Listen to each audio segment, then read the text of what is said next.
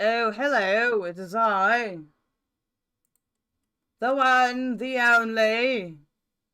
We're just going to listen to a couple songs while I just need to send some DMs and pull up some notes, and then we'll get started. It won't be long. I love you all, yeah.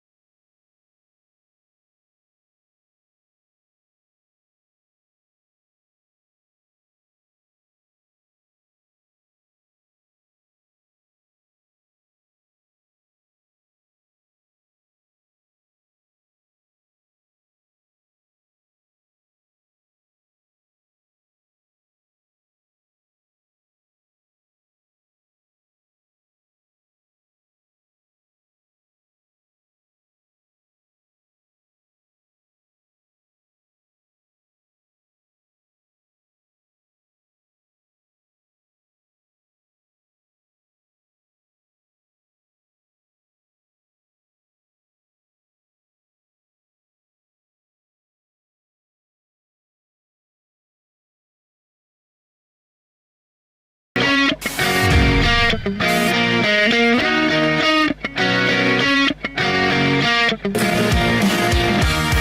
my dick off, I need a swift transition.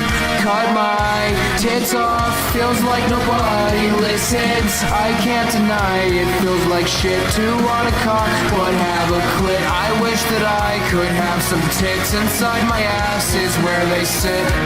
You know that I'm famous, you know that I'm trans, you know that I'm horny, I have many young fans. If I'm a woman or am I a man? Well, it's pretty easy once you look at my hands. I like to bake a pig, I kind of like it when I steak. Don't give a fuck what people think. If you are young, then come with me so I can bathe you in my mead made of progesterone and pee. I've been this way since I was 3. This is the way your kids should be. Cut my dick off, I need a swift transition. Cut my tits off, feels like nobody listens. I can't deny it, feels like shit to want a cock but have a clit. I wish that I could have some tits inside my ass is where they sit.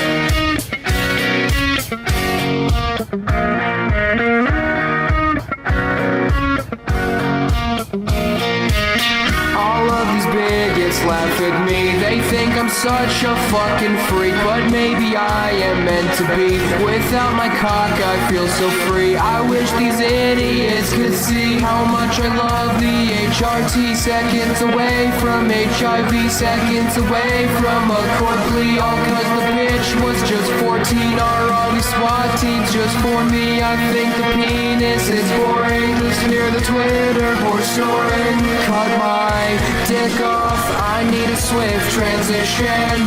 Cut my tits off, feels like nobody listens. I can't deny it, feels like shit to want a cock or have a clit. I wish that I could have some tits inside my ass is where they sit. Inside my ass is where they sit. I wish that I could have some tits.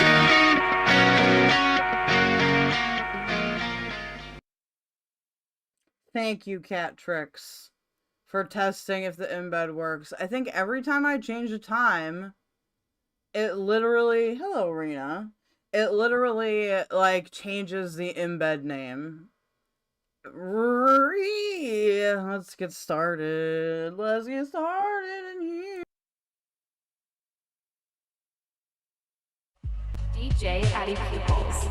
I know what's going on, chat on stream, it's Litty, 0050, chat gang come with me, we gon' light up the city, feel the God energy within me, checking models, ayo we Diffys, we got selfie, no Peet and Griffey's, for we get Litty, we sexy, we Diffys, ayo we Diffys, sexy and Diffys, ayo we Diffys, we sexy and Diffys, ayo we Diffys, we sexy and Diffys. I know what's going on, chat.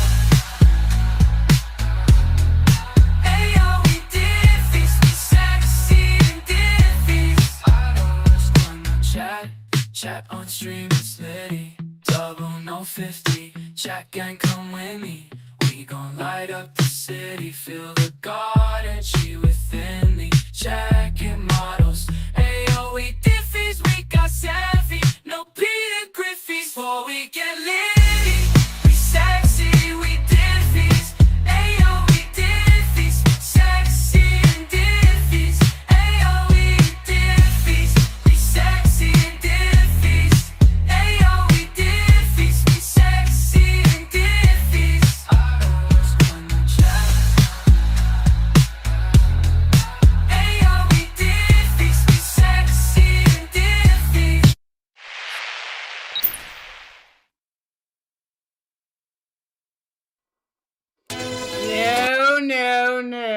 No, YouTube, no,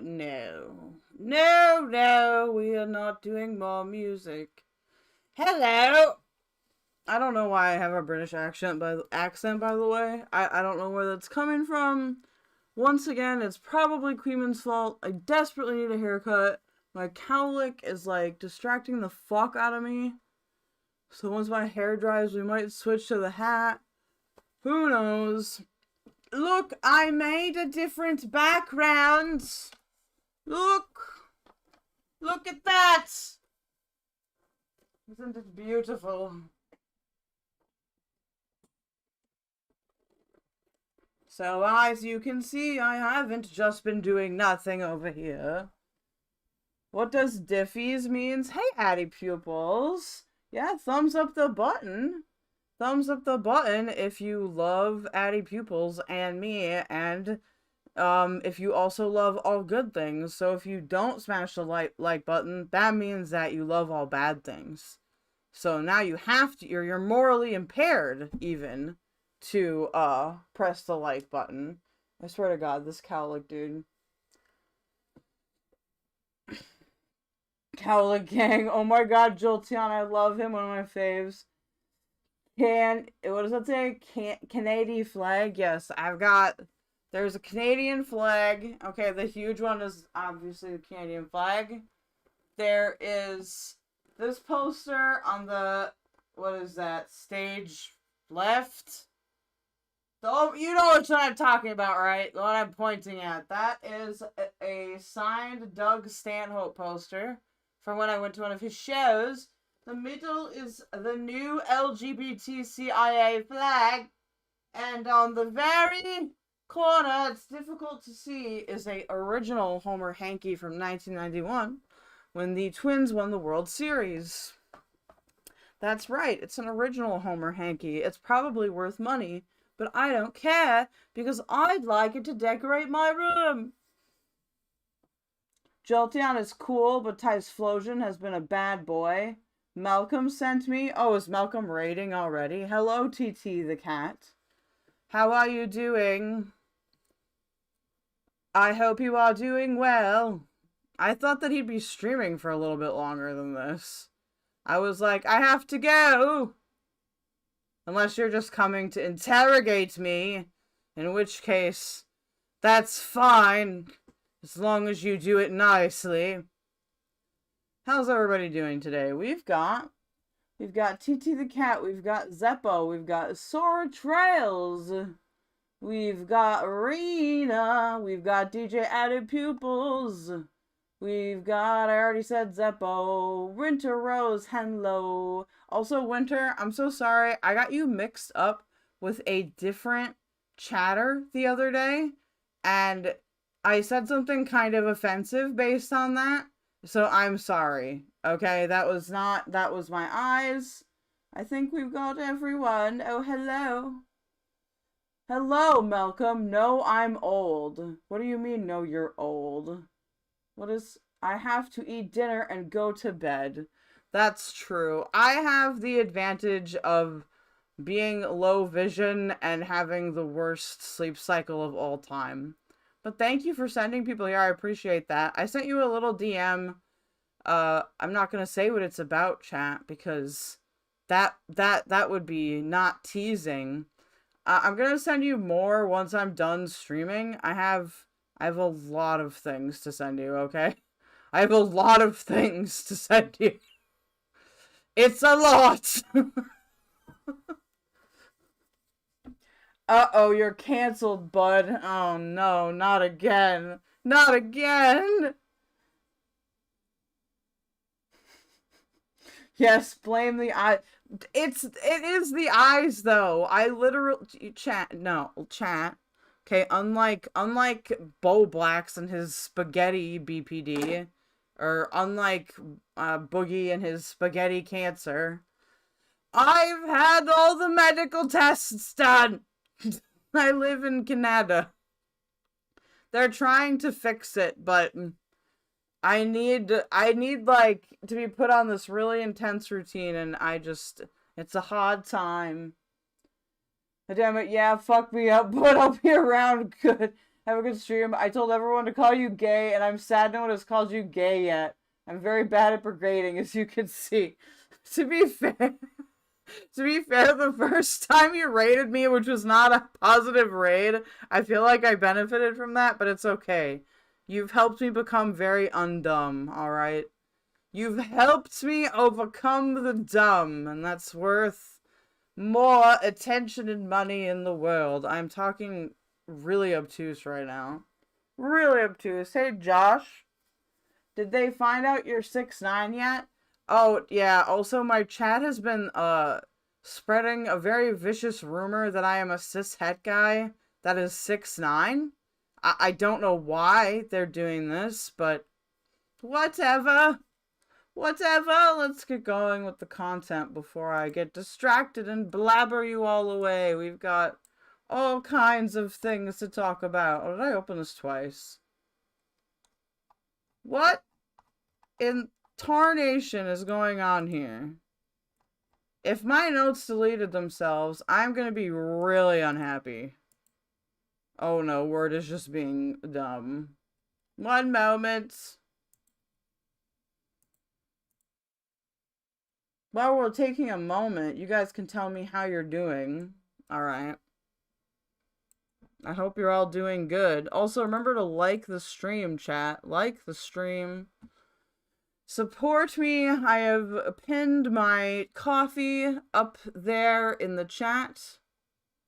Rumor, you've seen the proof, Rena? Have you been to my house? Seppo, Sonic's not gay! He's not gay! I don't know how many Bo Blacks memes you guys know, but we're big on the Bo Blacks memes here. I'm literally gonna have an autistic meltdown if my notes got deleted, you guys. I literally worked. Did I put them in the wrong date? Is that the problem? I like took a whole, oh, thank God, there they are. I took like a whole chunk of time to do good notes for this, and I was like, no! We're dropping cis-het, we're proving the 6'9" allegations now. Well, put me next to Malcolm, isn't he short? Malcolm, aren't you short? We can test it on each other. Anyway, today we are doing drama stuff. I don't know if we will get to, like, regular gaming things. We need to have a discussion about internet safety, which makes me sound like a Karen. But we're gonna have a discussion about internet safety. It's not gonna be the first discussion we're gonna have, but it's gonna start today. Because, guys, there's just a lot of shit going down that I didn't even know about until I started researching this. And, you know, it's made me kind of glad that I don't have kids. So let's get through the announcements and we can start. Please like, subscribe, share, follow, donate, etc. If you are seeing ads on my YouTube videos right now, I am being robbed, chat. That's right, I am being robbed. I don't get paid for those. Please subscribe, even if you're just passing by, so I can get to that 500 and at least get partially paid, because YouTube is now literally stealing money from me.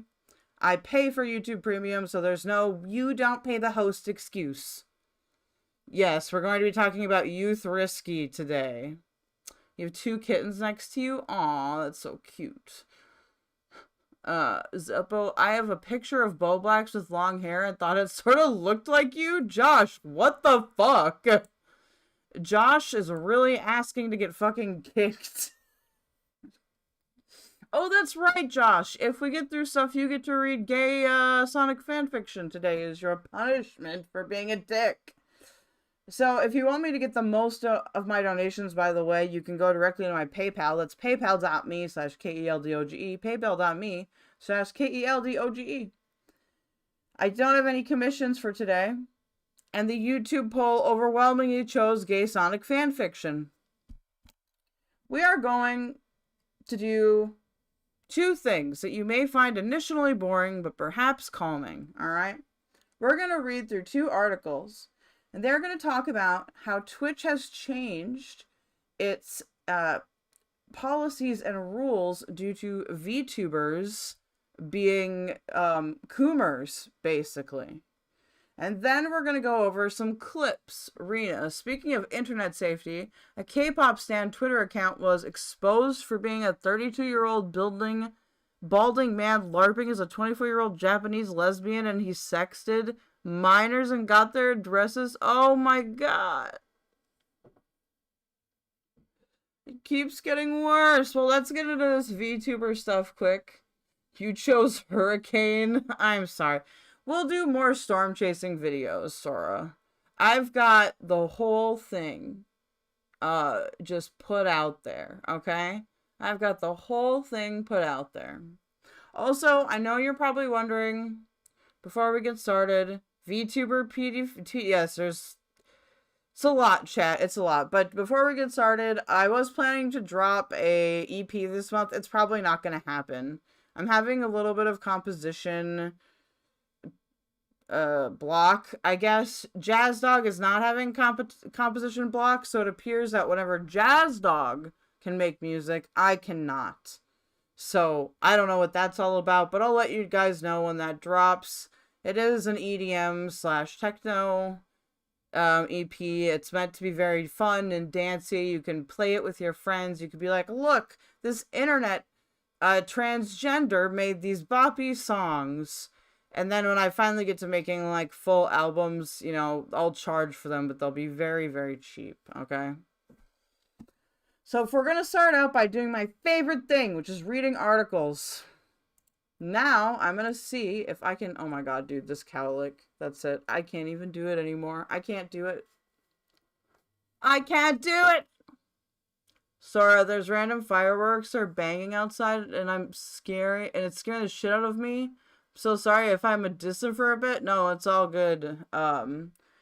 It's luckily too cold outside for that to happen here. So we don't really have the winter fireworks in Winnipeg because after December, if you go outside, it physically hurts you.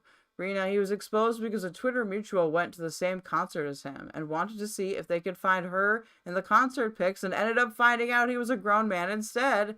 Yay, bedtime story indeed. Poppy sings Poppycule songs? No. There's no Poppycule, there's no news about that right now, okay? That will be for later. I'll tease you a little bit in that I'll have some big Poppycule stuff in about a month, okay? So, just be patient. But first I'm gonna get a sweater. I'm gonna put my hat on because this cowlick is gonna distract me for the rest of the stream. So just be patient. Give me 2 seconds. Also, it's cold in here.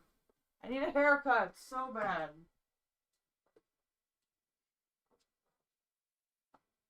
I'm gonna enjoy my Christmas Hanukkah lights.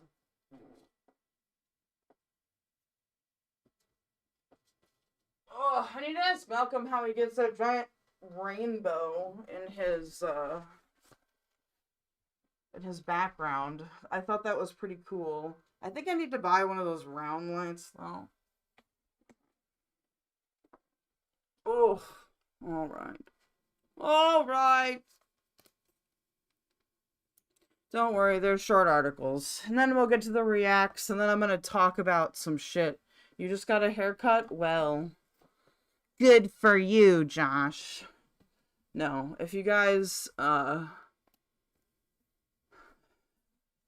you guys would be so nice as to humor me so I can give you some context. I'm not just gonna do it without any context because that would be dishonest. So we're gonna open up the articles here. And then we've got the clips to react to. We're gonna separate the windows. Gotta do all the things. Put the notes over there. Put you, chat. Chat, you're going to go... Oh, you're actually where I need you to be. Never mind. Okay, so... We're going to start with the thing that kicked all this off. Chud may have covered this. I don't care. I didn't see him cover it. So, here we go. First, we must enlarge the text so that I can read it fast and comfortably. If you are going to sleep, I will try to not stutter as much as possible. This website is called Game Rant. I don't know how reliable it is, but based on what else I've Googled, this seems to be reliable enough. Okay? Let me just make sure that you guys can see it. Oh, you cannot, so we will do this. Lovely. Come on, professional streamer time. Let's go, Keldoge. Man, once I get more subs, I'm gonna need an assistant.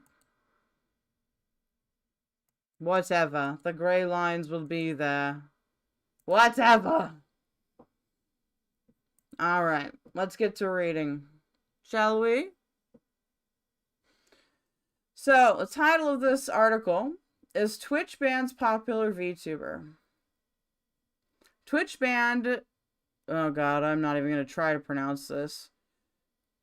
Is it Tromachromu?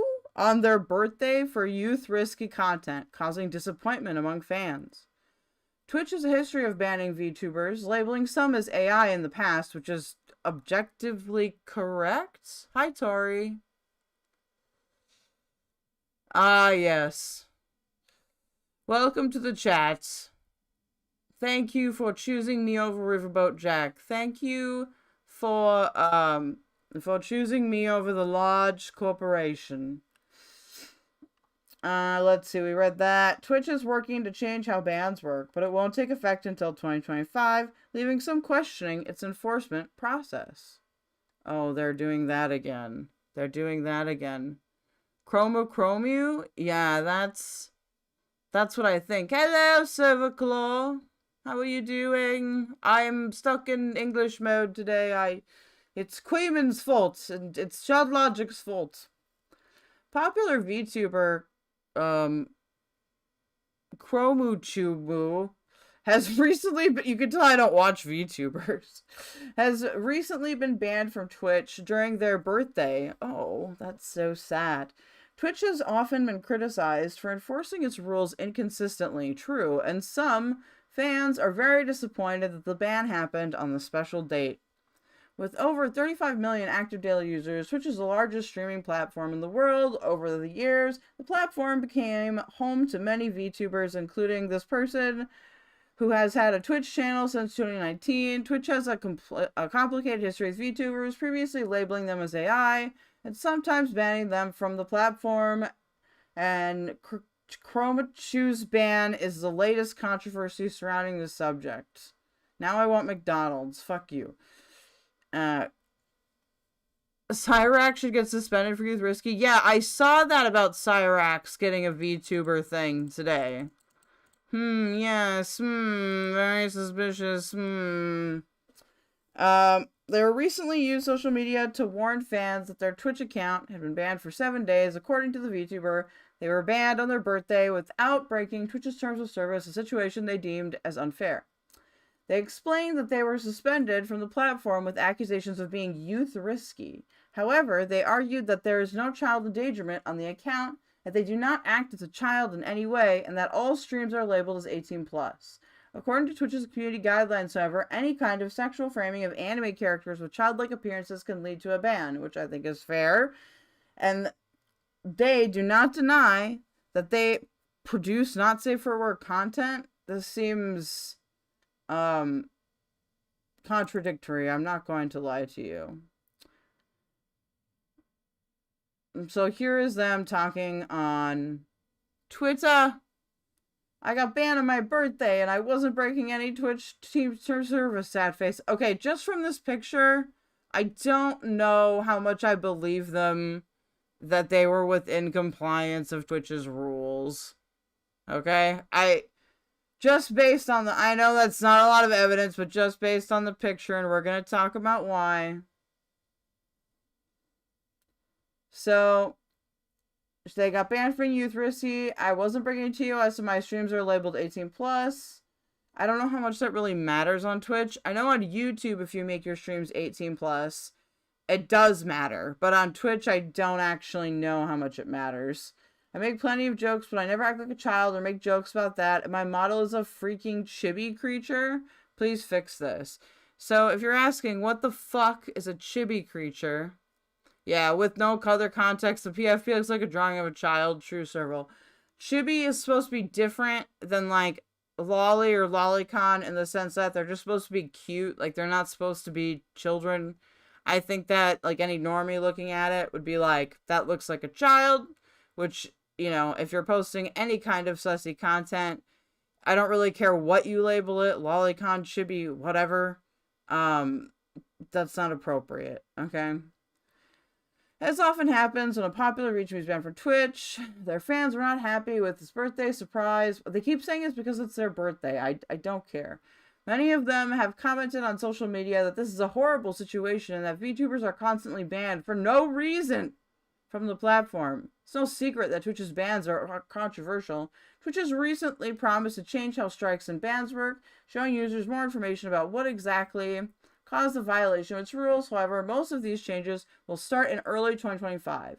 So it's likely that streamers will keep complaining about Twitch's lack of visibility on how it enforces its rules for a while. Now, chat, this is why I think this person might have gotten banned. Okay? Yeah, they're wearing clothes or whatever, but this obviously is going to attract children, okay? A child is going to look at this, and they are going to think, holy shit, I like this content because it looks like me. So I can see why this became a problem. Here's the second article. Yeah, the character looks like a child. Now, that's not true for all VTubers, chat. I really can't give you an example because I don't watch VTubers. The one VTuber I wanted to give as an example literally told me not to mention them. But there are VTubers out there that don't use models that look like children. They use regular adult models, or they use models like if they're like furries, they'll use like adult furry models. So like, you know, the animal will be like clothed and everything like that. So they're, you know, like, I'm not going to say that like Stardust, for example, is some kind of weirdo because she has a rabbit, like, VTuber AI thing. But if your VTuber model looks explicitly like a child, yeah, that's weird. I don't think that should be allowed at all, okay? For the same reason that you can't, you know, advertise cigarettes with like cool colors and like child-like things. Okay, I think the same thing should apply to VTubers. Oh, you've been watching Jack for that long? Well, no wonder you were, no wonder you got bored. So we're gonna read this article. I think you guys can see it. Oh, okay. It even comes with a clip. Josh, would aristocracy be considered a VTuber? Yeah, that would be one where you could look at aristocracy and I think say that's an adult, or like, you know, at least that, I don't think aristocracy would like appeal to children, right? Like aristocracy is like a hard politics channel. I don't think that would appeal to children in the same way that, say, what we just saw would. Let's watch this little clip. I don't know what it's gonna say. This, also link the articles in the chat and in the description, as I always do. Oh god, this is like ultra small text. This is ultra ableism, chat. Ultra. This guy does not look, this guy looks sus, okay? But yeah, they are coming for Rev Says Desu and Flamenco. Listen, they should have come for Flamenco a long time ago, okay? I understand some of you guys don't know this, but a secret part of Flamenco's lore that has been covered by the CIA is that, well, not literally by the CIA, but is that Flamenco originally was someone that was in Vosh's chat that got banned so many times, and this is real, okay, you can go look it up in the White Forest logs. He got banned and made so many accounts that we started making fun of him endlessly, and he eventually stopped and started going after Xander Hall. Now, do I like either of those people now? No, but I was there at the time, and I don't regret making fun of flamenco, okay? I don't regret it. I'll never regret it. Fuck you, you weird. Flamenco is a weird person that likes to look at lolicon. So, VTuber Ironmouse, which is what we're going to get into with most of these clips here, breaks Kai Cenat subscription record on Twitch. I guess they're mad. They think people are mad. Let's see if this is relevant or not. Are they going to read us the whole article? Ow. In the world of streaming, there's a new queen on top. VTuber Ironmouse has just set the record for the highest number of Twitch subscribers on the platform, surpassing previous record holder Kai Cenat. Ironmouse is part of a growing trend of content creators who stream using anime avatars instead of showing their real faces. Ironmouse's bubbly, pink-haired persona is a hit with fans, and her content ranges from gaming to singing, collaborations, and just chatting with her audience. As of Tuesday, the VTuber has more than 320,000 active subscribers, which is nearly 14,000 more than Cenat's previous record. For those unfamiliar, Twitch subscribers differ from regular followers because they pay either once or on a recurring monthly basis to support their favorite creators. Ironmouse has been on a 30-day streaming marathon known as the Subathon to achieve this milestone. Thank you guys so much. Thank you all very, very much. Thank you for being my community, and thank you for being my rock, and thank you for... Can we see why this might be confusing for children? I know she looks older. I agree, G Goober. VTubers are cringe. No offense if you like them, but most VTuber content, if I watch it, if I have to watch it for long enough, I will jump off a bridge in Minecraft. Dr. Pepper check completed. Dr. Pepper sock check. I just restocked today. So we will be good. Giving me back my life, and thank you for helping me and people out there like me, and thank you for supporting your faves. But it's not about breaking records. Ironmouse is donating half of her subscription earnings to the Immune Deficiency Foundation. Oh, well, at least she's not completely dumb. A cause close to her heart. As a streamer who's been open about her battle with common variable immunodeficiency, a condition that has left her... Goober, they all sound the same because they want to be in our nightmares, okay? That's the only reason I can tell you, but the real reason is probably because they want to imitate, like, anime, and anime kind of has that, ooh, woo, I talk like this type of bullshit. Bedridden at times, she's using her platform to raise both money and awareness. Kai Cenat is already teasing a comeback, congratulating Ironmouse, but promising his fans he'll be back to reclaim the top spot. Stay up to date on all the headlines you're interested in by... Wow, did we really need a whole news story for that? I don't think so. So this is Twitch responds to backlash as VTubers forced to cover up models and divisive rules change. Cover them up! God, I have to go more? I'm so sorry how blind I am, chat. This is just unacceptable. Servoclaw, I just don't like live streamers / streamers generally. Well, I'm glad you like me. Hey, completely nobody. Thank you for following, Trayvon Williams. I appreciate that. I'm singing today. It might not sound good, I'm sorry. But yeah, completely nobody, nice to see you again. Thank you for following. So, she sounds like she's got a sinus infection. She just sounds like like they all sound like that. Well, not they all sound like that, but a lot of them do. It's really fucking weird. Okay, let's read through this quick. VTubers are streamers that... Yeah, okay, we know what VTubers are. The streaming platform released enforcement notes on October 7th to give... It's kind of funny.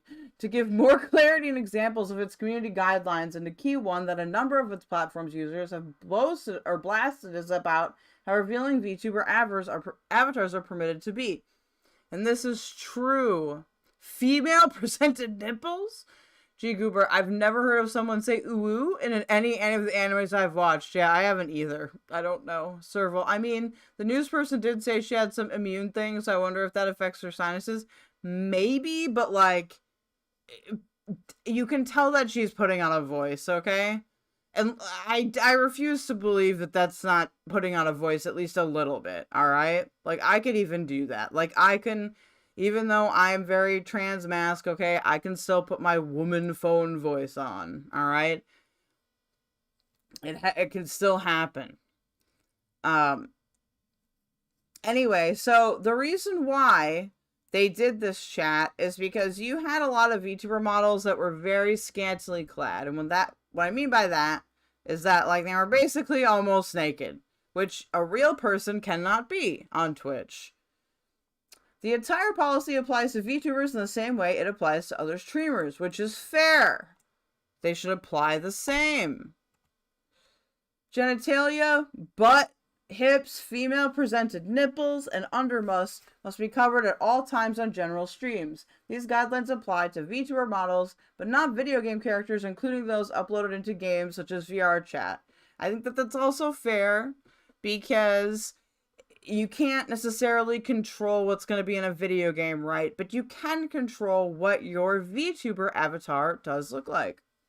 And don't worry, we're going to get to the cringe. I'm just giving you the news first.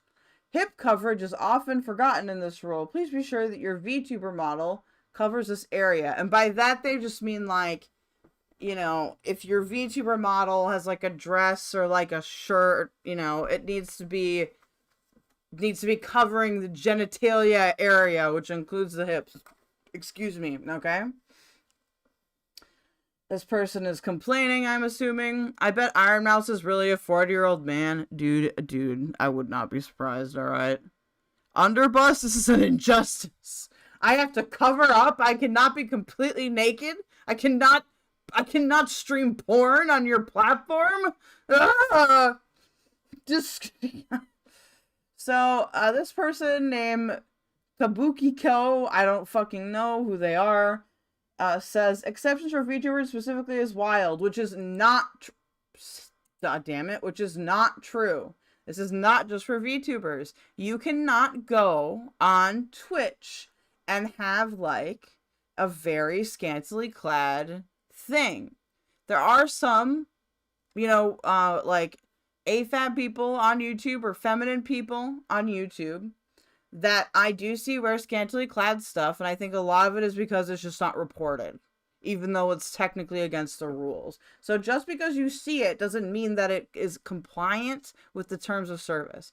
Suppo, Ironmouse is a bedridden Puerto Rican woman. How do you know that? Well, I mean, you would know. I wouldn't.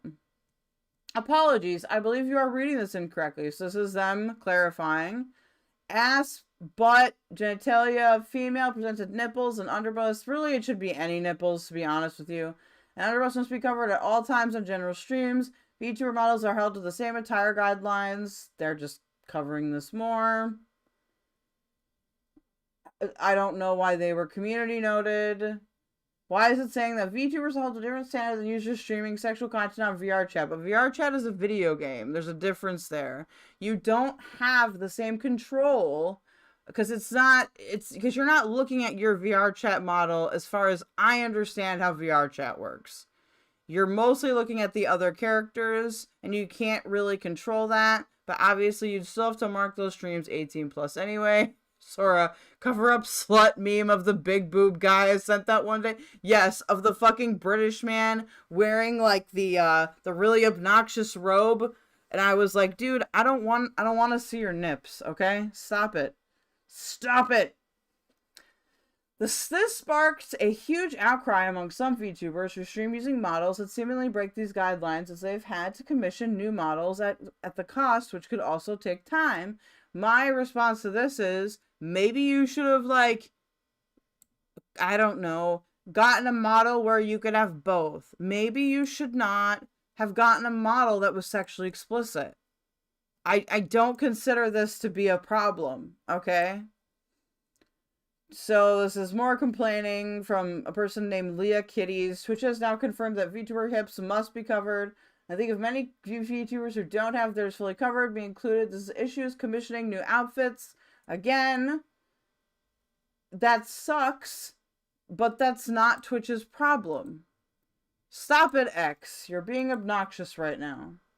Yeah, and it implies to other streamers, so I don't know why it should be... I don't understand why they think that they should have some kind of exception. Your model is very wholesome, okay? And I'm not saying there aren't wholesome V-model YouTubers. How the heck are exposed hips a common thing? Because VTuber models, I think, for a long time was a way for certain content creators to, like, skirt the rules on Twitch. Like, let's just be real about that. That's just what some of them are. They appeal to more, we'll just call them interesting audiences and what they're looking for, okay? We've read this. So this person says, hey Twitch, I'd really like to know why I got a sexual content warning for last night's stream. I had a onesie on with a normal amount of chest zone. I do not see why I got flagged.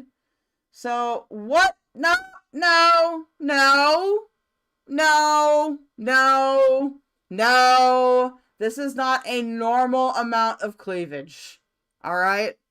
I don't care. No. Can you guys see this? No. No. This is not a normal amount of cleavage. I'm back chat. What did I miss? Look, I like boobs, okay? But don't be like, Twitch, I don't understand. And then all of the titties are out. Then your whole tits are out. Okay, bud. So this is them talking you to support. I can understand why support was like, no. Have you never seen a Cammy in Street Fighter? Yeah, but that's a game. That's a game. That's different. You can't control what's in the game. Well, that wouldn't even stay on with actual real physics. No. Oh, congrats, chat. You've reached it early. Good job. Good job for chatting, chat. I love you. Please donate if you can, or like the stream. If you can't donate, that helps me for free. It keeps me in the algorithm. Please subscribe. If you're seeing ads on YouTube right now, I don't get paid for those, so please subscribe. Thank you, so I can get paid. Okay?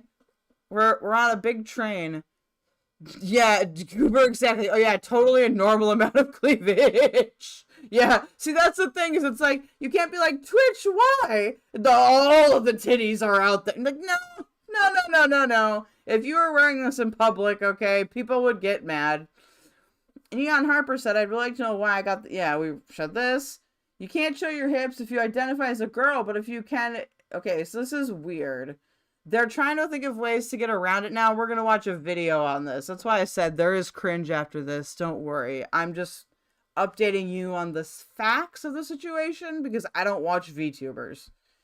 You can't show your hips if you identify as a girl, but you can if you're wearing a bikini, but only if you're in a beach context, or if you're a VTuber, but you're watching VChat using a 3D model, because if you're a 2D model on stream, you cannot show your hips. Makes sense to me. I mean, I think it does make sense, actually.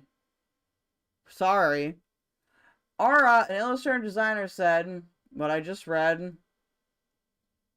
Do you all hate VTubers, bro? Look, I don't hate anybody, like, fully hate anybody, but I do think that VTubers do be bitching about things that they don't need to be bitching about, okay? Following the backlash, a Twitch spokesman told Dexerto, I can't pronounce that, the streaming platform wants its rules to be easy to follow as possible. By sharing this additional information, our goal is to make it clear where our enforcement lines are and to take out the guesswork for our community, the spokesperson said. We don't want to clarify that we haven't changed any of our community guidelines.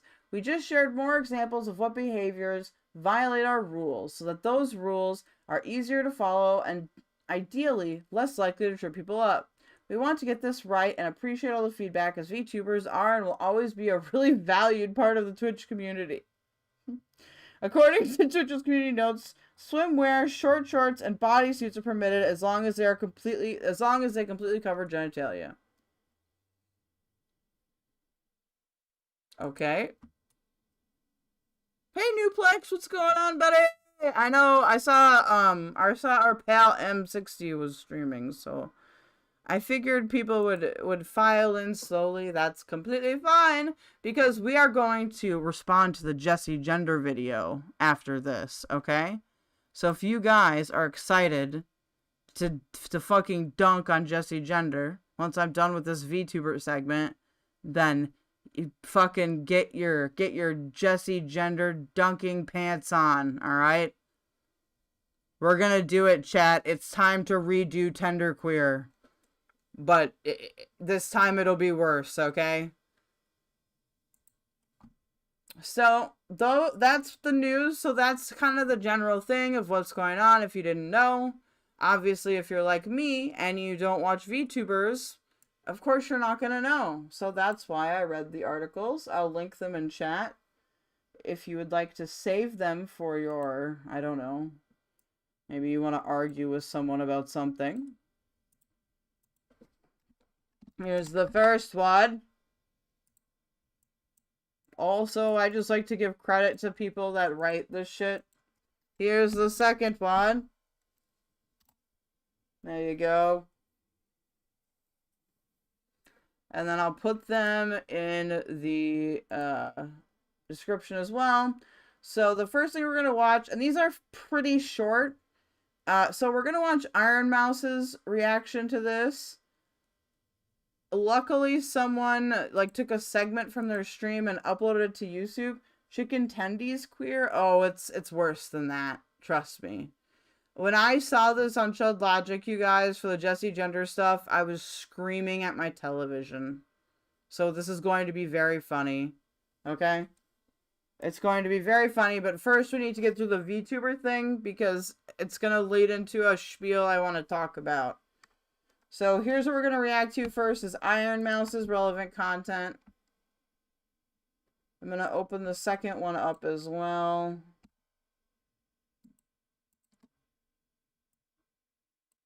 I'm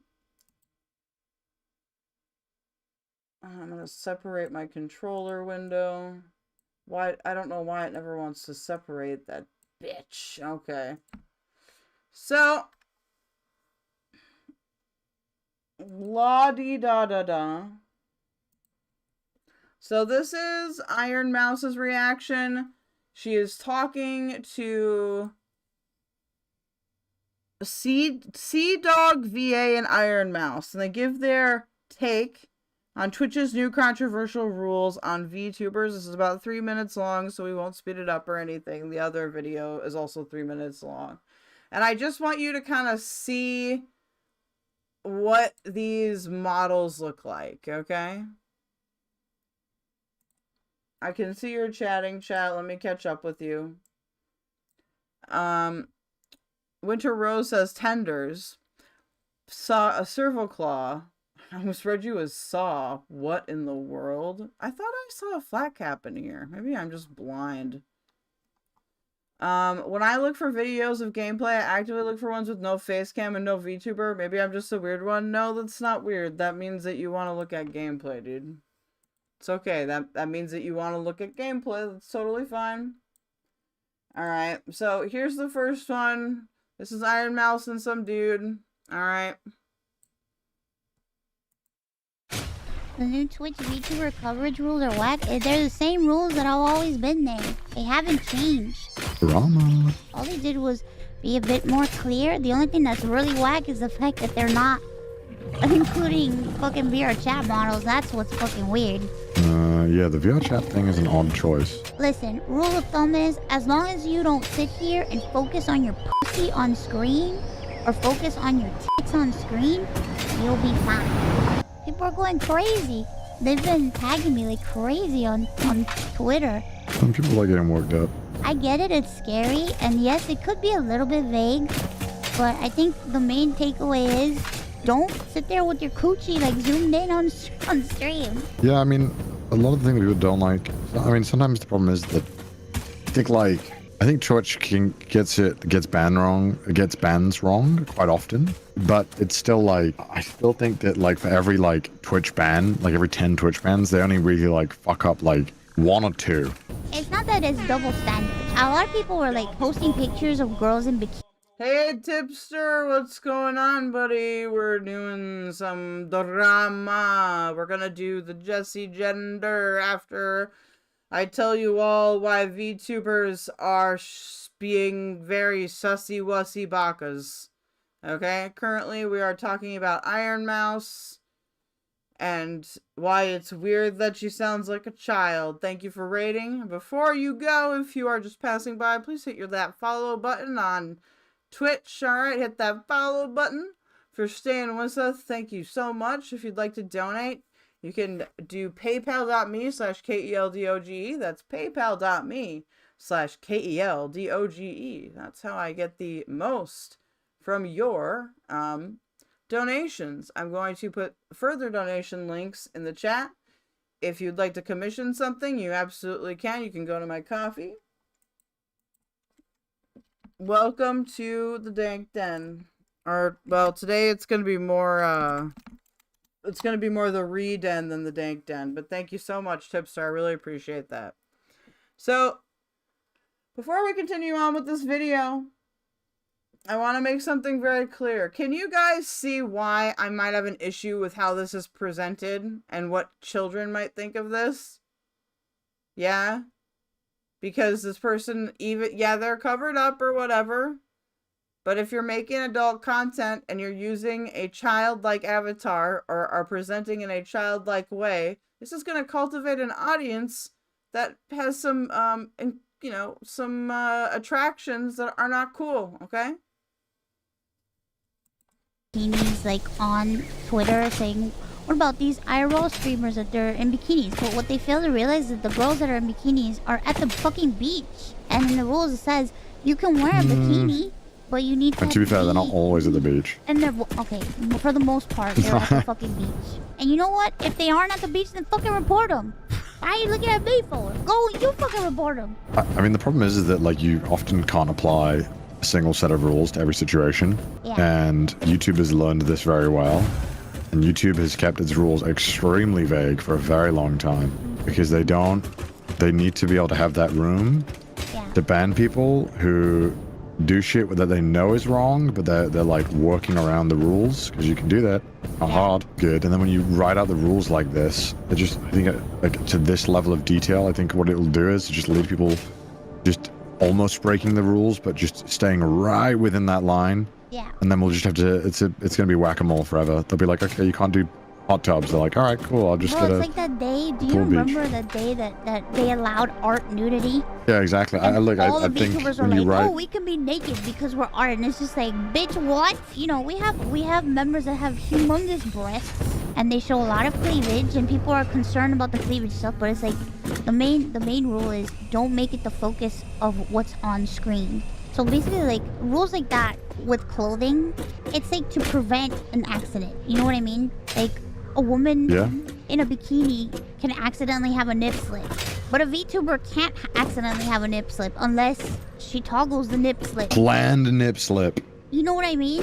I do agree with Ironmouse right there, where like, you know, in IRL situations that shit can happen, but it's, you know, if you're a VTuber, okay, you can't just be like, oh, clothing malfunction. Clothing malfunction. Like, you can't do that, right? As like a VTuber. That's a good idea. The best person to talk to about guidelines is Mel, because Mel has read the guidelines back and forth and she's memorized that shit and she knows everything there is to know about everything because she skirts the line a lot and she doesn't want to get banned. Mel's only been yes. Learn the rules from someone that purposely skirts the line. Sounds great. banned one time, actually twice. I've been banned one time. You got banned once for what? Yeah, I streamed Omegle like 9 years ago. Oh. Why is it always lyrics? It's always lyrics that wants me to fucking listen. I don't... Whatever. So this is a different VTuber. This person is called Rev, aka Rev Uwu. We're gonna watch their take on it. Alright. So this title is called Jealous Freaks Slander Ironmouse after she breaks Twitch record. I think I might have to be in the cuck corner for this one. Just turn off autoplay? I just did! I just did! So in case you didn't hear about this, yesterday it was official. Ironmouse has now achieved the most concurrent subs on Twitch with over 300,000, by the way. That's a lot of doubloons, okay? That's a lot of money. And the great part about this is she is donating half of the revenue to the Immune Deficiency Fund, which is a... Yes, Rev says Desu is very sussy. Okay, this particular person we may cover again. But I need to find more clips because I can't just straight up rip from Queen's stream.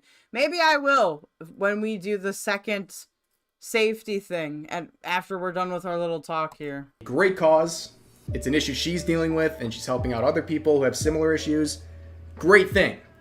However, every time Ironmouse does anything that is noteworthy or the product of success or hard work, people on Twitter seethe. Mostly normies who don't know anything about VTubers or anime, and they came to crash the party. Now, yes, known normie Keldoge. Ironically, a lot of people were getting angry in the name of Kai, being like, this is ridiculous, who's this Ironmouse person, yada yada yada. But at the same rate, he actually took time to personally congratulate her publicly, which was a very nice thing to do. But a lot of people in the replies, I'm not going to show them because they want attention, but they're saying all kinds of awful shit about Ironmouse. Why are you talking about it then? If they're trolls that don't matter, then just don't talk about it. I don't understand. Like, this is clearly not about just Ironmouse. Like, this is clearly about a broader problem, but it just stop. Slanderous things, acting like she didn't deserve this achievement and so on and so forth. It's really crazy. Of course, all ignoring also the fact that half of the revenue is going to charity. But the worst example of this, in my opinion, was Aiden Ross.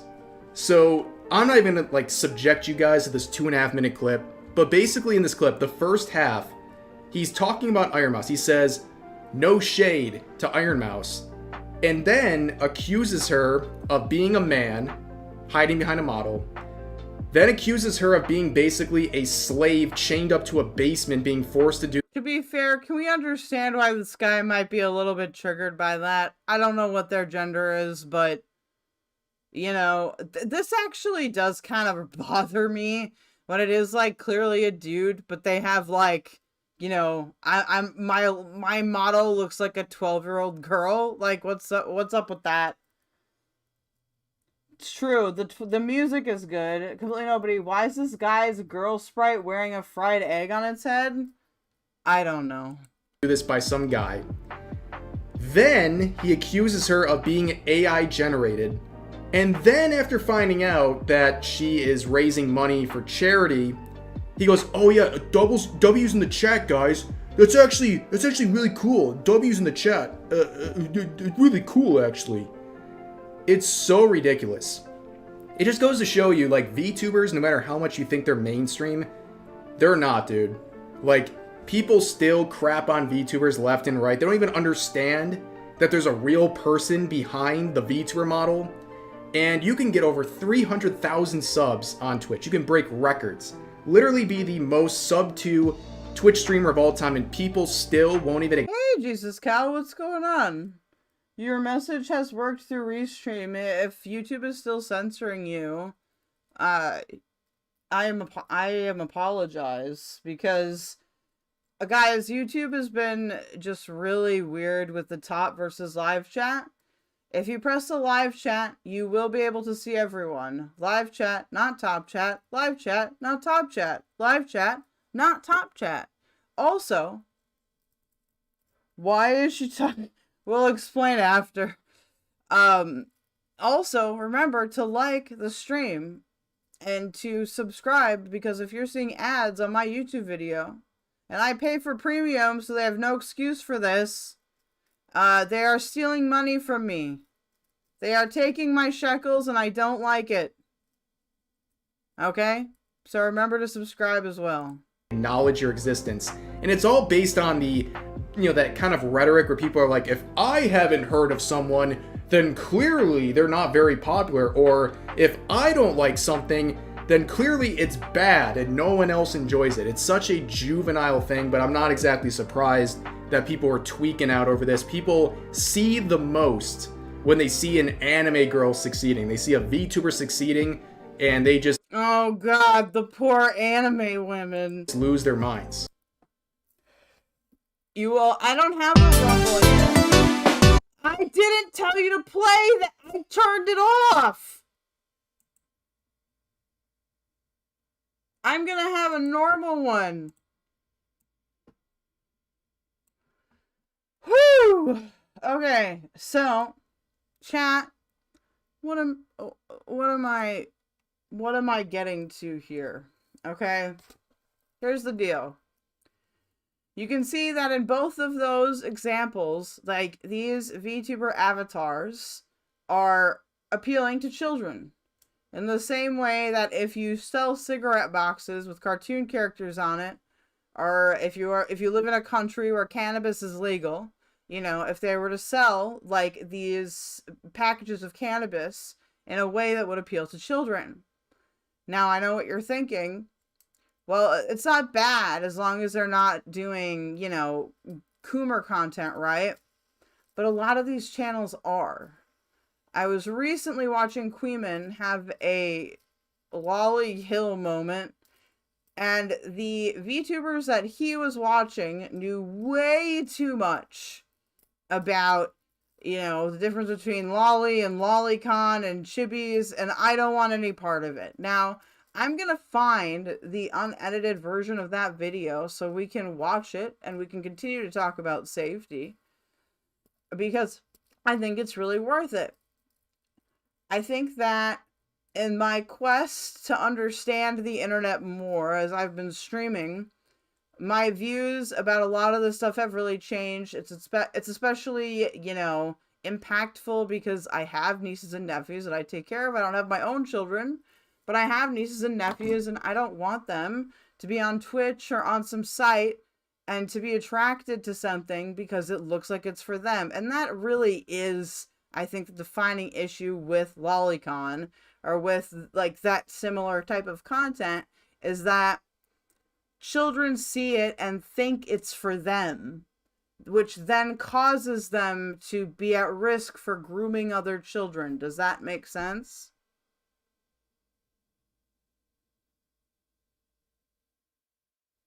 The next time we talk about this, which will be after the appraisal person comes to my apartment, because I have to do a huge ass deep clean.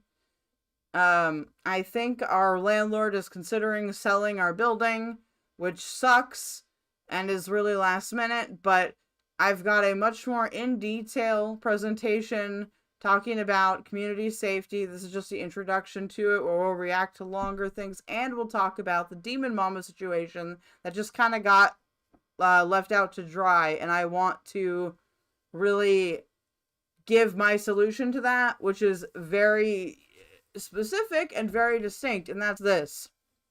Okay? Are you ready?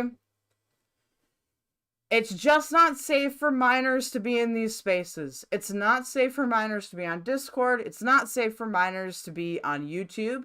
It is not safe for minors to be on Twitch. It is not safe for minors to be on Kick.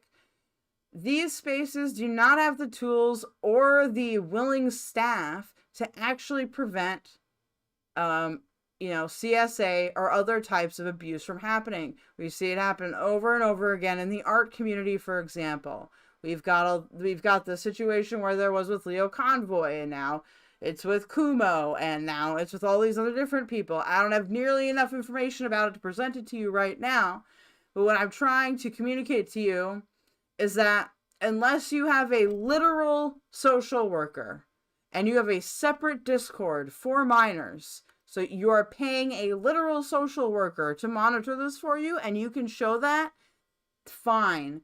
But that is the minimum bar. And I understand why that might be frustrating for people. But no more Discord for minors, okay? I want to go over when I talk about this more in depth, because again, I have to fucking deep clean my whole entire fucking house, which is really frustrating. We're going to talk about specifics that Statistics Canada has gathered about Discord, and they don't look good, chat. They don't look good. Discord does not have the appropriate safety or safeguarding mechanisms to be safe.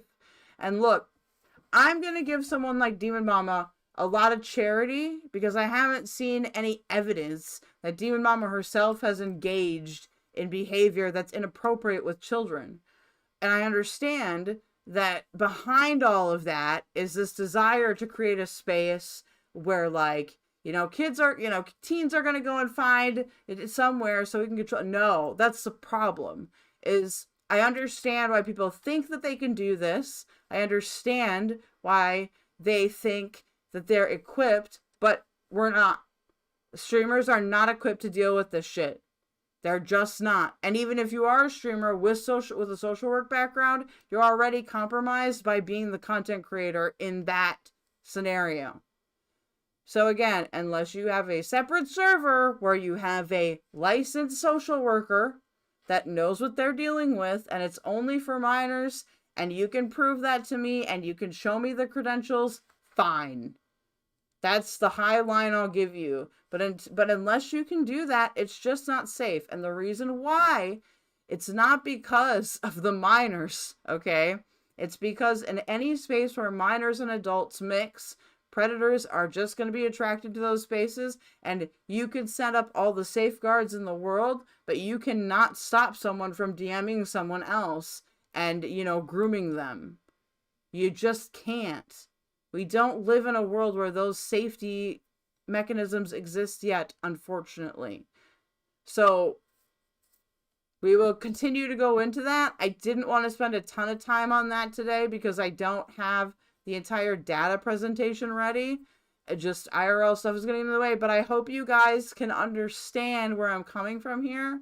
I'm not trying to cause any, like, crazy LGBT panic or anything like that. I myself am a evil transgender, but I'm telling y'all so that there is a voice out there that people will take as, like, good faith and not just drama stirring, because I'm a drama YouTuber, but I'm not a drama stirrer, okay? That we need to be more vigilant about this. Particularly when it comes to young girls, okay? Because the messages that they get through the media are not good in terms of, like, appropriate boundaries, especially for teenage girls. And then on the other side, with teenage boys, you've got complete dismissal of CSA by people saying, well, when I was his age, I would have loved to, you know, had a girlfriend in their 20s or whatever. No, that's still wrong. That's still grooming. That's still messed up. Transgender kids are at an even higher risk. They're at an even higher risk of that, okay? Because they're vulnerable and a lot of them do not get acceptance from their families. So LGBT kids, and especially other kids that live with disabilities, are again at higher risk because they receive rejection from their peers and family a lot of the time. So this is something we have to talk about, and in a serious way. Not in this, you're a pedophile, you're blah, blah, blah. I don't want to hear any of that shit unless you have very good evidence, alright? But there needs to be somebody here talking about why this isn't going to work. And Statistics Canada has some real scary shit, alright?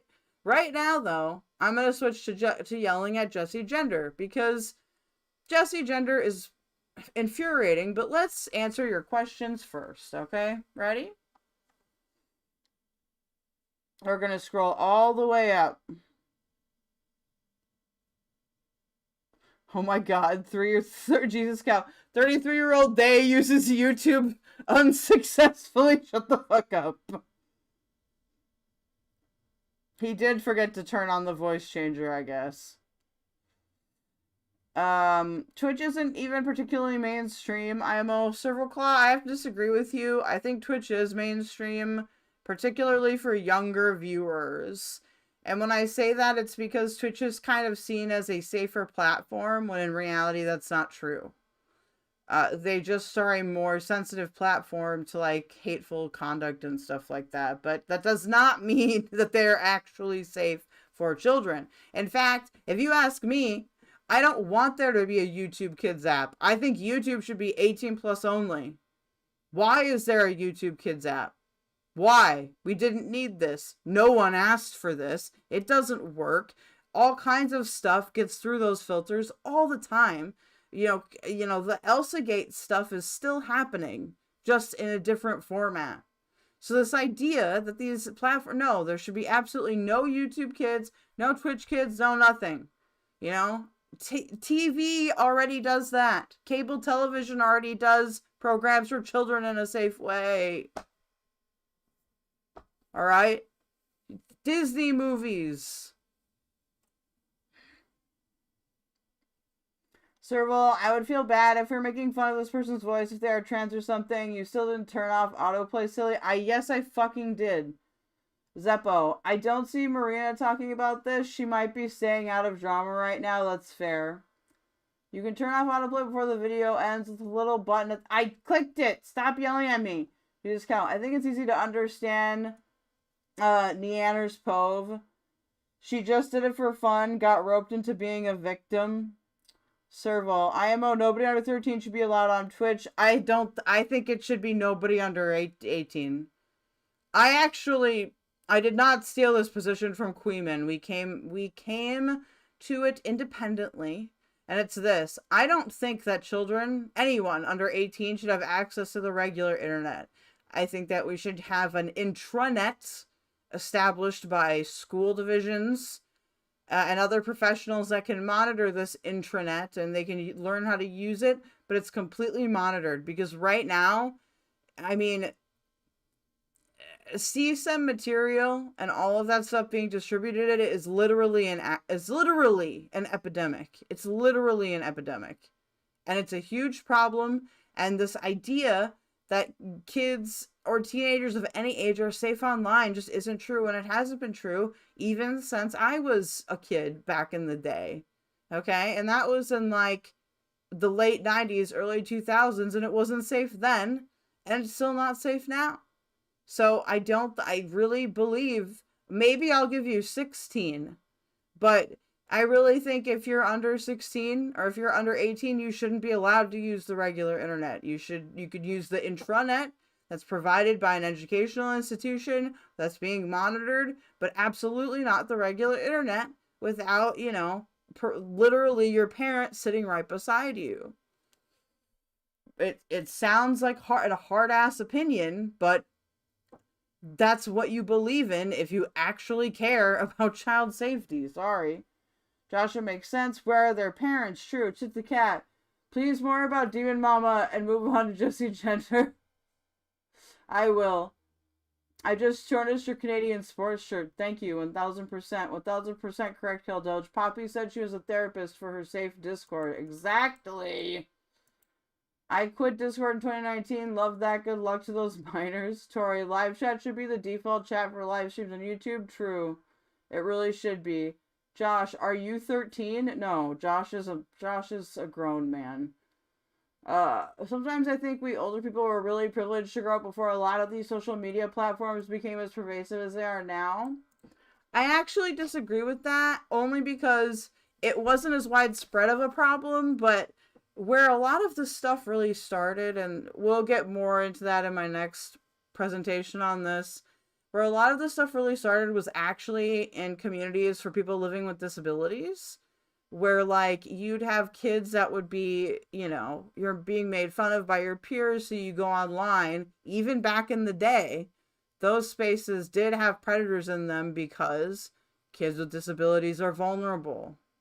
Now, being LGBT was less accepted, so I think that now that that's being more accepted, predators are viewing that as another vulnerable group to go after. But back when I was growing up, it was more about kids living with disabilities, unfortunately. I've heard some real horror stories about that shit. TT the cat, Poppy and Xena said she's a safe space, a therapist, and could be trusted, not independently verified social worker, perhaps provided by a third party paid by the tech companies. Maybe. I think that if it's a third party and not like one of your friends, so like, you know, something that you would hold an actual interview for, then I would accept it. But, you know, you better be willing to make all those logs public. I still think people shouldn't do it, but if they insist on doing it for some type of charity reason, then fine. But they need to actually hire a team of professionals that is monitoring it and knows, you know, what grooming looks like and all of those things. Because a lot of people think that they know what it looks like, but in reality, they aren't aware of the more subtle signs of it. You are, to be fair, you are if you've experienced CSA, which I have, but like a lot of people haven't, and a lot of people just aren't aware. It's not them being malicious, it's them being stupid. Jesus Cow, I find it okay that you have a change from a top chat to live chat. It proves you give a shit. Oh my god, why are you guys fucking arguing about top chat? Are you okay? YouTube doesn't care about its power users. They don't want normies coming in and seeing the trolls. Fair. Younger viewers are retarded. True. In their 20s.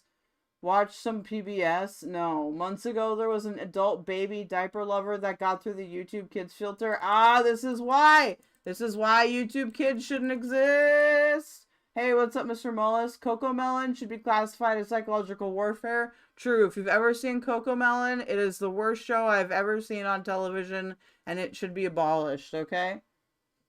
Tori, this is why parents need to monitor their children's internet usage to make sure they aren't on sites they shouldn't be. Yeah, that's true, but the fact of the matter is that Gen X and even older millennials have proved that they're just a failure at this. You know, I know we as streamers can't prevent everything, but you can prevent a lot by just not allowing minors in your Discord.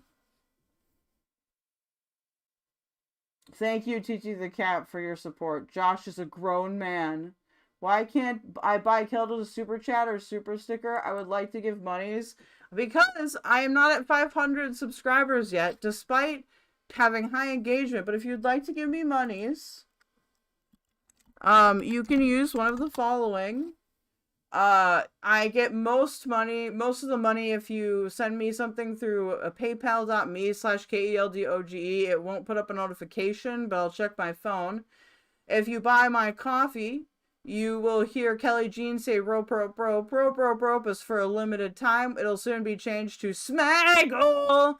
And then Streamlabs will also play a sound as well. Once I get to 500 subscribers, you'll be able to give me super chats and memberships. Thank you for being interested in it. You can also suggest a topic for as low as $10. You can also force me to do things to my friends for money. That is rude. So you do pay monthly. That's right. Don't have kids, problem solved. Yes. Am I okay? No, I'm not okay. Yeah, we need 500 subscribers. Maybe we'll have to do a subathon. But yeah, no, we're almost there, chat. We just need to get to that 500. So the Demon Mama thing will be more in the statistical presentation because I would like to challenge her to a debate on it. But I really want to make sure that all of my stats are good. And because this like is my third part-time job, it's getting down there. You know, I've got to put other things first, right? So the more money I get, the more you guys get. And then once I'm monetized and stuff, it's going to be crazy. Imagine typing on Twitch, just get a DVD of all the seasons of Sesame Street for your kids to watch until they're old enough for the school. You know what I did, chat, when I did childcare? Is I actually made a cherry pie device that had a lot of like downloaded shows from the 90s and educational shows, and I would only use that device on my smart TV, and then the kids, we would watch like Disney movies or any of that, there are studies that show that shows like Sesame Street actually do have educational value. There are other studies that show that these newer shows don't have any educational value because they're going so fast and so quick. My anecdotal experience with this, and I was ranting about LankyBox the other day. I had a kid chat that I used to care for. Thank you for the CA. $74? Holy shit, Jesus cow. I love you. I worship the Jesus cow. Did you mean to do $74? Thank you so much, bud. I can buy a space heater. I cannot be cold. Yay! Thank you so much, Jesus cow. I love you. I don't know how to thank you for that. If you send me your address, I can send you a signed thank you card with a rare Pokemon card in it if you'd like. I can give you a selection of cards. But is Paw Patrol propaganda? Actually, Paw Patrol isn't that bad. Paw Patrol, at least it tends to be like multicultural. So it's kind of one of those shows where it's like, I don't really know. It's only like $50 USD. What a value. Yeah, but it's really good for me. Thank you so much, Jesus cow. I appreciate that a ton. Thank you. I will, or I can make you a piece of art for high donos like that, you guys. I like to give you guys extra stuff, so I'll send you a thank you card if you're comfortable, or I'll make you a piece of art, or I will just shout you out in chat constantly all the time. Thank you so much, bud. I appreciate that a lot. You don't need a Pokemon card? Okay. But if you do like Pokemon cards, I do have extra rare ones that I can give to you as a gift in return. Or, if you don't care about the Pokemon cards as much, I have a lot of the big Pokemon cards that I could, like, sign and give to you. So you could, like, frame it if you'd like. I can't wait to get our merch store up once we do get to 500 for the Airplanes, Autism, and Judaism shirt. Because those three things describe me. Anyway, let's get on to Jessie Gender. Because it's oh, also, there are a couple modern shows. Maybe I'll make a list of, like, appropriate modern shows that are good for kids. There's one really good one. I'm blanking on the name, but it's, they go around the world and you learn about zoo and, like, animals and geography and stuff. You just want my address? No, I don't just want your address, chat. Or Jesus cow. I recall a few newer little kid shows that were good when my nibblings were little, like Peg Push Cat was a cute show about math. You know what show is good that you wouldn't expect, chat? Peppa Pig. I originally was very anti-Peppa Pig. Until my nieces really got into it. And Peppa Pig is actually really good. And the reason why it's really good is because it goes at a slow pace. And why I was gonna fucking rant about LankyBox is because his content is appropriate for children. They don't swear. There's no, like, sexual content.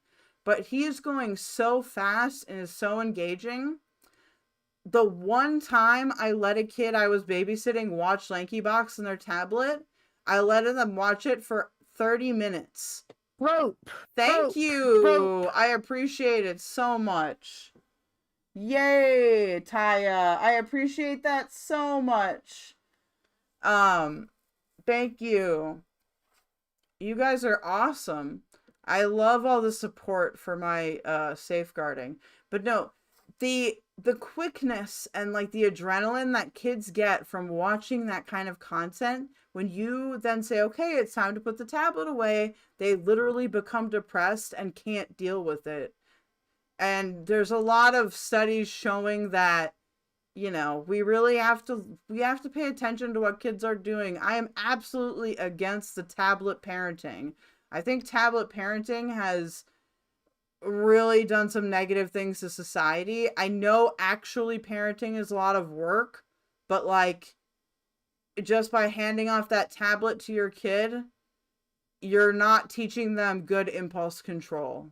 And according to some studies, you could be actively harming them developmentally depending on how much time they spend on the tablet. This is not true, by the way. For older shows like Sesame Street, you don't see these same effects. So there's something different happening here. Anyway. Jessie Gender time! Now, I know what you're thinking, chat.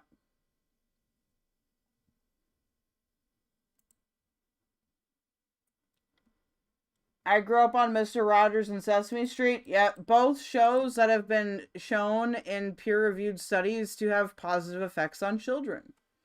Why? Because, one, they're slow-paced and they're educationally based. Blippi is also good. If you want a new one that's good, Blippi is good. Blippi is very, like, low-intensity, like, educational, you know, it's sort of in that Mr. Rogers, but just a little bit more, like, peppy. Blippi is very good. Also, Bluey is good. Bluey is good. I like Bluey unironically. Which, you know, take that for what you will. Serval, I could go into my old person rant about how kids these days don't know how to be bored. Being bored is a very important life skill. That's true. That's very true. You know what I would do, chat, for childcare? Sometimes in the summer, the kids would get, they'd be like, I'm so bored. So I'd be like, okay, let's go outside. Let's go to the park. They'd complain the entire way to the park. The entire way. And then once we got to the park, we got playing some games. I don't know if you guys have heard of Grounders before. Then they're fine and they'd play for hours. But the thing is again, these tablets and how fast our society goes, not good for kids. TT the cat. Don't be too hard on the Gen X millennials. If a young person is determined and a bit smarter than the adult, they really can be outsmarted. Truly, a child shouldn't receive a tablet or phone until age 13. I agree with you. And I also think they should do what they used to do when I was younger. Now, not many kids had phones in the mid-2000s, but you used to be able to get phones that you could monitor really well. And that, like, would only allow, like, texting and calling. So there wasn't any data on it. And I think that that's a very good safeguarding tool. So that you know that your kids, when they're on the phone, they're using it to talk to you, text a friend that's their age that they know from school, all that kinds of stuff. Hey, welcome to the chat. I didn't watch Zoomy shows and I still ended up with ADHD. That's true, chat. They aren't the cause of ADHD. Genetics has a huge factor in there. You know, I wasn't allowed really to watch TV or play video games until I was like 10. And I still had mega issues. But we want to be able to minimize those issues, right? We don't want to encourage them. So I think in order to help kids learn with their impulse control, we need to recognize that young kids, you know, we need to be teaching things at their pace. We can't expect them to know how to adjust to society's pace, right?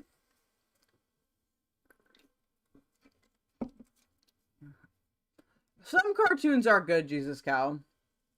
You didn't watch any cartoons? Whenever my nibbling said I'm bored, I would tell them being bored is a very important life skill. They would roll their eyes in annoyance. So Winter Rose, the original Blippi, I was okay with the one. Now I just get creepy vibes. What's the one now?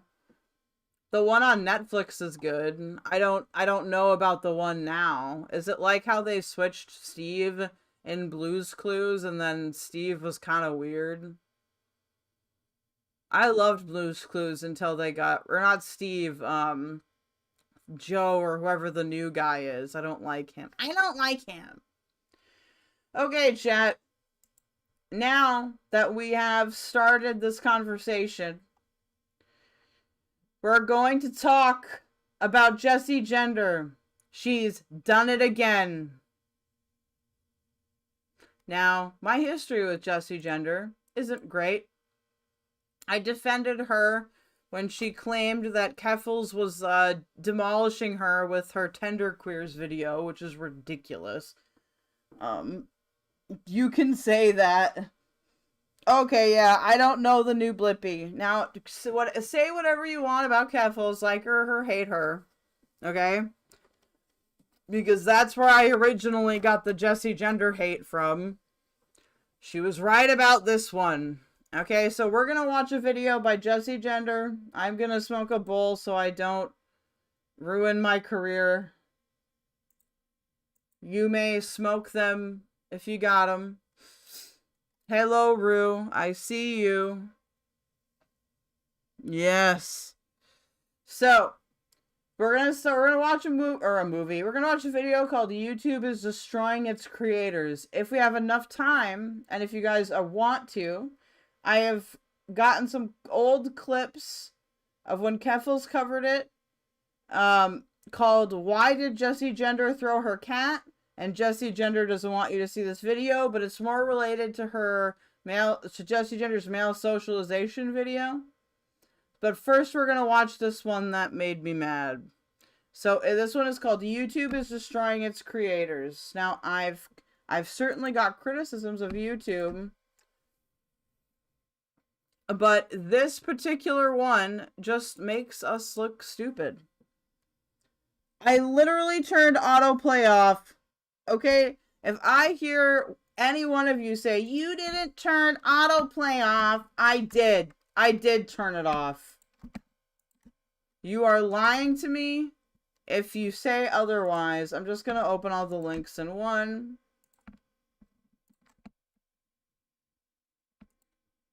So we'll go one at a time. It is time.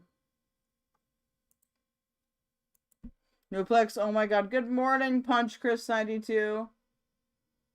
Done what? Liked posts racially insulting shark or kicking cats? Yay, I think they switched the actor. It's the vibe I get from them. Oh, it's a different actor. Hi, Rue, you're here. Do you know why Benny Carlo is stupid enough to make eugenics move next door to the House of Good Ideas? No, I don't know anything about that. Alright. Prepare to chat, prepare to lose your mind, probably. I think I don't have to be in the cuck corner for this one. I think. What is your question? Which one? Have I seen... Do I know... I don't know who Benny Carlolo is. And I didn't know he was stupid enough to make genetics move next door to the House of Good Ideas. I don't know what any of that is about. I've prepared content, okay? I don't know what it's about. TG the Cat, I kind of like and dislike Keffals. She's smart as hell, beautiful, manipulative, but really needs to grow up and honestly go offline just to live and love, seriously. I mean, that's what she did, right? That's why I'm bringing up some of her old clips, by the way, because she is doing that. She is actively doing what she's supposed to be doing. And so I feel comfortable bringing those up, knowing that, like, I can say, hey, this is an example of somebody that fucked up but made the right decision, right? Because she was right about some things. So, you know, we aren't best friends or anything, but, like, I've had good conversations with Keffals post, like, a lot of this drama happening. So, nature is healing. Yes, cat throwing is effed up. You guys, just so you know, toxic masculinity doesn't make you abuse animals. Yeah, so we're gonna watch this video. Not all of it is wrong, but a lot of it is. If you already watched it on Shud, I'm sorry to do this to you. Okay, we need to find a place to put the subtitles. So, here we are again. 2 years ago, No, they should be fine right here, right? called out YouTube for what I saw as blatant discrimination against me, and I wasn't alone. There were a lot of other creators talking about similar topics at the time, and after the situation with me specifically, YouTube promised to me directly that they would at least start. I'm just gonna respond to Rue really quick, just so we can, I just want to stay on topic. Rue, Benny is a she, used to be on Young Turks, and she is stupid as shit, stupider than Earl the White Bowser dude. How about you, can you post that in requests and we can look at that later? Josh, careful, you said something nice about Keffals. Queen Bee is now gonna spam the chat. Oh, I mean, maybe we need to summon her. That's like how we were summoning Nick to Oreo the other day in Chud's chat by just saying tipster over and over again. Why did Jessie do the Brianna Wu sigh? Because she's about to do the Brianna Wu bitching.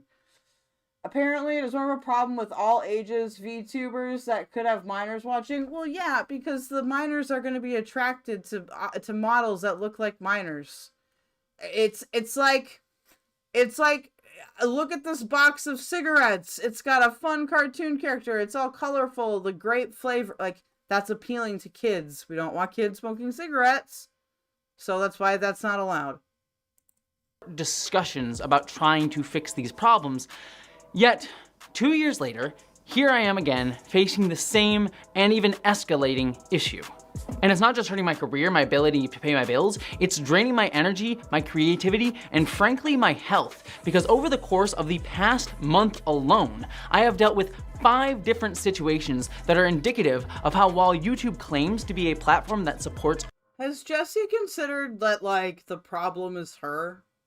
I don't say that in a mean way either. Like, if everyone around you is an asshole, perhaps you are the asshole. Just a thought. The Conjuring, dare we do it? I'm scared. It's fine. If we get Queen Bee in here... I love Queen Bee, okay? Queen Bee has helped me with a lot of shit. Does Queen Bee yell at me all the time? Yes. It's fine. She's allowed, or he's allowed to. That just sounds like getting rid of good things because kids also like good things. Jesus count? No, they have no. I get because kids. No, I don't agree. But we can talk about that more after. I think that the issue is that we just need to find a middle ground where we can have things be displayed in an appropriate manner, rather. Like, maybe there is a content site that's just for kids. And that's all they focus on. So they can do all, maybe we can talk about that. But like, I don't think adults and kids mixing in these communities is a good idea. Artists, it is in truth a machine that is continually disenfranchising those in most need of a voice, and a place where big corporations profit off of rage bait and predatory copyright claims, and harassment and aggrievement are actively monetarily incentivized at the direct expense of sacrificing marginalized creators. And all of this is not new. It's something that we were talking about 2 years ago and even before then, but it has continued to accelerate. And frankly, we are heading for a head-on collision with all of it, and it needs to change. But YouTube isn't planning to change its course, so that means that I have to. Because, you see, my first instinct after everything that happened this month, like it was 2 years ago, was to rage. I wanted to come on here and share my frustration and anger about how YouTube's policies enable discrimination, enable bad actors, and enable harassment over and over and over again. Now, I actually think that YouTube has gotten better with this, especially within the last year. I think that they have implemented more tools to prevent harassment. At the same time, I think that there is a gray area where the platform isn't really responsible. It's more the community, which is why I've been doing the drama content, but from, you know, a Diffy perspective, okay? Someone asked what Diffys meant earlier in the stream. Diffy just means that I do things from my way and my perspective, and I purposely try to go against the grain so that we're getting a diverse opinions. We can have a community where multiple people feel like they can talk, but not be just like attacked for having a different opinion. That's why when you go to my Discord, it says leave your beefs at the door. You know, we do things differently here. Doesn't mean you can't argue, but I'm just saying, that's the whole purpose of my channel, is to do things from a different perspective. You know, I'm gay, I'm Jewish, I'm transgender, I'm disabled, both mentally and physically. You know, really the only thing I'm missing is like, it's like if I was like black or something, I would truly be unstoppable with the I'd pull cards. But, you know, I also tend to appeal to like a male audience, just a primary audience on YouTube. So I was like, fuck it, let's do it. I'm just gonna read this long comment here.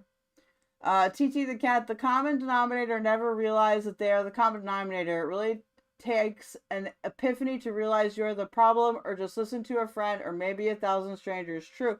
And for some people, I think for some content creators, when they are attacked in a genuine way, so if they do face a lot of transphobia, for example, it does take like a closer circle of friends to be like, hey, you are actually fucking up here. Right? Because if they receive a lot of genuine hate, then they're going to have to become numb to that hate. And they might become numb to some of the genuine criticisms within that hate. So that's my take on that. Jesus Cow, if they weren't marginalized, do they cease to exist? Yes. Although I don't think that YouTube is we'll keep watching, but I don't think that YouTube is discriminating against Jessie Gender, okay? I wanted to share how angry I am that no matter how hard I try to show that I am more than what they try to define and confine me as, I'm constantly shoved into the same box, that commodified, marginalized identity that everyone sees me simply as and nothing more than. I'm angry that people claim to listen to me, but prove time and again skill issue that they've heard nothing that I and others have had to say over and over and over again. And it's an anger that has been smoldering and building for 2 years, stoked by YouTube's machine itself that feeds off of division and dehumanization for profit. And now that burning rage is burning me out. So if YouTube won't change, I have to. I don't know if this is copyrighted music, so we'll fast forward through it. That's a really good point. The transphobia could overwhelm the good faith critique. Exactly, TT the cat. That's also part of the reason why I make content. People seem to not know that I'm trans initially, so it kind of helps me break through that barrier with people. And this has happened to me in real life too. Once I moved to Canada from the United States, I was able to have some really good conversations with conservatives here that you could never have with a Republican. And that completely changed their mind about some social issues. It doesn't mean that I'm some debate god.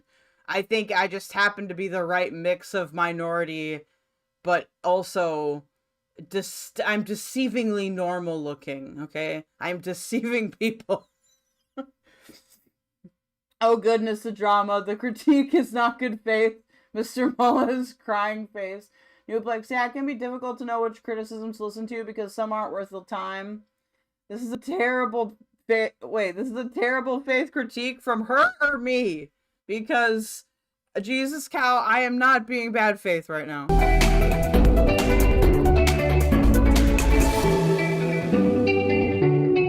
As I said, I've had several alarming incidents that happened to me and this is the very cringy part, okay? This is a very cringy part, okay? Jessie Gender is very focused on being a victim. Chud is right about this, by the way. I know that we all know that he watched this video for gawk reasons. I'm on to you, Chud. But from her, okay, don't you, Jesus cow. We don't need to use scare quotes. We can just say her. I'll even let you say them, okay? But don't. There are lots of transgender people here. Just you can do it, Jesus cow. I believe in you. Rude. Okay, I posted my Twitter quote reply about Benny. Okay, good. Thank you. I will put it in on my list of 8,000 things to do. I'm sorry, I'm so busy, guys. in my channel in just the past month alone that I believe are highly indicative of larger growing problems that YouTube needs to deal with and address, or else this platform will become something frankly completely unusable for many people. So I'm going to go through my situations and then link them to larger systemic problems here at YouTube. So let's talk about the first. A few weeks ago, I released the video J.K. Rowling and the Moldy Transphobic Racism, a video where I discussed the harassment around boxer Aman Khalif at the 2024 Olympics, which was in part fueled by J.K. Rowling's own platforming of said harassment, alongside those like People had issues with her depiction of J.K. Rowling. I really don't have any issues with it unless she said Mudahar's Keffals thumbnail was transphobic. Then that's hypocritical. Okay? But I don't know if Jessie Gender said that or not, and I'm not looking through their stuff to know. So one of you can tell me. Elon Musk. And while that video was positioned as about a culture war topic of the week, I tried to use it as an opportunity to explore deeper systemic prejudices like sexism, racism, transphobia, and intersex bigotry in organized sports, and then talk about how these prejudices intertwine and are normalized through our institutions, not just within sports, but even beyond it. It's an ironic topic considering what we're going to be talking about with the rest of this video on YouTube. And that video quickly became one of my best performing pieces of the last few months. Jesus Cow, how do I know you're not? No, I know. I'm just asking you, Jesus Cow, to not... to be respectful. Does that make sense? You can argue against it. You can even be a transmed in my chat. I just need you to try with the pronouns, okay? If you guys really feel strongly about somebody, just use their name, alright? I don't want to get my shit fucking reported, because that is against YouTube toss, I think. No. I'm not saying I agree with it or disagree, just I don't want to get into a big argument about it right now. Completely nobody, it's a clever trick to make yourself immune to criticism by being able to take some marginalized aspect of yourself and use it as a shield. True! It's easy to write off detractors by simply labeling them as a phobe or ist of some sort. Yes. Now, my one critique of that, well, you can do what you want, Jesus Cow, just don't break the rules. Don't leave. Just don't break the rules. Or just post on Kick. Okay, well, whatever. It's fine. We'll let it go. Okay, we'll forget it happened. I love you. You just gave me $50, so I don't want you to leave, okay? But I'm just saying, just try to be respectful. So don't cause a community-wide fight, okay? No, it's okay. I know what you mean. Thank you. I want people to be able to have different ideologies to be able to mingle here, but I will kind of encourage you to do certain things or whatever. Just no giant fighting. No giant fighting. Don't make me lose viewers, okay? We're doing good tonight. Thank you. But no, Jessie Gender, and the other reason why her critique sucks is because she's tried to cancel people multiple times, including me. But 20 hours after it went live, it was age restricted. For those of you unfamiliar, an age gate is something that YouTube can put on a video that is intended to stop viewers under 18 from seeing it. However, what it does in practice is stop anyone who is not signed into YouTube from accessing the video, and then those who are signed in have to be registered as over 18. What this ultimately results in is a severe limiting of a video's reach, because a lot of people who see videos, especially ones that go widespread on the internet, are not signed into YouTube. And for me personally, I create videos like that one to be shared as resources for trans people and others to learn about these issues. My entire goal is to reach people who may have heard about this culture war topic, want to learn more about it, and then direct them to more information about a broader range of issues. It's meant to be able to spread out to as wide an audience as possible, and an age gate entirely defeats that purpose and intention. Beyond that, an age gate also affects the video's monetization, which is how I make a large portion of Rude, do not abuse your mod powers. That goes for any other mod. If you abuse your mod powers, you get demodded immediately. my living. I also even had a sponsor on the video, and while I was paid a flat fee for it, future sponsorship rates on videos are determined by a video's previous performance. So age gating it indirectly affects all. I don't mean to be a dick, but I just want everyone to know, people with the wrench handle, I do watch what you're doing. This is a great pause screen, by the way. I do watch what you're doing, and just so you know, just if you think, if someone's being real aggro, okay, in my Discord, there is actually literally a chart that you can go through where it says timeout for 15, timeout 30, timeout 24, ban. So I'll post it more publicly so you know.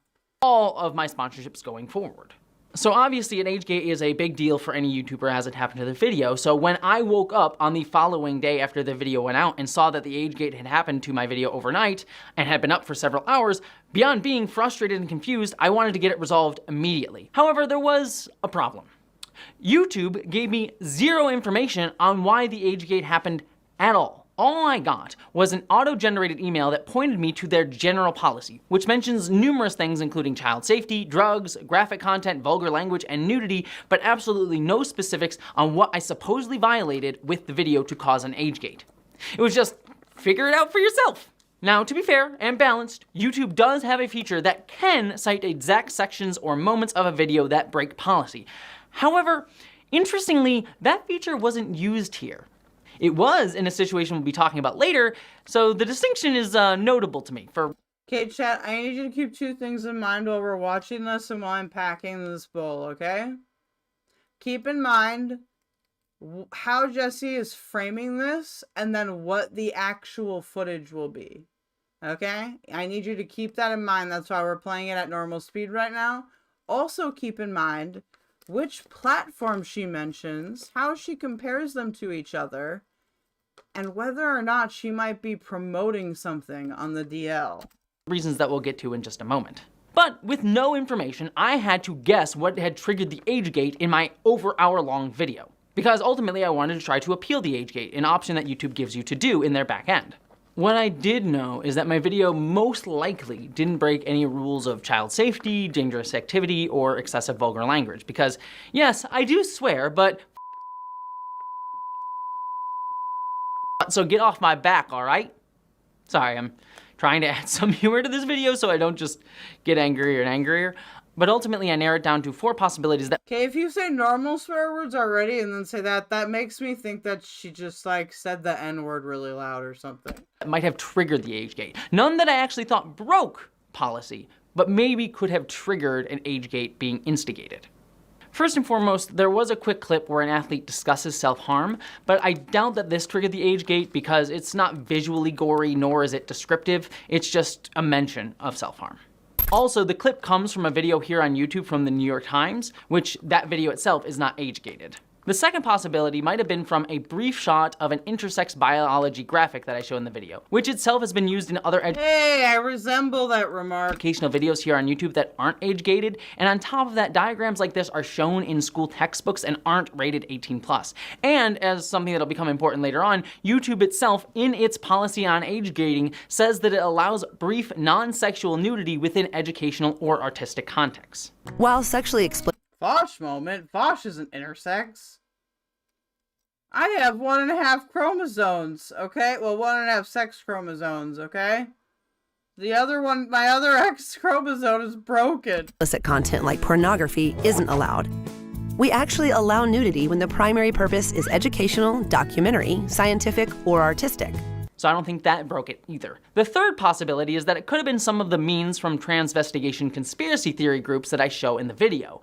But while those memes are definitely politically concerning, for sure, they're not sexual or graphic, and they are shown in an educational context to teach about these conspiracy groups. But the fourth and final, and probably most likely culprit of the age gate, primarily based on some later information that I got, is a section at the end of the video where I kiss my fiance for an extended period of time.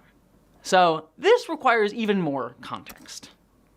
If you haven't seen it, the video features So consider this clip that she just showed us, okay, which looks like a brief kiss.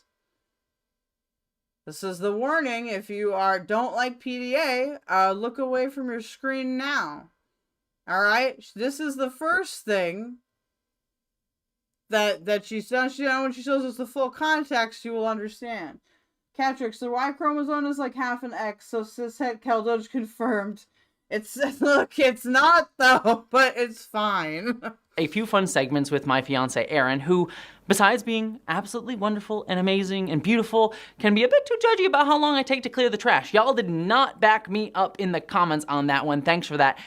Don't bring that shit into a YouTube video. Just as a general recommendation, even if it's for a joke, just don't.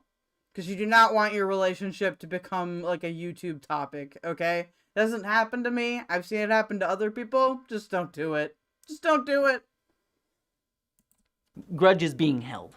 These segments in the video were meant to break up different sections and also provide comic relief, yet there was also a deeper intention behind those sections. It was meant to contrast a topic that I was discussing in the video, how trans people are constantly dehumanized through simplified binary narratives. The video ends on a final point where I discuss how trans issues and people constantly get reduced to memes and culture war conflicts, whether you're for us or against us. Also, just so you guys know, Rue, that is true.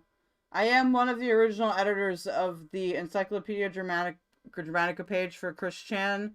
However, I just want to clarify for anyone watching, I was not involved in any, like, gay ops or anything like that. I was just a teenager being homophobic towards Christian, okay? My real, like, lore fame is with Terry Davis.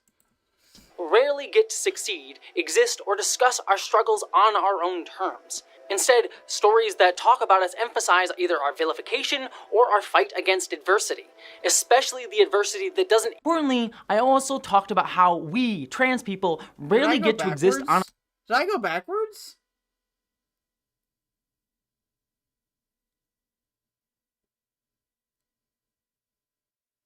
I did. Of trans joy, as well as to fuck with the transphobes. I am going to make out with my fiance for an awkwardly long time as the names of my patrons who enable me to support myself, feed this smart gal who's right off camera, and our 3 lovely feline children, and chase my dreams go by. The whole point was getting a moment to share my love with her publicly with all of you, and as well promote my Patreon at the same time. It was meant to be thematic, funny, and I hope poignant. But what are— Just to answer your guys' question about Worm, Worm absolutely is a kiwi farmer. I think they've posted transphobic stuff before, but all of their art is disgusting. So there's no point in arguing about it because you'd have to be able to look into their head to know, so we can't do that. Our kiss wasn't, either in framing or in content, was sexual or pornographic. And that may seem obvious when it's heterosexual couples kissing, but when it's 2 women or 2 trans people kissing, it's often perceived as inherently sexual because trans people's and women's bodies are hypersexualized. 2 women, cis or trans, kissing is already seen as like an inherently sexual fetishist. See, this is why your fucking thing got age-gated. Guys, listen, I don't think this is like the worst thing in the world, okay? But it's not appropriate for children. Look, this is not like a little kiss at like at the end of the Disney movie where the music's playing and, you know, the prince and the princess kiss, okay? I would feel the same way if it was a gay couple or a trans couple at the end of a Disney movie giving a peck on the lips, okay? This is not a peck on the lips. This is full-blown making out. This is sexual in nature. Is it super sexual? No. But it is definitely sexual in nature. And I don't care what gender or sexual orientation you are. I don't care if you're 2 guys, 2 girls, 2 trans people, a robot and a person. This is sexual in nature and deserves to be age-gated. Now watch what happens, okay? Because the rest of this is gonna have y'all fuming. Thing. Even showing cleavage like I do in that video is seen as a sexual provocation. Now, to be fair and balanced, I'm stealing that from some more news, the kiss was overly long. But to my mind, the length of a kiss doesn't make it sexual or not. I mean, what is the— That doesn't matter, because if someone was making out like this and I was like at a park with my little cousins, or not cousins, with my nieces and nephews, or if we were at like a restaurant and someone was doing this next to us, I'd go up to them and say, hey, knock it off. Get a room. Line between casual and sexual in a 2-second kiss or a 15-second one. And on top of that, the entire point of the overlong length of the kiss was it was being framed as comically long, not increasingly sexual. Believe me, if you saw Aaron and I get sexual, you would know it. And I don't want to see that, and making me see that should be against the law. You would definitely know it. Some people did express distaste for the kiss in the comments and elsewhere, and while some of that disgust might be rooted in transphobia, mine is not. Mine is rooted in keep that shit to yourself. I don't want to see it. That would have been sexual if it was 5 seconds. Also, the face eating is the problem. Yep. Oh my god. Has access to 3 cats. Jessie Gender is near cats. I'm not okay with that. I'm not okay with that either. I literally just rescued a mom and her kitten, so I'm hypersensitive about that right now. Oh, okay, TT the cat, I feel you. I rescued a pregnant cat last winter. She's freezing, and she literally ran into my house. And so we just decided to keep her. She had 6 kittens, and I was so attached to them. You know, we ended up keeping 2 of the kittens. So I have 5. Well, we have 6 right now, but we're the other one we're finding a home for. But we're gonna have 5 cats. But we don't have any kids, so it's fine. You know, the cats don't need to go to college. Mr. Mullis, it's not like the video got taken down. Why is she surprised? True. Rue. I'll agree that this is more passionate than normal public kissing, but I also see her point. The cis heteros aren't policed in the same way. Look, I'm not gonna lie. I'm sure that people would not report the video in the same way if it was cishet. But if cishet couples are making out like that on YouTube, it's still inappropriate and it still should be age gated. Sure, could it be enforced? Could it be enforced better? Absolutely. But it doesn't matter. It doesn't matter. It's still obviously sexual. Servo, like, I at least would fuss at any straight couple making out. Yep, exactly. Baby kitties are lovely. Catrix, picking up on the comedy of that kiss would require a reasonably mature understanding of kissing and sexuality, so it's just making it worse. Yep. No, this is just making it worse, and it gets worse, chat. I do give space for people who find public displays of affection to be something that bothers them generally. I mean, shout out to romance-averse A-spec folks. You're legit and cool and kick-ass. Chud made a really good point here. God, I promise I am not paid by Chud, okay? I'm not trans looking. I'm not a trans woman. I'm not his type, okay? But, PDA is like holding hands, like a quick kiss, or like if a couple sits down and they're kind of like snuggling on a bench. That's PDA. Fully making out, alright? That's more than PDA. That's inappropriate. And I adore you and you are welcome here. But if the kiss in that video made you want to skip the video, or at the very least skip that part of the video, that's entirely valid and cool. My content, or every part of my content, doesn't have to be for you. That's chill. You don't owe me a view. But your feelings do not make something sexual. On the flip side, if you find me attractive or sexy, and believe me, I've gotten emails— Wait, what do you mean? That's so subjective. What do you mean is this like your No, this is not a facts don't care about your feeling moment. Okay, stop forcibly making me uncomfortable. I think makes a really good point here. The talk beforehand about wanting people to watch them for an uncomfortably long time was also weird. This is just so weird. TT for the cat. I'm so happy to hear that. I literally have a cat fishing rod in my hand, running around the room with kittens chasing me, stopping to text and live chat. Oh, it's so cute. I hope all your cats go to college. Thank you. One of my cats, Kepler, has figured out how to take the vents off so he can chase like the one mouse that gets in here like every winter. So Kepler's like our most educated cat. You don't have to be romance-averse ace person to find the fully making out to be that appropriate. True. We don't deserve kitties. Yes, we do. We deserve kitties. Kitties are lovely. From some of you that prove that you do find me that, and I'm cool with it. I take it as a compliment. But that doesn't turn the video or our kissing into something sexual because someone else finds me sexy.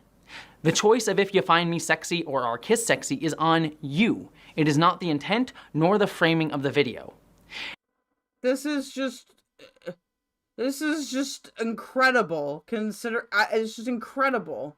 Like, no, it isn't just on me, actually. And I even want to put this out there. Even if you think the kiss was spicy, which, again, it wasn't, I want to ask you, does it deserve an 18+ rating? What an age gate is saying when it happens is that a video or part of it is adult, unartistic, uneducational, and bordering on pornographic. And for me, I have seen PG-13 movies with way spicier kisses between straight couples. That's a movie! It's rated PG-13! We don't have that on YouTube! It's not like they took the video down, it was age-gated. Just cut this out! Cut it out! If you want the full monetization, I guess if you're that greedy over your principles, which is fine, just cut it out! So to frame our kiss like that, to sexualize it, feeds into the same dehumanizing rhetoric that is constantly used against trans people, queer people, and women generally, and honestly just marginalized people. I'd highly recommend the book Sexed Up, which talks about how marginalized people's bodies are inherently sexualized in order to marginalize us. And it's the same rhetoric my video is actively fighting against. So if YouTube is labeling our kiss as lewd or adult content, it's not just ironic, it's outright discriminatory, and that is damaging to my reputation, my income, and my career. Not to mention deeply insulting to me and my fiance. But to remind you all, after everything I just explained to you, the problem is I didn't even know at that time if me kissing my fiance or any of the other 3 issues were the problem and what caused the age gate because YouTube didn't bother telling me. So, I wrote out a professional letter explaining why none of the 4 possible reasons for the age gate made sense in my mind. I even acknowledged in that letter that if it was the kiss, that maybe it wasn't an intentional discrimination on YouTube's part, but maybe an implicit bias coming from a knee-jerk decision made by an employee who has to make dozens of these types of decisions a day. That is me trying my best to assume best possible intent on YouTube's part. Still, it would be dehumanizing, and regardless, I wanted the age gate corrected. But guess what? After 2 years, YouTube still won't let me explain my reasoning in an appeal. When I went to appeal the age gate, all I got was a button that said appeal. I couldn't even submit my letter for what I was guessing the age gate was. Their policy page claims that you can submit reasoning, but I never saw that option. So either I got hit with a glitch, they haven't extended it to my channel yet, or their help page is just flat out wrong. But regardless, it's something that I dealt with and I can only speak from my experience. And my experience is angering. So I clicked the appeal button, and to put a cherry on top of all of this, I got a denial of my appeal in less than 5 minutes. Let me be clear on this, there is absolutely no way they reviewed my video with the thought necessary in that little a time. Especially because I wasn't allowed to submit my reasoning. It's infuriating because what likely happened was someone at YouTube saw the appeal pop up, looked at the initial reasoning, which I don't know, for the age gate, and with no arguments against it, hit nope, with the same implicit bias as the first time they submitted the age gate. That's apparently the kind of attention that my work is worth, if it even gets passed through the hands of a human at all, because it is very possible that a computer dealt with both the initial gate and the appeal. And everything I've been talking about when it comes to implicit bias goes double for algorithms. We have seen repeatedly over not just the past year as the tech culture fad of the moment machine learning generative AI has put on clear display, but over years of YouTube's algorithms that machines repeatedly learn the biases of the dominant culture, because they are more often than not trained on data selected by an industry that it is itself predominantly white, cisgender, heterosexual, and male dominated. We'll come back to that, but I'd highly recommend this book for more on that topic. But at the end of the day, either way, I'm pissed because I spend a lot of work on my videos. I spend a lot of time trying to put artistry, care, and thought into them, and apparently all it warrants is 3 seconds of from YouTube. And that's me being professional. And if this situation happened to most creators, this is where they'd be stuck. However, luckily, I have 3 options that many don't. First, I do have contacts at YouTube who can escalate the issue, though they can't influence the outcome, which frankly is probably for the best as they would have their own bias going in. The second thing I can do is go public about this on YouTube and other social media sites, which did, at the time, get me vague promises from YouTube's Twitter team, which doesn't really add much tangible, but does put on some public pressure. But the third and most effective option, especially when combined with the other two, is my association with Nebula, the streaming service that I'm on. For those of you who don't know, Nebula is a creator-owned streaming service with a bunch of... Normally, I would skip past this part for it being an ad. I'm trying to think of a better title, so just give me a sec to think of a good title that includes both. The letter is way too long, yes. This was not a platonic or familiar kiss. It's inherently sexual. To claim otherwise is obtuse or disingenuous. True, completely nobody. The mental gymnastics. True, Silver Claw, Zeppo. No underpaid YT employees reading all that. Exactly. Shill time. So I'm gonna let you guys go. We're gonna go through this whole thing, and I want you to notice the contrast in which the way she talks about YouTube versus Nebula. I used to have a subscription to Nebula, by the way. I canceled it because the shit's boring. Really cool creators on it, and it as a company has its own connections with YouTube and has itself consistently supported me as a creator on its platform, especially a creator who is from a marginalized community. And it was thanks to them that I finally got a response from YouTube outside of an auto-generated email. Honestly, like, I know I have a vested interest in Nebula, but like, just speaking from a personal level, Nebula's team has been one of the most supportive groups of people that I've had in both this industry and in filmmaking, which are two industries known for their desire to exploit rather than support creators. The folks there have been a constant force for working to keep my focus on creative projects and help enabling what I want to do and enabling what I want to say. So, like, Nebula kicks ass. Please support them. However, I do want to take this moment to again emphasize that most creators do not have access to the resources that I do. Most creators are not on Nebula. Most creators do not have a big social media presence. Most creators don't have friends at YouTube. And they shouldn't need these resources to get things done on this platform, but often they do. As a result, many, if they had a situation like this happen to them, would have to live with an age gate or spend time re-editing and re-uploading a video, which would cause it to lose momentum and viewers. Or they would ultimately have to lawyer up, which good luck fighting Google's lawyers with a creator's salary. And it's frankly ridiculous that those are the only options, especially if you rely on YouTube for income, and especially if what you face might be discrimination. However, in my case, after 48 hours, public pressure, and Nebula's support, YouTube finally removed the age gate and admitted that they got it wrong. Yeah, they admitted that they were wrong in this situation. This actually makes me so mad because the age gate was correct. So because Jessie Gender has the privilege to be working with a different media company who she clearly utilized the power of to get the video unage-gated is really fucked up to me. I understand why YouTube has inconsistencies here, because it's very difficult, and I'm sure there's tons of employees or whatever, but just the fact that, like, it got unage-gated over that pressure to me is just, like, I can't think of a good word for it, okay, that, you know, won't get me banned. Like, it's just infuriating, because this is like, I want to be special. I don't want to have to follow the rules. Yep, trans Karen, exactly. Like, it's just, to me, it's unbelievable. Like, obviously that kiss was sexual, and I understand why YouTube would not necessarily want to fight that, because it does go into a kind of gray area, but still, it's like, okay, so what? So it's okay to do things that are inappropriate as long as you've got the right lawyers? Like, what message are you trying to send? The cat tree here is the sun, and one of them is sunning their belly on it. Oh, that's so cute. Yeah, Australian sided, true. Like, it's just, TT the cat. Does anyone else just not like the self-righteous sermons that she delivers? I mean, she is getting mad support from Nebula. She's not a member of the YouTube underclass in the YT minds, okay? Yeah, unlike me, where YouTube literally shows ads on my videos, and I don't get paid for those ads, okay? Unlike me, she's got all the fucking Nebula behind her, dude.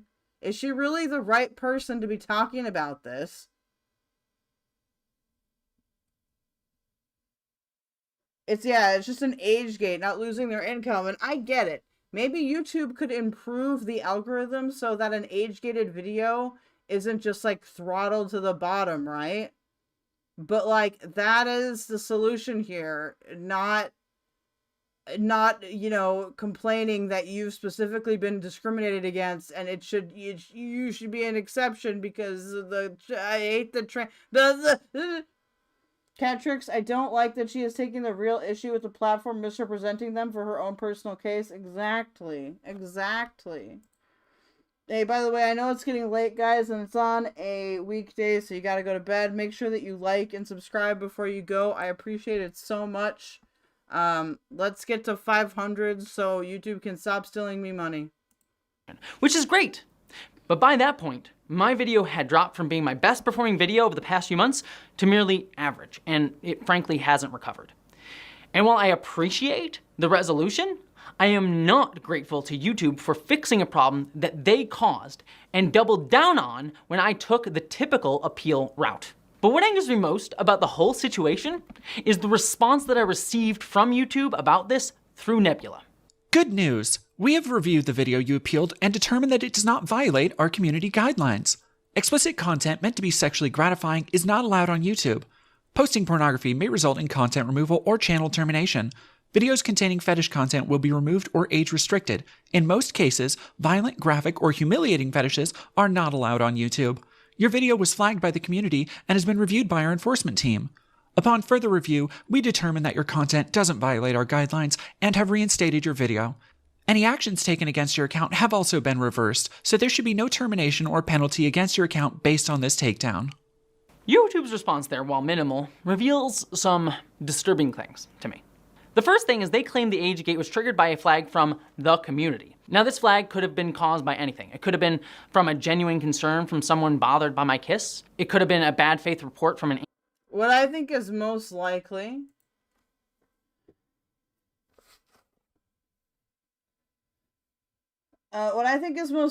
is that it's probably a combination of reports, and I'm assuming reports that go for, like, sexually explicit material probably go into a separate category, just because that could actually, you know, make YouTube legally liable for shit. So I'm assuming what happened is it went into that separate category, and whatever underpaid slave they have, you know, working at YouTube going through it was like, oh, this is making out, and then marked it. Like, it's not, they don't have the time to target you. They don't have the time. Anti-trans critic of my J.K. Rowling critique, or it even could have been a mass flagging by bigoted groups trying to weaponize systemic biases against marginalized creators, something that is happening more and more and more lately, which we'll talk about later. Regardless of the motive of the flag, though, YouTube is the one that chooses when these flags result in an age gate. They set the rules and decide when and how to enforce them. A flag just draws their attention to look at something. So, if YouTube acknowledges now that my video does not violate their policy, why did they trigger it? It's also, how's that for a title change, Lamau? Disingenuous to shift blame onto a vague community when ultimately it's YouTube's responsibility to manage and interpret these reports. And this raises numerous questions.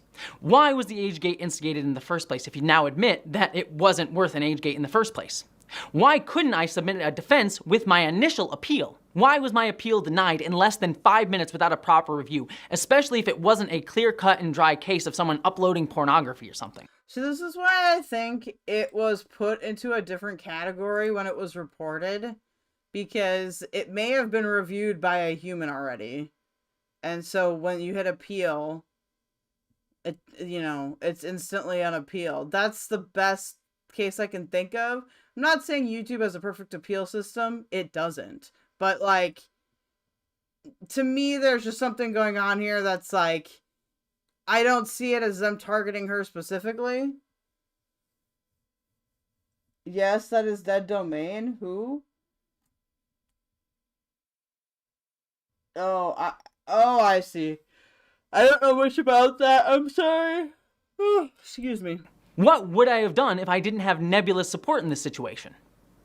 Moreover, considering that trans and marginalized That domain is a confirmed Tyler viewer? Oh, God. creators frequently face false reporting and biased responses due to cultural prejudices, why hasn't YouTube, after years of feedback and outcry from queer and trans and other marginalized creators, learned to handle these issues fairly and make sure that there are mechanisms in place so that this does not happen? On top of all of this, though, Nebula also pointed out something alarming to me that I missed in the initial statement. YouTube's response mentions a community guideline violation, not an age gate. A community violation is a much more serious issue because it could lead to a strike on my channel, and 3 strikes and your channel gets deleted. So now I have to ask the question based on their response: what did I break, YouTube? Was the violation an age gate issue, or did I break a community guideline? The confusion around this response that was given to Nebula around what happened to my video is concerning to me. Was this response to Nebula incompetence, a lack of human involvement, or that I might have been flagged for a community guideline that was turned into an age gate that YouTube now admits was wrong? More importantly though, YouTube still hasn't told me this. I was gonna say, are they still a Tyler viewer? Or, like, have they, or not, cat tricks, have they changed since then? Because, like, I can understand not knowing until the big breakdown happens. I'm still listening, chat. I'm just gonna turn the brightness down on this other TV so it's not fucking up my light setup, okay? Specific issue that initiated the age gate in the first place. They do confirm that it was supposedly due to sexually gratifying material, but they don't specify what. And to me, that lack of clarity makes it seem like YouTube is trying to not directly confirm that they legitimized a prejudiced view of a trans woman as inherently sexual. In short, it is very possible that they're trying not to confirm that they discriminated against me as a trans person. It may not be the case. I am willing to admit that that may not be the case, but I don't know because they aren't telling me. And considering that I asked Nebula to request that information specifically, and YouTube has been upfront with me in both the past and in a situation that we'll get to in just a moment, the fact that they don't and haven't now lends more credence to that possibility. And if it's not YouTube, please let me know, but what am I left to assume? What do I have to assume for my career and safety as a creator? I want to presume the best possible intent in the situation, but I also have to be aware that that isn't always the case. And all of this makes me very angry. Angry that this happened, angry that it only got resolved because I had access to resources that most creators don't, especially creators like me, and angry that it may have been discrimination and I don't even know for sure. Why? Here's the thing though, you literally got something inappropriate, dear God. Inappropriate, I can talk, unage-gated when it should be age-gated. Like, if it was something else, I would probably agree with her, but this is ridiculous. That shit needs to be age-gated. Mr. Mola 7. YouTube's content system is so universally fucked that I don't think commentary has a lot of sympathy for this angle. Yeah, I absolutely don't. Zeppo, we should make Tyler go undercover to expose a hate church. I can't stand Tyler, says Josh. Tyler to me is not, it's not entertaining unless I'm making fun of him. You want to know? I doubt Jack Saint is still a viewer. Jack Saint seems to have relatively good instincts. I remember when he was a Vosh viewer and when he left the community. So I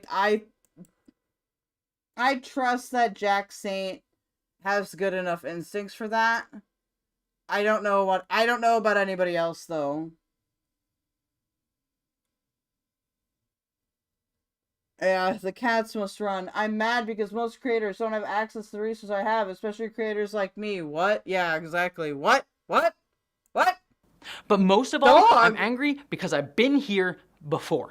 2 years ago, as I alluded to at the top of this video, YouTube gave me a community violation on a video that I made debunking anti-trans bigot, stochastic terrorist, and Daily Wire host Matt Walsh's anti-trans propaganda film, What is a Woman? I will say where I disagree with the Chud reaction here is Matt Walsh has actually posted things that I find to be genuinely inciting of violence.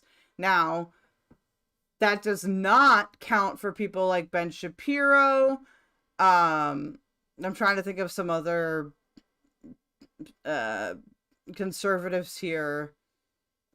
Ben Shapiro's the only one coming to mind right now. Even Crowder, you know, Matt Walsh has gone pretty hard against trans people. He's even against adult transition. So just keep that in mind, okay? The community violation came because I apparently sexualized Matt Walsh after I, in a parody of his own movie poster and visuals, stuck his head on a female mannequin. And I remember sitting there in that moment at that time and being so angry because of the See, to me, this isn't comparable because a mannequin is something that you see in public. Like, you could see, in theory, a naked mannequin. It's not a real person, right? It doesn't have nipples. It has boob shape, sure. But again, this is not comparable to her last example. And her last example completely defeats her entire point. Transparent hypocrisy. Matt Walsh, both then and to this day, still has a YouTube channel with millions of subscribers where he sexualizes transgender bodies, calls us fetishes, perverted, sexual groomers, pornographic, pretty much daily, and regularly leads harassment and stochastic terror campaigns against not just trans people, but queer people generally, and even children's hospitals. Yes, children's hospitals have received bomb threats because of the harassment. This is something that has happened. I don't know about this particular hospital in general, but if you guys know of the Mayo Clinic in Rochester, Minnesota, the Mayo Clinic does not do any transition-related surgeries on any minors, okay? And they have gotten a lot of threats, okay? Just because all they do is puberty blockers and consultations, and they might do like hormones if you know, have been on that path for a long time. They don't do any type of surgeries there that are transition related on anyone under 18. And the Mayo Clinic still got bomb threats because of TikTok, the libs of TikTok AIDS bullshit. Campaigns this man has stoked on anti-trans and queer-phobic fervor. Now, if it seems like they're casting the widest imaginable net in order to catch the most children they can and put them all on a path to sterilization and butchery before they can even talk, well, that's because that's exactly what these monsters are doing. And they've done it up until this moment without much resistance from the public. But that has to end. We have to stop making it so easy on them.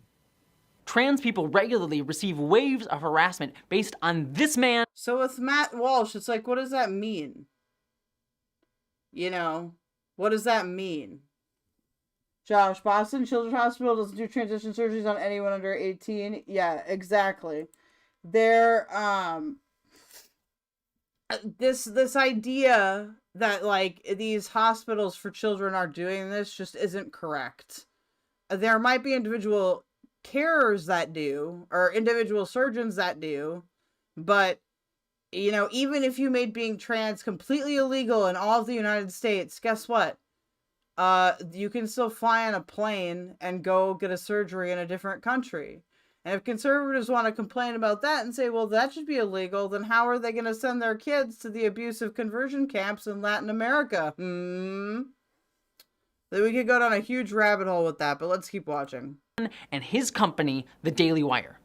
And that's just trans people, not to mention all the other bigoted and reductive views he and his company works to spew. Yet his channel and company can keep pumping out hateful content here on YouTube. They can buy ads from YouTube for their awful movies that can't even grasp basic film grammar and script structure, films where Matt Walsh's costume looks worse than my mannequin of him, and they can continue to spread active disinformation willy-nilly. All of these things violate YouTube's guidelines. I mean, just on the basis that he sexualizes trans people repeatedly, he's breaking YouTube's policy. And we know for a fact that he's breaking YouTube's policy because YouTube briefly demonetized his channel when he targeted Dylan Mulvaney a year or so ago when she was in the middle of a massive harassment campaign stoked in part by folks like Matt Walsh and the Daily Wire. Less than a day before I was hacked, we received word from YouTube that I had committed a series of alleged violations of their terms of service and also of their ad partnership guidelines, which will now lead to my demonetization and potentially being banished forever from the platform. YouTube at that time had to acknowledge that he was breaking their policy because the harassment campaign was so blatant in its bad faith, dehumanizing, childish transphobia against Dylan Mulvaney that it couldn't be ignored. But guess what? Despite briefly being demonetized, his channel is back to being fully monetized. You can go look at it now, and there's ads on every single one of his videos. And the Daily Wire is still buying ads from YouTube to promote their films. They just recently promoted Matt Walsh's Am I a Racist? Spoiler, he is. And why are they still allowed to do this? Why is their channel still on here? Because YouTube profits humongously from places like the Daily Wire. Their channels are gigantic, especially compared to someone like me. So YouTube can pocket the dollars from the Daily Wire and assuage their guilt in enabling their harassment because outside of gigantic public harassment campaigns, no one sees sexualizing transgender people as abnormal. It's just par for the course. It's expected. Not to mention that YouTube itself may be contributing to this sexualized view of trans people, as my AgeGate situation shows. Meanwhile, if I sexualize Matt Walsh by parroting what he's doing, I'm the one that has a community violation. I'm the one that faces my channel itself being completely deleted, not just demonetized. But let's not stop at that evident hypocrisy, because I have only been talking so far in this video about one situation that I faced this month. Let's move on to another one that also involves the Daily Wire. Because ironically and coincidentally, just as I started working on writing this video, the Daily Wire hit my 2-year-old video debunking Matt Walsh's anti-trans propaganda film, What is a Woman? The same one that got the community violation earlier. Now, after looking into this, it seems that What is a Woman was actually available for free for a while. I don't feel very good about people being able to, like, copyright strike stuff that's already available for free on YouTube. I understand wanting a cut, but come on, with how much Jessie yaps, there's no way that wasn't a genuine React video, you know? Mr. Mullis 7, BreadTube rediscovering capital interest for the fucking 1000th time.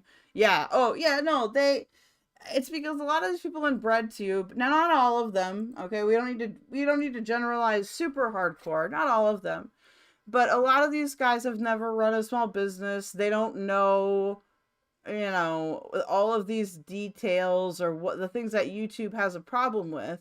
Of course, YouTube itself must comply with Content ID, which is part of copyright law. So Content ID was a compromise between Viacom, YouTube, and other social media networks so that, you know, YouTube didn't get sued into the ground by Viacom, because Viacom is a huge media company that holds copyright for many different things. But again, this is YouTube complying with Content ID, which is a copyright law. This is not something YouTube has any control over in terms of having to enforce it. Earlier, with a copyright claim blocking the video from appearing on YouTube. Yes, they copyright claimed a 2-year-old video. Now, what a copyright claim is doing is saying that my video is basically taking their content and shooting it back out to make money for myself when it should rightfully be going to them because they produced the content. However, my video and my use of clips from Matt Walsh's What is a Woman documentary clearly falls under fair use guidelines under the law. To fall into fair use, you have to change the intent and context of a work to make it something different than what it initially was. And I am very clearly doing that in my video. I am discussing Matt Walsh's misinformation in the video and using clips from it to talk about it directly. Yet, despite my video clearly being legal, the Daily Wire was still able to take it down from the internet. And that video was my most successful video ever on this channel. It was about to reach 1 million views. And it's how many people were able to find my channel. Videos that have a high view count often come up higher when people search for things, thereby it making it more likely for people to discover my channel. But now, thanks to the Daily Wire, another entire chunk of my income and visibility, people being able to find my channel, is just gone. Now the question becomes, why now after 2 years? More than likely, I do find it kind of weird that, like, Jessie is focusing a lot on her bottom line here while criticizing YouTube for maintaining like the policies and all of those things that affect their bottom line. Again, I agree that this is very likely a false takedown. Like, I believe with how much Jessie yaps that is a genuine React video, so it shouldn't be taken down. Although it's hard because once we get into like the actual like movie territory, like you'll notice people like Your Movie Sucks, for example, they don't tend to show clips from movies and stuff anymore due to content ID. So that is but again,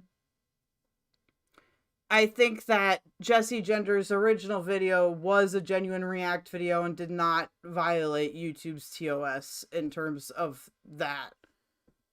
It's probably done because Matt Walsh has just dropped his new follow-up documentary to What is a Woman? Am I Racist? And my video would have likely shown up when people searched for his name or... And we can react to those, chat. I know someone wanted to do some more like copyright-oriented stuff. So we might do like a Kick Twitch X exclusive to react to that.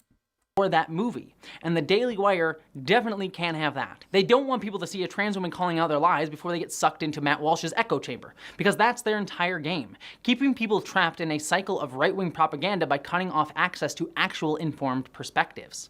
And with Am I Racist hitting theaters, they probably have a hope that it will bring in a brand new audience into said echo chamber. So, by abusing YouTube's copyright system, the Daily Wire is not just silencing me, they're ensuring people stay stuck in their misinformation bubble, never getting a chance to see anything outside of their hateful worldview. Similarly, my friend Dead Domain had their video critiquing the Daily Wire movie Lady Ballers blocked, forcing them to re-upload it and lose what was, until then, the top search ranking for the film on YouTube. A similar situation to my video on What is a Woman? It's funny because Matt Walsh recently went on his channel to complain that no critics were willing to review his film. They're terrified to even mention a film that mocks the DEI industry because they know that the DEI industry can only survive if no one is allowed to question it. Also, our movie is actually good. And I think that's what scares them the most. And I know that sounds self-serving, saying that critics aren't reviewing it because... Matt Walsh, you are coping. I have never seen a good movie by the Daily Wire. Except for the school shooter one. That one was pretty funny, and how unrealistic it was. Mr. Mollusk, okay, now we're breaking out of the red string and push pins, yes. Rue, it was 100% a genuine interaction, debunking video. I watched most of her videos. I see. Serval, to be fair, a lot of people don't actually understand what fair use means in copyright law. It's actually a lot more strict than people think. That's true. It's too good. Pun Chris, yeah, DEI industry, yes, it is us. It is us once again. Okay, in the DEI industry. Like some grade A hardcore cope. But in this case, it's true. And I invite any critic to challenge me on that point just by reviewing the film. Challenge accepted, by the way. I did review his film. It's over on my second channel. But this is made even funnier considering my video on What is a Woman was my official submission to Rotten Tomatoes as a critic for my review of his film. I was the only one at the time to give him a Rotten Tomatoes score. So it's hypocritical of Matt to come out and play victim to his audience when, in truth, most critics probably just didn't care enough about his film to review it, while his company at the same time, in turn, censors critics who do review his film. But that's how his company operates. He wants to play the victim to his audience in order to build an antagonistic us versus them narrative. Just to explain DEI very quickly, DEI stands for diversity, ethnicity, incentive. But basically, it's another argument against employers taking on programs where like they want to help disadvantaged groups, right? I'm blanking on the name. I'm sorry, I just smoked, so I don't know why I'm blanking on it so badly. But essentially they believe that like companies in the government are hiring these very incompetent people that aren't white to do this stuff. You'll see conservatives freak out over like airplanes about this a lot, not realizing that the 737 MAX in the Boeing, okay, is actually not a good product, and needs some serious overhauls, considering the 737 is an incredibly old model of plane and not up to date with the current Airbus technology. And if they continue to go with this inferior, model of plane or model of production, then yes, Airbus will take over and become the predominant producer in the entire world. So this whole thing with Boeing, you guys, goes back all the way to when they merged with McDouglas or with DC or whatever, way back when they took on those fucking DC-9s and DC-8s and all of those other planes, McDonnell Douglas, there we go, where, you know, they allowed this really toxic corporate culture to integrate into their corporate culture, and now you got all these plane issues. So that's the explanation of the plane issues. I'm sorry I had to go into plane autism there for a second. It's just very relative to me. We can explain more of that later. Diversity, equity, inclusion. Okay, thank you. Standard business practice. Land acknowledgements are an example of DEI. Are they though? Because those lands were stolen from them. I think that's a bit, well, I hope that's very racist to me. Okay? The people that were indigenous to North America did not ask for a bunch of white assholes to come over here and give them fucking smallpox and decimate their populations, alright? People need to stop being so fucking butthurt about that. I'm serious. Those people had to go through hell.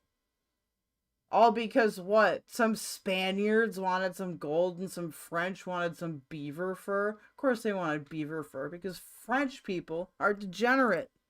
Which is something that we'll be coming back to later on in this video. But this abuse of the copyright system isn't just a problem for me or marginalized creators like me, it's something that every creator deals with, and it is draining. Take, for example, another situation on the same video. Because while I was appealing the Daily Wire's bogus copyright claim of me, the International Olympics Committee hit me with a copyright strike on the same video. Okay, Jessie Gender. This happened to like everyone that had anything. I heard that people were getting screenshots copyrighted. Screenshots. It's all about the white guilt. Shut the fuck up.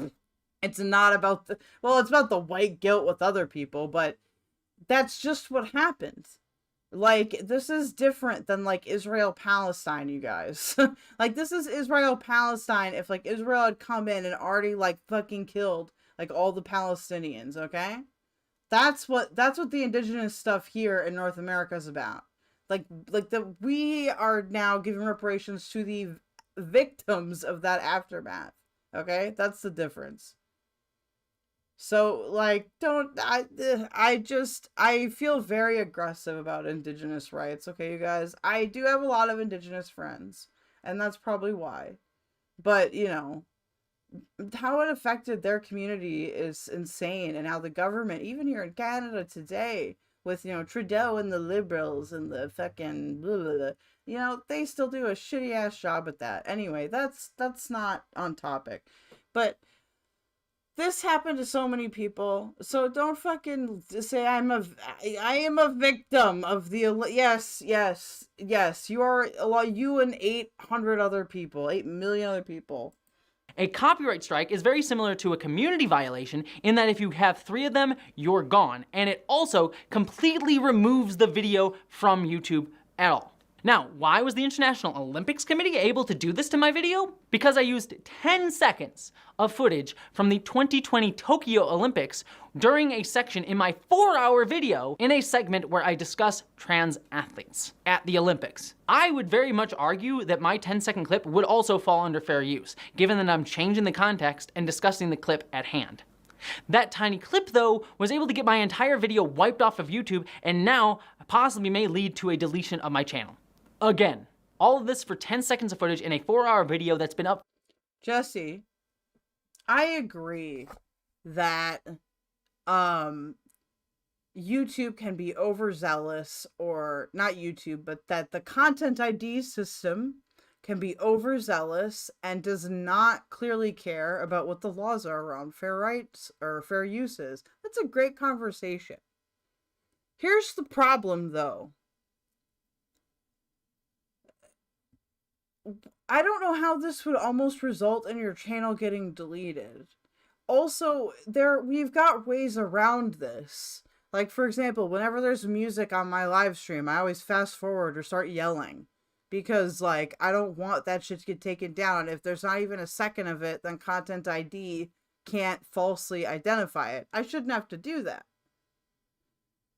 But just cut out the content that's going to hit Content ID. You can't fight the system like this. I mean, to be fair, I don't care if Jessie's channel gets deleted because I think her shit is garbage. But I deal with this and I'm not even monetized. Like, to prepare for monetization, I'm having to go through a whole backlog of copyright stuff just so I make sure I just get rid of as much of it as possible. So I get all the fucking money.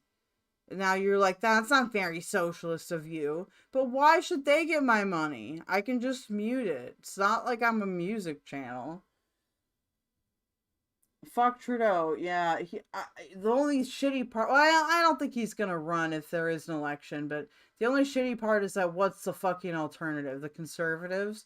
And they're fucking sucking Republicans' dicks all the time now. So great.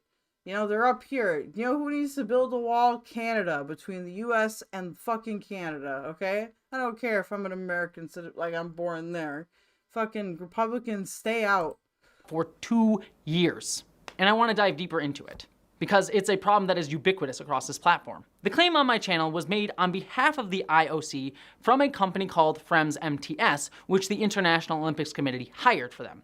Yes. Friends MTS is an anti-piracy firm that makes copyright claims on... Okay, this is not... I understand that it's good to have this knowledge, but I'm not against this in principle. This is just someone being paid for a tech service. And YouTube. And the goal of the company... Not a tech service, but a law service, excuse me.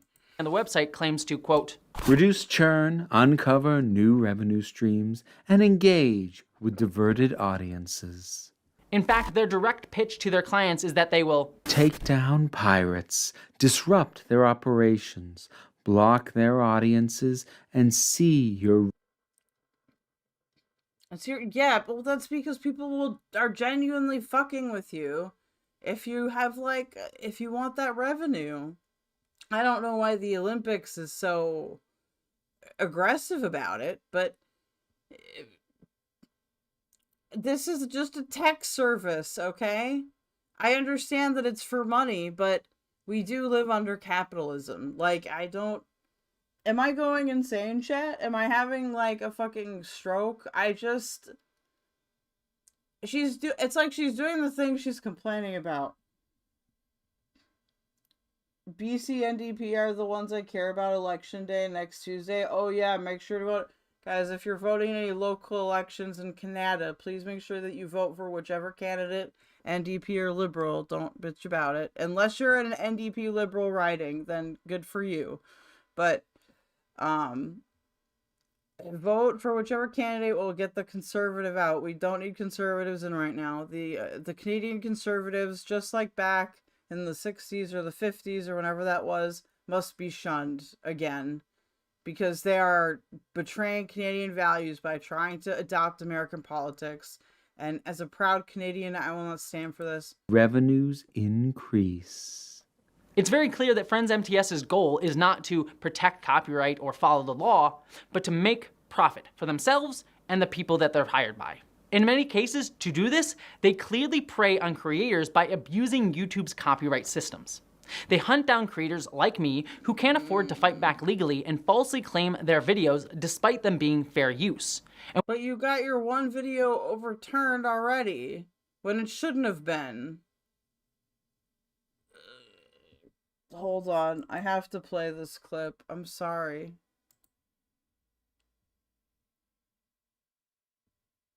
Wow, that was an interesting DM that I got. Hold on. I have to play it, you guys, because this is just... This video could be much better, okay? But you know what? I fucking hate everyone. and will take all of the money and proceeds from the video from the creator over anything from 2 seconds to 10 seconds of footage, regardless of the length of the actual video. My only option right now to fight back against this copyright strike would be to take them to court. To explain how the legal side of this works, once an appeal of a copyright dispute rejection is denied, your channel... But this is content ID. This is not... This is just how YouTube deals with content ID. We could have a much better, higher functioning conversation if we talked about how YouTube engages with content ID. Maybe there's a way to have a compromise there where YouTube can make a system that says, okay, is this fit, you know, how much of this is being played, like, in totality or also in sequence? Like, if I'm fucking talking for 5 minutes and then I pause, you know, replay the video, obviously you are not gonna wanna, you're gonna have to wanna be really dedicated to steal the fucking thing from what I'm doing, right? Like, also, a lot of people that are doing reviews of that shit don't do the whole thing. Zeppo, this reminds me of Nostalgia Critic and his misunderstanding of fair use. Well, nobody understands anything anymore, okay? No one understands. I don't care if I lost 2 users because of that soundboard thing. Maybe that's not. Maybe they're just tired. But I will stand by this forever because, dude, we were so right a year ago. Gets a copyright strike and your video is officially taken down. At that point, you can either contact the claim holder directly and deal with them that way, or submit a counter notification through YouTube's system, which would be an official legal request to reinstate the removed video. The original copyright claimant then has 10 days to tell YouTube that they are pursuing legal action against you. If they fail to do so in that time, the strike is removed and the video goes back up.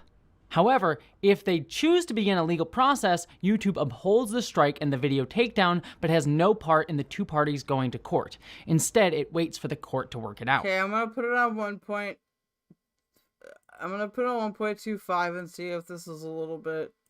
Because this is great and all, but again, this is what YouTube has to comply for the law. This is not,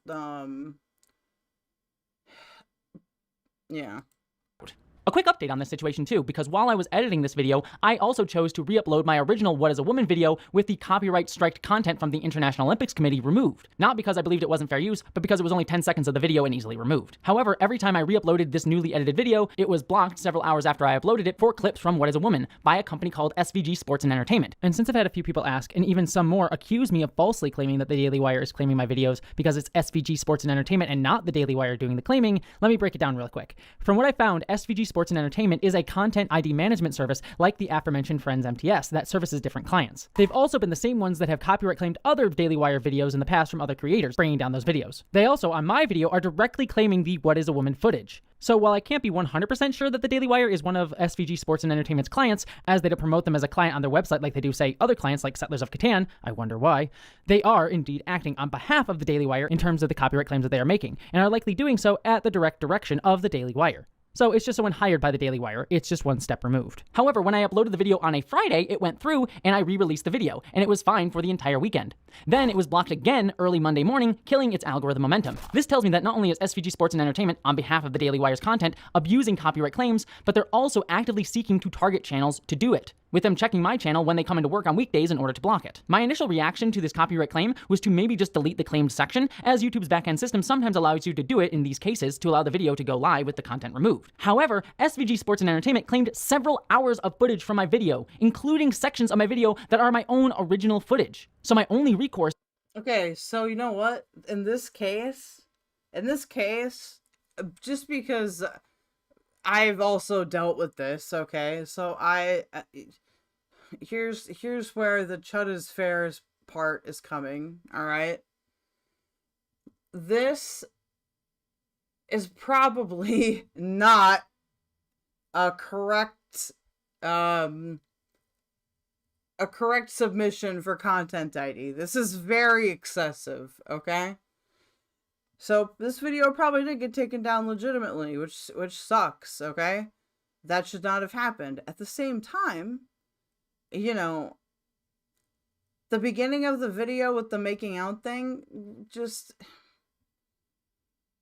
How many people are just going to turn the video off because of that? Also, why does this always have to happen with trans people? Can we just stop with the whole trans weird that fucking shit, not sex shit, but you know what I mean? Can we just cool it as a community for just like a little bit, just for my own mental health, okay? Catrick says YouTube and TikTok making people dumber. The most popular channels on almost every topic is basically misinformation spam. That's true, and I don't know. I don't know an answer of dealing with that. Not that you asked, but rude. Jessie Gender's video on male socialization somehow reminds me of both nostalgia critics and Lily Orger's functionally illiterate misunderstanding of Pink Floyd's The Wall. Oh, maybe we will watch it then. I did just get paid a butt ton of money, so I don't think we'll have to do the mega deep cleaning exactly tomorrow, but it's fine if we do, okay? There are some times where, the ADHD medication comes in handy. If I want the video to become public again, is to waste a significant amount of time re-editing it to make it worse or go to a dispute and possible appeal. I'm not endorsing anything by that. Do not, if you are a child watching this channel, get the fuck out. Go to bed. Okay? It's way past your bedtime. Don't be like me. Victim of active targeting and wielding of YouTube's copyright system to hurt my income and platform by those who platform the Daily Wire's content. I am currently planning to dispute the decision, but given the Daily Wire's history of targeting trans creators, I am reaching out to legal counsel to determine the best course of action. And hey, just to say it, my uncensored video is available on Nebula and my Patreon, and signing up there really helps me out to pay my lawyer. And as the situation develops, I will... Dude, this is like... Look. It's possible that she just really likes Nebula, okay? But it makes me sussy-wussy that, like, this other platform is being suggested because Nebula is not the only other alternative platform for this. You basically have to try to get kicked off of Kick, okay? That place has no rules at all. Yeah, you can say, oh, there's a bunch of conservatives on there, but yeah, so the fuck what? What about Rumble? Okay? Like, yeah, Rumble... No, it's actually, wait, I take that back. I think Rumble might have had some issues with lefties trying to get into it in the past. X right now is basically unmonitored. Neither X or Kick have content ID, by the way. So you could upload your shit there. Also Twitch. I don't know. Like, especially on Twitter, because Twitter you can upload direct video to, I think, if you pay for one of the plans. Like, I've got streams VODs on there going back for forever. So why does that have to be just Nebula? I don't know. It's really weird to me. Maybe I'm just schizo. Will share more information publicly as I can, if I haven't already by the time this video is released. And Friends MTS is just one company that's doing this on a massive scale, but it happens all over YouTube, big or small. There are tons of bad faith claims being done by YouTube's copyright systems that straight up steal monetization over seconds of fair use footage from creators. There are big companies that do this, like Friends MTS, or there are other firms like PickRight, which is another copyright enforcement company that intimidate small creators in order to get money out of them. And whoa, TT the Cat, you've done ketamine therapy too? Ketamine therapy was dope, dog. It actually worked really well on me. I live over in Winnipeg, just so people are clear. Ketamine therapy is something, well, also say this, it's technically not legal, but like I did it coordinating with my psychologist and shit. It wasn't like some fucking thing. Absolutely no under 18 here, dog. No, this is an adults channel. Listen, just because I've done childcare doesn't mean I want to be around children, okay? It's a fun job, but no under 18s here. If you're a kid, get the fuck out of here. All right? If you're 17 or 16, prove that you're fucking mature by acting 18 or older, all right? But no, absolutely no kids. No, and no weirdos. We don't do weirdos. We don't do kids. We don't do... No. I just want to read out the TT the Cat's message here, because it's very nice.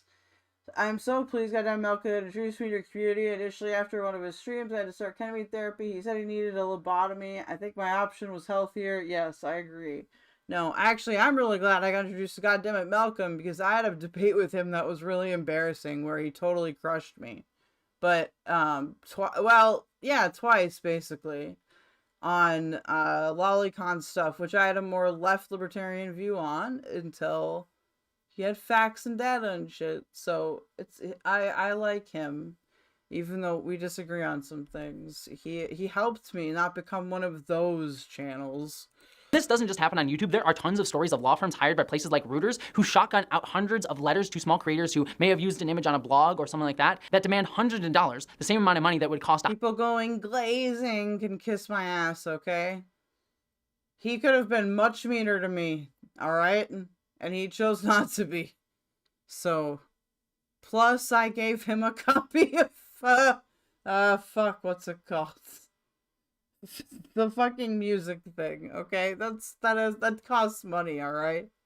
Hire a legal consultation to force creators to pay out of fear. But what's unique in this case is that YouTube's entire copyright system is built to give companies like that and other people making bad faith claims all of the power in the situation, leaving creators in the dust. Even when it's working as intended to stop the uploading of copyrighted material without any changes, it still punishes good faith creators operating under fair use. I just, so honorable of me. Oh god. Now I feel like an anime character. So honorably. No, I actually relate to Malcolm a lot. He's just a little bit more angry than I am.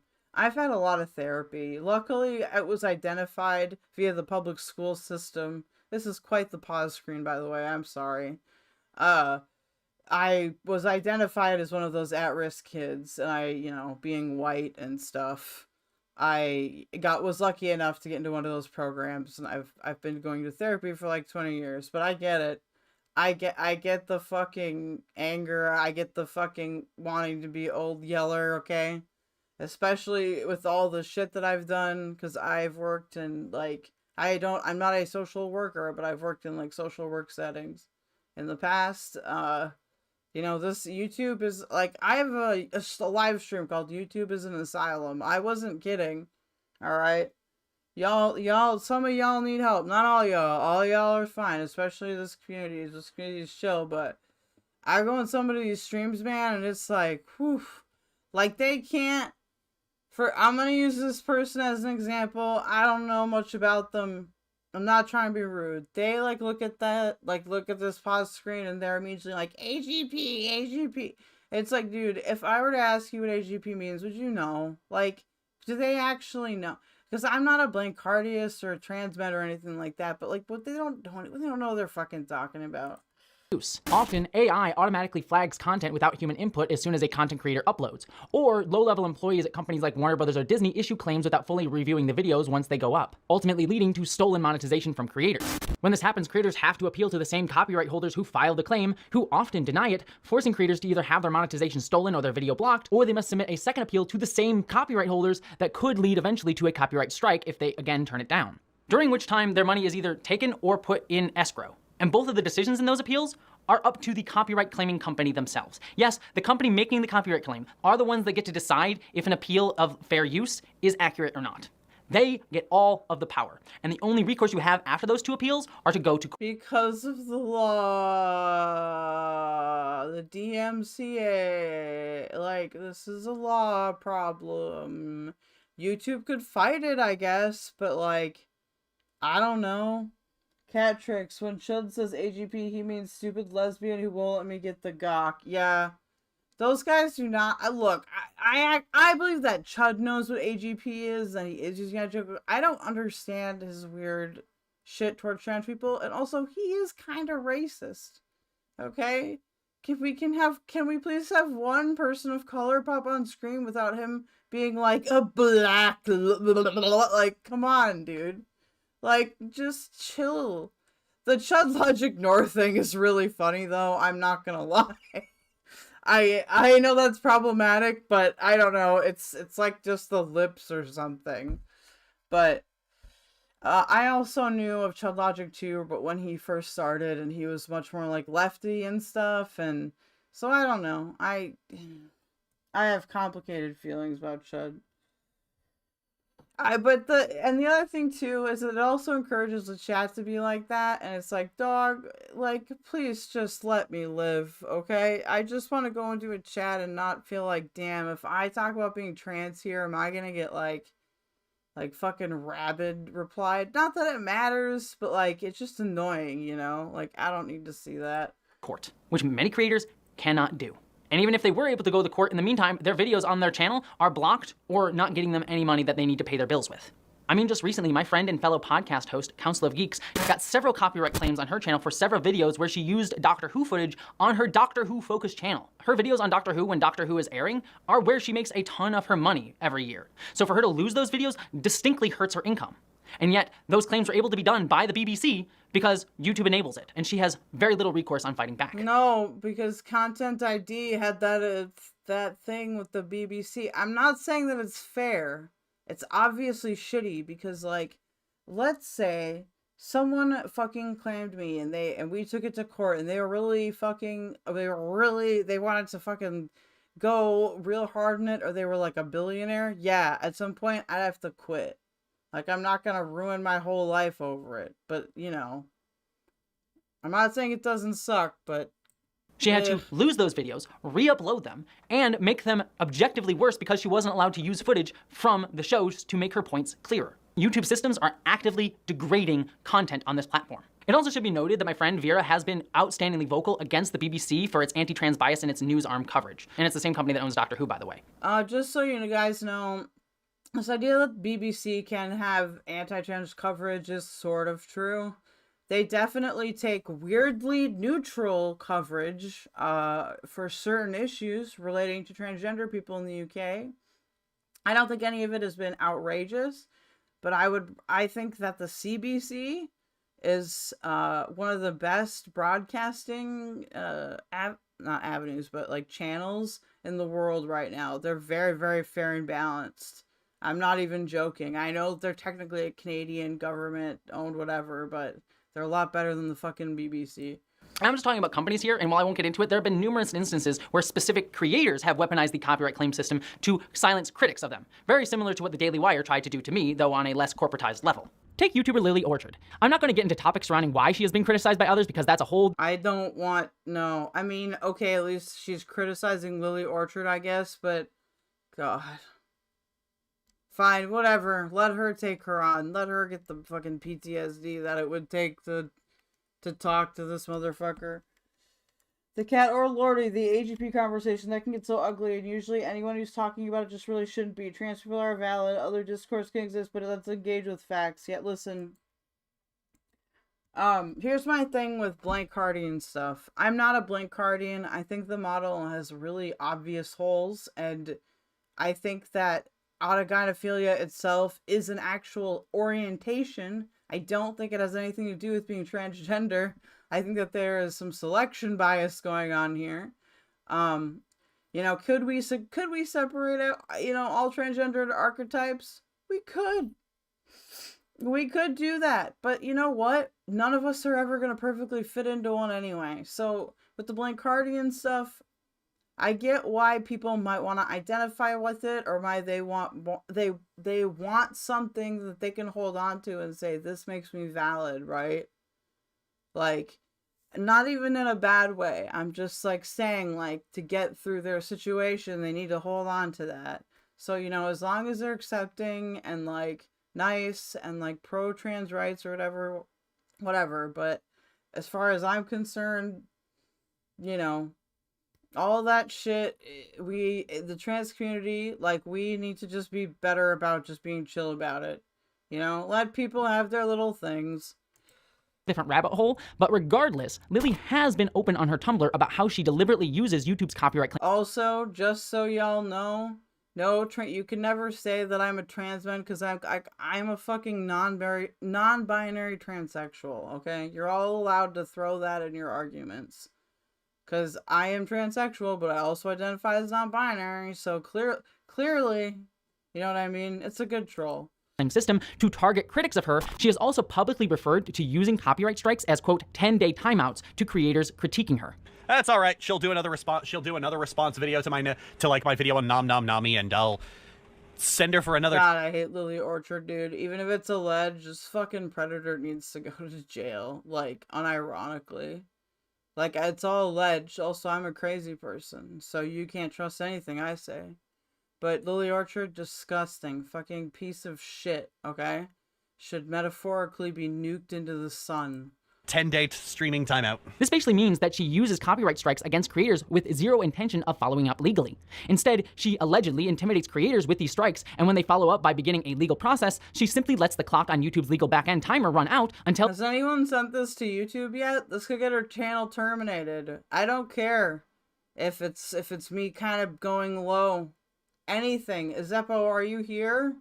Anything. You got it right here. This will absolutely get her channel terminated. We figured out a way to defeat Lily Orchard. I'm not giving Jessie Gender credit, though, because she's still hypocritical.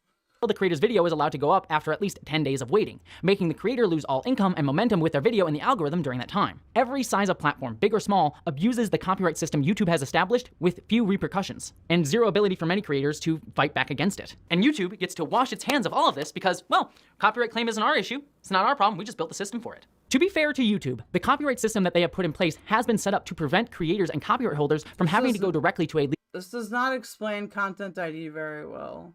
Content ID is like I wouldn't call it, yeah, it's like a database, basically, where, like, things are submitted and then, you know, it can automatically be detected. But, like, things are being submitted all the time. So something that wasn't an issue, you know, 3 years ago might be an issue now. Hey, what's up, Gay Fish? How you doing, bud? Hopefully we're doing good. We're talking about Content ID and Jessie Gender. We might go over her male socialization video, talk about cats while I do pinball. We're talking a little bit about trans stuff right now, but I was just talking about how I didn't like when I was in Chud Logic's chat, how everyone immediately goes AGP whenever it's like not the most attractive trans woman or like a more masculine trans woman. Like they don't even know what AGP is. They shouldn't talk about it.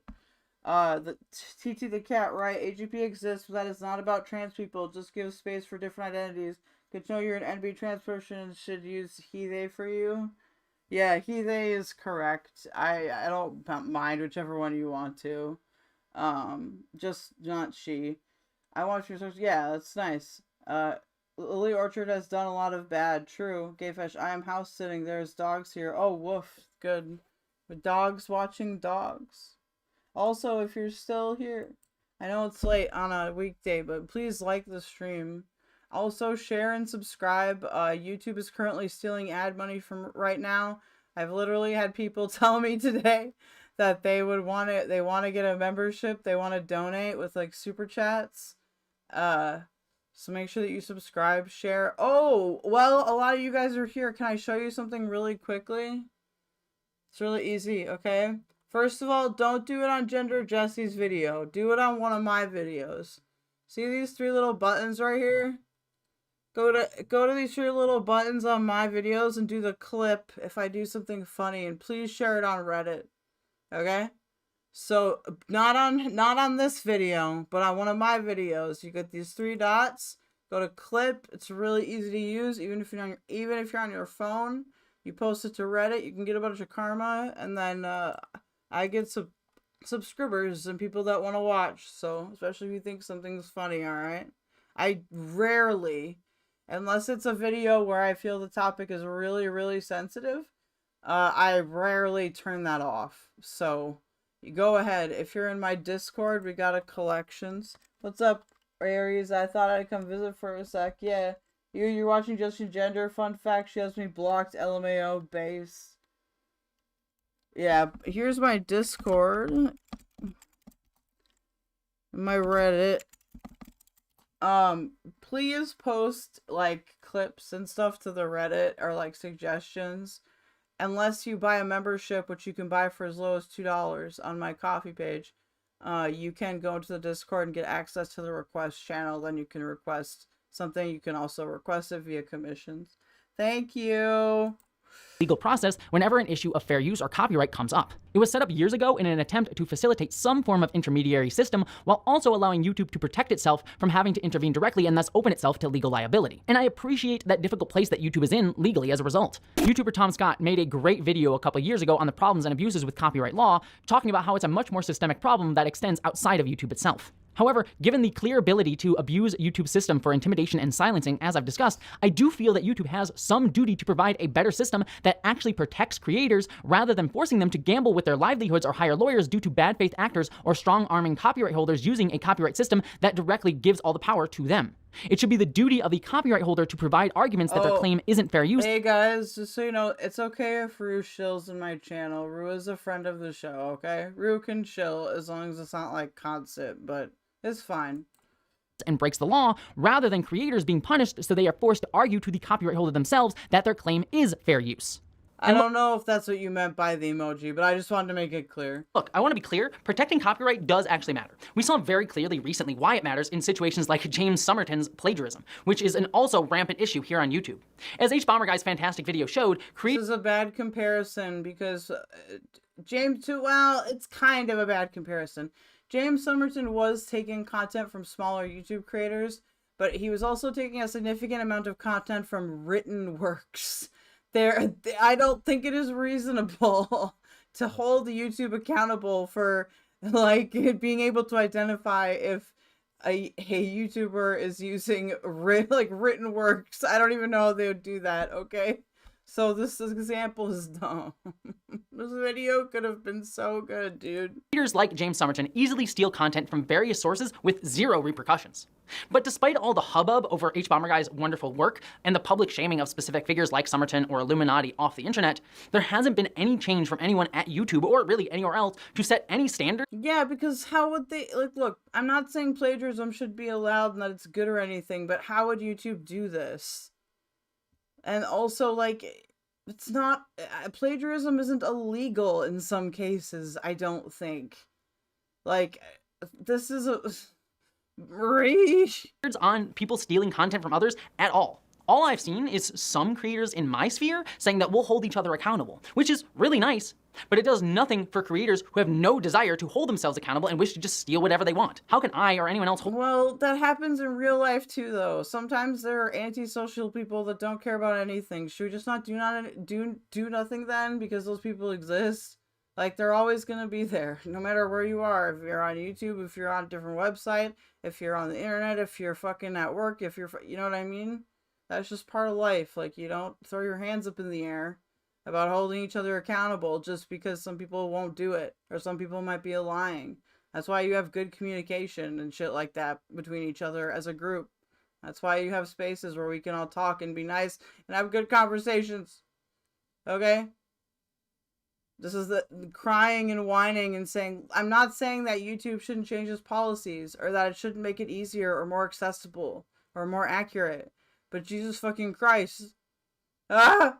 Tipster, I heard the Keldoge was gay for Tippy. Is this true? Yes, this is true. It is true. I'm confirming this rumor now. Rue, I responded somewhat positively to a tweet of Jessie. She clicked like, then a few hours later I got a block from her because I think it was during a Keffals feud, so I got guilt by association. I'm sure she has me blocked too. Maybe she doesn't. I don't know. TD the cat. You not believe the org I work for in my daily life. At night I'm just a lurker with kittens who try to support smaller creators, and I know mods matter. Oh, thank you. That's very nice of you. TT the cat is very nice. Hold a grifter to account whose audience doesn't give a shit or not that you're all very nice. And look, you don't even know that. Some of these people, the one thing I really don't like about BreadTube, okay? Some of these people, they don't even know these other people. Yes, there are people like that I know and you know, Goddamn and Malcolm, or I watch Queeman a lot, that other lefty creators are come on, you guys, engage with these people and actually find out what they're about instead of just dismissing them because they might be too edgy or they criticize someone that you like. Just please, for the love of God, practice actual media literacy. Respect or care about plagiarism in the first place.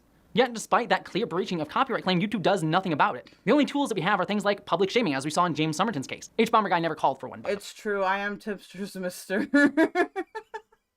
Dude, Bobby must be so jealous right now. He's like, dude, I swear to God. Fucking Bo Black's dog. Spangle! Let me speak! Way. And public shaming is a very dangerous tool to use. Again, sorry to keep using him, but James Somerton faked a suicide attempt to manipulate sympathy and vilify... It's funny because she's talking about public shaming right now, but I think that public shaming is perfectly fine, especially in Bo Black's position. He talks shit about people constantly for years. Guess what? We get to talk shit about him now. Like, come on. What is the natural consequence? I understand that, you know, I'm not saying I want Bo Blacks to hurt himself or, you know, jump in lava, or I want anything bad to happen to him or James Somerton or anybody else. But, like, they also have to realize that they have deserved criticism. And we, you know, don't be fucked up. But at the same time, if someone decides to jump in lava, that's their decision. It's nobody else's decision. Except in, like, some very, you know, except in some, not rare, but like uncommon cases where like another person will like egg on, and it's a very specific dynamic in that example, but except for those examples, okay? Smaggle, Smaggle. The way he was calling for Smaggle, it was like, mommy. Creators like me and H-Bomber Guy for calling him out. He's an absolute liar and a shit person, but his fake crisis could have been real. We should not be relying on public shaming campaigns, which can quickly turn into harassment.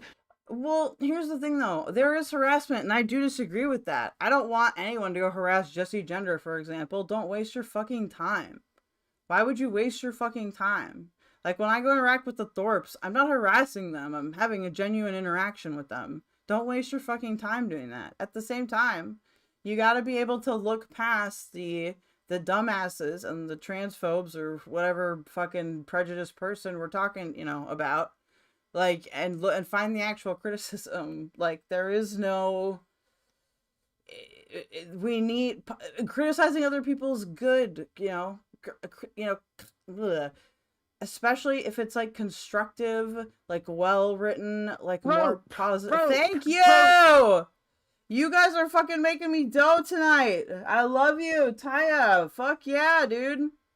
Thank you. I love you so much. I love all of you guys, but thank you. Also, if you can't afford to donate, please just like the stream. That helps me. It's totally free. Also, subscribe YouTube if you're seeing ads on YouTube right now. That's ad money. That should mean I add money, but YouTube says you don't get monetization until you hit 500. Even if you already have over 4,000 hours of active watch time.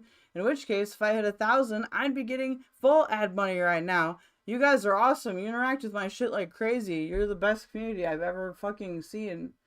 We're going to conquer the fucking woke scolds and the prejudiced people, okay?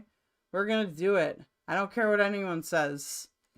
I have a dream, and that dream is to not want to be Old Yeller at least once a day. To hold people accountable. And again, that's only holding people to account whose audiences will hold them to account. But ultimately, at the end of the day, YouTube has no real interest in stopping plagiarism. In fact, it helps them pump out more content, which means they get to have more ad revenue. In fact, they're in on the plagiarism. Which gets me to situation number 3.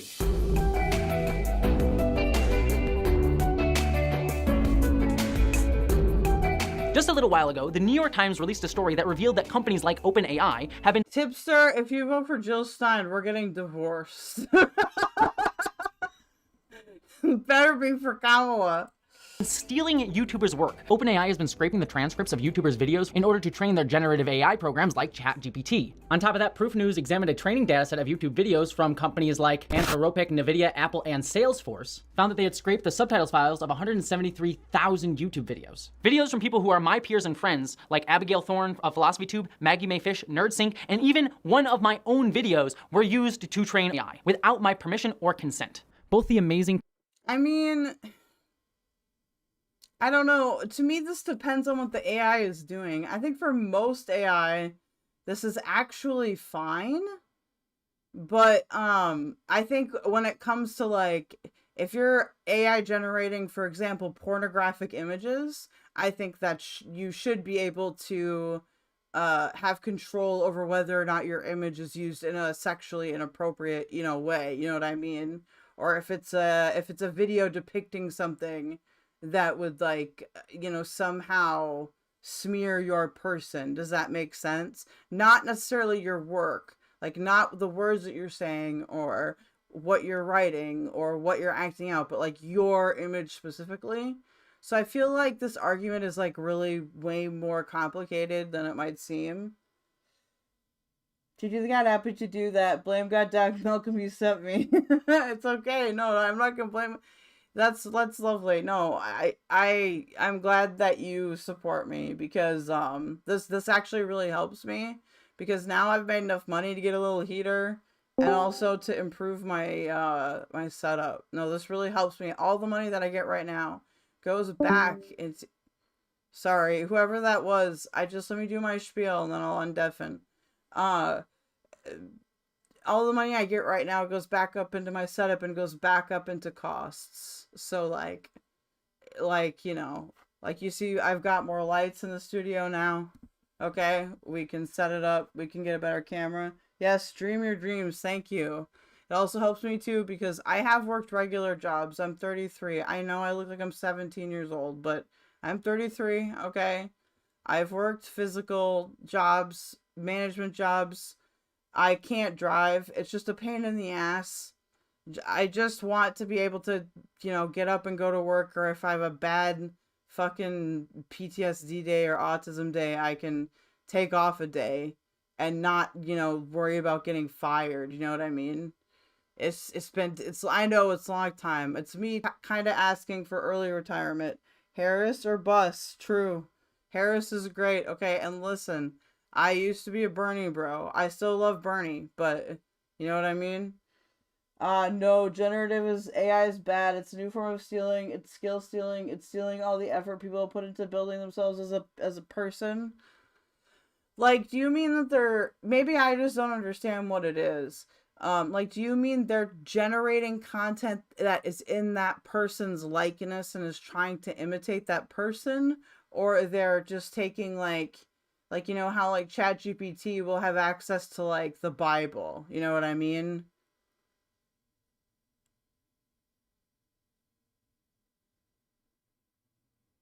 I may just not know what it is. I will admit I'm a total boomer when it comes to technology. I know some things that are like relevant, but not, I don't know, what would you say? Like, I can be dumb about that. Let me know what it is or what you mean exactly.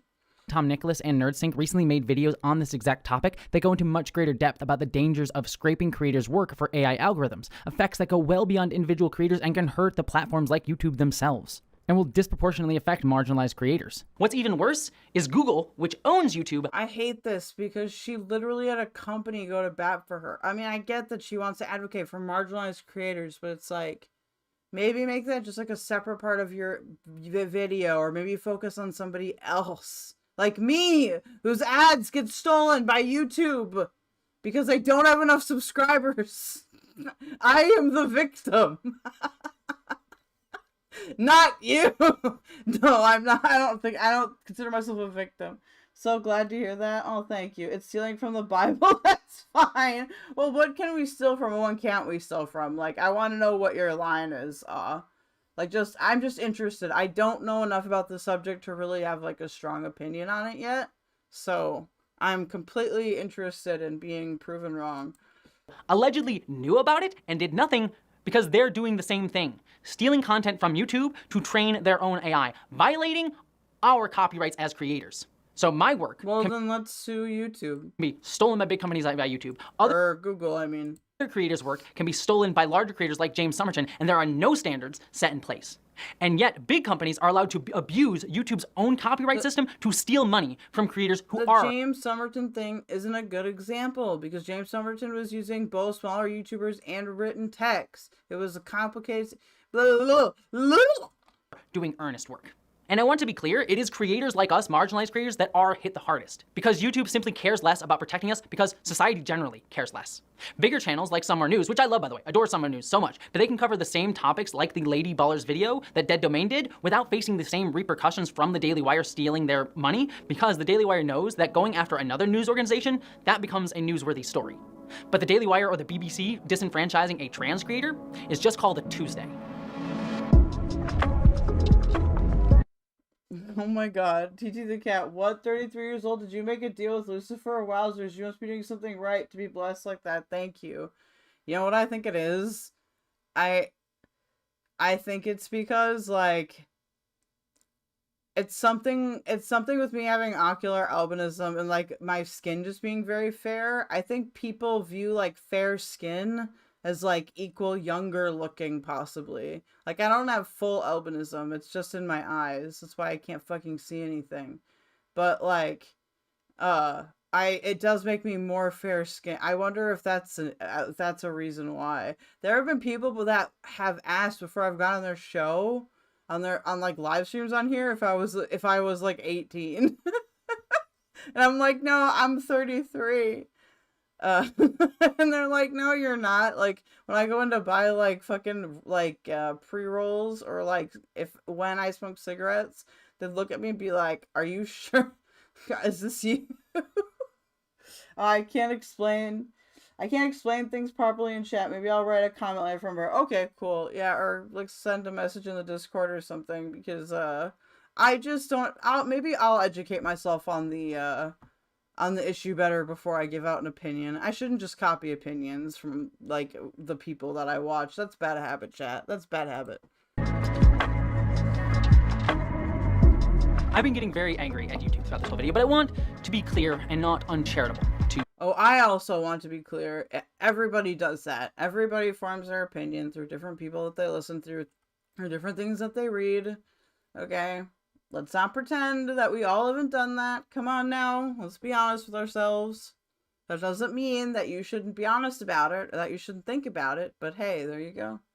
I know a lot of trans masks that have that. Ah, yes. Really? That they look young, or that they have ocular albinism? Because that would be really interesting. I've never met someone else with ocular albinism. I understand why some of these systems have been put in place in the way that they have, and what they are here to do. But YouTube has repeatedly shown that they don't view these systems as ways to uplift and enable creators like they claim they are, but are just there to protect themselves. Their quote-unquote neutral systems lack protections for creators, making it easy for these systems, whether used for intentional maliciousness or not, to reinforce dominant power structures and implicit biases. Which ultimately brings me to my last situation that I'm going to talk about. Because, yet again, after my JK Rowling video, I had another age gate happen on another video just this month. After my JK Rowling video, I released another video called Dreaming of a Queer Internet, which frankly, I think... Okay, listen, you guys. This take is... This is a bit, okay, but it's so funny. Trans masks are just a superior masculine/men type people. Alright? Look, we can buy, you can buy really high-end dildos, that like, like vibrate and like heat up and shit. I'm just saying. I am single. Well, not for any of you guys, because you're my audience, but, I'm just saying. We are the superior man. Oh, I'm sorry, you guys. I couldn't help that, alright? It got there. I think is one of the best videos that I've ever done on this channel. I think it's one of the most creative, unique, and just visually interesting videos that I've ever done, with one of the most important things I've had to say. I've honestly been getting a lot of really cool response to that video from a lot of you. And that video just meant the world to me and was so fulfilling as an artistic work. Which is why I was so...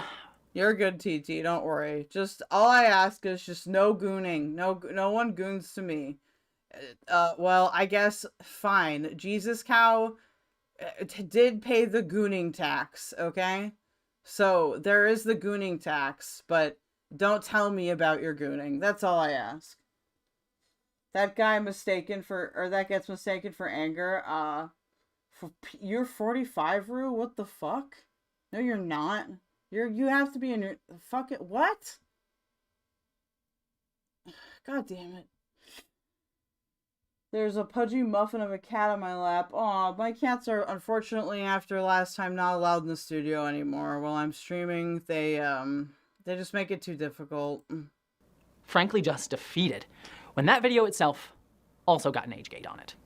Interestingly though, in contrast to the J.K. Rowling video, this time they actually gave me citations for why the video was age gated. The stark contrast here suggests that they're not telling me the reason for the earlier age gate on my Rowling video because they may be trying to cover for the fact that they discriminated against me. And what they cited specifically was a moment in my video where I show a clip from the movie Videodrome where you can see actor James Woods' butt. And to be very clear, I totally understand why an age gate happened here. Not saying I agree with it, but we're seeing some butt. And that directly— But not the making out, though? There's nothing super duper sexual about just a butt. Like, when I was growing up, you know, we mooned people sometimes. Now, I know you're thinking, oh, that's disgusting, but come on. Like, I had all dude friends, like, we were like 11. Like, you know what I mean? So why the butt? We recognize the butt, but not the making out? But why? You're also 45, Seattle? Ah, yes, you guys, that's the... It's Gen X night. I do have some older viewers. I think that's really cool, actually. Well, it reflects real life, because in real life, most of my friends were usually older. They also were so cute, though, especially the little tortie. Oh, I know. Maybe we can get some of them in here. The problem is that they get upset when I separate them. Because, you know, because the mom, maybe if I just get the mom and kitties, well, not Buddy. Buddy doesn't get to come. Buddy is a disaster when it comes to cords. But yeah, maybe we can let Pepe and like Apple Pie, because they're usually pretty good. They don't turn the computer off usually.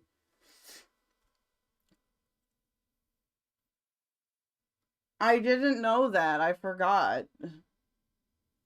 I don't know. Sometimes I forget things, okay?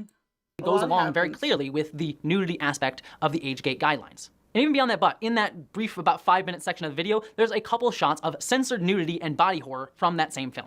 I mean, great. James Woods' butt isn't sexual in any context, but I at least understand why YouTube might argue that an age gate is appropriate given those clips.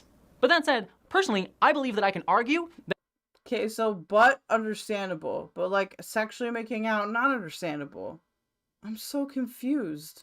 That they aren't deserving of an age gate. And my argument would be on the basis that YouTube's own policy says that age restriction is for content meant to sexually arouse or that's graphic or lewd. Now, it's very clear that their policy is meant to directly target porn, not a movie like Videodrome, which, while a movie about the increase in sexual and graphic content in media in the 1980s, isn't designed or meant to arouse in and of itself.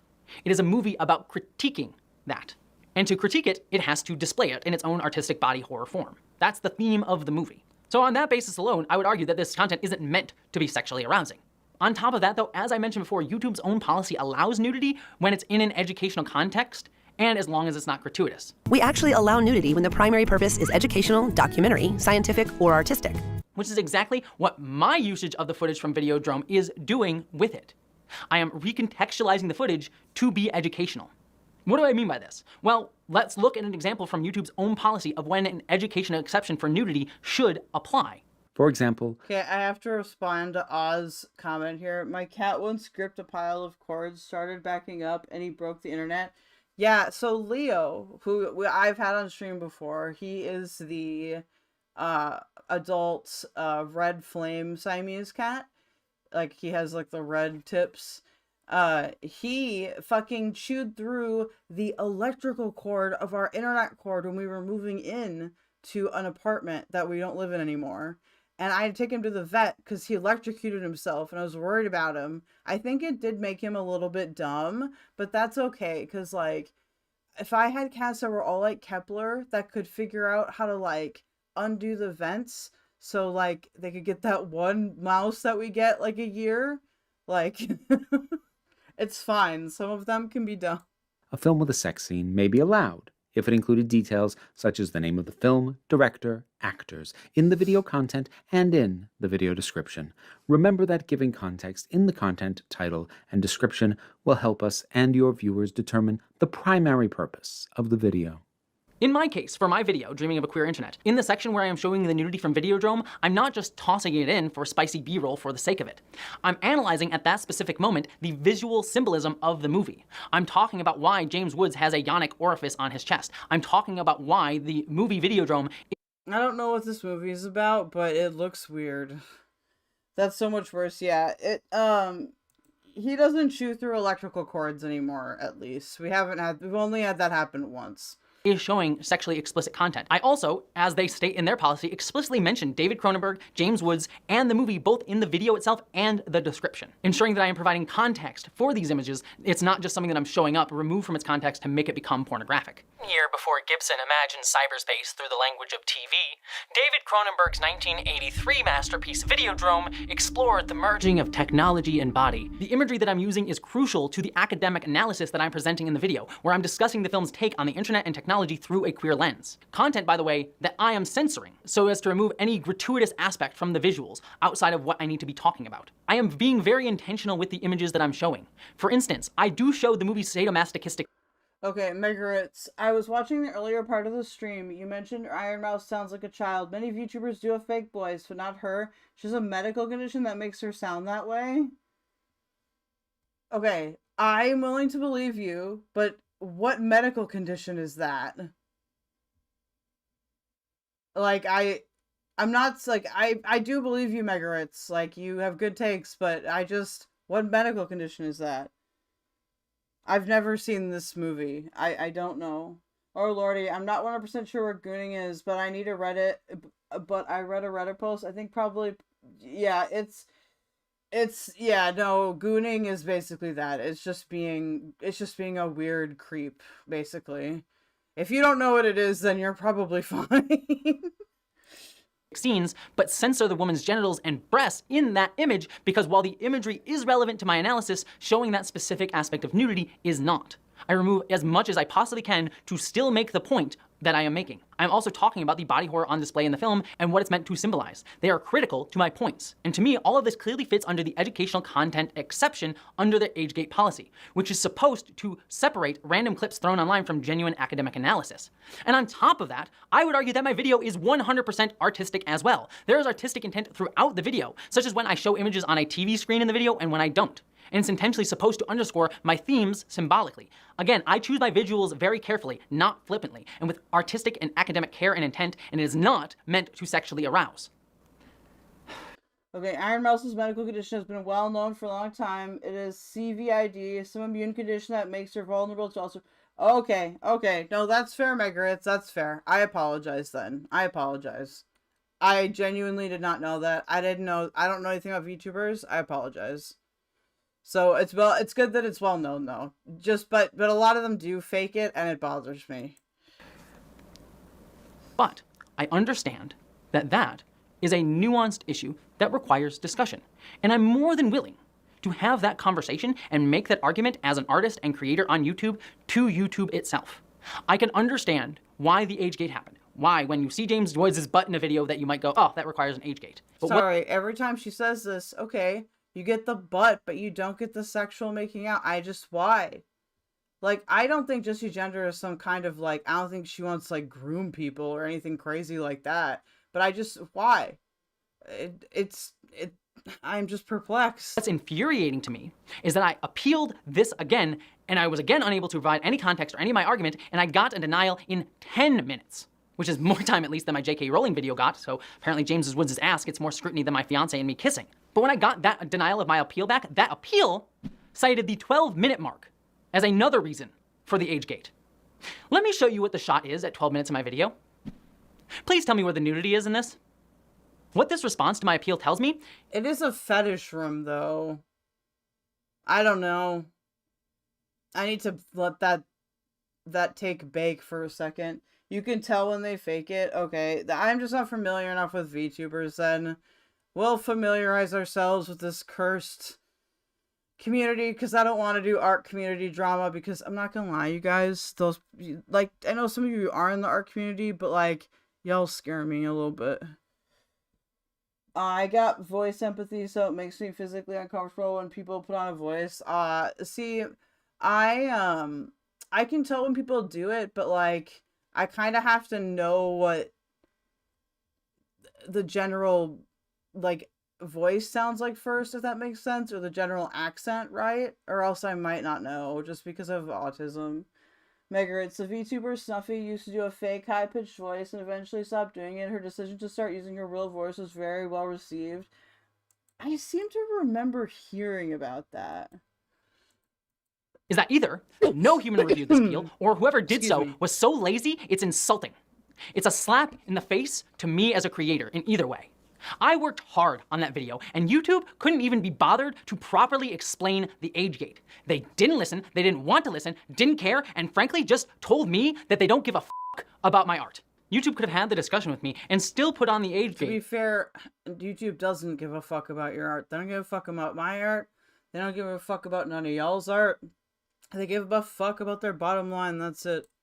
And I would not have agreed with that decision, but I at least would have felt heard and understood. And while certainly I can't prove this, between this and the other age gate that I got, I can't help but wonder if my videos are more likely to be age gated because, as a trans creator, I'm being hyper scrutinized for sexuality. Would YouTube be giving a cisgender creator this same level of scrutiny? I mean, just a few months ago, I shared. Okay, look. I'm not saying that there isn't a chance that YouTube might consider LGBT content, like, not necessarily advertiser friendly, at least in some countries. But it's not about you specifically. It's just not. Please stop doing this. Please stop it.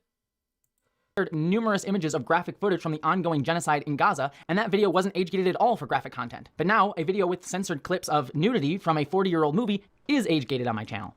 YouTube claims to be a platform for creators, but okay, well then Content ID or however that works is working inconsistently. Like, again, YouTube seems to be known for being inconsistent. Like, I don't know what to say. I don't know what to say. But their actions show clear disdain, active disdain for my work.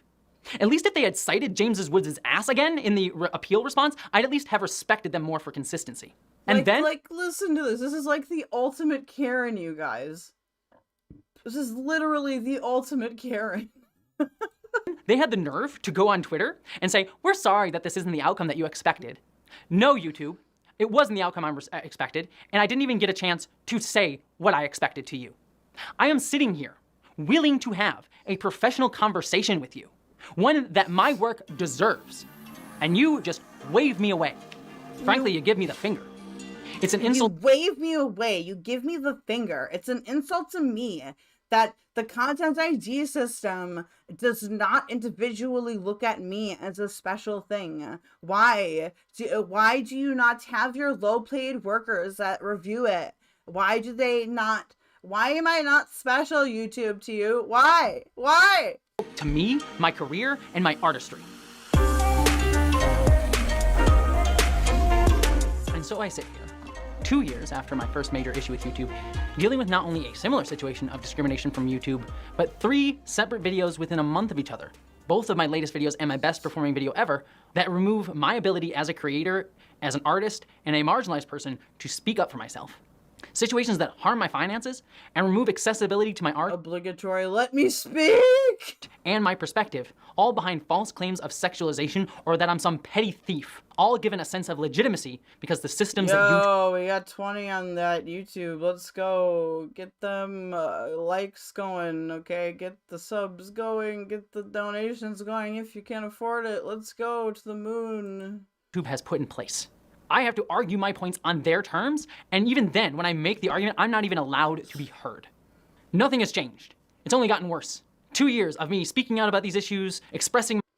TT, Jessie Gender refuses to acknowledge any possibility that she is straight into error. She's not terrible, but I fundamentally cannot completely trust her. The youngins would call it ick. Newplex says, I agree with your points about how she's using video drone footage, but James Woods' ass might not be the hill to die on. Yeah, I don't like, but it's inconsistent because of the makeout thing, and it's like, I don't disagree with all of her points either, and I don't think that she's the worst either, but like, she seems like a Karen crybaby to me. Like, she's tried to cancel people in the past, and now she's upset that like YouTube is canceling her, you know what I mean? Arena, okay, not to be a hater, but I wish Jessie would learn how to do makeup better. It's so distracting for me. Listen, I can't comment on makeup. I can't see well enough. She looks fine to me, but you know, maybe that's why God gave me low vision, all right? It was a blessing, not a curse. My anger and frustration, and nothing has come of it. And now I'm just burning with anger. And how could I not be? How could I not feel targeted and hyper-scrutinized? 3 of my videos in a single month, all thrown into the fire. I'm stuck in a world and system that sees me, my existence. It's almost funny. Like, if she was doing, I don't know if she's doing a bit or not. I don't think she, maybe she is. I don't know. But it's just like, they don't care about my art. No, it's true, TT. It does sound pretentious. They don't care. It's me. Why?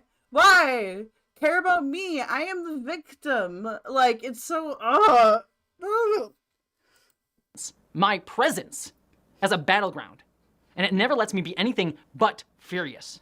And YouTube is just a piece of this. But look at the inferno out there. Wow, furious if you guys didn't see there. Oh, the Inferno is also capitalized. Okay, she's riled up enough that the captions are capitalizing the words. They think she's talking about like a proper noun. Look at the violence being aimed at trans people, both systemic and direct. It's a blazing attack against our very existence. My community is being killed and attacked every day. How could anyone not be on fire with rage at that? And that's not even scratching. Listen, I care about it.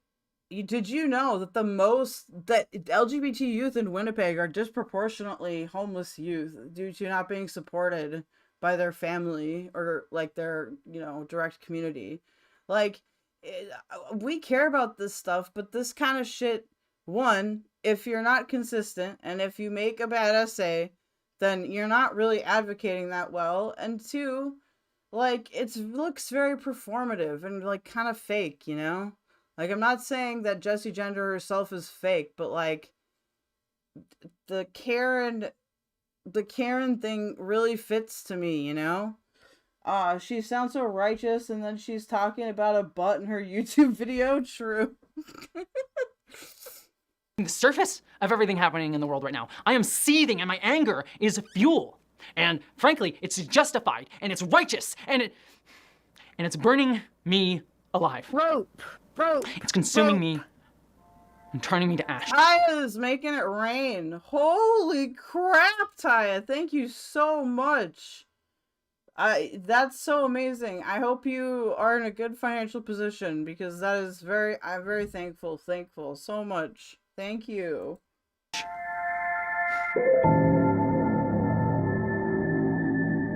Anger is the fuel that and I think so many of us have been running on a lot lately, hasn't it?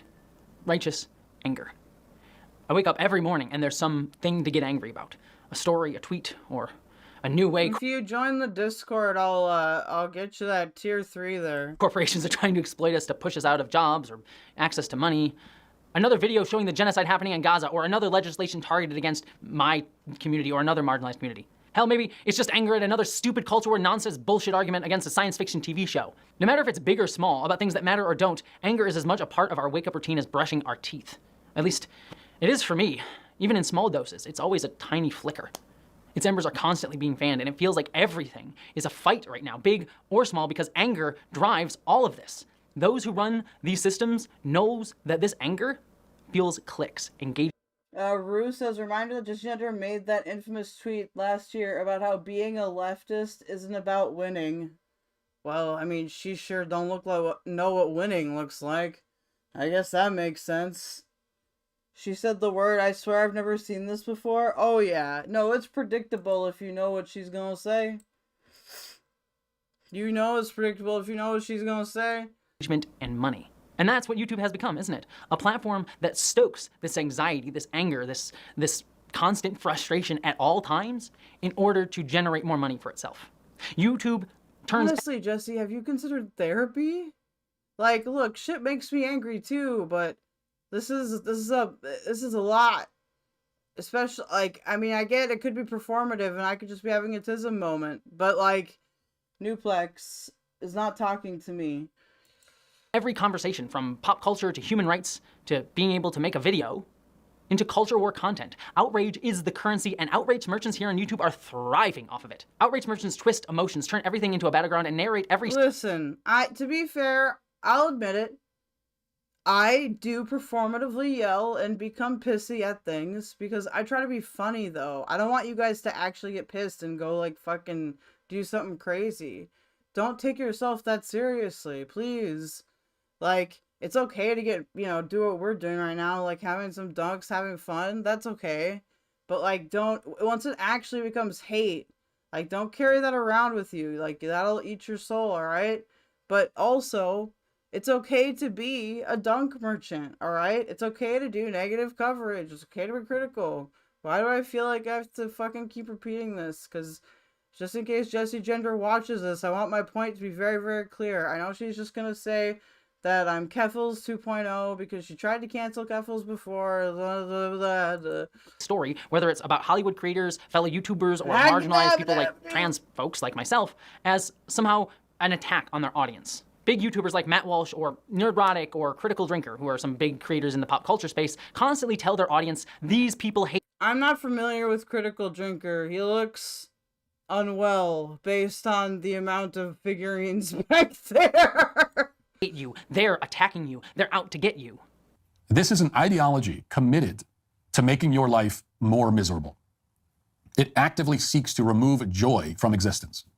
But relieving my gender dysphoria made my life better. I don't understand what the fuck you're talking about, Matt. Maybe Matt is just a miserable one. Does this at deeper and more serious levels, demolishing the family, faith, tradition, national identity, all of these being sources of meaning and therefore fulfillment and therefore happiness. But this agenda is enacted closer to the surface too. Don't eat meat, it says. Don't own your own home. Don't drive. No. Y'all won't even eat lab meat. Don't be talking about don't eat meat. They just say let's find a more sustainable way to eat meat. And you're like, no, don't eat the lab meat. It's got communists or Jews in it or whatever the fuck. So don't be going, I don't eat the meat. No, Matt Walsh L's again. Also, what the fuck is this? What kind of fucking insecure retard needs to put this fucking banjo back there? Gas stoves. Turn off your air conditioning. No, and their biggest mistake from the very beginning, and this is the studios and the access media through their fan baiting marketing, is making an enemy out of your customer and your fan. Yes. That was their number one mistake. They could protect Kathleen Kennedy all day long. If they didn't say anything derogatory towards the paying customer and the fan, people would have complained, but it would have been over. That was their biggest mistake, and they continue it to this very day, and they use it as part of their marketing. They manipulate and feed off that outrage to reinforce who's allowed to be seen, who's allowed to speak, and who gets to shape the narrative, and take advantage of the system to do so. And the system rewards them, enables them, while continually allowing the rest of us to get crushed under the weight of their... I'm gonna come out with a bold take right now. Look, if it tastes good, it tastes good. You know, when I was a kid, I was lucky. Now, I'm not wealthy now, but, you know, when I grew up with I guess what would you call it? Like a paleo-conservative dad. So even though we were wealthy, we still had to do, like, all the chores and shit like that. They didn't hire nobody to do it. But, no, we got to go on vacations to, you know, Europe and stuff like that. If the bugs taste good, fine. You know what I mean? But even then, I don't think we would have to eat bugs, because chickens are pretty easy to raise, like, sustainably, ain't they? Because, like, you can have your own backyard with your own chickens and stuff, and then you can use, like, the stuff for fertilizer and all that. Am I the only country-pilled person on YouTube? They need their food to suffer. That's where the nourishment comes from? TT, no, you are correct. She is twisting her particular lack of YouTube revenue into a dramatic, devastating cause for the trans community, while trans kids are literally homeless. No, that's true. That's true, and that's offensive. Petty grievances. This endless manufactured conflict warps how we connect with art creators and each other, and it's exhausting, but the algorithm feeds on it, rewards it, and makes it impossible to escape. We're forced to keep pouring ourselves into this black hole of anger, leaving us empty and hollowed out. And it gets even worse when you yourself are turned into the commodified symbol, an object to be fought over. Oh no, guys, I'm gonna show the workbook again. Despite me trying to focus on being a creator and artist and focusing on the things that I want to make, I've been shoved into that commodified role over and over again. Everything I am, everything I create is reduced to a battlefield. Be it Matt Walsh, be it Critical Drinker, be it some other YouTube content creator. It happened with J.K. Rowling 2 years ago when she targeted me and caused a wave of harassment to come after me over just saying, hey, maybe don't support the bigot who's been attacking trans people for several years. Let me take another example that happened to me very recently, and we're gonna get a bit nerdy because it's me. And this example will touch upon social media platforms outside of YouTube, such as Twitter, but it's important to discuss that because it shows how pervasive this issue is and how creators on YouTube generate their culture war narratives through context removal, harassment. Ms. Molina, what? Catrix, it's just rightoid schizo posting about you will own nothing, be made to eat the lab-grown meat and the bugs. WF Jenny 21, 1984. Harp joke will also be added.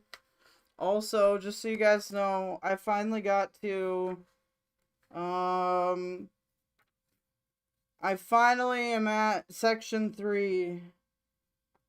Because you have to fill out a lot of this. I've actually done another one of these, but I keep doing them as I change. How you doing, Ms. Milena? What? Why are you laughing at me for? And simplified narratives through use of multiple platforms. But it will just prove the point of how pervasive this issue is. Literally just last week, as of this filming, YouTuber Critical Drinker took a single tweet of mine where I pointed out people used to ship Frodo and Sam in a gay relationship in Lord of the Rings as fans, which was a meme and known section of fandom discourse for decades. I think this part is gay, metaphorically and literally. Penis, I slam my penis in the car door. I'll make you listen to it again. How you doing, Milena? She's got Welsh is just super gross, but what is worse is that oh, I don't know what you mean by that. Welsh or Walsh? No, Walsh, not Welsh. Dear God, I've insulted the Welsh people. No ruse will come after. Sam and Frodo should have kissed. But why? What? First of all, how do you know they didn't? You know what I mean? It's a long trek to Mordor. We loved the gay fan fiction when it came out. When it came out. Like coming out of the closet, oh my gosh. Anyhow, our instinct when the movie came out was just to love the fans embraced the movie and the characters and so. Actually, Rue, I agree with you. I think his fucking beard does look fake sometimes. If you guys want to look at a real beard, look up Billy Mays, okay? And the OxyClean commercials. I can't play them because of copyright reasons, but that's a real beard. Heart powers are weak ATM. All used up after the holiday and the hurricanes. True. I will need to whip up another hurricane. So whatever people want to conceptualize for them is fine. And Critical Drinker twisted that statement into some pathetic claim that I have no friends. But that petty observation and elevation of me as the Eye of Sauron turned to me from his audience became ammunition and justification to harass me endlessly. I had people sending me tweets and messages and all sorts of horrible things because I said, hey, Frodo and Sam, they be gay sometimes, ha ha ha. Because apparently in this situation, me saying that Frodo and Sam used to be shipped in gay situation means I somehow hate or am putting down depictions of healthy male relationships. What? I'm not going to go deep down this rabbit hole because I could talk about it for forever. We could get into some fun Tolkien lore. Believe me, it'd be a good time. But just briefly, gay shipping relationships isn't about being antithetical to heterosexual relationships. Many fans, especially queer fans who historically don't see ourselves in media, interact with works of art that way, by reading fictional characters like Frodo and Sam as gay. And they are fictional characters, so we are able to interpret them any way they want. They are not real people. Do not ship real people or, like... Why does this matter? Like, so what? They don't agree with your fan fiction? I don't... Also... I will say, I have to credit some dudes in Chud's chat for this, because I hadn't really realized this. Also, why is it that when men act emotional, they're gay, but when they're not emotional, it's not good, right? Because they're holding their emotions, so you have to be able to have those emotional moments without automatically being gay. I don't care about shipping in Lord of the Rings, by the way, at all. I don't even know who half Lord of the Rings characters are, or even what the plot is. I'm just saying, like, again, we all need to chill a little bit. Chill a little bit. Queerbait real people, that's its own whole conversation. And this isn't to say that Tolkien's intention was to depict a potential gay relationship. It's more often noted that he probably wanted to write a relationship that was reflective of his battlefield relationships, his close battlefield relationships with other men in World War I. But that does not mean that his writing was antithetical or against a gay interpretation or feeling. The idea that heterosexual and homosexual feelings are antithetical to each other instead of just part of the same spectrum of human emotion is... So that's sad, Milena. Obligatory shipping discourse, yeah, and I'm just like, I don't give a fuck. No, I don't think you should get harassed over it either.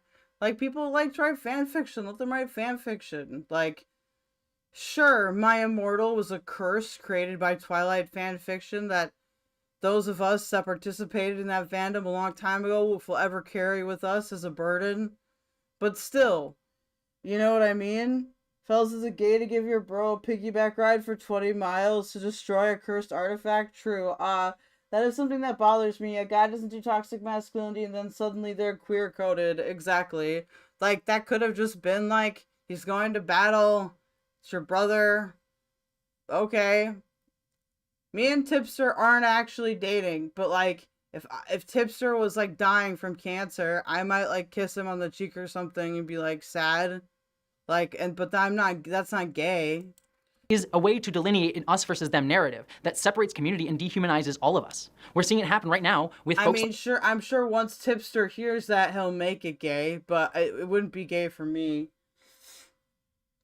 Personally, I love handcanning every character I like is autistic. True. Dude, people have gotten death threats over that shit. That's crazy.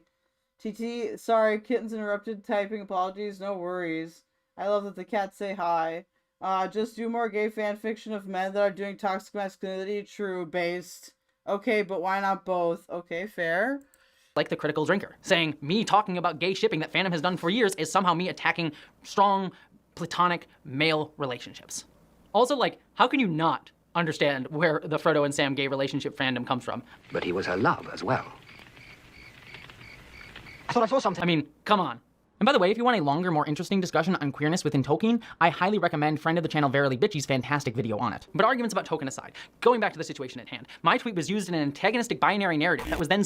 Oh yeah, Melena, I'm not against gay fanfiction. I'm more against people that insist that it's either gay or toxic, like what Jesse's trying to do here. Know what I mean?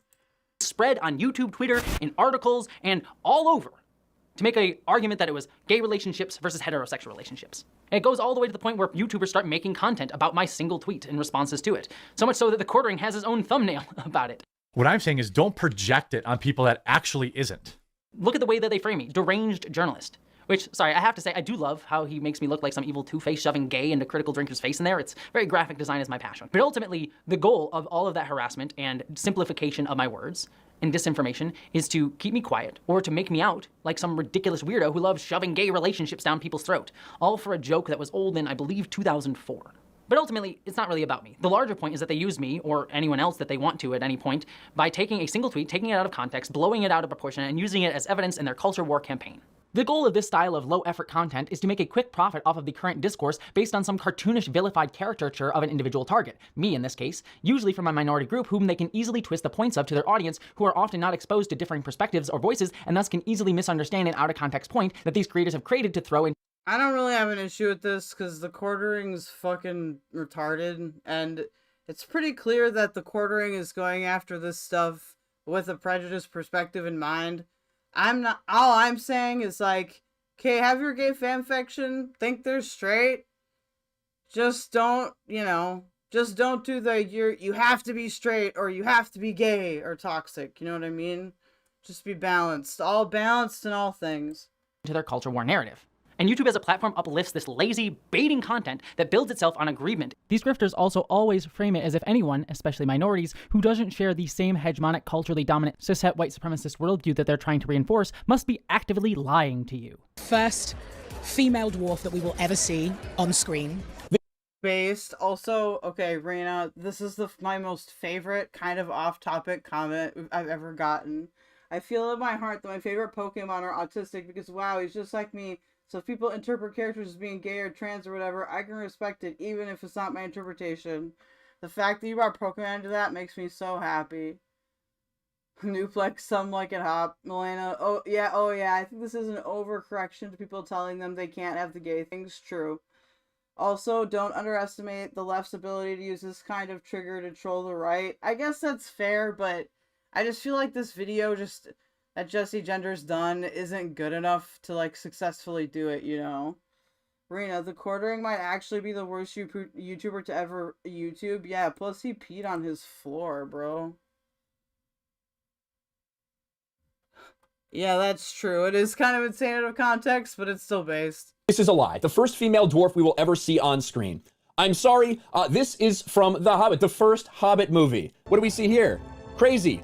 2 dwarven women in The Hobbit. This is from about 10 years ago. 10 years ago this came to screen. You are a liar. Sophia Namvet, you are a fucking liar. You keep repeating this time after time. The media is letting you get away with it. Lie number 1, I guess. I'm sure there will be others. They always tell their audience that anyone who doesn't agree with them is never being earnest. It's always an agenda. It's always a lie, allowing them to dehumanize their targets for harassment. Something I talked more in depth about in a short video on my other channel. If you want another example of generated outrage for clicks leading to harassment that doesn't involve me personally, let's take the recent situation where YouTuber Star Wars Theory featured a Forbes article written by sci-fi author and entertainment journalist Paul Tassi talking about the generated outrage surrounding the series Star Wars The Acolyte. After that video released, Tassi began to receive harassment from Star Wars Theory's audience, and allegedly even got a death threat sent to his phone directly, leading Tassi to state that he had filed a police report. Star Wars Theory then claimed that he was the one being targeted by Tassi and said he planned to release receipts of how Tassi had targeted him with countless articles. But his second video on the topic could only cite 4 sentences where Tassi mentions Star Wars Theory within a larger context of the Star Wars fandom conflict. Star Wars Theory also claimed that he was getting death threats because of Paul Tassi,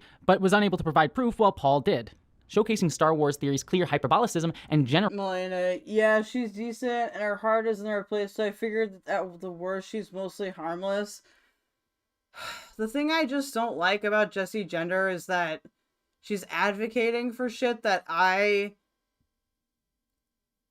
don't necessarily disagree with, but the way that she advocates for it is so like dumb that, yeah, right now my brain is a bit melted because I don't know what the fuck any of this shit is about. I don't really know anything about all these properties. Okay, I like to do this thing called go outside on my scooter and, you know, socialize occasionally, make music. I don't know what none of this means. Not that there's anything wrong with that. I just have different interests. Newplex, I have never heard someone so angry over female dwarfs. Of a narrative that he was being personally attacked by the woke media, represented in this case by Paul Tassi, in order to generate 45 minutes of drama videos for engagement, at the direct expense of Tassi's professional reputation, mental health, and physical safety. And this is one of numerous examples that I could cite. I could go on for literal hours. And this is done constantly on pop culture content on YouTube. This recently hit a tipping point within the Star Wars community space here on YouTube, given how Star Wars is often a target for culture war ire given its ubiquity and how Disney has turned the series into a corporate brand with rarely anything earnest to say. However, outraged merchants take this dilution of Star Wars messages and Disney's willingness to have shallow representation of diverse figures in their media for profit, without actually doing the work to uplift their perspectives, to turn the agreement that their audience may be feeling at this increased diversity into targeting the marginalized creators, such as numerous actors of color on Star Wars who have... I will say, TT, the only content creator I'd call a journalist really at all in this space is Dylan Burns, because he literally went to Ukraine and did on-the-ground journalism. I don't consider none of these people, even myself, journalists, because they, you know, content creators do something different than journalists do. Some people might claim to be journalists or more journalistic. That's fair if you want to say, okay, I strive to have those standards, but claiming to be a journalist because you're a content creator is cringe. Mr. Mo7, I have no clue how we got from YouTube content rules to this. I don't either. Like, again, I'm not even sure what the half the fucking shit she's talking about. Absolutely nobody. Remember that trick we talked about earlier? The new Star Wars show pulled it. The Acolyte had POC main characters, but the show was just not good. But if you say that you're a racist or a foe, yeah, okay, that makes fair. Well, thank you for updating me on the nerd stuff. I don't remember. I'm not gonna lie. I'm thinking about other stuff. What did Rena say? Did I read that already? Oh, I already did. Yeah, the YouTuber quartering, the quartering, and like, listen, I know Sargon isn't just based on the word of SFO. I know Sargon isn't actually a monster, but God, is he awful and boring. Spoken out about the racist harassment that they have received. There's nothing anybody can do about this. There's nothing anybody can do to stop this hate. Galvanized in part by online creators here on YouTube who stoke antagonism, saying that actors of color are lying to you and hate you. And you remember Christina Ariel, right? Yes, we do. The person who was hired by Lucasfilm who had a history of anti-white tweets, and then Star Wars went out of their way to defend all of her racist tweets. Yeah, this is somebody who has a white father. This is someone who started working for Disney at the age of 4 in in their calendars or something, a child model for the calendars. This is never someone who's been oppressed in their fucking life. Nope. But not at all. I got a white dad who's rich, and that gives me the authority to be a half black bitch. Like, I don't fucking know. Wow, those guys. Okay. I didn't need to hear that unfunny shit. On top of Jessie Gender. This is what outraged merchants constantly do, and they do it to uphold heteronormative white supremacist norms constantly. They amplify petty, inconsequential drama or get angry about petty nonsense lore in Star Wars in order to stoke anger, all so they can uphold the myth of the separation of identities in a hierarchical, male-dominated white supremacist society. But all this goes back to the idea of manufactured conflicts, and it's intentional and pervasive across YouTube. I've been using pop culture and Lord of the Rings because it's topical and something that I know a lot about, but it's throughout every sphere of this platform. The harassment campaign against Dylan Mulvaney that folks like Matt Walsh took part in is evidence of this. Or we can look at how Matt Walsh, as I mentioned before, argues that woke critics hate his films in order to galvanize his audience into anger. Matt Walsh... See, okay, I think the conspiracy could be right. The beard could be fake. I don't know what it is. We need to have Billy Mays on this. Billy Mays on the case. Clearly nobody. Attacking Christina is low. Her husband is also a white guy, and she's incredibly sweet. Okay, so now she's being a dick. I see.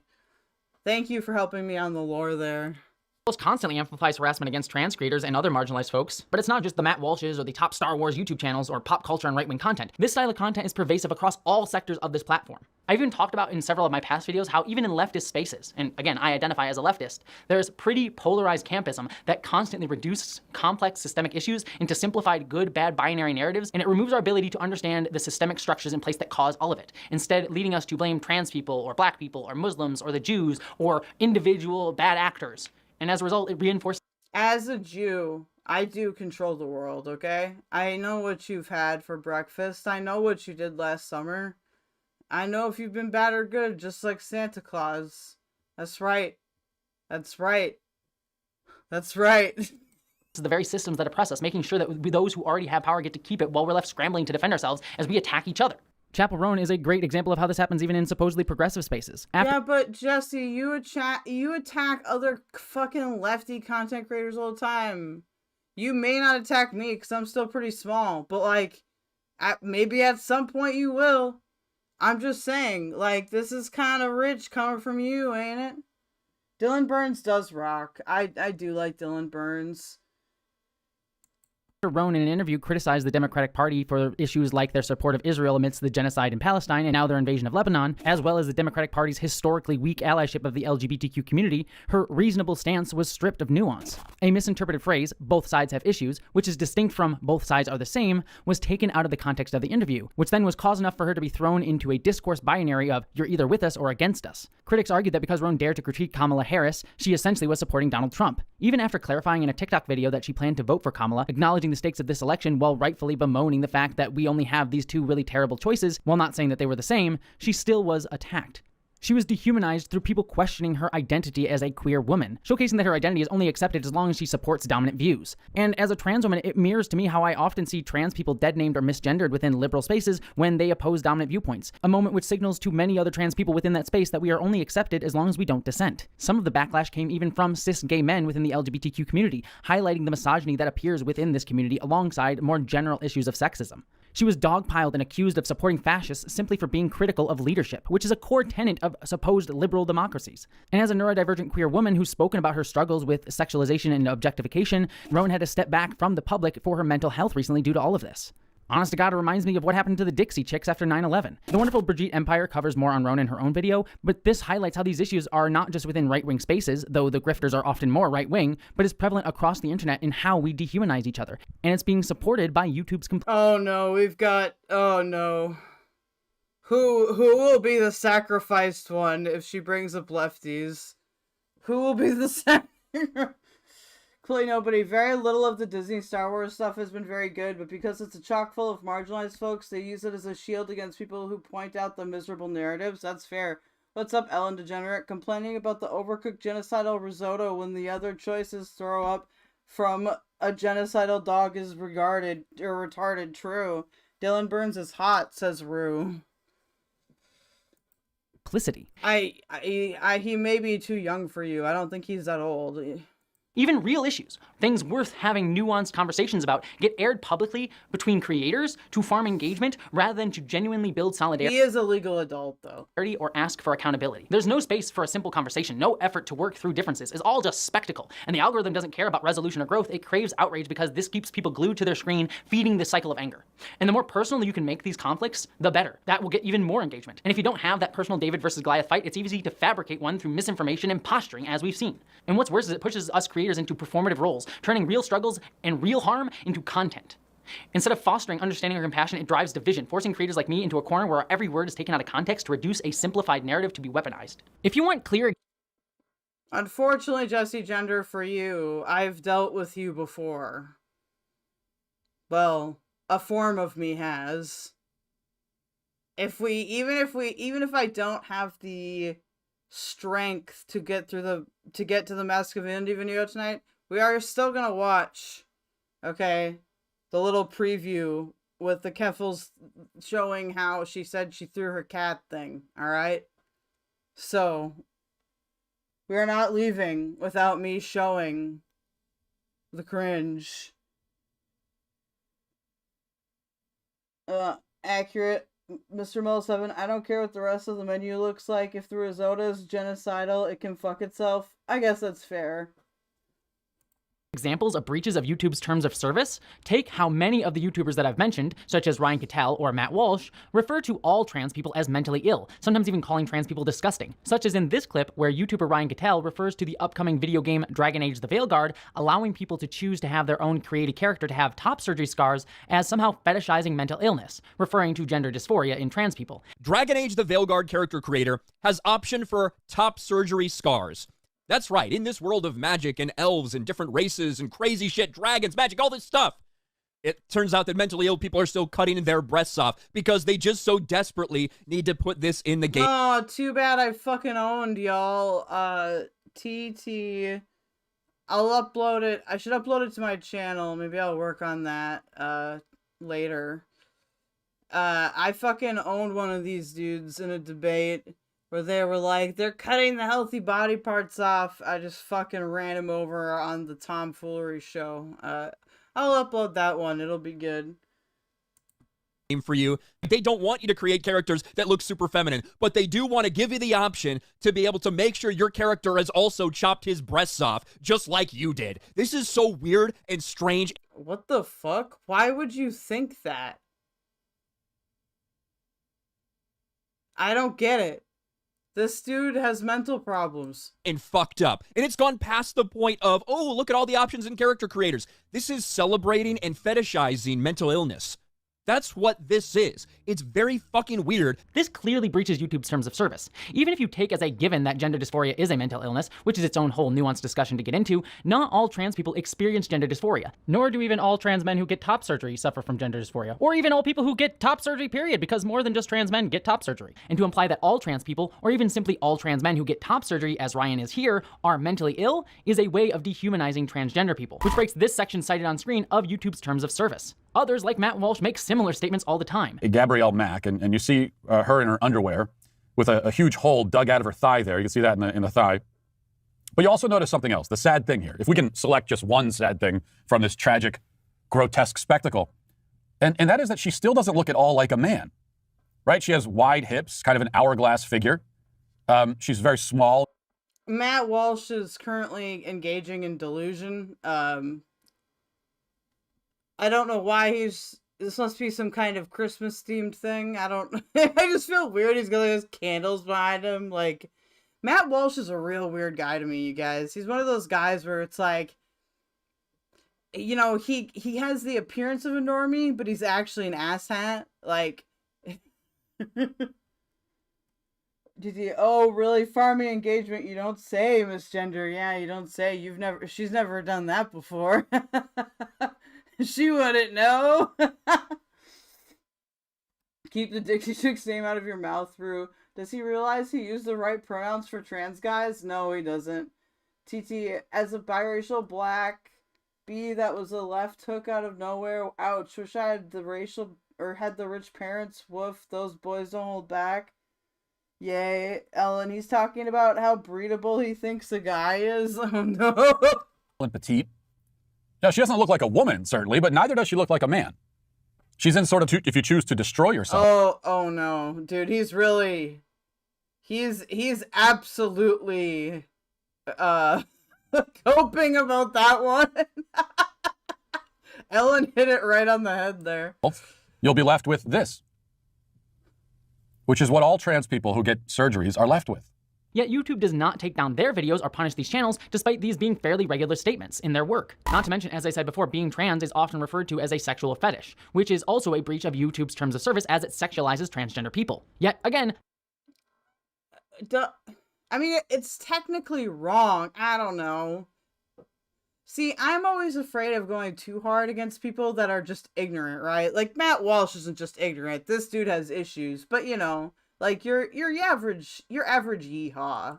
sexualizing or calling transgender people mentally ill is allowed in our society today because we are not seen as normal, and this type of characterization is seen as okay. And I'm talking about trans people here, but there are similar instances of racism, ableism, sexism, and more in many of these videos, and it's rampant and clearly violating terms of service much of the time. If I wanted to waste my life finding all the terms of service violations that these creators do, I could, but it's not my job. It's YouTube's job to police this. But they're not enforcing it even when people directly call it out. These merchants don't care about the truth, they care about the clicks, the drama, the never-ending churn of conflict that keeps the machine rolling. And I'm not saying that I've been perfect in all of it too. We all have done it in some form or another. And it's— Hey yo, what's up, Iota?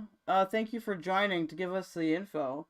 Iota says, I saw Ryan Kinnell, so I joined to say I've had conversations with him in the past, and even if you talk to him, he'll twist the words like a typical person like himself. Please give the upload, says DT the Cat. Okay, we can do that. Completely nobody says this chap most certainly a watch full of Richards. True. He is a literal hat for the ass. Yes to the cringe, please.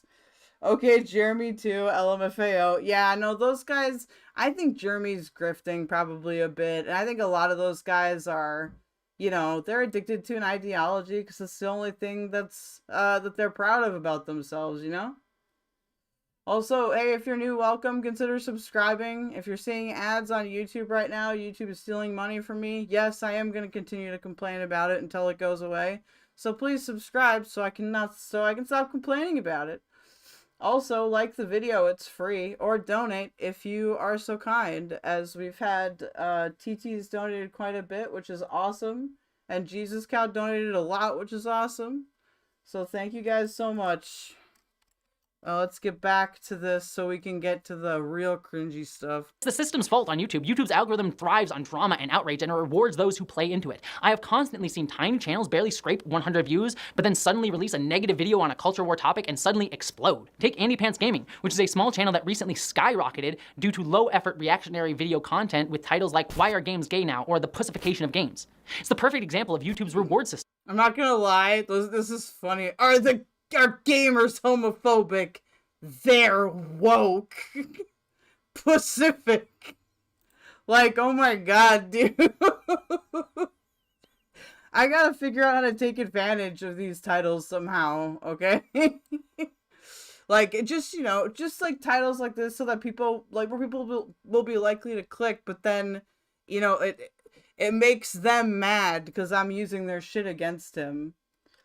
Iota, I think Jeremy is grifting. Off camera, he acts different. I don't think he believes some of that he says, but chooses to embellish for the audience, which is just as bad at the end of the day. Yeah, that's true. And that's, of course, very typical of a Wisconsinite. Lazy negativity meeting anti-woke fervor, drawing attention and cash. The algorithm amplifies this kind of content because it keeps people engaged in endless cycles of outrage. You can also see this in how the biggest channels in certain spaces like Star Wars Theory, which used to have earnest Star Wars fandom content. And I don't disagree, by the way, with this overall statement. Obvious people use rage to do clicks. I mean, she's doing it. I do it all the time. I mean, this stream is literally called, what the fuck did I rename it to? I don't even remember. VTubers and Jessie Gender want to see the manager. Like, it's, you know, it is generated through rage clicks, but we can figure out a way to take advantage of the algorithm so that we can turn these rage clicks into something more substantial, so we can have actual conversations and be chill about it, you know? Mr. Mull 7, damn, she's woke. Woke.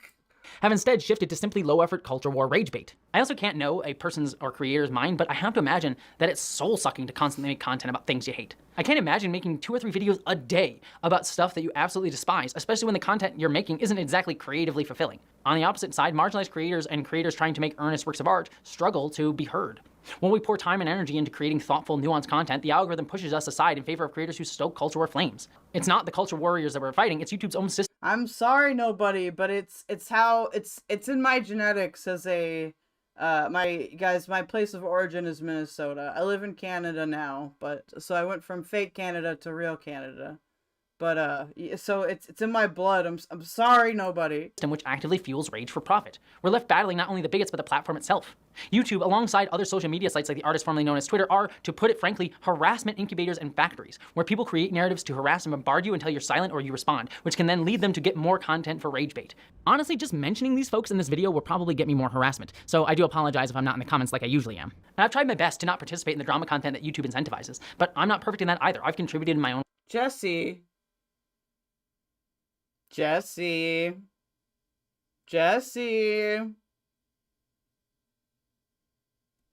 thought we were gone, Jessie. I've been waiting. Ways. Some of my videos are built around culture war narratives, though trying to push them into more educational, empathetic directions. But more importantly, I have actively tried to avoid drama fueled by online figures that are closer in my sphere to me, because doing so, responding to them, would mean that they could... Okay, that's fair. I've learned that too, and I've learned that the hard way, you know. But luckily, Jessie isn't in my sphere, so... Luckily, this has been burning just a little bit, you know, since the whole genderqueer discourse thing, alright? Iota, the Star Wars stuff is so crazy. How hard is it to just not watch something you don't like? You're gonna deal with the Coder Pounder based. But yeah, like, come on, we know you participated in the fucking drama stuff. I wish people would stop acting like they're above drama and commentary. Maybe then the fucking community would improve a little bit if you'd stop acting like you're so above it. Like, yeah, you are in it. Come on. Then create an incestuous cycle of drama bait. And in a big coincidence, as I was editing this video, the wonderful Innuendo Studios released a great 6-minute video about this exact tactic and how it's meant to burn people out on baseless criticism. But staying out of response videos like that has its cost. It is burning. Oh, God. Oh god, it feels so weird for me watching this as like a person, like, you know, I gotta take quite a few medications, I gotta fucking go to therapy and shit, and they're like, part 7, how I have been mentally affected by not turning off the computer. I am known as a racist, a cat abuser, a deranged woke journalist, a tranny weirdo, an autogonophile trying to... To be fair, you did throw a cat. Like, you're gonna have to deal with that, Jessie. That is the consequence of you telling that story. I don't know why you would be so offended by that, or even bring it up, to be honest with you. Yes, you did abuse a cat once. I don't necessarily agree with the other things. I do think you're deranged. I don't think you're a journalist. I do think you're woke. I don't think you're, like, an abuser generally. I don't think you're not a gonophile, probably. You know? The pussification is an advertisement for me. They're doing We Can Always Tell for video game characters, too, now. How? It's a video game character. It's not real. What? Groom children, all from very vastly different segments of the internet, all stoking drama based on out-of-context simplifications of my words directly. And it's not the bad faith actors who hurt the most in those situations. It's the people who believe the misrepresentations without ever listening to me. I had people leave my Patreon, I lost tons of subscribers, there were whole threads written about me on social media, narratives were spread, and even people sent me long messages on email or even my Patreon cruelly attacking me as a person, calling me a terrible human being. It's all good. A lot of people are going to be behind because I live in the like, Winnipeg is a big city, but it's not, you know, I'm not in the best internet place, alright? I'm sorry, guys, for any of the delays, especially for YouTube, it gives me a little bit of a delay. Or an abuser, or a liar, or that I'm getting trans people killed, all for things that I never said or did, but were spread by bad faith actors. The anger that I feel comes from a desire to want to explain myself. I want people to understand where I'm coming from, what I actually said, but explaining myself would become part of the problem. The algorithm encourages me to retaliate, but it would mean losing myself to conflict rather than being recognized for my work. If I make a video about it, talking about it, it's reduced to more drama. A back and forth response from my words will once again be simplified. But you're see, this is what people don't get. And Jessie doesn't, I don't know, maybe Jessie is trying to get into a conversation with someone. Hey, if you want to prove, Jessie, that you really support small trans creators, I'm right here, alright? I'm a pretty nice guy, too. Not unless you're mean to me, then I won't be. But, you know, normally pretty nice guy. Mr. Malik 7 gaming YouTube like, oh, I hope Diablo 4 doesn't turn me into a bimbo. What? Why would that happen? Rude Jessie, there's no context in which once I was so angry I threw my crowd across the room and it was terrified of me for the rest of my life. Looks good. Yeah, exactly. And we'll watch the, I know some of you will be like, don't put Keffals on. She's the nuclear, but she was right about that one thing, and it's a good video on it, alright? And I couldn't explain it better. Taken out of context and used against me no matter how much I try to guard against bad faith actions. So the anger that they are intentionally trying to stoke in me to get a response to me has to be shoved inside. And it consumes me. And this is frankly personally just... Jessie, get a therapist. Go run. You know what happens? If I get real angry to the point where I feel like, you know, I feel physical, I get on my fucking scooter and I scoot around the block, or I take a run around the block. Like, just why is this consuming you? I'm a little concerned for her. Like, I mean, yeah, I complain about shit on here all the time. I am a big complainer. I'll admit that. But it doesn't consume me. Like, if anything, streaming fulfills me to be like a better, more positive voice out there. Come on, dude. We've got a clinical depression problem, I think, on the left, okay? We need a psychiatrist, I think. difficult. Because as an autistic person, the fear of being misunderstood is already tough. Oh no! Now we're bringing autistic people. No, okay. As the CEO of autism, we're gonna pretend that she didn't say that. But when it's weaponized against me, it becomes frankly unbearable. It's why my videos have become so long and filled with caveats. Because I just want to try and guard against every bad faith interpretation. Yet no matter how hard I explain, people still twist my words. People crave simplicity in a world that's frankly overwhelming right now. And that's human. But that simplicity turns me and others into antagonistic narratives for engagement. And we're just torn apart in the process. And if I'm being earnest and jumping off script here for a moment, situations like this that have happened over and over in the past few months to me, that I'm not going to speak about publicly, have made me reflect on something that a close friend told me recently, that my emotional need to be understood by people who will never care to understand me has unintentionally become a form of self-harm, because I keep looking at it and wanting to explain but can't say anything. And it's caused me to realize that I need to step away from it. But that realization is really, really hard to accept when the internet was the only place for much of my life where I found friends and community, whether it be with Trekkies or other trans people. And luckily I have more in-person communities now, but the internet for a long time was home and where I could finally be myself when the real world wouldn't allow it. And it's where I found the ability to express my art, to be creative in a way that other places wouldn't let me. But now that same place that once felt liberating is twisting me into something to be praised or vilified, and ultimately just commodified. And the pain of that transformation, of seeing a space that once... You have control over that though, Jessie. Like, here's what some people don't know, okay? And to be fair, if you have a very like traumatic harassment experience, I can understand why me saying this sounds not divisive, but perhaps ignorant. So here's the thing.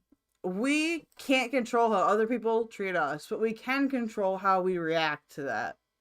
And we can say, okay, you know what, this person is going off at me and I can't listen to it right now, but maybe I can go and look later and see if I can find anything useful. Or sometimes what I do is if I have people if I know someone bigger covers me negatively, I will ask a friend to go and watch for me so that they can tell me what to take away from the video. And I make sure that the people around me are going to give me good criticism because they care about me and my success. So this, like, I understand why it's frustrating, but you can choose to not let it consume you. You can choose to adapt, and if you need, sounds like Jessie needs to go to therapy, okay, to talk about why it's consuming her. And I'm not making fun of her at all, like, during this portion anyway, because I think that when people go on and become content creators, they think that they need to control everything, or that they can control everything, or that they can be the one true savior of the left, or their one video. And I'm not saying Jessie thinks that necessarily, but like, I think a lot of people go into it like that. When you go into it like that, you're asking for disappointment. You're asking to feel like you failed. But if we can get enough quality voices out there that don't do mega hypocritical things during their video, okay? I'm not saying that Jessie has to quit making content or anything. I'm just saying be more self-aware, right? It sucks that she seems to be genuinely distressed by this stuff, but that's just the nature of the game right now, you know?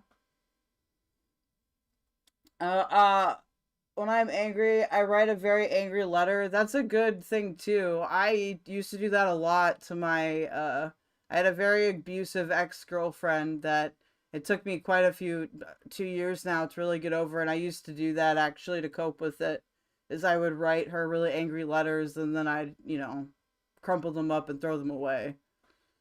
And that was really helpful for me. Mr. Mullock7, I can't help but imagine that making the internet into your job is going to make all these problems 100 times worse. Yeah, exactly. I think one thing I have, like, in my favor is that, like, I already don't like interacting with regular people. So it's kind of like, I understand this world better. Like, the rules make more sense to me. Also, I can disengage from someone when I need to. Well, like, professionally, like, I did a lot of management stuff when I did work in, like, a social work setting, and man, was that difficult, because you can't just tell those people to go away, you know? Also, Dr. K already has enough shit to do, okay? Dr. K, I love what Dr. K tries to do, but we need more than just Dr. K. TT says, journalists aren't given the option to respond to the drama, whether you're establishment media or small indie nonprofit, you can't get into it with individuals. Jessie Gender is responding just without giving clout. Yeah. The whole thing is, if you want the drama to stop responding to it. You know? Or if you do respond to it or make something out of it, be aware that there are people that are then gonna respond to it. It's embraced my true self, now turn me into content, is hard to reconcile. Emotionally. And to be honest, it's affecting my health. I haven't talked about this publicly, but I have been struggling mentally and physically for several months now. It's not constant, but when this stuff flares up, I frankly teeter on the edge of depression because I have to hold frustration and sadness and anger and fear and anxiety and I have nowhere. Yo, that sounds like clinical depression already. I'm sorry. I'm not a doctor or anything, but some people tend to feel depression more physically than mentally. I would recommend that Jessie go to a doctor, okay? This sounds like depression to me. Yeah, Eastern Trees. Jessie Gender is a narcissist who is involved with extraordinarily problematic people like Killian Conrad. She loves being at the center of the fight and wants to keep the focus on her and not the fight. She loves every minute of this. TT says, it's the little breathy hitch in her throat for me. She could have re-recorded it. She chose to leave it in for dramatic effect. Sorry, I don't mean to offend, but she could have done a second take. Don't mistake these crocodile tears for of reality, says Eastern Trees. TT agreed. Okay. I may not know then enough of the full Jessie Gender lore. What I know is that when I was getting involved in this stuff last year, and I was in Keffals' community, she like really went after her, and like I think that Keffals actually worded herself pretty well, talking about the genderqueer stuff and how it can actually harm the community. Or maybe I wasn't in Keffals' communities yet. Maybe I was still just like a casual chatter in Vosh's community. I don't know about the Conrad person, but yeah, like that's what I know her as, and so I'm trying to be charitable here, but yeah, it could be fake, of course. To really release it, I've had panic attacks and nights spent crying and days where I'm just glued to my phone, unable to look away from the constant bombardment of harassment. Okay, if that's what's happening, then you need to take a break from your phone. Get a new phone number, get some new profiles. Have impulse control. FT Signifier already made this video. Online drama almost killed him, blah blah. Ah, I see what's going on here. Yeah, I see what's going on here. Listen, all these guys, look, you want it to stop? Therapy, get a new account, you know, distance yourself. Get more positive people in your life or positive things, you know, do a gratefulness journal. I know that all sounds gay or whatever, but it'll help you, all right? Like, I just don't like this victim mentality stuff. Harassment. And even when I put the phone down, my mind is still stuck there. Even when I try to walk away from it, and it just drains all of my energy to create, or even more importantly, to just relax or recharge or just be present with people in my life. And I do have partners and friends and a therapist who help, and they're wonderful, but YouTube is a lonely world. And most people don't understand it. And those who do are... Okay, now I can understand where you guys are coming from a little bit. Because I don't... See, here's the thing. I like communicating over this particular medium. It's my preferred medium for communication and meeting people and having conversations. And I know one day the chat will be going so fast that I can't have these conversations as much. And I'll have to hire somebody to highlight shit. But, well, I'm going to enjoy it while I can. Okay. And, you know, if it's that draining, then don't do it. You know, like... It sucks, but some people maybe aren't cut out for it. Nobody. Like, seriously, no one is forcing these people to be on YouTube. If the pushback is too much and making you sick, stop. Agreed. Eastern Trees sure doesn't seem to drain our energy to make videos like this. Yeah, see, this is where I'm leaning more towards your narrative here, Eastern Trees. Is it's kind of like, we're really playing the victim card here. We're rarely physically nearby. And so it's hard to find. And when I say narrative, I don't mean it in a negative way. I'm just saying, like, what your perspective is. And people who fully understand. Like, I find myself trying to explain to Erin all this stuff that's going on, and she just kindly listens, but kind of gives a blank stare because she doesn't get it all. And sometimes that's helpful. Other times it's not. Other times it's isolating. And I mentioned it's affecting my physical health. For months now, I've had intense shoulder pain to the point where some days I can't even like move my neck. And I even had an x-ray done on it and my doctors couldn't explain it, but I know what causes it. Because a few weeks ago, I took a cross-country trip with a friend to get away from all this for a little bit, and I actively chose to back away from my phone and my computer. And despite sitting in a car all day as we were driving cross-country, my pain began to ease. And by the time I got home, it was completely gone. And then all of this nonsense happened and the pain has come rushing back. And I'm not saying all this for pity or attention. I've kept quiet about it until now for a reason. I mean, the pity I could kind of understand. The saying you're not doing it for attention though, Even when I talk about my trauma stuff, okay, I'm not gonna sit here and tell you I don't want attention. Like, I'm streaming. What else do I want? Nobody says it's not like you're being forced to work in a mine to feed your family and looking forward to dying of black lung because of it. Yeah, and I can see how some people find that pretty offensive. Because, you know, hey, it's Queen Bee. This affects my mental health. Here is my 7-part 2-hour pity video.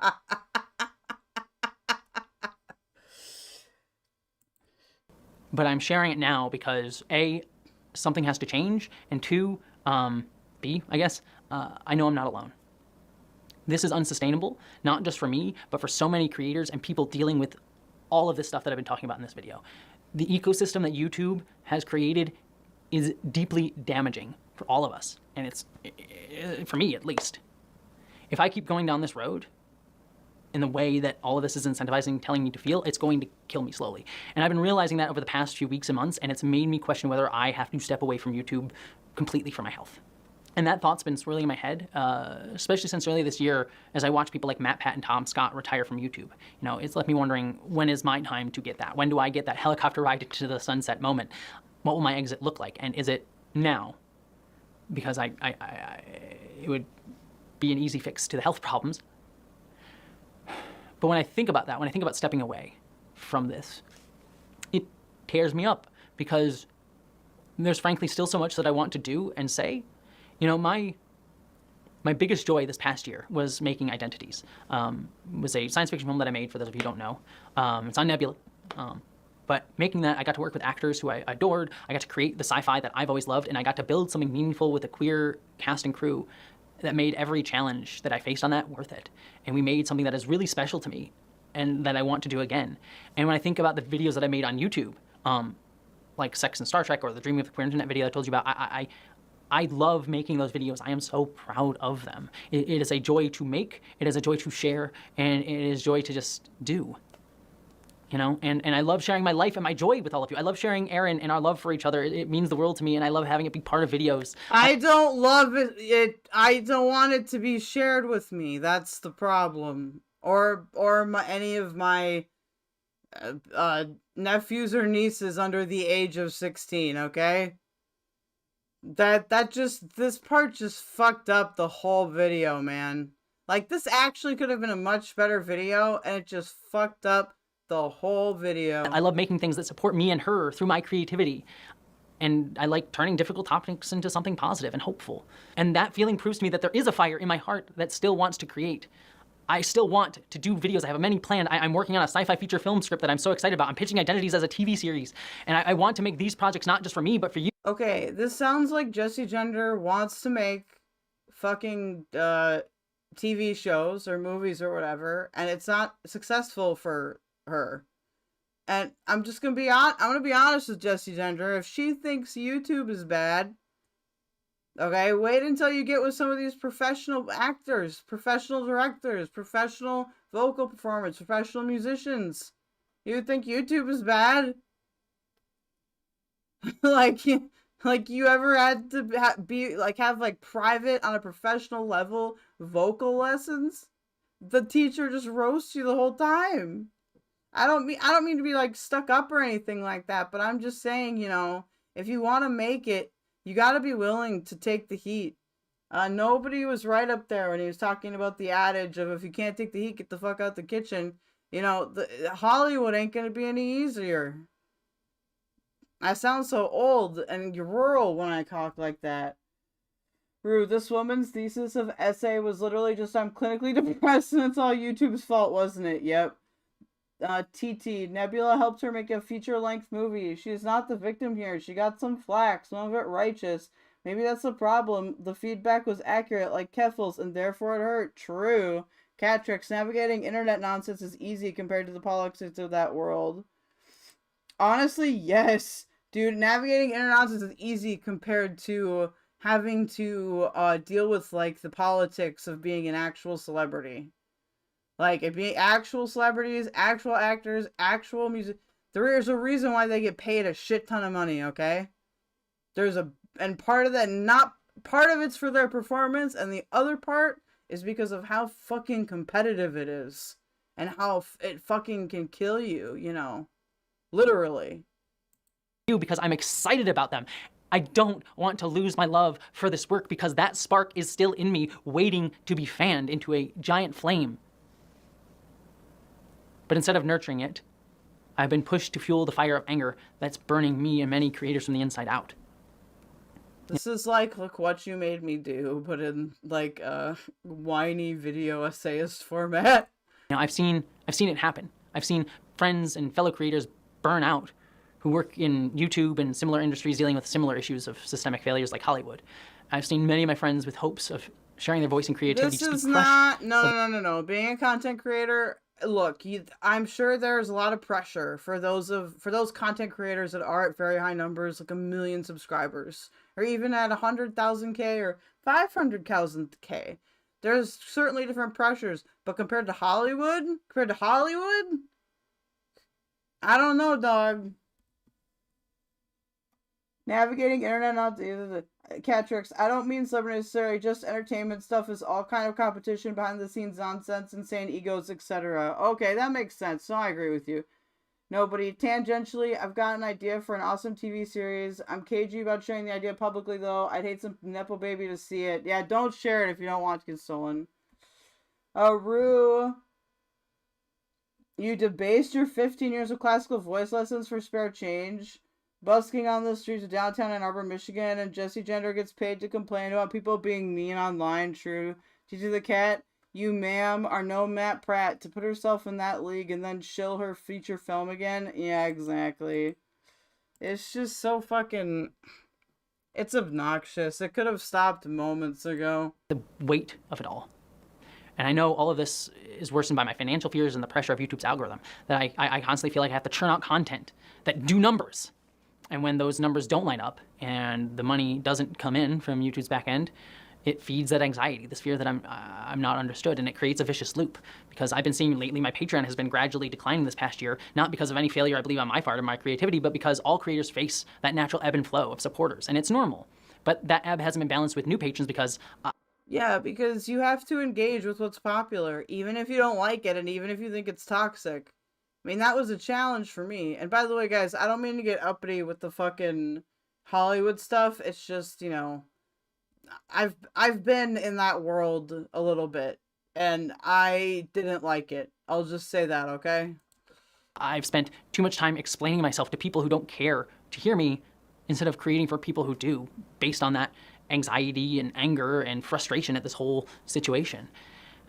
And that financial loss has fueled even more anxiety and fear. And honestly, while I'm okay on my own for a decent amount of time, getting engaged has added to that pressure. And we're struggling a little bit right now, and we're hoping to move somewhere cheaper soon, but we're dealing with that stress. And the algorithm constantly whispers in my ear, well, you could make engagement content, stoke drama, make the rage bait. And I try not to do that, but I'm stuck holding that anger and anxiety the system feeds, letting it live inside me. And it hurts. Recently, I saw someone comment on my work, and who saw through all the reasons why my videos contain so many caveats and clarifications, who said, the good faith actors don't need it, and the bad faith actors won't respect it. And that hit me hard because they're right. I spent too much time explaining myself to people who will never care, draining myself for a system that exploits me and throws me aside. And I see other creators burning out too, chasing success or validation on YouTube's terms, a system that's made it clear it doesn't give a shit about either of those things. We're all chasing shadows, forgetting that the real goal should be to focus on building something. Since she's shilled, I'm gonna remember to shill just quickly. Not gonna do a full one. Remember to like, guys, before you go to bed, okay? I know it's getting late and it's a weekday, so don't worry. Beautiful together. About celebrating what I have tattooed on my arms, infinite diversity and infinite combinations. Embracing solidarity through radical recognition of ourselves and each other through creating artistic work. It's the love of creating, the love of the process, the love of those we do it for and with that should guide us. That's where the real meaning is. I don't expect everyone to agree with me or everyone to love my work. I probably wouldn't be saying anything worth hearing if everyone liked me. I thrive on discussion. I thrive on making content that is thought-provoking. It's because I believe that we're stronger when different voices from different perspectives come together to create something bigger than ourselves. But that requires us to constantly see the humanity in each other. It requires us to build a community that is kind. And that isn't what YouTube is building right now. No. You don't do that through YouTube. You do that by talking to other content creators and getting to know people and creating networks. You can't do that from the top down. You do that from the down up. That's how you change a culture. You can't just say, YouTube says, we are all nice now. That's not going to do it. I don't understand this mentality. This is you know, not to be crude, but this is something that I refer to as like the F-slur mentality. Like, and not, now I say F-slur in a good way too, but this is in a bad way. Listen, if another way you could think about it is a quitter mentality. Okay, one of the reasons why I'm still streaming is because I'm willing to fucking grind until I get up there. I'm not gonna stop unless I'm not having fun. And I'm still having fun and learning things, so I'm gonna keep going. Don't do this fucking, I can't do it. You know, we can't change. Yes, we can change the community. I don't care how many of you fucks tell me that we can't, okay? There is no stopping me. I am unstoppable. Nobody, that sucks. But at least you got tipped good? Music. What YouTube incentivizes right now is an economy that burns out and exploits us, its creators. It creates systems that benefit those with money or protect YouTube's image, rather than working through the hard and complex stuff in ways that may not always be to the creator's liking, but aims to uplift the creator's work and intention. I know so many creators scraping themselves over coals to make art, burning out. I don't know if that's you, though. I mean, you gotta deal with a fucking company. What do they got? Nothing. And to be fair, you guys, this kind of pisses me off because before I moved up to Canada and I still lived in Minneapolis, you know, I knew trans people that would apply for jobs at Home Depot that were totally qualified and get denied because they didn't, you know, they were early in transition, or they didn't look enough like a woman or look enough like a man or whatever the fuck. I've seen it happen in real time, okay? I don't want to hear Jessie Gender complaining about this shit when she's got a fucking thing with a fucking platform. Unable to rest because YouTube's vague policies and so many F words there. I'm sorry if someone edits this, so you're gonna have to bleep it out so much. Breaking water what, says Mr. Mola7. Pressure feeds their financial anxieties and forces them to just endlessly toil. Meanwhile, outraged merchants swoop in, twist our words, distort our work, and create toxic environments that we all have to engage in, whether we want to or not. And then they fly past us in the algorithm. Was this hand movement necessary? I know it's probably, like, accidental, but god damn it. This is like when I was in Aiko's chat yesterday and we were watching that creepy dude at the end of the stream when she took some shrooms and then watched the poo-poo furry video and had to stop because it freaked her out. Oh man, dude. Thriving off of garbage content, plagiarism, childishness, and normalized bigotry. Meanwhile, big companies are able to push down or block the content they don't like and steal the money from those that they allow to exist. I want to be able to focus on what fuels my passion, the videos and feature films that I hope to pitch that mean something to me. But to do that, I need to be able to prioritize my health. So I am going to be making the choice to do that. I am going to be stepping back a little bit to make less content less often, but make better content. And that's honestly not the smartest financial move right now, but it's frankly essential for me. I am done letting people who will never understand my emotions control me, and I'm done letting YouTube dictate how I channel my emotions into my work. This isn't me raging against the idea that there is a business end of this job. There is a business end of this job. That's always going to be the case with any artist. Sadly. Taya, making it rain again. Good God. If you want me to send you a thank you card, or I can sign you one of my big Pokemon cards or something, let me know. Don't worry, I keep all that stuff secure. I shred everything once I'm done with it. Also, Aiko's face during that, yeah, I felt so bad for her. To be fair though, I was in the exact same position with like my blanket over my head and everything. I felt like the whole chat was having a unique blanking moment. But yeah, Taya, thank you so much. Or Taya, I think you're TT in chat, but yeah, I appreciate you. Thank you so much, dude. I will do something for you. Mr. Mo7, that sounds like the worst possible way to do shrooms. She microdoses, so I don't think she was expecting it to have that effect on her. I think it was, I'm not going to talk about what the content was because it's icky, okay? It was icky. Real icky. And she was valid in feeling freaked out, okay? I was sober and I was a little freaked out. Frankly, most artists don't get to just make whatever they want. But we can make a system that better enables that. And I frankly want to try and build that for myself. If it hits a point where I can't financially justify it anymore, I'll figure it out from there. It's kind of scary to say that, frankly. But I'm tired of pretending that systems designed to exploit me will ever uplift me. YouTube came millimeters within admitting it discriminated against me. And even if they didn't, the way they handled things didn't exactly build trust. Yeah, but you got, see, what I hate about this is that, but she got a video that had an inappropriate thing in it turned over using a company's, like, legal power. Like, I just don't, read. I don't believe in this platform right now. I don't believe that it supports me, and I don't know if I ever will. I can use it, but it's not for me. Creators like MatPat left YouTube on their own terms because they felt that they had fulfilled their goals here. No, it was a furry video by, I can't remember the person's name. They're like lesser known than Tom. They're like fairly small, I think. Or maybe they're larger, I don't fucking know. Catrix might know, or probably know. And that's not to say that they didn't face challenges, but it's clear who gets to reach that point of creative fulfillment in their careers. If YouTube wants more creators to thrive here, to reach that point, creators from different backgrounds, it needs to change. And YouTube, if you're listening, you need to do things to fix this. You need to do things like hire more people who actually understand these issues, like more trans people, especially trans people of color, and put them in positions where they can actually influence policy and decisions that affect creators like me. But given how things have gone over the past 2 years and the constant right-wing attacks on things like DEI initiatives, I'm not optimistic. But that's what needs to happen if this platform is even going to nominally make a direction in improving. Prove me wrong, YouTube. I want you to. And to creators here, yeah, but you won't. That's the thing. You cannot, I mean, you can try to do it from the top down, but it's not, the changes that you want are only going to come from you pushing your content or from encouraging content that you like. You know, back in the, me being old, back in the day, back in like 2018, there used to be like, so like, in 2016 was so bad, dude. We had what, H Bomber Guy and Destiny for a long ass time, and that was it. We got through it. Okay, you can get through it, Jessie.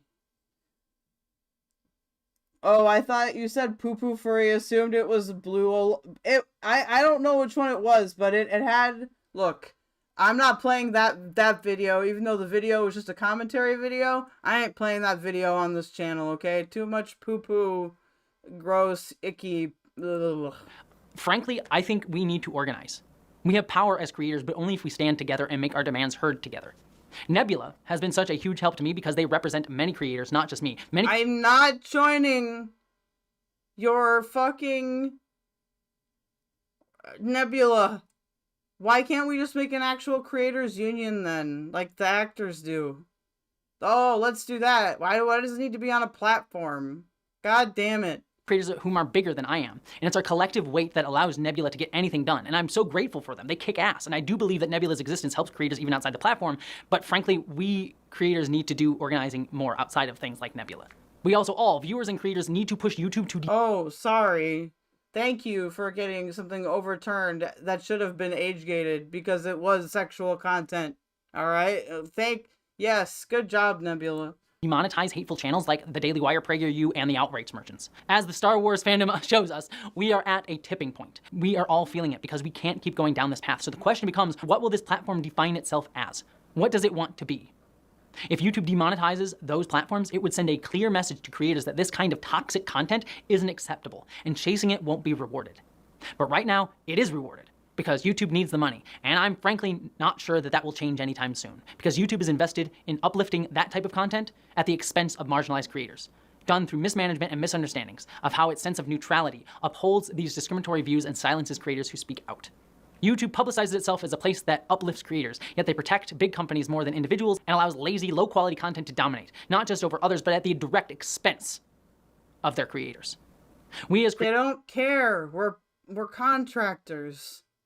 I'm not, like, again, guys, I'm not saying we can't create a better alternative to this, but here's what I don't trust. I don't trust the woke scoldy, these types, okay? And when I say these types, I don't mean like trans people or some kind of minority. I'm talking about people that can't tolerate a lot of, any disagreement, or people that need to engage in the way that I've seen Jessie Gender engage with people.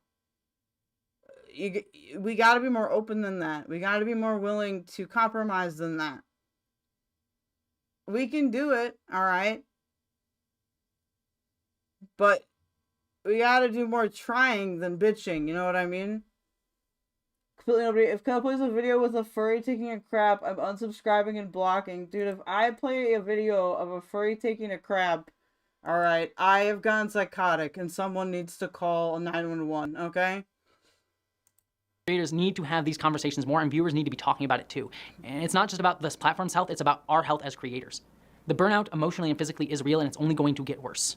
So for those of you watching, I encourage you to not only be vocal about these issues, but also take control of your algorithm. Block content that fuels the outrage economy and share creators who push back against it. Help us create healthier working conditions and foster positive engagement instead of feeding into hate, anger, and fear. And if you can, support creators who are meaningful to you financially so we don't have to rely on this platform. I want YouTube to be a place that truly supports creators, but right now, that's not what it is. With that said, as a quick heartfelt request here as I wrap up, if you believe in my work and want to support me, my fiance, and our cats who are currently meowing in the other room, please consider joining me on Patreon. Your support really does make a difference, and it will help me stay healthier as a creator and allow me to work on the hopefully incredible art that I'm really passionate about and be able to make those feature films and those videos that I really do care a lot about. And I can only do that because of you, and even consider trying to focus on my health because of you. But to end on the real point, to YouTube, I'm done letting you dictate my anger, my emotions, my creative spirit, and my heart. They belong to me, and I'll share them on my terms. You're just lucky to be the platform that I'm using to do so right now. And to my fellow creators, artists, and anyone struggling with similar feelings or experiences, please prioritize your health. We all need to do that a hell of a lot more. Dude, she made me cross-eyed. Did you see that? Y'all see that? She made me cross-eyed. Oh, it's not good if Keldoge is cross-eyeing. Ellen, did you see Nazis saying that lead paint is actually good for you? No, please show me this. Do you guys... Here. So... Hold on a second now. I do want to play a little ping ball. But I need to buy the right table. So, do you guys... If I play the Keffals clip about her throwing her cat... Is anyone gonna have a fit here? Will I lose a ton of viewers? It's actually very insightful. You can like the content without liking the person.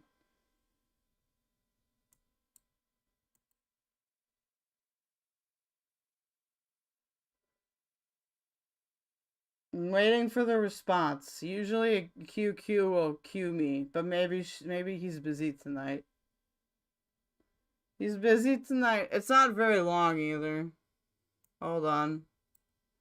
So here's where the cat throwing thing comes from. If you are interested in the cat throwing thing, we can watch The Myth of Male Socialization or whatever, okay?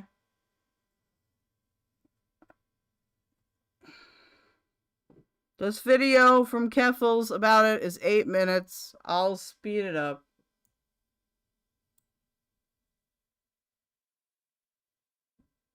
Put it in your Discord?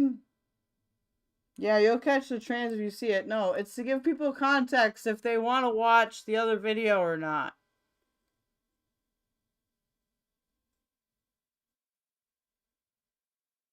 Don't make me cranky, Elling. Only if it's boring. Okay, I will make it the most boring. Oh, you put the thing in your in my Discord. I'm retarded. I'm sorry, Ellen. I am retarded. The real reason why they removed lead paint. Lead paint was banned not because children were eating paint chips, but rather how well it absorbed RF/EMF radiation. Why do you think you wear a lead vest whilst getting x-rayed? Lead is highly effective in providing protection from sources of radiation, including gamma rays, x-rays, and other types of radiation. The truth of the matter is that they removed this paint to make their silent weapon more effective against us. Holy shit, 456k views, 8k likes, 3.3 retweets. The White Rabbit Podcast? Oh god. Alright, let's see it. A A couple days ago, me and some of my friends were watching Jessie Gender's video essay. And I guess no one found this clip in it, but holy shit. Guys, Queen Bee is about to appear in 3, 2, 1, okay? I once threw a cat in anger. Again, no real reason. I don't even remember what the argument was. Holy shit, how did I know that was gonna happen? Just pissed off. So I picked up the nearest thing near me. Didn't see it as a living being. Oh look, if you chat, you can block Keffals. You can block her from existing. Just picked up my cat and threw it across the room. Actually, no. I'm not gonna give Queen Bee that luxury, okay? It's time to torture Queen Bee. That cat was scared of me for the rest of its life. I cannot overstate. Okay, I'm gonna replay that part because it's actually very important. A couple days ago, me and some of my friends were watching Jessie Gender's video essay. And I guess no one found this clip in it, but holy shit. I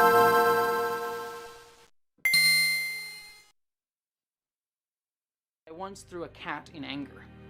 Again, no real reason. I don't even remember what the argument was. I was just pissed off. So I picked up the nearest thing near me. Didn't see it as a living being. Just picked up my cat and threw it across the room. That cat was scared of me for the rest of its life. I cannot overstate the fact that this isn't out of context. The missing context is literally her using this as an example to describe toxic masculinity. However, I don't think that getting into an argument and then deciding to pick up and throw an animal, I don't think that's an example of toxic masculinity. I think that's an example of emotional dysregulation. The patriarchy did not socialize you into throwing animals across the room. It's crazy that she thought that she just put this in here. I gotta see what some of the people are saying. Oh my god. All of them are collected. Shane Dawson, Litty, and Jessie Gender. One thing that really pisses me off about this entire thing, can you imagine if I did this? Like, if I were to be like, by the way, guys, I got really mad. My mom came back from a grocery trip, and I asked her if she got the dino chicken nuggies, and she said that she didn't get it. She just got like the regular chicken nuggies. So I picked up our pet cat and I threw it out the window. You realize how mad people would get? Whereas like the ooh small bean bread tube crowd can literally just say, oh yeah, I got into an argument. I picked up a living creature like over my head, just fucking threw it across the room. It was terrified of me for the rest of its life. And they can just get away with that because they're like really calm about it. I don't understand how people don't get mad about this shit. Jessie, why? Jessie, why would you do that, Jessie? See, I don't actually think that people really watch Jessie's content, at least like not all the way through. That was an old video and no one talked about that. And then she tried to pin throwing her cat on toxic masculinity. Now, like, I grew up as a little faggoty boy, just like her. However, Keffals, now what am I gonna do with my Twitch VOD? God damn it. Also, fuck. Son of a bitch, dude. If I have to go and buy more fucking lights after I fucking hold on, you listen to her. She's not even here anymore, okay? Pretend I'm her for a second. There was never a point where I got into an argument and my reaction was to pick up a living creature and whip it across the room. I don't think that's actually a part of masculinity to abuse animals. You know, that's just not normal. That's very weird. I think that instead of doing like these systemic critiques, she should sit down and see a therapist, to be honest. This is not a normal experience. The thing that toxic masculinity excuses aggression for are like defending your honor, defending women's honor, not throwing cats. Yeah, it's crazy. And she also said she used the fact that she punched a hole in a wall as a kid because the cafeteria was closed and I guess she wanted chicken nuggets as an example of toxic masculinity. And I'm just like, that's just not right.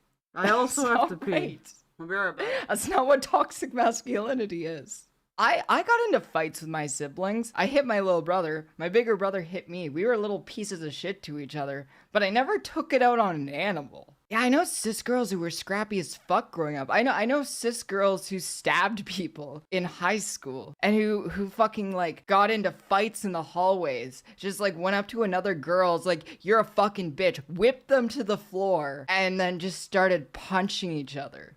I do think it is funny that the day that this clip leaked, Jessie Gender, I don't know if it's related, but she posted a picture of her cat hiding in a box literally the same day. And I want to believe that it was related. My headcanon is that the cat was hiding in the box because it didn't want to get thrown across the room. Let's see this shit post. I once threw a cat in anger. Again, no real reason. I don't even remember what the argument was. I was just pissed off. That's the weird part. Okay, like all jokes aside, that's what's so weird about this situation to me. Because usually when kids get into fights, it's directly related to whatever situation they're in. But in this situation, Jessie is in an unrelated argument and then decides to pick up the cat and throw the cat. So I picked up the nearest thing near me. Didn't see it as a living being. Just picked up my cat and threw it across the room. That cat was scared of me for the rest of its life. I think it's weird because cats usually don't have that great of a memory. If you do something repeatedly, they'll start avoiding you. But if it's a one-off, they usually don't remember. It doesn't bother them. So it's either this is a repeated pattern of behavior or she fucking like whipped that cat so fucking far and so fast that it went into orbit. Grown up. Okay, hold on. I gotta look at chat quick just to make sure you guys are behaving while I did my stuff. I'm gonna have to get one that's not battery. What the fuck? What am I, British now? Battery operated. Little boys love to magnify ants with the sun. Well, I have a vagina and I like to magnify ants with the sun. What now, Queen? I'm just kidding, Queen Bee. I truly am a man. TT the cat. I should have appreciated the lead paint on the radiators in my apartment building more. I tested it with my home chemistry kit when I was 12. What the fuck? It was out on my X-Men powers, I guess. The first pause made it sound like she was having an argument with the cat. I actually do you remember the cat boundaries? It was my favorite Keffals story. Yes, the VTuber takeover is over when she said her cat violated her cat's boundaries.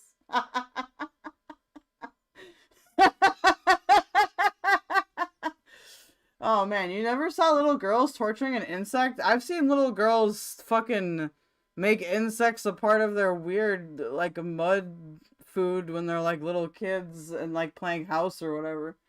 Yeah, I was talking about the clip a few days before the stream where Keffals reacted. I really have no idea how no one of a minimum Keffals audience size picked up on that earlier.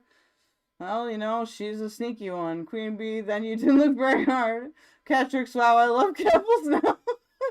Maybe I don't get. Most of the kids I knew who magnifying glass ants were girls, really? Which isn't me saying that's a girl thing. It probably is a coincidence, just like it is when someone only sees boys doing it. The data clearly shows little boys torture animals more than girls. Don't know why you argue against reality. Queen Bee looking for a statistical argument here. I think, honestly, it could probably vary a little bit. Like, growing up, I didn't really, you know, like, I would have guy friends that we might, like, shoot a pellet at a rabbit or something like that, or go hunting. But, like, there were plenty of chicks that hunted, too, and stuff like that. I don't know. 40 times. Okay, Queen Bee, you are the queen, you are the queen debate queen. You are the queen of facts, the gay fact queen. There's all sorts of problems. Really embarrassing that people decide to bully Hasanabi into not streaming the Wizard game for charity when the material harm from playing the game is practically nil. Oh, that didn't age very well, did it?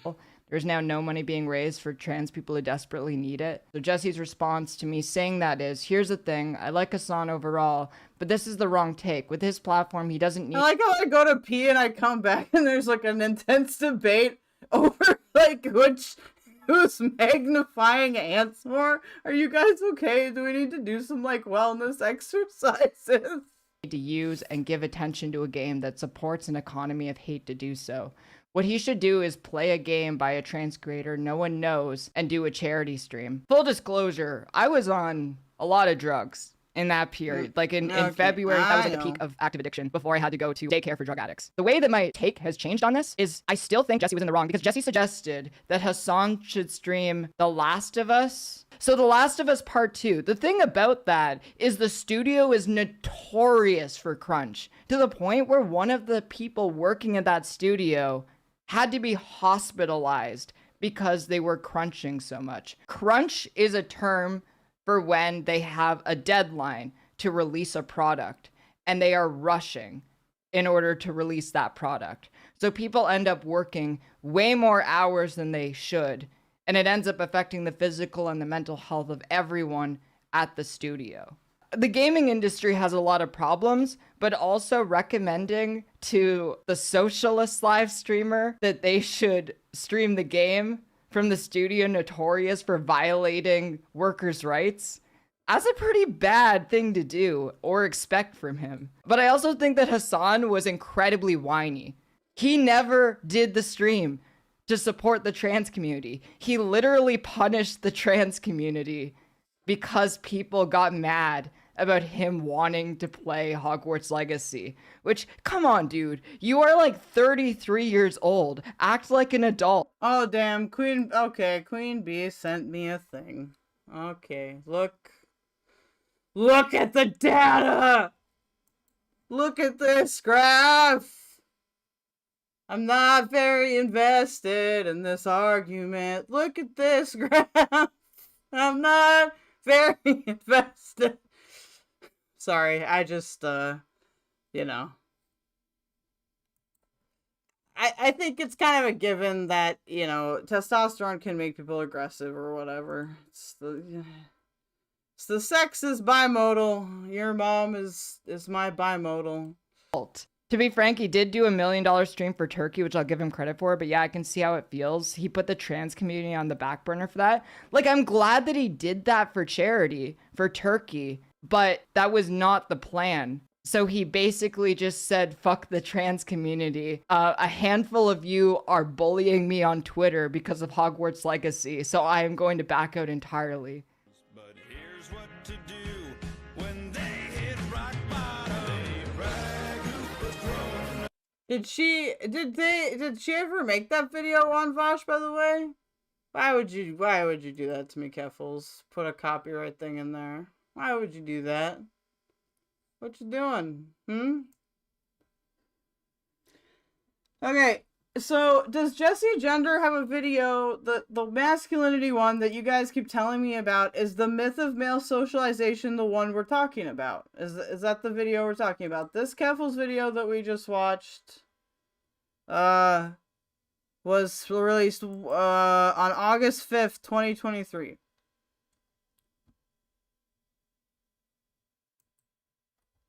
The myth of male socialization was released on May 19th, 2023.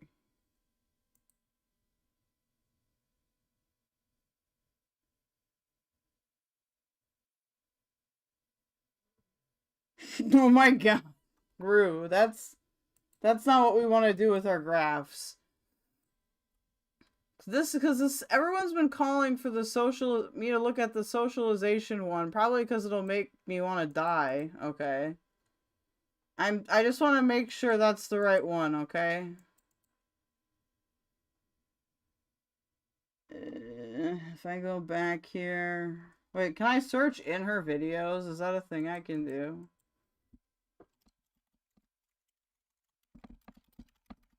How do I use my computer, chat? Play pinball. Is it the trauma of masculinity? There's two of them. I want to do one, and then I want to go to bed.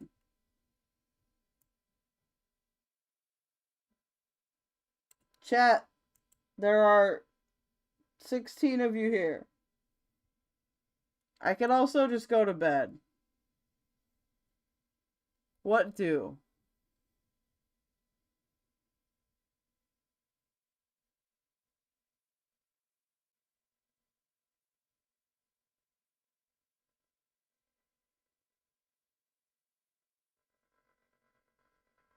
Hello?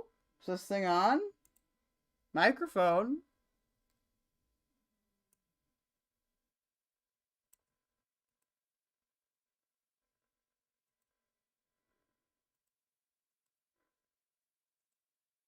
I like that I got to use that in a good... I think it's gotta be... Dude, the trauma of masculinity sounds funnier.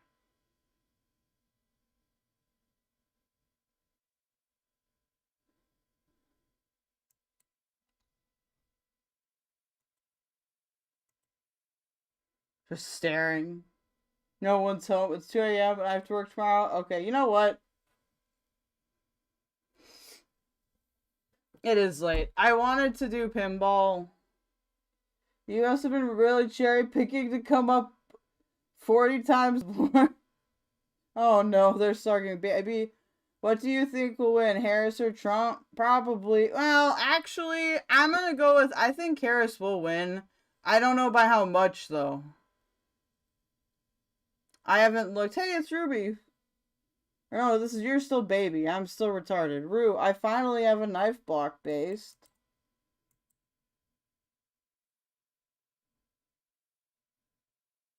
I did.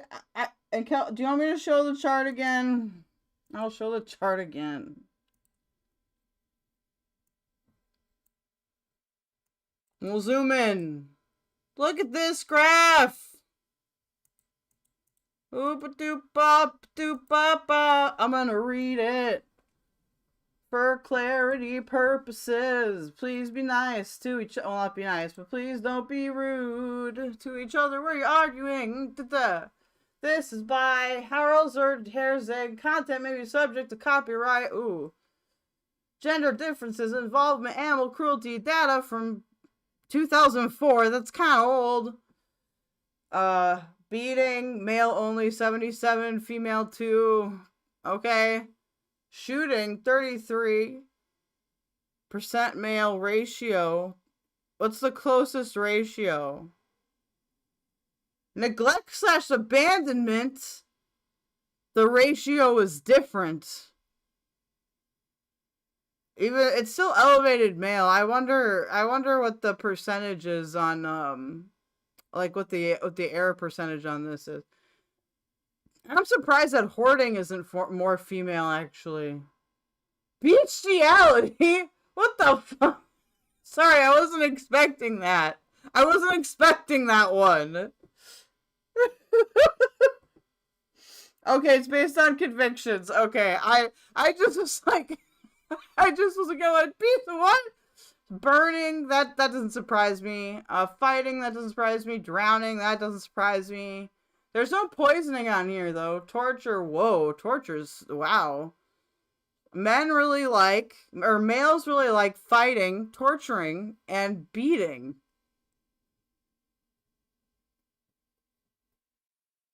They also apparently like, yeah.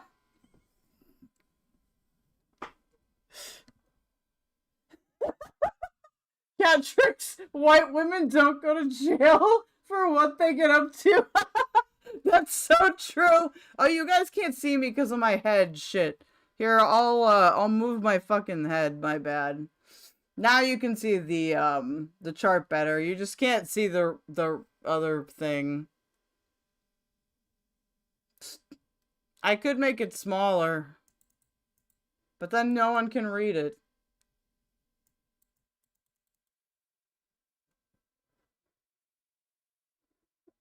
Yeah, okay, we haven't picked a video. What are we gonna pick while I play pinball and make fun of it?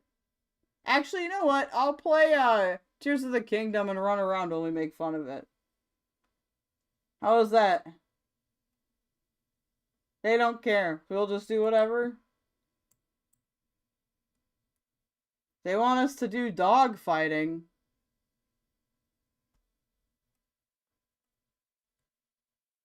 Whoosh reference, hey Base Swain.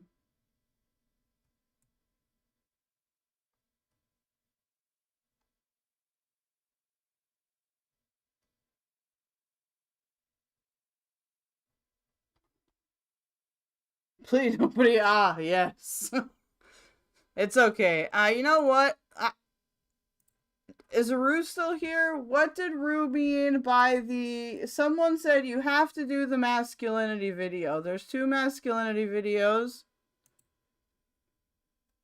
I'm gonna play nights. Do I do pinball?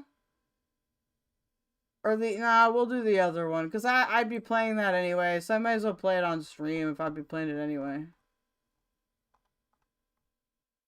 Or shit. How did... I'm conflicted. What's going on? We just finished Jessie Gender, or we just finished the Keffals video, actually. Talking about how Jessie Gender threw her cat.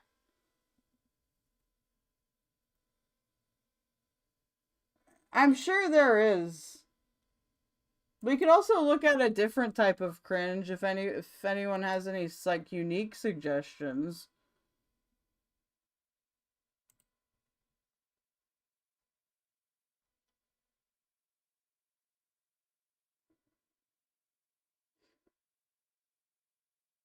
Relena always wants me to watch Nicholas DeOrio videos. Which is, I mean, fine with me. I think he's hilarious.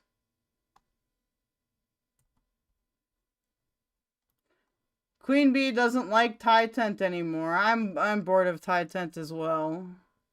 Are we all bored of Tie Tent? We've gone past what's scheduled in my notes.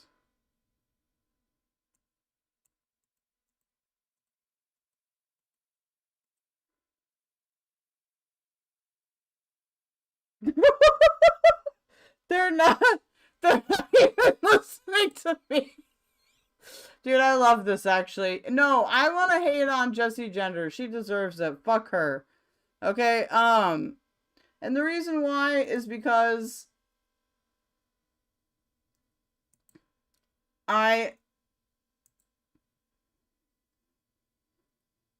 she's mean. Wait, what do you mean? Just you just want you to watch this video. So, okay, so first of all, to the people asking, this was cut down. This is the 13 minutes where she addresses the drama, and the rest is her ranting about Star Trek. Actually believe that. Filming that. Hopefully Wait. soon. You saw the video. We'll talk about that later. Wait. But yeah, working on a film. Oh, is the Star Trek audio actually the background to cat across the room in anger? You know, some people had to change out because of, you know, the fact that we had to move. But see how it about the algorithm quite a bit. And you have no idea how much it means to me to read. There's another Keffals video. Thank you. Ty-Ty's a spent cow, yeah. There's another Keffals video called Jessie Gender doesn't want you to see this video. It's from September 12th, 2023. I'm assuming it's about a video that is not available anymore. Unless it's this. Hold on. Activity or my art, then that's who I felt I could open up to, because she was the only.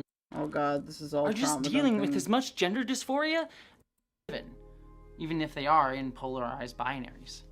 Masculinity is a honor to have a community of friends that cares about me, that love. God, how come Jessie Gender hasn't gotten more attention? Expect.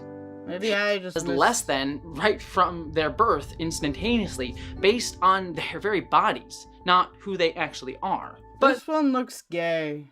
I don't want to watch the myth one.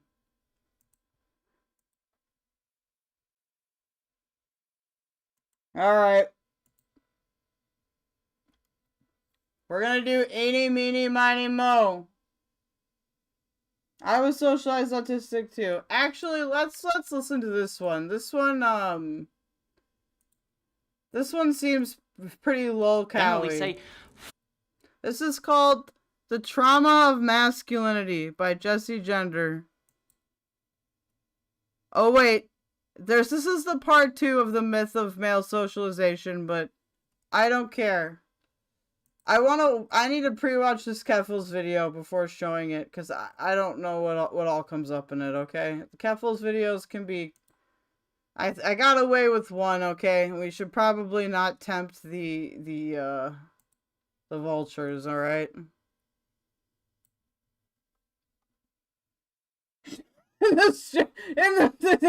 No one's arguing, most men do that. No, you guys. It's only 2 times it shows that Jessie was right about the male socialization point and Keffals was wrong. No, Jessie doesn't believe in male socialization. I think Keffals does. I don't... Oh, are you saying that the throwing the cat against the wall thing? No, well, the point that Keffals is making is that the cat wouldn't be that afraid if it was just one incident of the cat being thrown against the wall. If a cat is afraid of you, okay, and like unless you do something really, really fucked up one time, it's like a sign of a pattern. I don't think you can attribute that to male socialization. Does that make sense?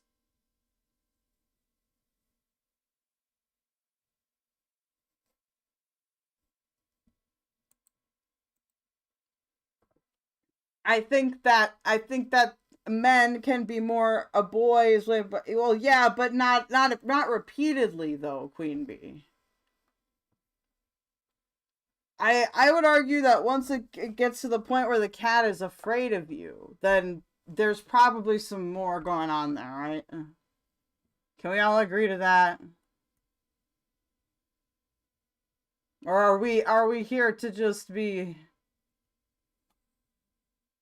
contrarian? I'm gonna put this on. I know what y'all are thinking. You should watch the whole thing. I'm not going to. Well, no. If there's a needed context, then we will probably get it, because she yaps a lot. What is this crap? Get out of here.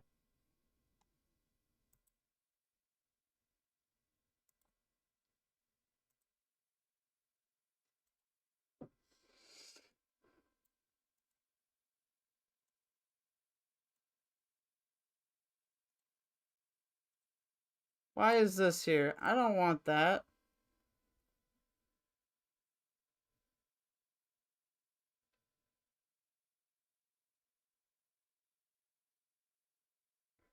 Okay, guys, I think we're at a standstill, okay?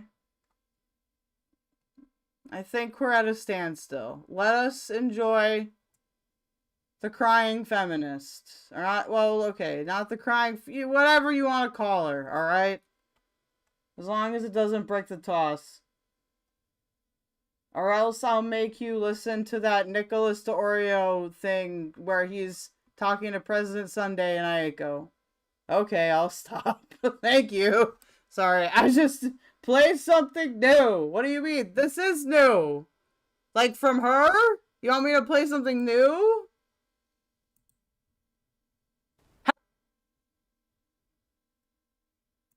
That was her newest video that we just watched. Dreaming of a queer internet. How about that? J.K. Rowling is a moldy transphobic racism. Oh, we could do Zionism, anti-Semitism, and the left. That could be fun.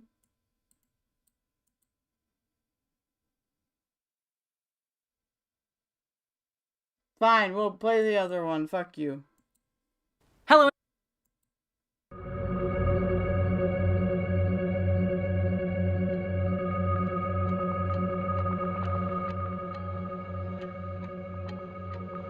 Ah! Many young white men are never given any other alternative, any other path out. They never are able to even see a way out of this constant cycle of violence and being used. And offered another vision of that. I see all of that. I see these men who go through all of this. And it's partially why I think about masculinity a lot. No, you're right, Queen Bee. You're right, Queen Bee. I made an oopsie. I'm sorry, okay?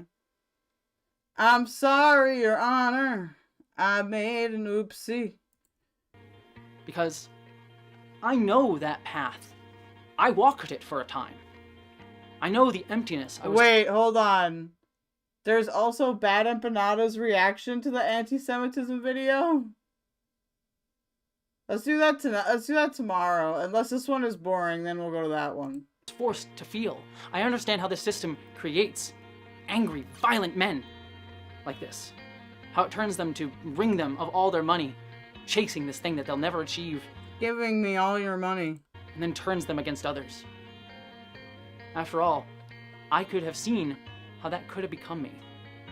And how lucky I was because I was able to see and envision a path out. A true one. Because of who I am specifically. Who I am inherently, beyond the male and female socialization. I escaped the Matrix. Or at least... I escaped the Matrix? So I thought.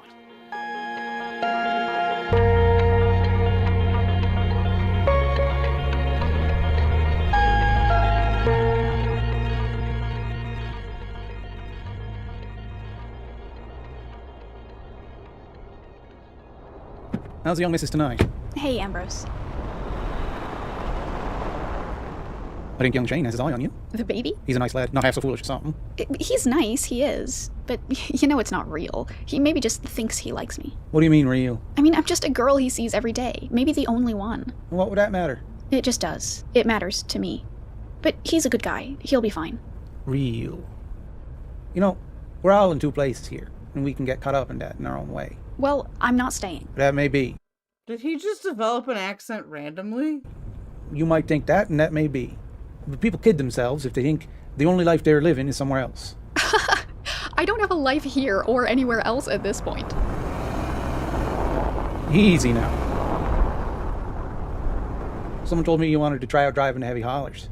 Oh, I did, but I just got a job offer at Long Lake, actually, in the camps there. I see. I applied last fall. Should I take it? Well, if it's money you're looking for, it'll be there. But what's a work camp like? I'm picturing, like... What accent is this? Is this like some kind of really northern Canadian accent I'm not familiar with? What is this? Tents? Tents? No. It's just room and board, nothing like camping. It's not fancy, but it's not tense. Is it safe? Safe as anywhere, I suppose. Out there, you don't come home to regular life every night, like here. That changes a person. Oh, There's yeah. not so much to hold on to. Keep your head on straight, find your people. Wait, is he trying to do a Minnesotan accent? Is that what this is? Is that what this is? Find my people. Do you know what sucks? If I'm the only woman, then everyone else is the boys and I'm not. I don't want Shane to think he likes me. I just want to be with the boys. Well, you ain't with the boys, my ducky. You know what I mean. I want my people. My people don't want me. Here's your crash shift bus now. What the hell are we talking about? I'm sorry, Ambrose. It's okay. If you get to that camp and decide you still want to go to heavy haulers, you can, alright? I don't know. What if you're back in Newfoundland? I'll be here. Oh, he's trying to do a Newfie accent. Oh, that's why it sounded so retarded. Ambrose, were you a fisherman before? I'm still a fisherman. Probably. I mean, that's what most people in Newfoundland did before, I don't know how this is relevant to the video. Like, I guess we just get to see a cinematic cutscene before the video begins. Like, I don't know what this is about. He's doing it. I was like, of course he was a fisherman if he was a Newfie. What's happening? I'm just here. I'm just here, y'all.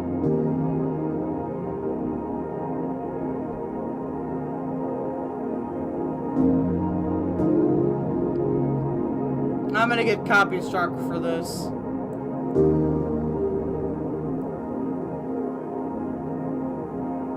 How they interrelate with their role. And so when you put on what this is not really that we're, as I said before, it's not really that we're socialized male or female. We are who we are, but we are products of our environment. We learn the roles that we're supposed to play. It's not like there's an innate male or female socialization. Where is the location of this vehicle? Also, male and female socialization do exist. I think that I also was socialized as autistic. And I am very male socialized personally, but like there's a lot of other factors there, clearly, right? But of socialization under patriarchy. For example, when you think about a play, all the actors in the play know all the other parts of the play. They may know their role the best. They know all the lines that they're supposed to hit, all the marks that they're supposed to make. But they do know what all the roles are, and they're aware of how they interact with them and how they interrelate with their role. And so when you put on the performance of the play, you're very much aware how about every single person around you fits into making this grander story. You know how they all fit into the structure. But you do know what each and every role is in that structure. So too is it with our society. We learn all the parts. Hey guys, if you're still with me, it's real late. Thank you for being here. Please like the video, subscribe, okay? If you're seeing ads, I don't get any of that right now. So make sure that you subscribe so I can get to 500, get a little bit of that coin, alright? You can also donate. So when I transitioned and came out as a trans woman and wished to be seen as a woman, I actually... Here, let's get past the... let's move on to a different argument, okay? Let's just, I'm sure we can find something more to argue about here, alright? We're in the literal space, like, doobie car. Already knew what the role a woman was supposed to be in this play of our society. Others knew what that role was and how I was supposed to play it. I would say that when I came out... Okay, you know what? I won't say anything. I'm sorry. I won't say anything. I'm just gonna sit here. 2016, it was like the gender politics of the time. There was like a bit of a tongue-in-cheek anti-man thing, right? Mm-hmm. Like a all men whatever thing that I had my fun with. I'm not gonna lie to you. Yeah. But I think I internalized some of that like 2010s feminist stuff as any masculinity is dangerous and is like an imposition on the people around you. So when I came out, I felt like I had to totally leave any element of that behind, and I figured that was like the only way to be taken seriously, you know. And it's like you mentioned, I skewed like very, very femme in the first, I don't know, year or two of my transition, in part to be taken seriously, and in part because I realized how much I resented having been expected to be masculine my whole life. Like, oh man, like all of this, it didn't do me any good. It doesn't seem to have served any purpose for anyone else either. So what was the point? Was I just wasting my time, you know?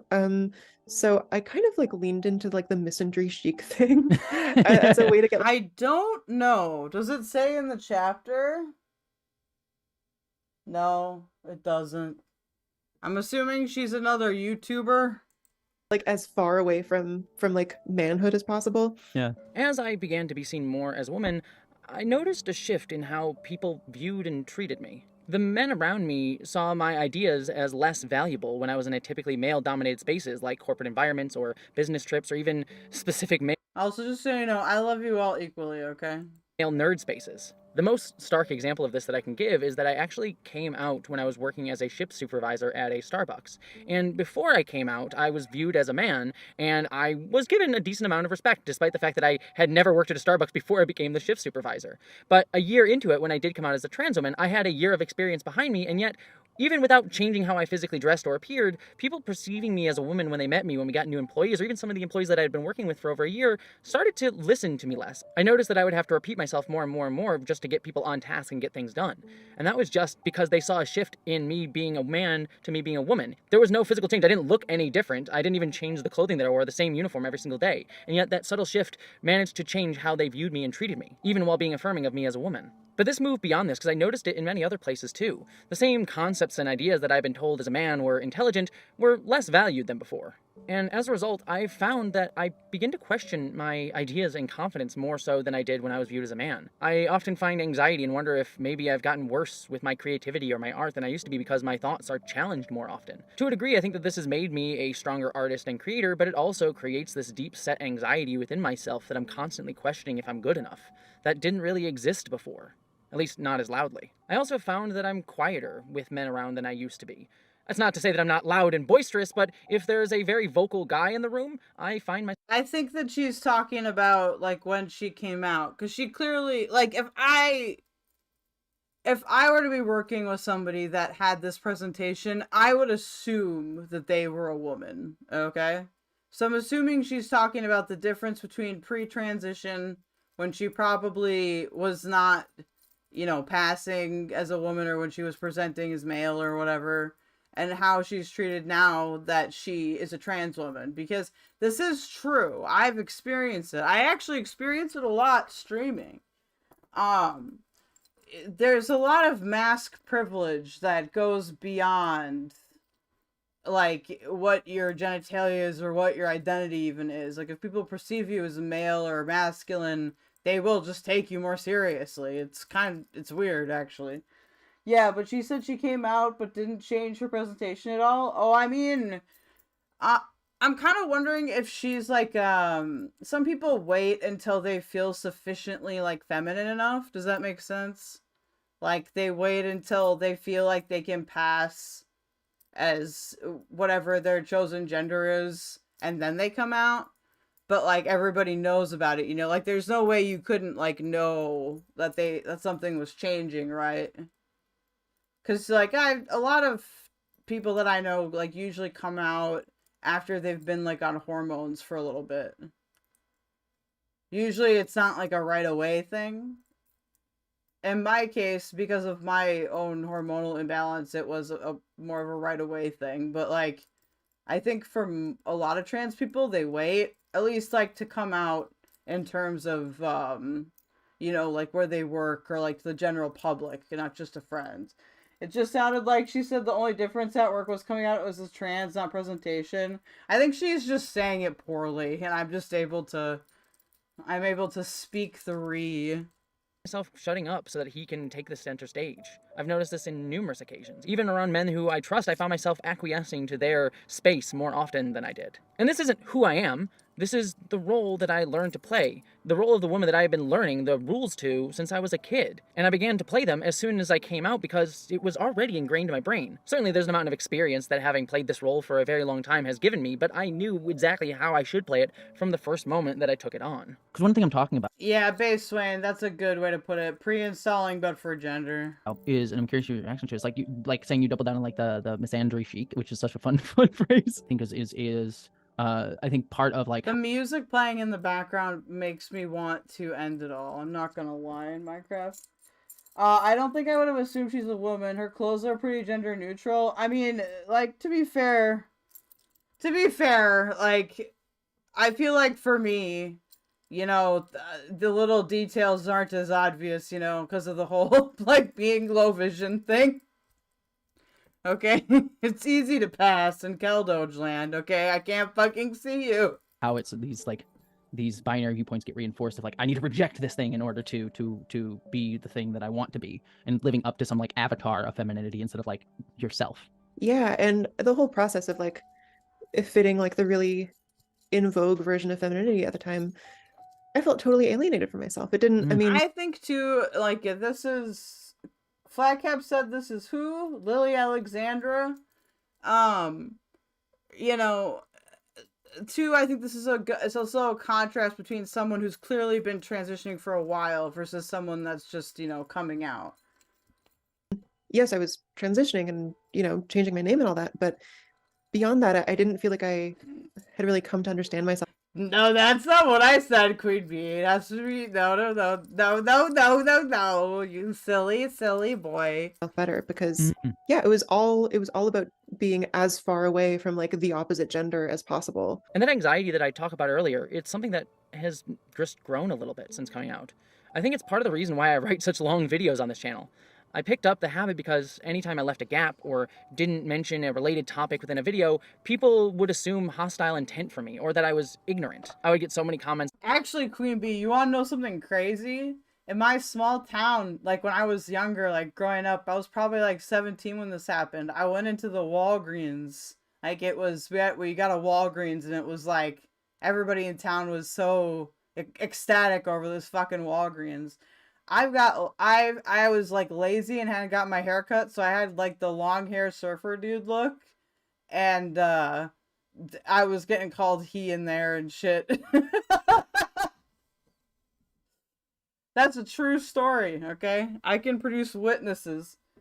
I don't mean that as a slight or anything, just as a kind of styling. I wouldn't think anything of a man or a woman. I think, honestly, to me, and I'm maybe simple-minded like this, if I see, like, feminine clothing or, like, gender-neutralish clothing, long hair, you know, like, not feminine posture, I'm gonna say woman. That doesn't mean that I'm right every time, but that's just what I see. Okay, that's what I see. On videos saying, oh, you must hate this person or hate this group of people because I didn't mention them. And it's made me anxious and over-explain lest I be seen as naive or evil. And that's even more so when I'm seen as trans. There are many topics that I touch upon on this channel that people will automatically vilify me over just for the fact that I'm a trans woman talking about them, when I know a lot of men in this space will get much more grace when it comes to it. I'm not saying that I don't get any or that others get more all the time, but in a lot of cases I see that. And many times as a creator it leads to writing paralysis. I sit down at a blank page That's a bit lazy. knowing that I need to fill it up with stuff that is going to be deeply important and personal to me, but also meaningful in a lot of ways, and I get scared because I don't want to fuck it up, because I know people will call me out on. Hold on. It's writer's block. Look. Meaningful in a lot of ways, and I get scared because I don't want to fuck it up, because I know people will call me out on it. Not that they shouldn't, and many times they should, but I'm just scared. You don't really like it when they do, though, do you? You don't like it very much. You keep, a lot of the time, because I know people will take it as a hostile thing or that I'm an idiot, rather than I just didn't know or I didn't do it well enough. All of that was much less the case when I was viewed as a man. Not to say that men don't experience it, but the presumption is skewed when seen as trans and a woman. I've found that men are often given grace by folks who believe that gaps in their statement are something they can just learn or didn't know at the time, or read their motivations with the best possible intent. Not always, but generally. Women, especially trans women though, are seen as less likely to be intelligent or possibly have ulterior motives. I mean, hell, recently, and I won't get into the specifics on it because I don't want to relitigate it, but I was Oh no. She is gonna talk about the drama in this, isn't she? Oh no, chat. Oh no. Why have I not noticed this farm before? Piled on Twitter because some people assumed a tweet I made was made for clout or attention. And again, I am not going over the specifics of the tweet, but disagree or agree with that tweet all you want. That's beside the point. What hurts me more was that I was viewed as disingenuous when I made that tweet out of a genuine place of earnest belief on my part at the time. Okay, this is something I've learned as a content creator. I'm just gonna say really quick. It's not about you. Okay? Like, a lot of times, people are just gonna read into your shit, and you're just gonna have to accept that that's what they read. And it's not about you. It's okay. If people don't think you're being yourself, or if they think you're lying or whatever, it's not about you. Because the only purpose of tweeting as a YouTuber is for attention. That is also true. I think that as a streamer, you also have to accept, or a YouTuber or any kind of media person, that you do want attention. Of course you want attention. Why do I say outrageous things? Because I want attention. But people just presumed that a trans woman must have an ulterior motive. But I do see that people were much more likely to jump to that conclusion than I think they would give to my cis male counterparts on YouTube. It's not a conscious thing. Quite often, I don't think it's anyone being like, no, she's not going to say what the tweet is. This is a consistent problem with Jessie Gender. Jessie Gender likes to vaguely refer to things and then not talk about the specifics because usually it's embarrassing for her. Like, usually she's the type, to be fair, and her leaving YouTube probably isn't that bad because of this. She's just the type of person that can't take criticism very well. She tends to have meltdowns and shit like that. Not like super public angry ones. But, you know, you can tell that she doesn't like how things are framed, or she's not able to accept it because she doesn't just show you the tweet, you know? Or maybe she will. I haven't seen this video. Like, well, I trust her less because... But based on her past behavior, I don't think so. Male counterparts on YouTube. It's not a conscious thing. Quite often, I don't think it's anyone being like, well, I trust her less because she's a trans woman, but just that We understand the roles so core inside of us that we tend to be easier to understand or view a trans woman as having an ulterior motive than we would someone else. We just know the roles of the play. I just like Twitter a lot, to be fair, for many reasons, but the least of which, I guess, is that I rarely have room to explain. No one ever really has room to explain, thus giving people more chances to assume hostile intent. Not to mention that Twitter is set up for us to view each other in binaries. Either I agree with you or I disagree with you, in ways that foster antagonism rather than actual conversation, and allows these assumptions of intent in much more heightened and polarized ways. Thus, women, trans folks, and many other minorities are often forced to be reactive more on social media platforms like Twitter and end up falling into anger. The day that I was dogpiled, I felt angry and pissed off. Think of Jessie Gender like... She has the tie-tie problem. She neanders a lot. She's not exactly like tie-tie, but she neanders and points a lot, so, you know. And then hurt and harmed. Strapping. And wanted to curl up in a ball. My emotions went back and forth all day long, and it was absolutely awful. And that space that a lot of people like myself go through will always make us more reactive. And because you're being abused or viewed disingenuously or any other things in between, ultimately it's going to reinforce the view of you in the first place. Can we not equate abuse with being viewed disingenuously? These are not the same things. Because now you're reacting in anger or pain or because you're just trying to be understood, and then people just constantly dogpile you more basing on the limited amount of information that they have that it's already skewed against you based on when they came into the conversation. I think that's a problem of our culture writ large, but it is definitely a much bigger problem facing trans women specifically and women generally. And this dynamic happens everywhere, but an even more heightened place beyond just Twitter is in gaming spaces. I think we all know what I mean when I say gamers TM. It's usually a hotbed for that sort of masculine culture that I was describing earlier on in the video. People who are angry and feel that that space is owed to them because they were told that it was owed to them for such a long time. Gaming was said to be the male space. And so when you see someone else in it, it kind of forces you to want to lash out because you know that's the role you're supposed to play. This is my space. It's mine. I wrote this script, not Okay, since I'm not a normal person in any capacity, I've never really felt like this. Like, in terms of, like, about a video game or anything. If anybody's experienced that, can you explain in the chat? Because I'm not sure I understand. Like, but again, I'm too weird to really know what this would be like. Because I've always been, like, the other, right? So I've got no reference point for this. For me, it's been months now, but I wrote this script, at least the first draft of it, the day after Hogwarts Legacy came out. I'm not going to go into talking about rolling in Harry Potter again, but I will say that I spent the entire day being sent death threats, Avada Kedavra texts, and messages telling me to die. All mostly... Are we really saying Avada Kedavra is a death threat or whatever the hell that thing just said? Is it male socialization to say gamer words? I don't know, and I don't want to know. Is it male socialization to think that Avada is a threat? Oh my god, dude. This is what we traded in, dude. This is what got traded in. Catrick Stardust is the best trans take of all time. White women don't say the N-word. True. From people who identified as gamers and men who thought that it was okay to dehumanize me because I've been talking about their favorite new game. I was harassed all day by dudes constantly calling me a freak and disgusting and idiot, bully. Hell, even Ben Shapiro called me a bully, and all of them degrading me.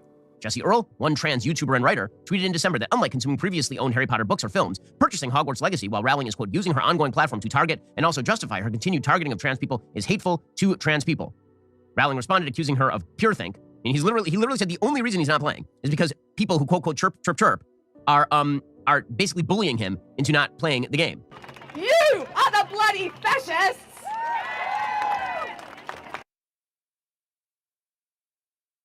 Yo, you guys, I need help. At first I saw that and I was like, is that a dildo? These dickheads think we hate them because they're trans. Wrong! We hate them because they are tyrannical bullies.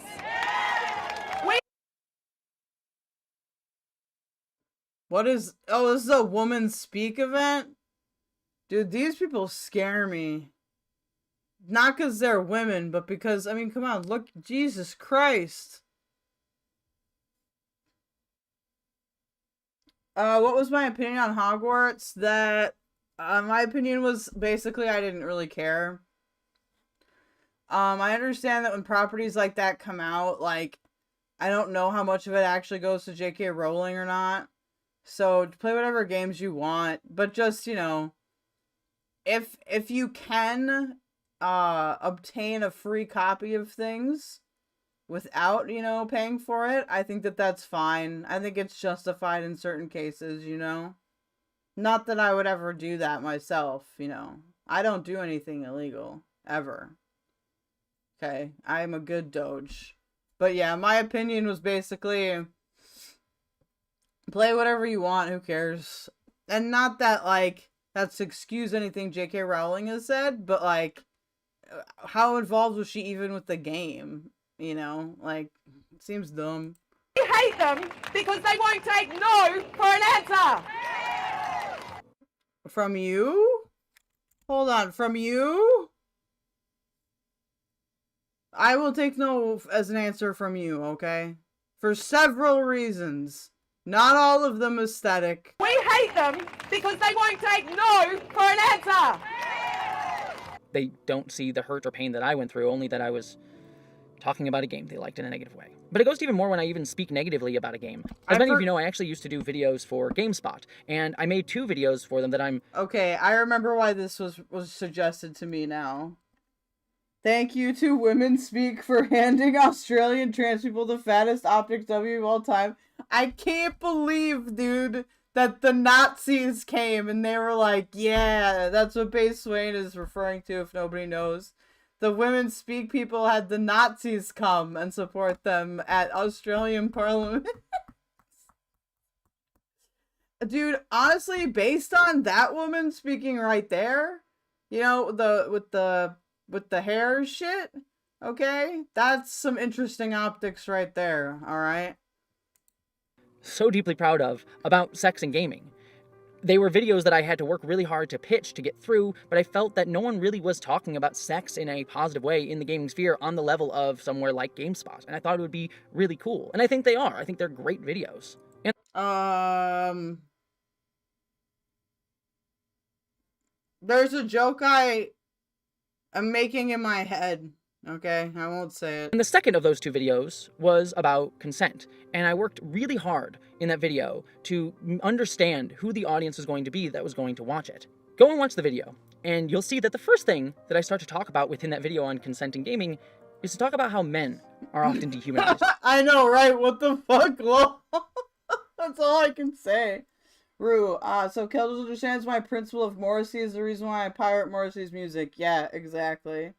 I don't think any of those women actually like the game. I don't think any of those women actually, like, play video games. In discussions of consent.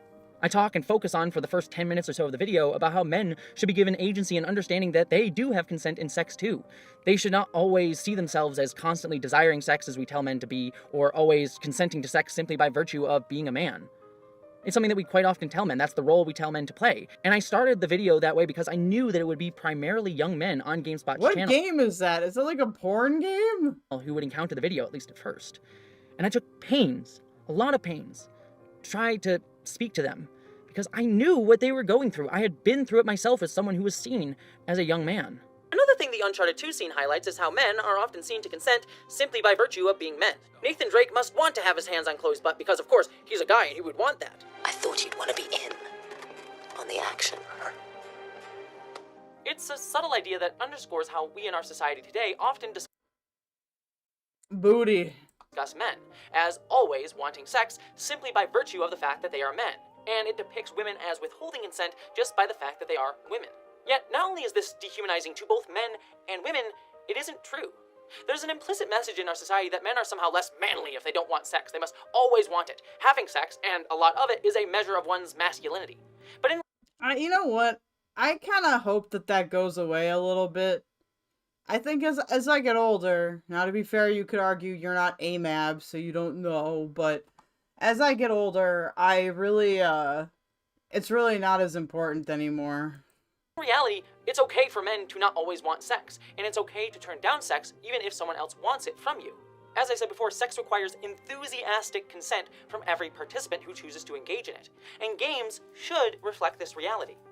Yet, despite that attempt, the video was actively attacked by many of those young men I tried to reach out to because of who I was visually delivering the message. Yes. That's going to happen. I'm not saying that they're right, but that's going to happen, and you gotta get, like... What really gets me with these videos, you guys, is like, they come out and they're like, and they attacked me. Like, yeah. Yes, that will happen. You know? It's YouTube. The video itself has a high like to dislike ratio, and many of the comments on the video are actively dehumanizing to me. I'm not going to watch this video, but I'm still going to pre-fire my dislike. 20 seconds in and this video somehow isn't surprising anymore. Preface, I did not watch this video. I'm just jumping to conclusions as to what this video is about and the demo. I do think it is retarded if you don't watch a video and then interact with it. Unless you, like, know the person and you're, like, doing, like, an in-joke or something. That's stupid. At least watch the video. Graphic of its creator. This is not the person who should speak about this. Why do you say that? Has she done something heinous at some point? I see a man wearing women's clothes and makeup. Is there another person in this video who talks? Oh, what a manly commentary. GameSpot perfectly showcasing the current state of modern-day gaming journalism. I was seen at odds with these young men simply because I was a trans woman. And I honestly would earnestly be deeply curious how many of those people who My name is Jessie Gender, and everything is because I am a trans woman. Commented like that actually sat and watched the entire video, or just decided to leave that comment as soon as they saw that it was a trans woman making it. Maybe I'm wrong, but it feels like to me that many of them just saw a trans woman in the video and instantly thought, well, this person's gonna hate on me, so I don't want to listen. In fact, I'll go after her first. When really I was trying my best to reach out. All of this stuff is, in its own way, traumatic when you're going through it a lot of the time. In sometimes big, sometimes small ways. The feeling that I quite often feel when thinking about all this, beyond my personal self, is sadness. Sadness at their inability to find connection and humanity with me, just because we're seen as different. The situation just is pitiable. We live in a system... Hold on, guys. I'm gonna turn skip silence on. But I have to fix, this.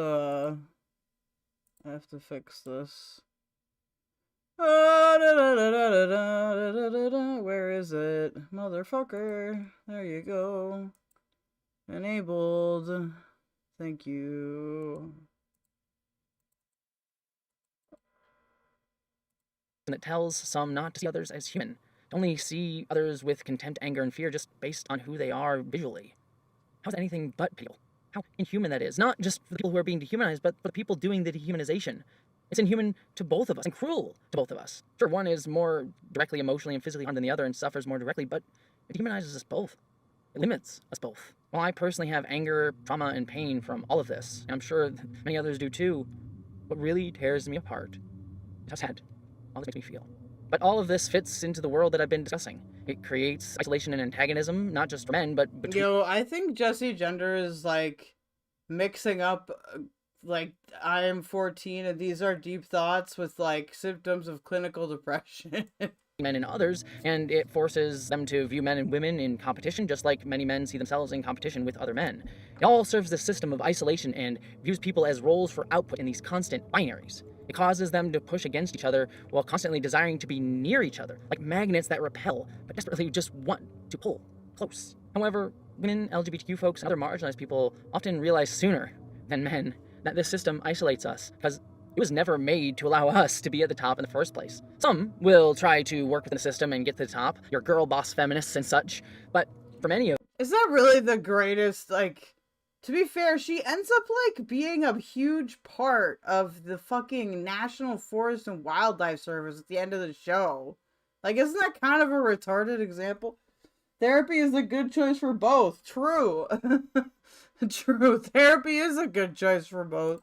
us. Community is much easier to find because we realize that to view each other in competition with each other is ultimately bullshit, because fight each other to try to win a game that we would never be allowed to win in the first place? Why play that game? We're forced to because our world is all of that game, but we understand inside each and every one of us that's a little bit bullshit, isn't it? Yet men remain the most isolated because they many times believe the lie that they're the ones that this system is for, and they're the ones that could actually win the game. So they become further isolated due to all of these things. And to be honest, watching that happen from the outside when I used to be inside of it is really strange. I remember when I used to look at women as someone who thought I was a boy and wished for connection, yearned for them to notice me. I remember how I just wanted a woman to listen to me, to hear me, because I just wanted to share the pain that I felt all the time. One of the dumbest stories of my life is in college, before I came out, I was able to attend a conference in Las Vegas because I won a video. Is it weird that she wants... To be fair, this is a genuine question. I'm asking because I don't know, okay? Is it sad that she, like, wants a woman specifically to see that? Like, is that weird? I have no idea.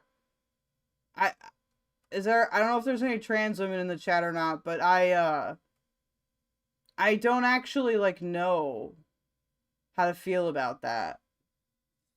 Based on girl bossing is when you're good at your job. Story Trails. How's the 6ix9ine King doing this stream so far? Any Obama moments? Oh, we're gonna get some, I think, in this video. I've made a good amount of money tonight, too. And a bunch of my friends, because they were young guys, we all decided to go to a... Because you guys are #1, okay? You guys are #1 community. Strip club. It was Vegas. We were college students, why the hell not? And I remember buying a lap dance, because that's what you're supposed to do, and the woman took me to a back room and started doing a lap dance. And I remember I didn't care about the sexual context of what was going on. I actually came out there. I told her I was trans. She kept dancing, and I'm sure this poor woman has had many a young... Why would you do that? That's so... Well, that's so awkward. Yeah, I'm going with my that's so awkward. Boy, at least someone she viewed as a young boy, tell her their deepest, darkest secrets while she gives them a lap dance. I'm sure I was not the only one. But for me, that's who I felt I could open up to, because he was the only woman that I felt I could open. Will says, welcome to the chat, Will. It's a little weird, but as a cis man, I've kind of felt that way before. Base Swain, yeah, because people don't believe other men are capable of doing emotional labor. That's true. That's so true, dude. And you know who does a lot of emotional labor for cis men? Is trans men, okay? They look at it like, even though I'm, you know, non-binary, I obviously am fine with the trans man label. And a lot of people are like, ah, yes, you, I shall trauma dump to. Especially cis men, okay?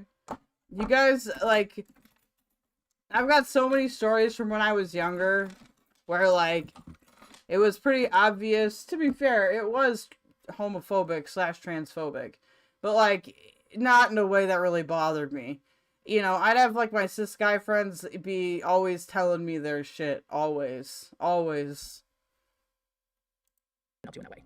She was someone I did not know, and I had paid to give me a lap dance. The power difference was very It was not at a strip club, though. It's usually really high in someone's backyard or whatever. But now, being seen as a woman, I'm on the other side of that relationship in a lot of ways. I've been contacted by a lot of men who have seen me on YouTube, who see me in the same way. I've been sent DMs or messages, or even had men come up to me in public and treat me demeaningly or reduce me to this person that they could open up to, or even just reduce my physical attractiveness so that they can feel a physical connection with me, because that's the only way that they are told to be able to form a connection with a woman, or at least how they're told to start a connection with a woman. It's a shallow one, but the one that they know they're allowed to feel and ask for, or at least feel they're allowed to ask for. Yet, at the start of my transition, as I was just coming out as trans, Queen Bee, that's true. Cis guys also tell their gay guy friends emotional stuff. Yeah, that's true. Yeah, that's probably, you know what's kind of funny? That's probably a like experience that we share. I wouldn't know, because well, actually, I guess I don't know. According to everyone in my chat, I'm 6'9" and cis, so. I also felt that that was what I was supposed to play when it came to the role of a woman. I went on dates or went with male friends who ranted at me their feelings and only wanted me to take them all in. I listened to hours, having to shoulder all their emotions. And I wanted to, because I wanted to care for them. I wanted to be a good person, and I knew that I was supposed to take it all on. That's what I was supposed to do. As a woman, I was supposed to carry this burden for them. But they would never return that. They never really wanted my validation or my input on anything. They just wanted to unburden themselves. I I've had men wanted yell to at me be and call me a valid. bitch because they were dealing with something that day. It had nothing to do with me. They just needed a place to put their anger, and I was there. They just wanted me to be a receptacle for their emotions. I bet many of you are wondering why I'm filming this section of the video in my car. I'm actually not. I'm actually not, because a lot of people film shit like this in their cars, don't they, for, like, privacy? The emotional support drink, true. I have the power of talking to people in their car and then sharing their burdens on me. Dude, Sora, I know that feels so hard.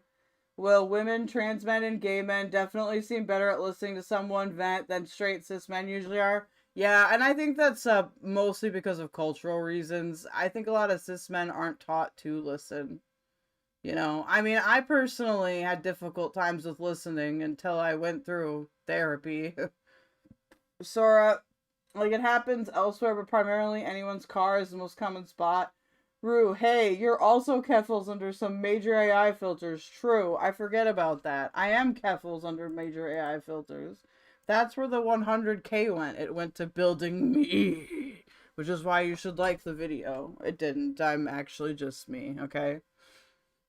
I'm me. I have some socks on. I legit thought that if I had it in a script, I could just say it and I wouldn't have to feel it. Fuck. Some comfy socks. Oh, that was like a gooner fucking pause right there. The reason I'm filming in a car is because this is this place where I was sexually assaulted. What? This is no.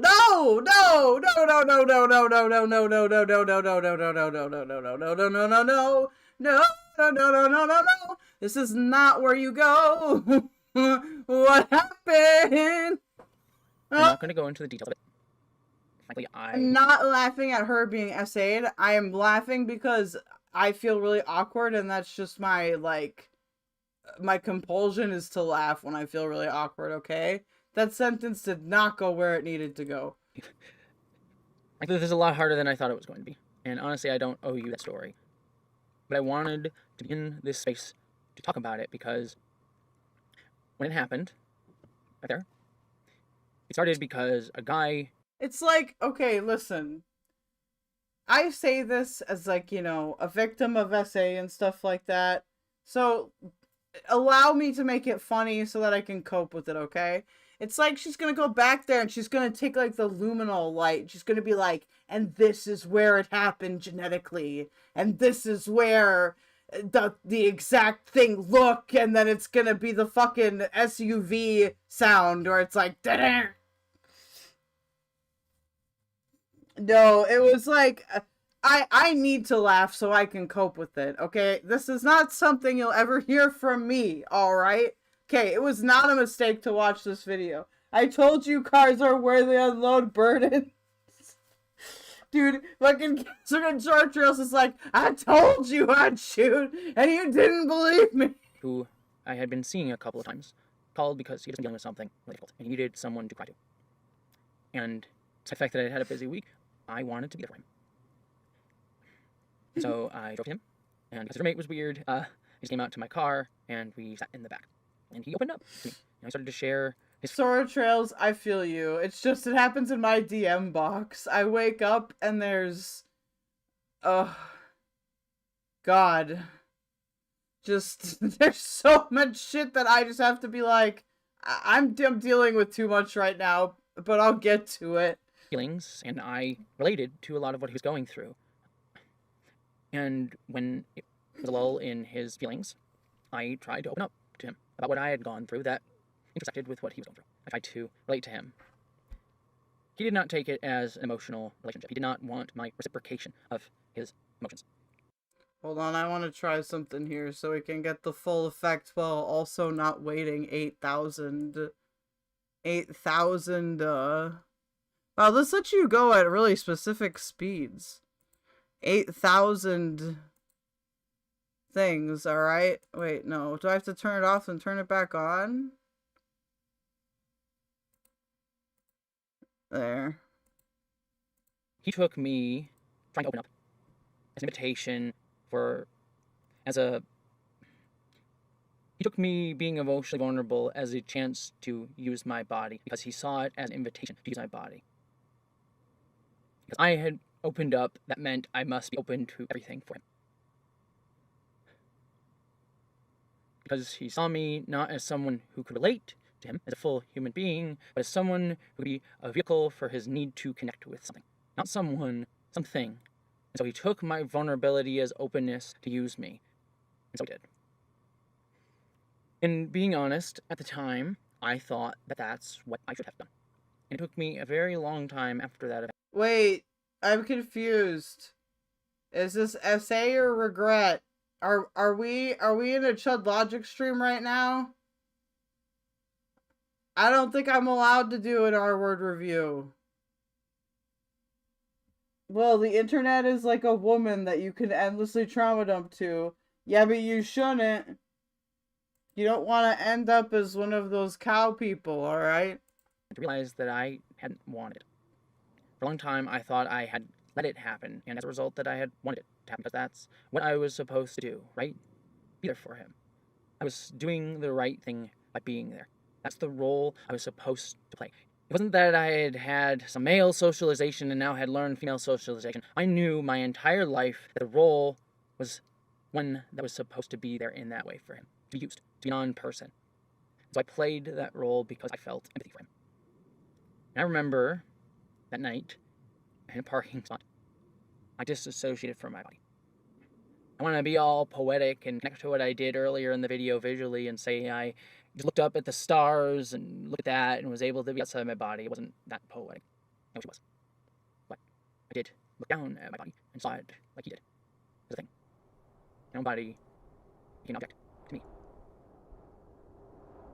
I'm not making any definitive statements, but I appreciate you, Sora. Okay?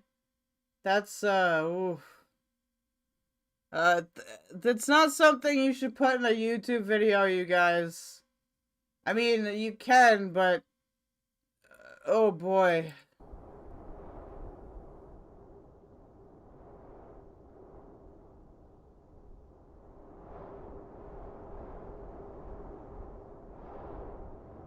Do we need to be shown this?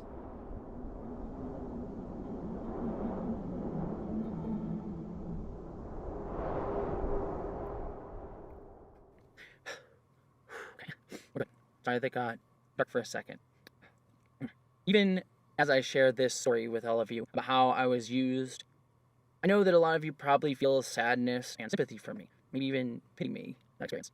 And yet, even that feeling is... I'm not trying to be rude, like, see, here's, guys, I really feel...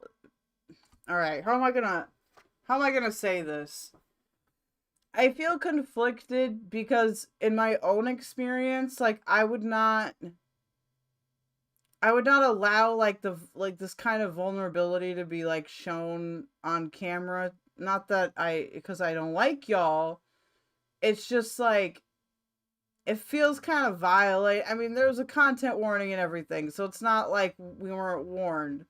But does she... hold on, Catrix, does she not have other people to consult with on any part of the video who could tell her not to do this? Sora, this is really fucking bizarre, I agree. I need something to laugh at because a lot of this is just left field.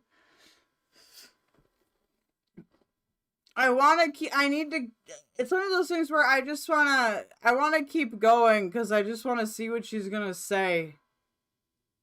Like, I'll smoke and I'll try to keep making jokes, but just so you guys know, I'm doing it as a coping mechanism. Sorry, I feel bad this occurred to her, but I don't welcome it to be shared with me in this format. Yeah, exactly. This is like a Brianna Wu moment. We're getting Brianna Wooed again. Part of the story, part of the play, part of the role. I don't think it's the whole video, though. Like, it clearly switches to other stuff here.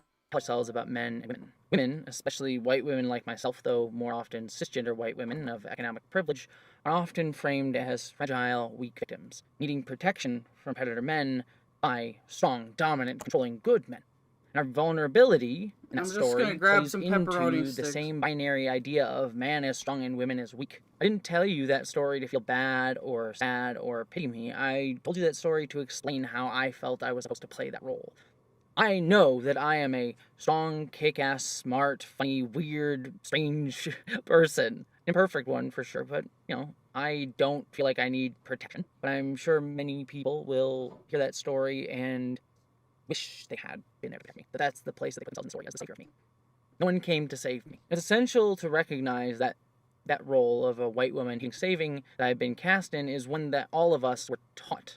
Writer Devin Price spoke about the idea of femininity, a ubiquitous female socialization gender expectation that is rooted in white feminism. The idea that to be feminine is to be soft-spoken and weak is an idea rooted in the myth of white innocence and fragility. Historically, wealthy white aristocrats viewed their wives and daughters as delicate flowers in need of protecting. This belief served to keep white women unempowered and isolated. It also justified racist violence against black and brown people, who were presented as violent masculine threats to white purity. When we act like girlhood is all about dresses and tender feelings and soft pastel flowers, we ignore how artificial this image of femininity is, and how it's only really been afforded to a certain small subset of girls. White feminism has long had a problem with oversimplifying the fight for gender justice, assuming that all women need to be liberated from the exact same restrictions. But for many black women, it is the presumption of strength that can prove oppressive, not the soft vulnerability associated with white womanhood. For black women, shedding tears can be a bold act of defiance in a world that never treats your emotions with tenderness. If you grew up in poverty, putting a lot of care... Yeah, I don't know Will either. This is kind of weird. Like, it's just all kind of weird.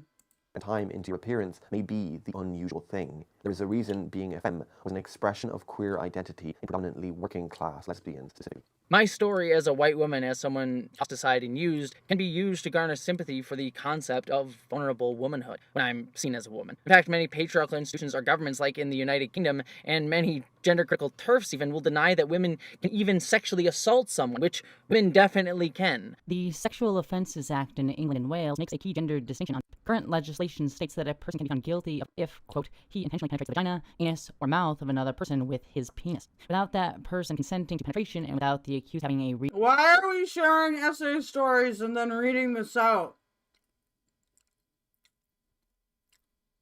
Where's the doctor?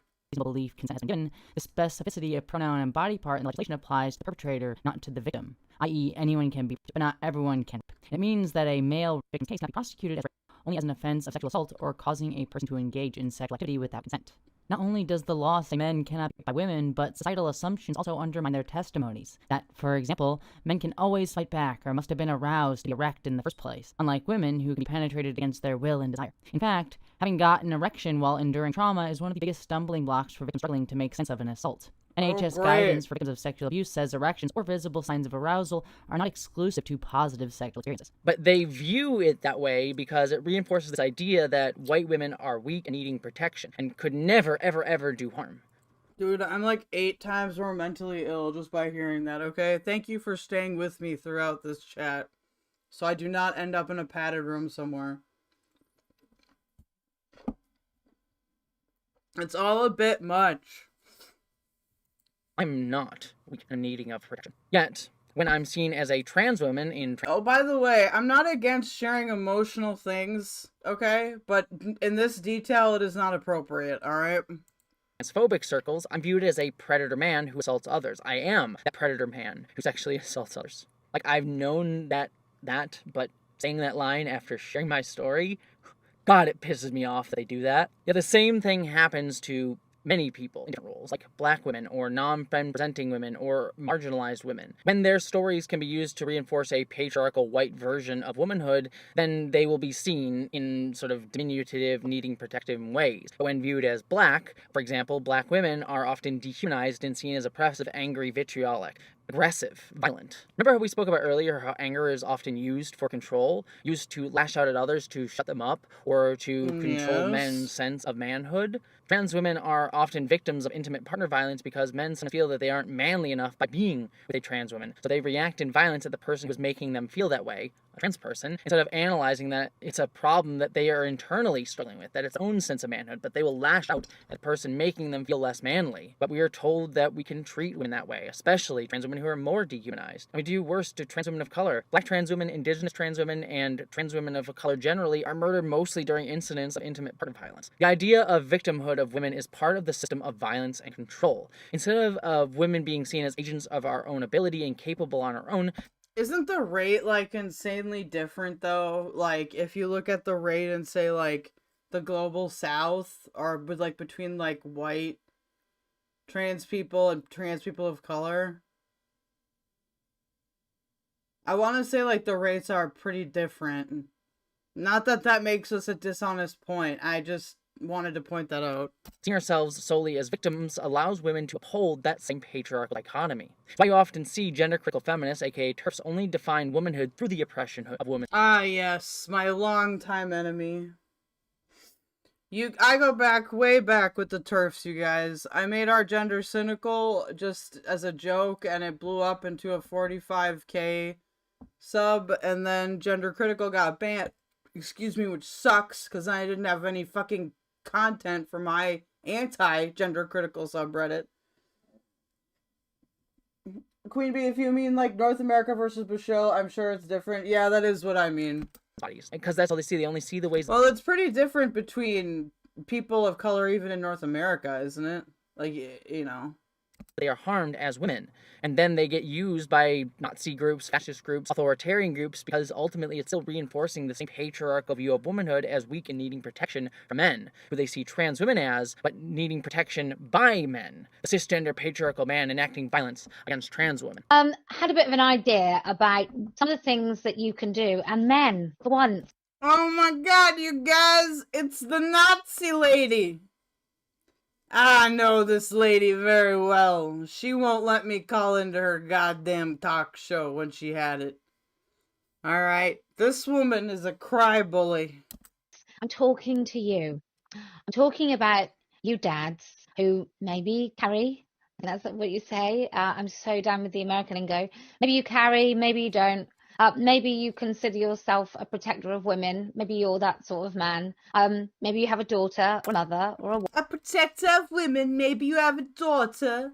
Maybe I'm going to use my evil over eyelined face to convince you to be a reactionary, yeah? Because all the trans people and the illegal migrants from Al-Qaeda are coming and they're taking your daughters and your wives, yeah? They're turning your sons into women. Maybe you have a sister, maybe you just have some friends. Maybe you just think women are human and you don't need any absolute connection with them to feel compelled to protect us. I don't know. Not with all that eyeliner. What are you hiding, sweetie? I think you should start. I'm sorry, that was very misogynistic. Women's toilets, men. That clip was from gender-critical TERF Jake Brigstock, who has recently gained a ton of notoriety doing Space Swain, this woman got owned by Tasmania, that's true. in the US, UK, and Australia making anti-trans rallies. And at her rallies, which notably had people quoting Hitler in them, lie. Do you know the big lie? The big lie was first described by Adolf Hitler in Mein Kampf.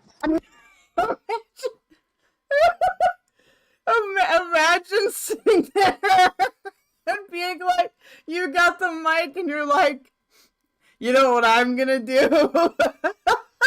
I'm gonna go up there and I'm gonna say, this was first described by Adolf Hitler in Mein Kampf.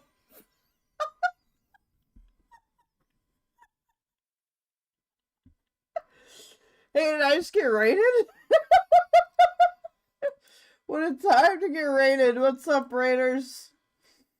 I think I see you, or I just had a huge weird jump in viewers. We're watching Jessie Gender confess her trauma to us.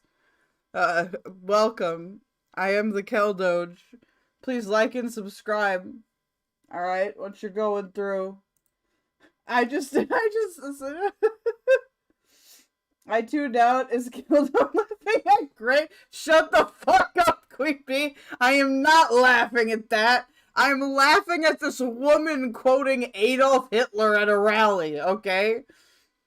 She's like, I'm gonna quote Mein Kampf. I'll rewind it, you little bee, you. That is the lie. In them making anti-trans rallies. And at her rallies, which notably had people quoting Hitler in them, lie. Do you know the big lie? The big lie was first described by Adolf Hitler in Mein Kampf. And what is the big lie? The big lie is trans women are... She often accepted Dude, Catrix, wow, you think Hitler is funny. You Nazi. Even worse. Keldoge thinks Hitler is funny.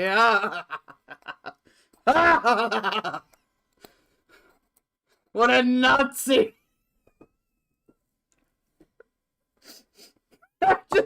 just the way that she said so. Hitler said this in Mein Kampf. And the lies women.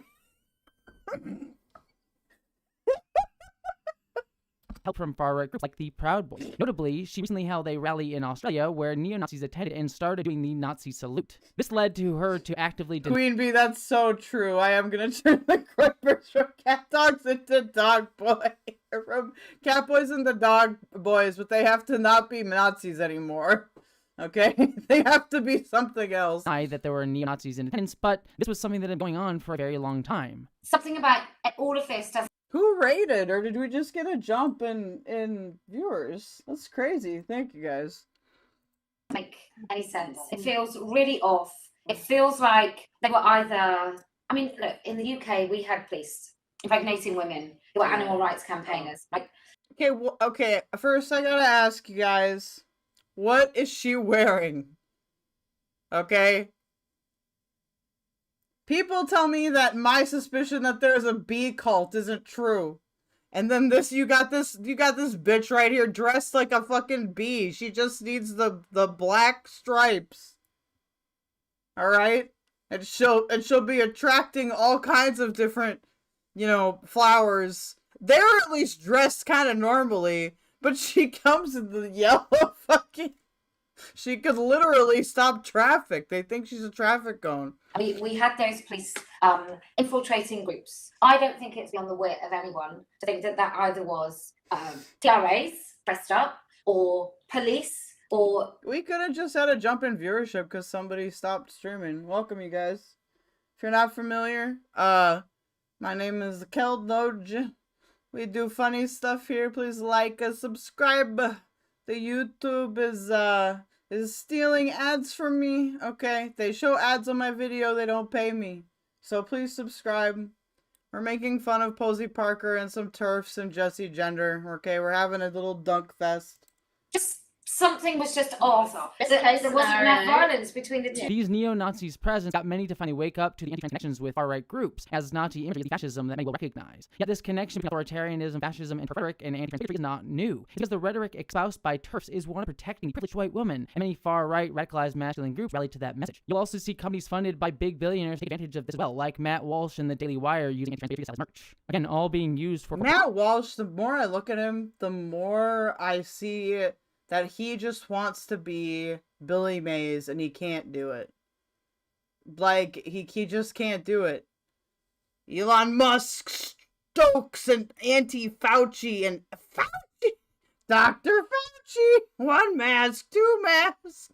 And anti-trans rhetoric in one fell tweet. Also, I do Vosh memes sometimes, but I don't really like Vosh, so I'm taking them back, okay? We're taking back what he took from us. We're taking back what he took from us! Interest, and they're able to motivate many men to do so because these rhetorics are all built around framing white womanhood as weakened and needing protection, of needing the big strong man to come and save them. I see many racist and anti-Semitic groups like the KKK and many others throughout history up to today do much the same. Protect the white women and children from the dangerous subhuman men, aka marginalized groups. We center white cisgender masculinity like a gravity well. All things need to center upon... Yo, it's a black hole! Yo! And all roles are framed in binary opposition to that. Men versus women, black versus white, cis versus trans. Whatever lens we view it from, we all know the roles we're supposed to play in opposition to something else.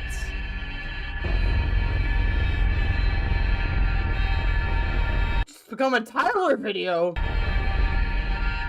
So I guess like in my era of chic misandry, trying to just disavow as much as possible, like my previous gender, my previous self, I came to mostly just like fear and dislike masculinity.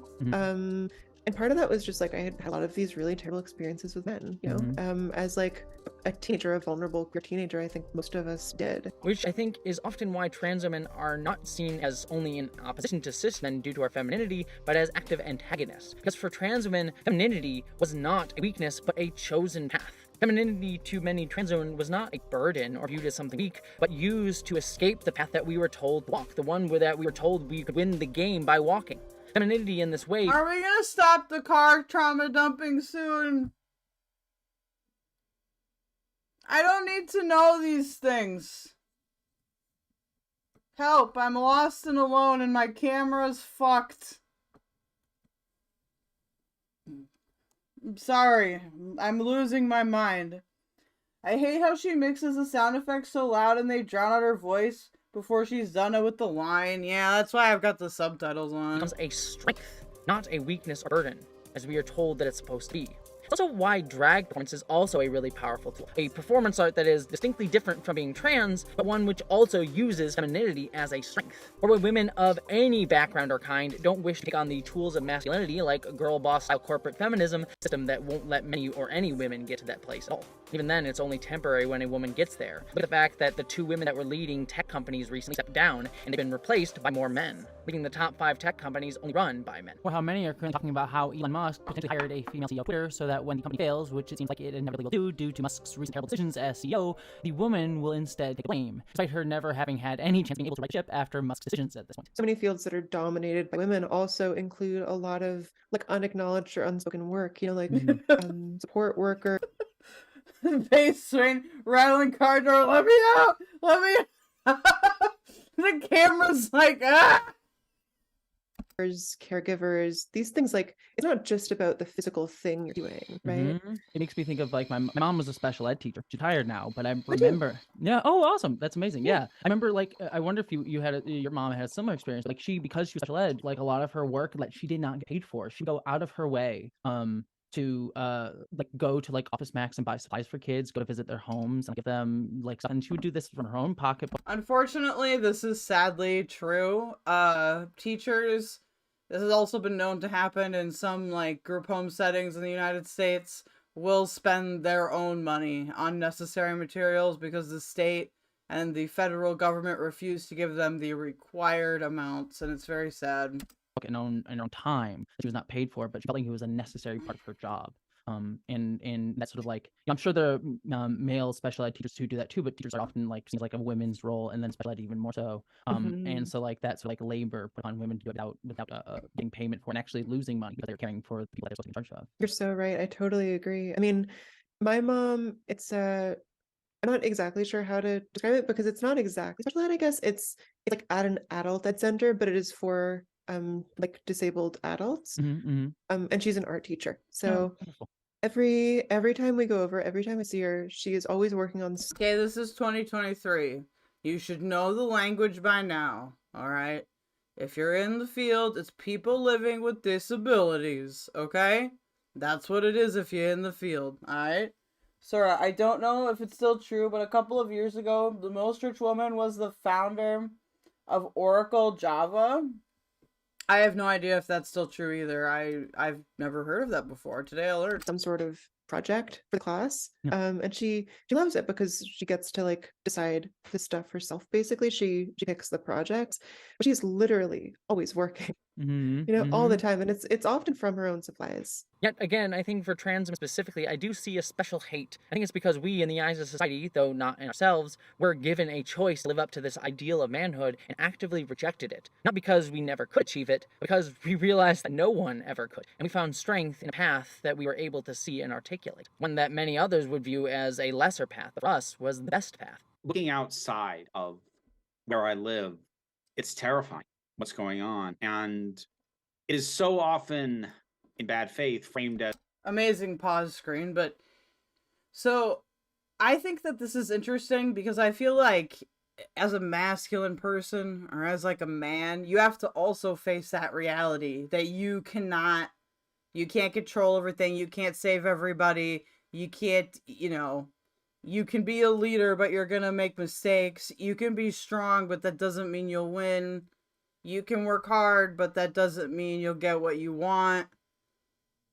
You know, society teaches you that you're entitled to all these things, which is why some guys go crazy in incel. I think they genuinely think they're entitled to such things, and then they, you know, their brains do a little reverse Uno card, if you will. So it's interesting to see this though from like a trans woman's perspective, because from my perspective, it was always like reducing toxicity, learning to not be entitled, and things like that. Oh, thank you, computer. You work so well. It's like we have to protect the children, but ultimately, what these people care about is preserving this twisted, over-idealized, singular vision of what it means to be a man. And I say that not to say that trans men get no crap, they do, but there's a reason trans men are the focus, and it's misogyny. Because while they now want to stop actual transition, the idea of a woman acting more like a man, being one of the guys, not being like other girls, that's fine. That's almost aspirational. But a man or someone perceived as a man rejecting masculinity, embracing femininity, that's considered a downgrade. That is seen as somebody being voluntarily lesser than they are. Is it aspirational? Because I always consider that a warning sign. Like, if a girl that you know is always in a ton of drama with other girls, you want to date somebody that has friends that aren't all your friends, you know? Sora, oh wait, I already read that. Anger towards trans women people, and people who knowingly walk away from masculinity, is seen as an inherent threat. Because any society that puts so much stock and importance in masculinity, people who say, actually, I had that and I don't need it, that is a very large threat to that society and the foundation on which it's built. I've seen men radicalized to hate, dehumanize, harass, and abuse trans people, queer people, people of color. I've seen the victim of violence. And I know the violence that is being stoked further and further. And I see what those who are radicalized become. Tools for a corporation, a company, for an army, for violence, for the state, for the nation, for the great leader, for the authority. Well, I see. Wait, what do you mean tools for a corporation? Like they have a job? Cause listen, I am a lefty too that doesn't like corporations, alright? But like, people have to work. And like sometimes you do get consumed in that work. Usually because you need the money, right? Like, that's just a part of growing up. It's like I'm watching, I can't think of the movie, but it's about the punk guy. It's the two punk guys and the one dies at the end from accidentally overdosing. I feel like I'm watching the trans woman version of that movie right now. Basically, look me in the eyes and tell me butch lesbians have privilege because they're masked. I mean... Oh no, Base Swain is gonna come at me maybe. Look, I'm not gonna lie to you. Some butch, if you're masked enough, you do have privilege. If you consistently pass as male, okay, or as a man, you do have some mask privilege. Does that mean you have the same privilege as a cis man? No. But like, you have to recognize that society is going to treat you in a much calmer manner, okay? I know this very intimately. There's a lot of like sexual harassment and stuff I didn't have to go through because I was gender non-conforming for pretty much my whole life. That's a big major thing. That I'm not as afraid to walk around at night as say like a lot of other AFAB people. So it is a thing to think about.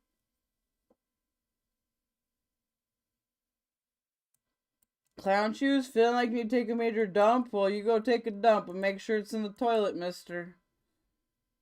Sorry, Charles, it's just going deeper and deeper into all men are bad for one reason or another, even if they're not aware of it, and I highly disagree. Oh, I don't think men are bad at all. I think that a lot of this shit just comes from a society where none of us are taught how to properly cope with anything, if you think about it. They need to teach basic coping skills in schools, and they do not Empathize with what led them to that place.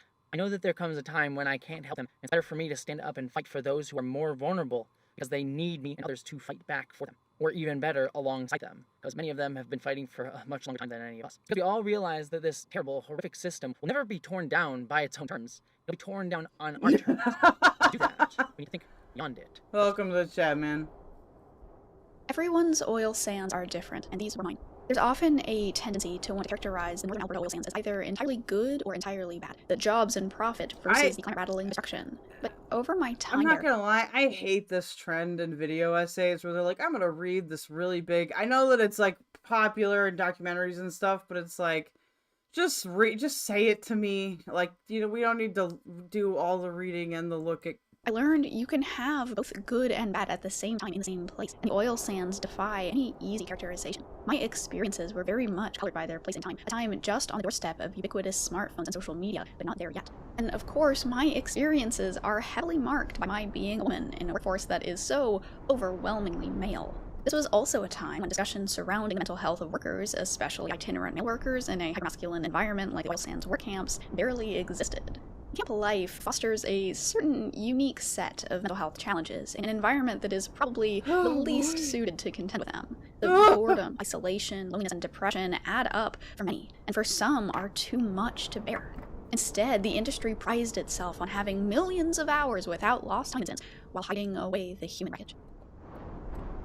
I'm wary of the sensationalization of my narrative because it contains sexual violence. The sad fact is, however, that sexual assault of every kind is far too common everywhere to be sensational. That doesn't mean that I am not deeply and negatively affected by it. I will always be affected by it. But I guarantee you that neither of the men who raped me considers what they did to be rape if they consider it at all.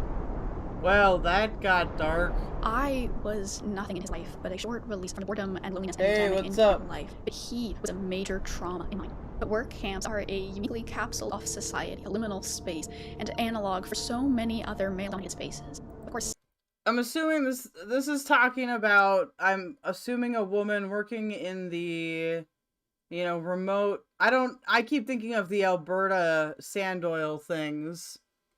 That could be what she's talking about.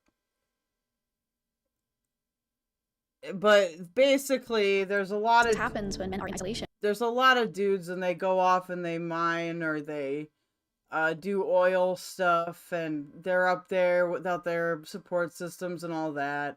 This happens a lot with logging too, actually, weirdly enough. I've had a couple friends do that. Oh, sorry, don't worry. I knew that wasn't what you meant. Don't worry. Sometimes I feel like creepy men view feminine clothes as an invitation. As something done for them. Yeah, maybe. Also, welcome to the chat. Hey, Cloudy9. B. Swain. I meant in the context of someone who is seen as female but presents more masculine. I do see how there's different shit to deal with on both sides, but by portraying all masculine as pick-me is cringe. Oh, I see what you mean. I don't think they're all pick-me's. For long stretches of time and completely re-socialized in a...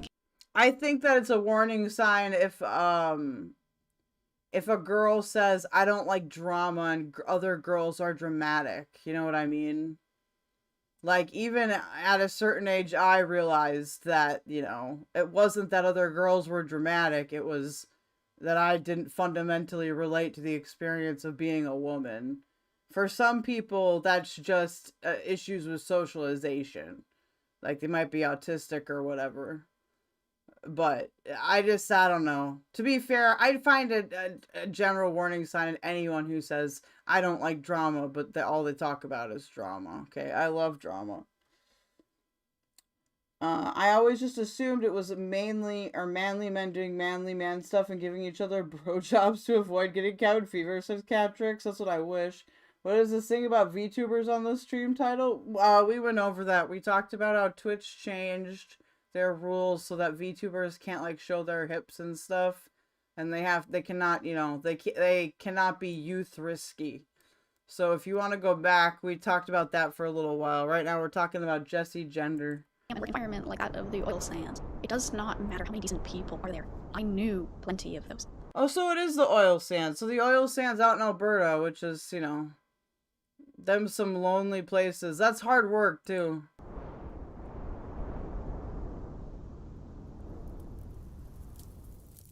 Oh, we go The back to goal the of comic. this gendered system that we live in, one that is fueled and enabled by capitalism, imperialism, and patriarchy, is all based on this foundational assumption of a binary of man versus woman, with emphasis on versus, and that men are inherently on top of that endless cycle, as always the natural victors, women constantly being the victims and underdog in that battle. And we hear this binary viewpoint in everything in our culture. I like that this is appropriately spooky for October. In its most extreme, we see it only in terms of women being the victim and men as always the oppressors. See how we discuss women as always Is she crying? Going to be the losers in sports, despite the fact that many women have beaten many men in their field, and how some laws aren't even written to include the possibility that women could even commit sexual assault. And it's by no means a coincidence that the same discourses and framings of men versus women are used to frame trans women as men. Our system is based on this dichotomy. It requires it to function, to fuel its endless cycle and rhetorics of domination and control. All of us are conditioned and socialized to believe in this natural, quote-unquote, binary. It's even core to a lot of feminist literature. As a non-binary transsexual, I believe in the spectrum of genders. The early days of feminist work were often framed as the need to destroy and push back against men. Not the system, not patriarchy, but men. But it led in those early days to seeing all men as oppressors and all women as inherently oppressed, and that fighting men was a way out of the system. Yet seeing men as the enemy alone is ultimately still the socialization of this binary fight. And this dichotomy, this endless cycle, is something that feminist writer Bell Hooks wrote about quite frequently. When contemporary feminism was at its most intense, many women insisted that they were weary of giving energy to men, that they wanted to place women at the center of all feminist discussions. Feminist thinkers, like myself, who wanted to include men in the discussion were usually labeled male-identified and dismissed. We were sleeping with the enemy. We were the feminists who could not be trusted because we care. You want to know something interesting about that? The first people to truly trans me were TERFs. Okay? I'm not kidding. You know, when I would argue against them, they would often say that I wasn't really a cis woman, that I was talking like a male, I was aggressive like a male. Nobody had really ever said that to me before, even other trans people. So I feel that actually in this really weird way. So, and hilariously, you could say that TERFs transed me. My cat wouldn't let me put him on the floor, and now he's still in my cup. Aw, cute. Cat socialized MILFs. MIFs or MILFs? Relainen, my internet is freaking out about your stream. Really?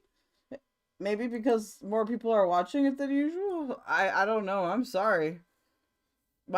Seems good on my end. Might be. About the fate of men. We were the feminists who did not believe in female superiority any more than we believed in male superiority. As the feminist movement progressed, the fact became evident that sexism and sexist exploitation and oppression could not change unless men were all. I just think it's so funny, because I always hear about how it's like the trans people doing it, you know? But in my experience, it was the fucking TERFs. The TERFs were the one that did it, that were always suggesting it. So deeply engaged in feminist resistance. Yet most women were still expressing no genuine interest in highlighting discussions of maleness. Acknowledging that there needed to be more feminist focus on men did not lead to the production of a body of writing by women about men. The lack of such writing intensifies my sense that women cannot fully talk about men because we have been so well socialized in a patriarchal culture to be silent on the subject of men. But more than silence, we have been socialized to be the keepers of grave and serious secrets, especially those that could reveal the everyday strategies of male domination, how male power is enacted and maintained in our private lives. Domination. Indeed, even the radical feminist labeling of all men as oppressors and all women as victims was a way to deflect attention from the reality of men. Yeah, hopefully it's okay. It seems running good on YouTube. Let me check my stats here. It seems to be going fine. I'm sorry about that. I don't know. TERFs convinced me that biological sex isn't real. Nice. Or also, you trying to pronounce my name is adorable, never change. Do I call you Sora Tails, Sora Trails, Sora? I just call you. Why am I? Hopefully, Sora, I'm at least getting right? Someday I'll get it right. And our ignorance about them. Simply label them as oppressors and dismiss them meant we never had to give voice to the gaps in our understanding or to talk about maleness in complex ways. We did not have to talk about the ways our fear of men distorted our perspectives and blocked our understanding. Hating men was just another way to not take men and masculinity seriously. It was simply easier for feminist women to talk about challenging and changing patriarchy than it was for us to talk about men, what we knew and did not know, about the ways we wanted men to change. Better to just express our desire to have men disappear, to see them dead and gone. She said that although that passage was written by a black feminist cisgender woman writer who you all should be reading more of, by the way, I see so much of my own experience as a trans woman within it. How by identifying or trying to empathize with a cisgender male experience, try to understand what many cis men go through, This is something I think that the J.K. Rowlings of the world have really ruined, and that's, you know, if you think about it, gender nonconforming cis women are cis women that don't comply with or behave in a way that's expected by society do have a lot in common with trans women, actually. Sure, biologically speaking, there are differences, but the experience is similar. I've related to a lot of trans women, even though I'm trans mas. Like, just because you do find yourself in this place where you're never quite sure if you are really one of the guys, you know? There is always that little thing in the back of your mind, am I really one of the guys? And, you know, there are a lot of, you know, fellow females, I guess I'll say for lack of a better term, where, like, they look at me as some kind of weird freakazoid. So, not all of them, but, you know, growing up, that's how I felt a lot. So there's my trauma dump. Not nearly as exciting. as a trans woman, am often labeled as male identified, as socialized male, as having had some inherent more masculine background or experience. This is something that many black women like bell hooks are also faced with when people talk about them. It's by no means surprising that this male-identified male socialization rhetoric comes from TERFs, whose rhetoric itself is often based upon seeing men as inherently the oppressors and women as inherently the oppressed. If you listen to a lot of anti-trans rhetoric, you'll find that many people believe... God! Okay, listen. This is where I get to be sexist, okay? What in God's name? What is going on here? Dude, she's gotta eat something. This is... No, okay? I'm concerned for this woman, okay? She needs to possibly go to the hospital. Like... a jump scare. Also, why are we in the dark with red recurred light illumination? I don't know, but I'm all here for it. Sisters of Adversity, base Swain, true. It's one of those things where, like, once you know it, once you know what it feels like, or once you understand it, like, you understand it. Although I will say for some mask people it does take a while, because again, you have to get over that feeling of entitlement. Like... that trans femme folks, specifically and trans people generally, are representations of a fall of manhood in society. This movement toward androgyny occurs in late phases of culture. Oh, this woman also thinks that me, like, people of my people, you know, the androgynous people, the non-binary people, are like signals that society is going to end or something. I am the white horse. Civilization is starting to unravel, okay, and that you find it again and again for history in the regard. You know what I just thought of, Base Swain? Fucking, I've got osteoporosis. You can see it happening. All of a sudden, there's kind of a, you know, there's the sculptures of handsome new young men athletes that used to be very robust, right, in the archaic period suddenly begin to be like wet noodles, right, toward the end, right? And that people who live in the period. What kind of description is that? They suddenly become wet noodles? What are you talking about? What? Hello? is a late phase of culture, whether it's a Hellenistic era, whether it's the Roman Empire, whether it's the mauve decade of Oscar Wilde in the 1890s, whether it's Weimar Germany. People who live at such times, okay, feel that... Note that she only cites Western Europe. Why isn't this... Oh, it's a slash. That's why I'm confused.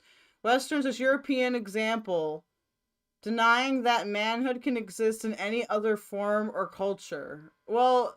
Hold on. She uses this as her example, but does this equal that? They're very sophisticated. They're very cosmopolitan. Okay, homosexuality, heterosexuality, so what? Anything goes, and so on. All right, and so, but from the perspective of historical distance, okay, you can see it's a culture that no longer believes itself. Okay, and then is this woman still alive? Can I like get in the same room with her somehow? Like, can I go up to her and be like, I am the harbinger of hell. I am your worst nightmare. I could come like dressed in some kind of crazy ass like bird costume. It could be like a really elaborate bird up joke. Okay, we could mail it to Eric Andre.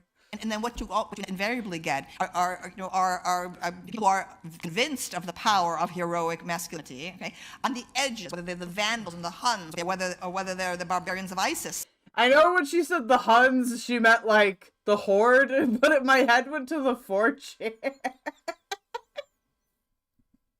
That's not what she meant, but that's what my head went to. I'm going to hell. In Before the Rainbow Unicorns, they sell to kids as one of the horsemen from the gays. Don't stray from our American God, y'all. Yeah, don't stray from the God, y'all. Okay, you see them, starting to mass on the outsides of culture, and that's what right now. There is a tremendous dude. Mick Jagger does not look this like this skeletal. Another terrifying disconnect between the infatuation with the transgender movement in our own culture and what's going on out there. Okay, all right, and so. Okay, I want to actually watch her in real time. Or I don't know how long she goes on, but. We gotta, I don't know who this woman is, but I would like to study her more. I forgot about her. I mean, that's why I'm concerned. I feel it's ominous, okay? I question whether the transgender choice is indeed genuine in every single case. Even more. Well, that's impossible. What do you mean? You want it to be genuine in every single case? How is that possible? I think to be fair, I think a lot of transgender people have accepted this and are fine with this. People are gonna be wrong sometimes.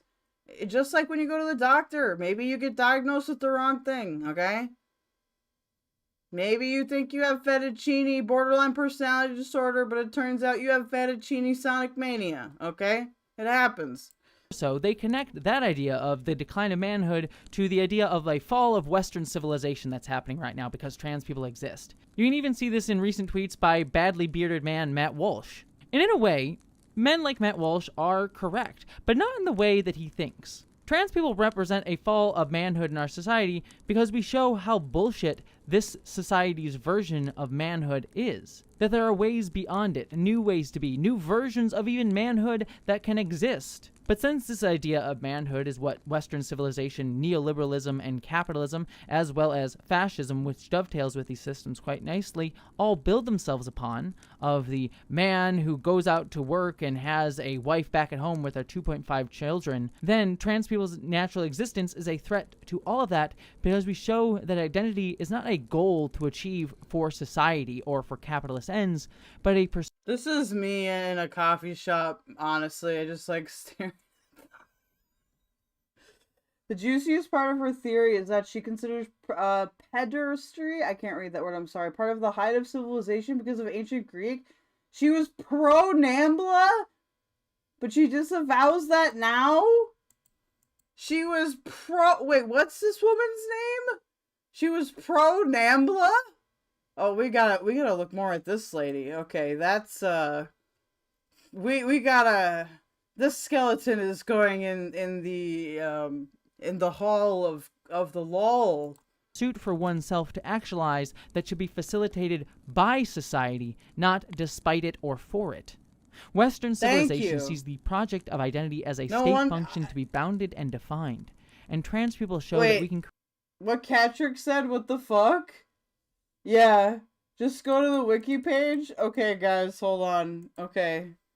This is, I'll play it while I pop it up, but I just, what?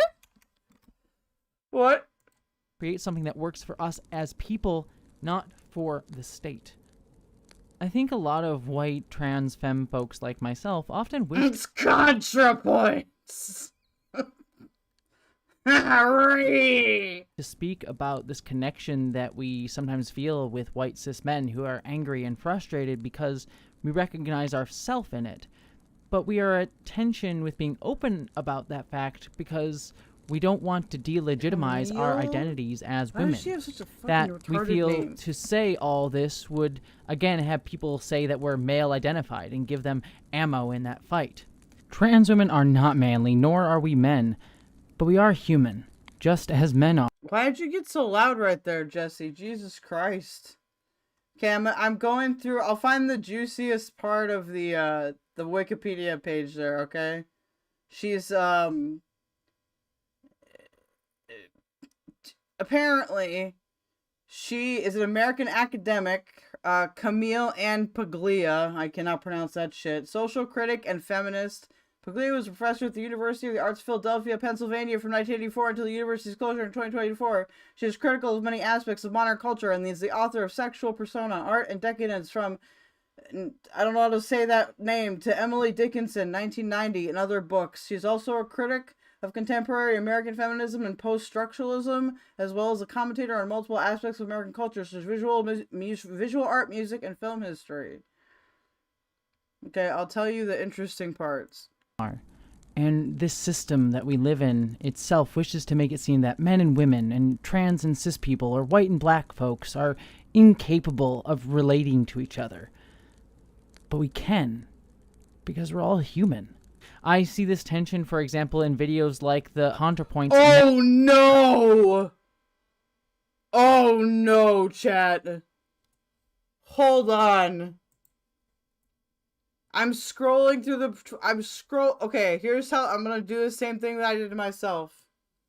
I'm scrolling through this. Scrolling through it. Transgender views on transgender climate change, French, academia, I was laughing, and then politics, and then child sexuality.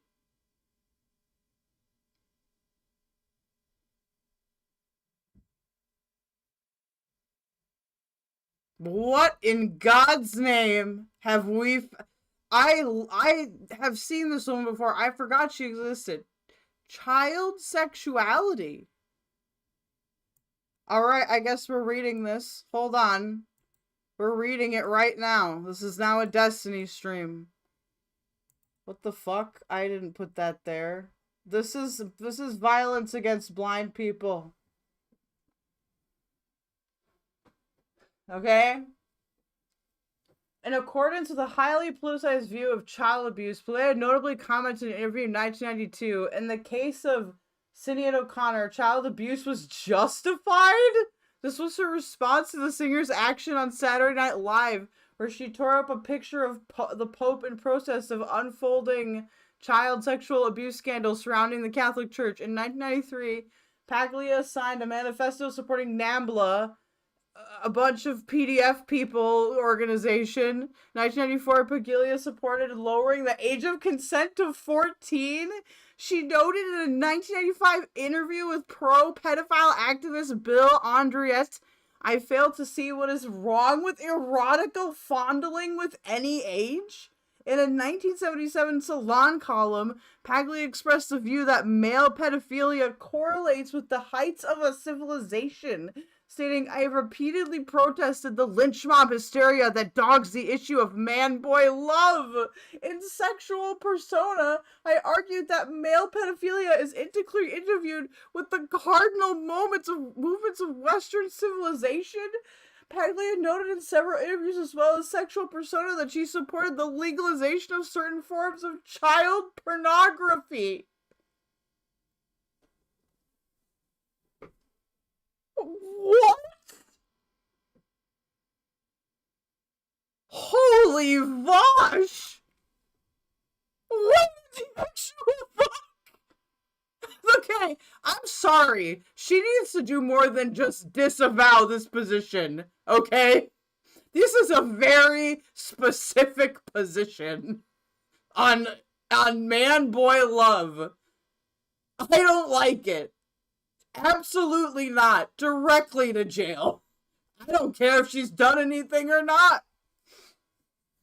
She later changed her views on the matter in an interview for Radio New Zealand Saturday morning show conducted on April 28 in 2018. So she probably doesn't even believe this. By Camille Paglia asked, "Are you a libertarian on the issue of pedophilia?" What the fuck? That's not something. No, that's not what you can't. To which she replied, "In terms of the present day, I think it's absolutely impossible to think we could reproduce the Athenian code of." So she still supports it, just not in the present day.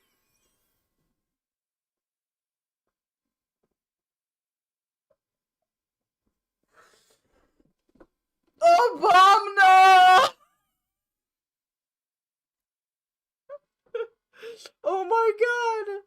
That we can't reproduce the Athenian code of pedophilia by love. That was central to culture at the time. We must protect children, and I feel that very, very strongly. The age of consent for sexual interaction between a boy and an older man is obviously disputed. It's obviously disputed. At what point that should be? I used to think that 14, the way it is in some places in the world, was adequate. I no longer think that. I think young people need greater protection than that. This is one of those areas that we must confine to the realm of imagination and the history of the art. What? Bro, this woman has heavy PDF file vibes, okay? I don't want to get sued or anything, but like, holy shit, what the fuck? I didn't know it was like that. What? Oh my god! What are her other positions? Who did she support in 2016? Oh, great. Of course she supported Bernie Sanders. Great. QQ kills me again. She criticized Bill Clinton for not resign. Why? She was just giving him a blowjob. She's okay with man-boy love, but not the Monica Lewinsky scandal? Are you fucking kidding me? She's okay with man-boy love, but not Bill Clinton getting his no, dude, absolutely not. Okay, no, I'm so triggered. She characterized herself as a libertarian. Yeah, okay, dude. In order to be a part of a libertarian, you have to support things that don't cause harm, aka not man-boy love, you fucking freak. She opposes laws against prostitution, pornography, drugs, and abortion. She is also opposed to affirmative action. Oh, so she's racist. Some of her views have been characterized as conservative, although when asked in 2016 if she considers herself a culture conservative, she replied, "No, not at all. Conservative would mean I was cleaving to something past, which was great and no longer is. And usually I'm not saying we should return to anything. I do believe we're moving inexorably towards the future." What? What is she? She's critical of the influence many post-war French writers have on the humanities, claiming that universities are in the thrall of French pro-structuralism, that in the works of Jean Baudrillard, Jacques Derrida, Jacques Lacan, and Michel Foucault, she never once found a sentence that interested her. Have you read all of these? Paglia's assessment of French writers is not purely negative. I don't care the positive shit. Paglia has long rejected the science. She doesn't believe in climate change. What? Dude, There should be a petition to remove her from the facility because she's a danger to everyone around her. With her nuclear takes. The university rejected it anyway. She is, though she's not transgender, she identifies as transgender? She reports having gender dysphoria since childhood and says that never once in my life have I felt female. She said she was doing flamboyant male costume. What? So, okay.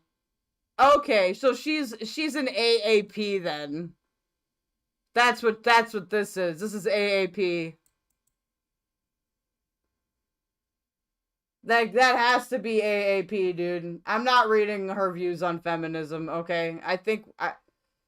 Oh, well, does she admire... Oh, and she admires Germaine Greer. That's great. And Simone de Beauvoir. Didn't she, like, die or, like, kill herself or something? Who else does she like? Wait, she accused Greer of becoming a drone in 3 years as a result of her early success? So she hates everyone more successful than her? Unique in the hyperbole and virulence of her hostility to virtually all prominent feminist activists. She hates... Wait, does she hate Hillary Clinton too? She hates... Judith Butler, I don't know who has... Kimba Wood? Who the hell is that? Susan Thomas and Hillary Clinton.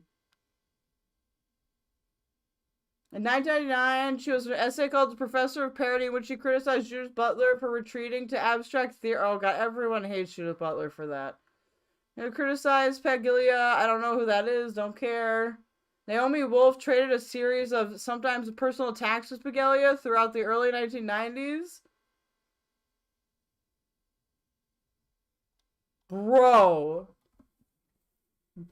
I'm sorry I haven't been reading, but bro, are you fucking serious? Bro, I want to just not watch this and immediately Google an interview with her. Press 1 in chat if you want to do that. Press 1 if we want to move on to whoever this fucking weirdo is.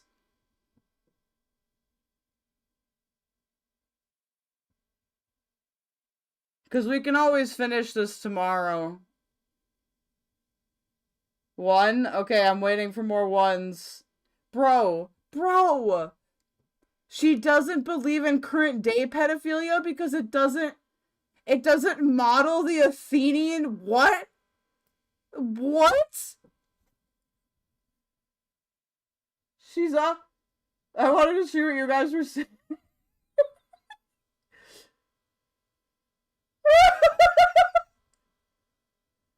The SVU noise, I just got screws dripped. I've learned and forgotten the lore of the fact I think. Well, you see in the... Okay, we'll finish this. Well, let's see if we can find, like, an interview or a talk or something. What?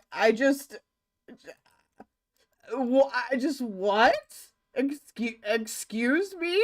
Like... Oh my lord. Okay, let me find something real quick here. I'm gonna try to find something that isn't, like, copyrighted, though, because we don't want to get struck. How are you guys doing while we're waiting? No, I wanted to look up on YouTube. Here, you guys can judge the boniness of her face, alright? While I find an adequate video, okay? You can judge her face. I can't just... What? She opposes the what? The what? This might be the one person that's broken me. Okay, hold on. So we've got... Do we want to see the one where she's... Okay. This is, I think, where that video was from. Let's see if there's anything. Should I see if I can get her defending NAMBLA? Here's her on C-SPAN in 1998. Here, I'm gonna put in NAMBLA just because I don't want to get some fucking lame... I don't care if I'm on a list. Okay, what the fuck? That's only 9 minutes, though. We need something longer than that.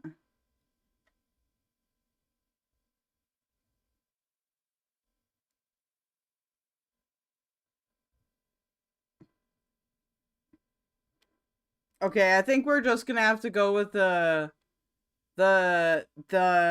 gender society's fall of collapse women thing. Hold on, let me find it. This is all from one talk. How come I can't find it in just one thing? Is it just called the pro-sex movement? No, I know I'm live now. Why would you tell me I'm live?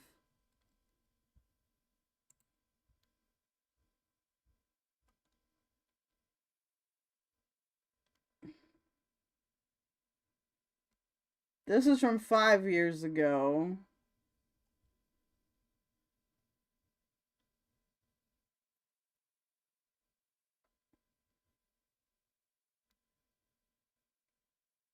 Okay, hold on. This is 3 hours. But it's called Gender Issues in Ancient Art. Full event.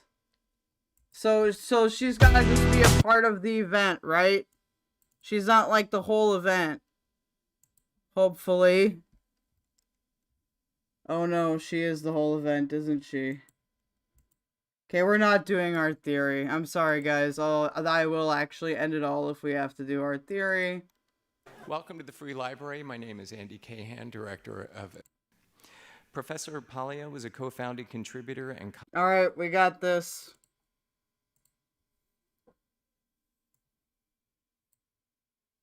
I'm now on a list, by the way. Thank you, guys.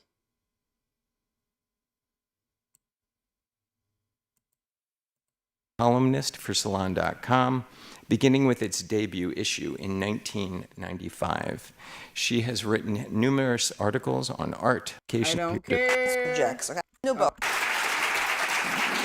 There we go. So, okay, so I have this new book. Okay.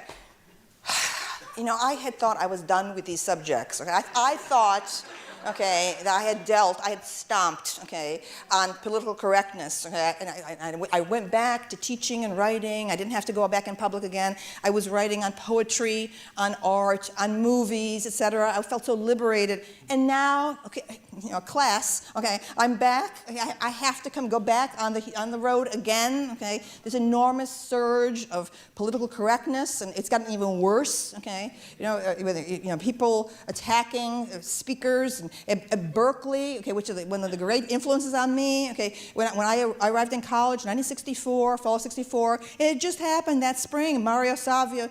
Okay, I don't know if this is drugs or a mental illness, or like if she's just like this. Okay.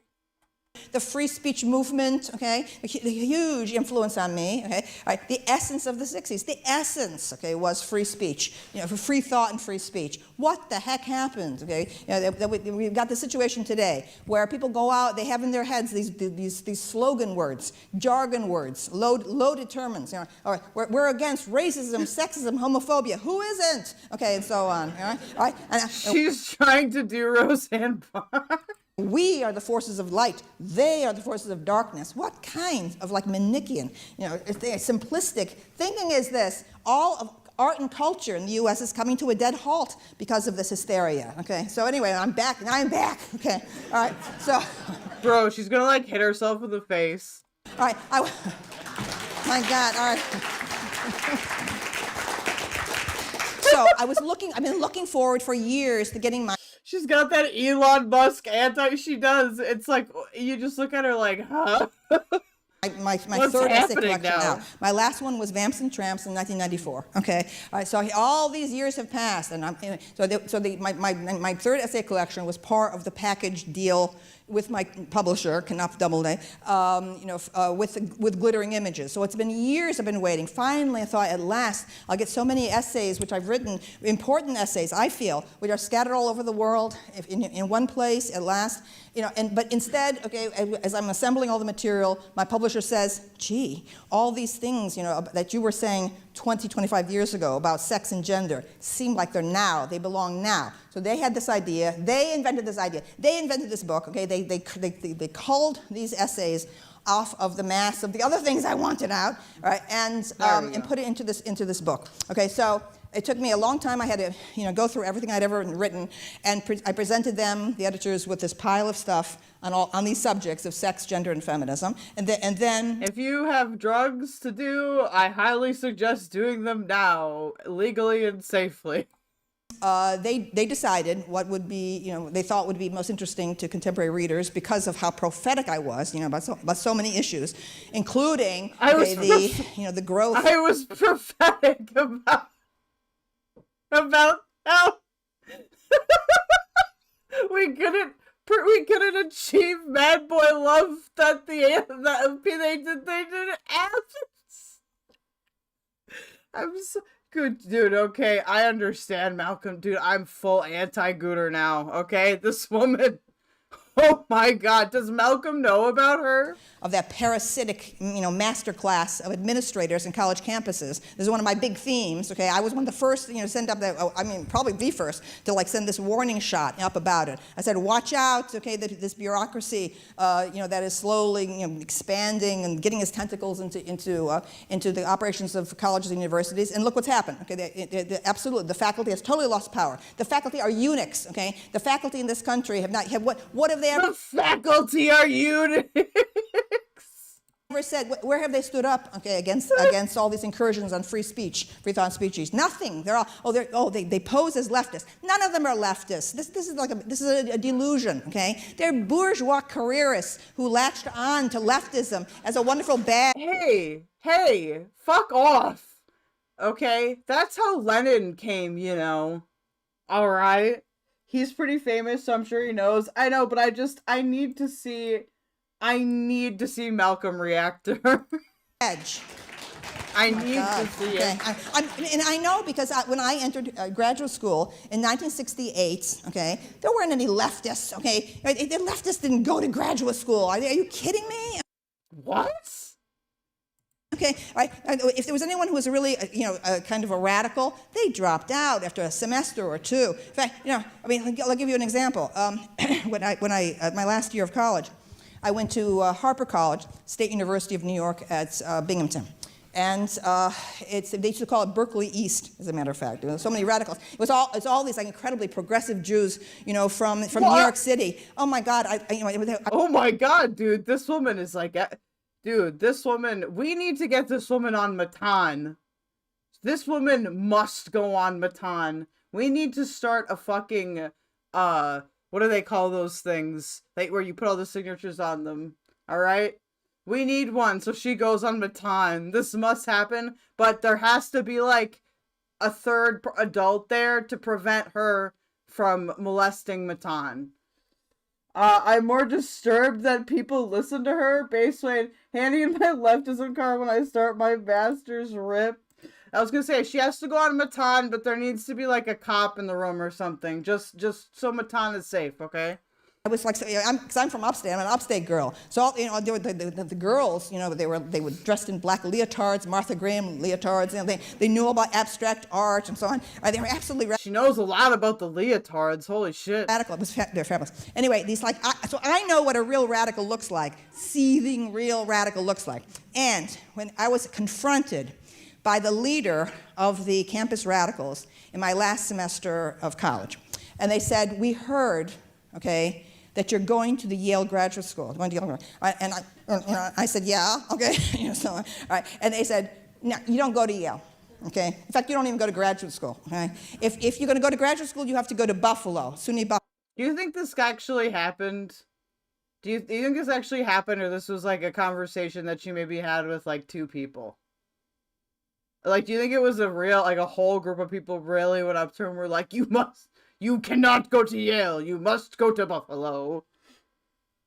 To be fair, Buffalo. Now, I actually would have been, I actually applied to Buffalo. Nightmare. I would have been very happy to have gone there because it had Leslie Fiedler, okay, who was an extremely radical writer in the forefront of all these studies about racism, sexism, and homophobia, okay? Huge influence on me, okay, huge influence.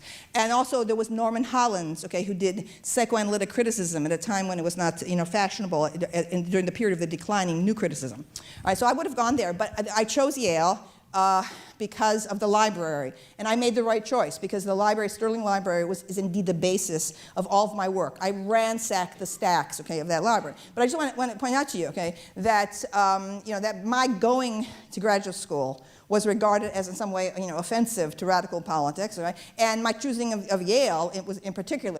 Were you that important that it was offensive to, like, all graduate schools? They were all of that offended? I mean, I know that she's famous, but just separately, what happened? Like, was intolerable. Okay? So this idea, and then the people around me, my fellow students, they were progressive tending, I would say. Hey, by the way, guys, I gotta do the normal show. Make sure that you like, subscribe, donate if you can, but liking is for free, okay? So nice that so many of you are here with me tonight. I love it. But the idea that any of those people, okay, were actual radicals is such a joke, okay? All right, as they trim themselves to fit into the wonderful career system moving up. So I was there in my third year at Yale as this stuff, the French theory, started leaking in, okay, from the. Oh no, dude! I can. She's. The French theory is leaking in.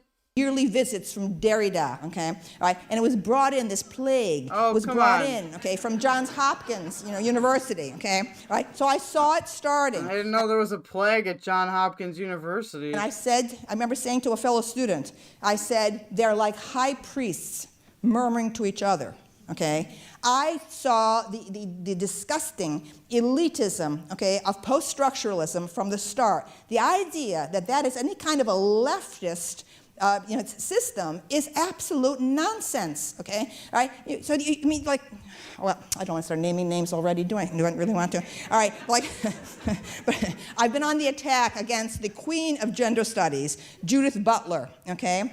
Now, Judith Butler, okay, is like presents herself as the great leftist. She's at Berkeley right now, and so on and so on. But she practices post-structuralism, okay? This labyrinthine, contorted, jargon-ridden thing, the most elitist system in the world. What does that have to do with leftism? Okay, this is a woman, okay, who now I knew her because when I arrived at my first job at Bennington College in I was there right out of graduate school, 1972 on. And she entered Bennington maybe a year. Not a real radical unless you're pro-lab. Dude, this woman, to be fair, this does kind of sound like when you go visit your aunt at the home, a little bit like your great aunt at the home. But like this, I can't believe that that's the reason. She doesn't oppose pedophilia because she thinks it's wrong. She opposes it because we can't replay the perfect Athenian. Just what is happening? After that, so I knew her, okay, as a student, she was like a smart. Judith Butler also has some really dumb ideas of age of consent. Yeah, I'm not. This is why I really hesitate to self-identify as a feminist. To be honest with you, I pretty much agree with third wave feminism, and we've had some conversations where it's pretty clear that I feel like my feminism is very much like a 90s type of feminism. But yeah, they're all weird, man. Smart, okay, but what can I say, okay? Sweet and quirky individual, okay? In no way, okay, was Judith Butler ever, okay, an opponent of any system. Never did she challenge any system, okay, at all, okay? She never challenged the system of consent. I was in constant trouble at Bennington as a professor, but they finally kicked me out of there after 7 or 8 years. After it was like one incident after another. I was either kicking someone, or having a fist fight, or doing some, it was like just endless. I mean, I was a police. Oh my God, you guys, it's Xena. This is what would happen if Xena didn't get her way all the time, okay?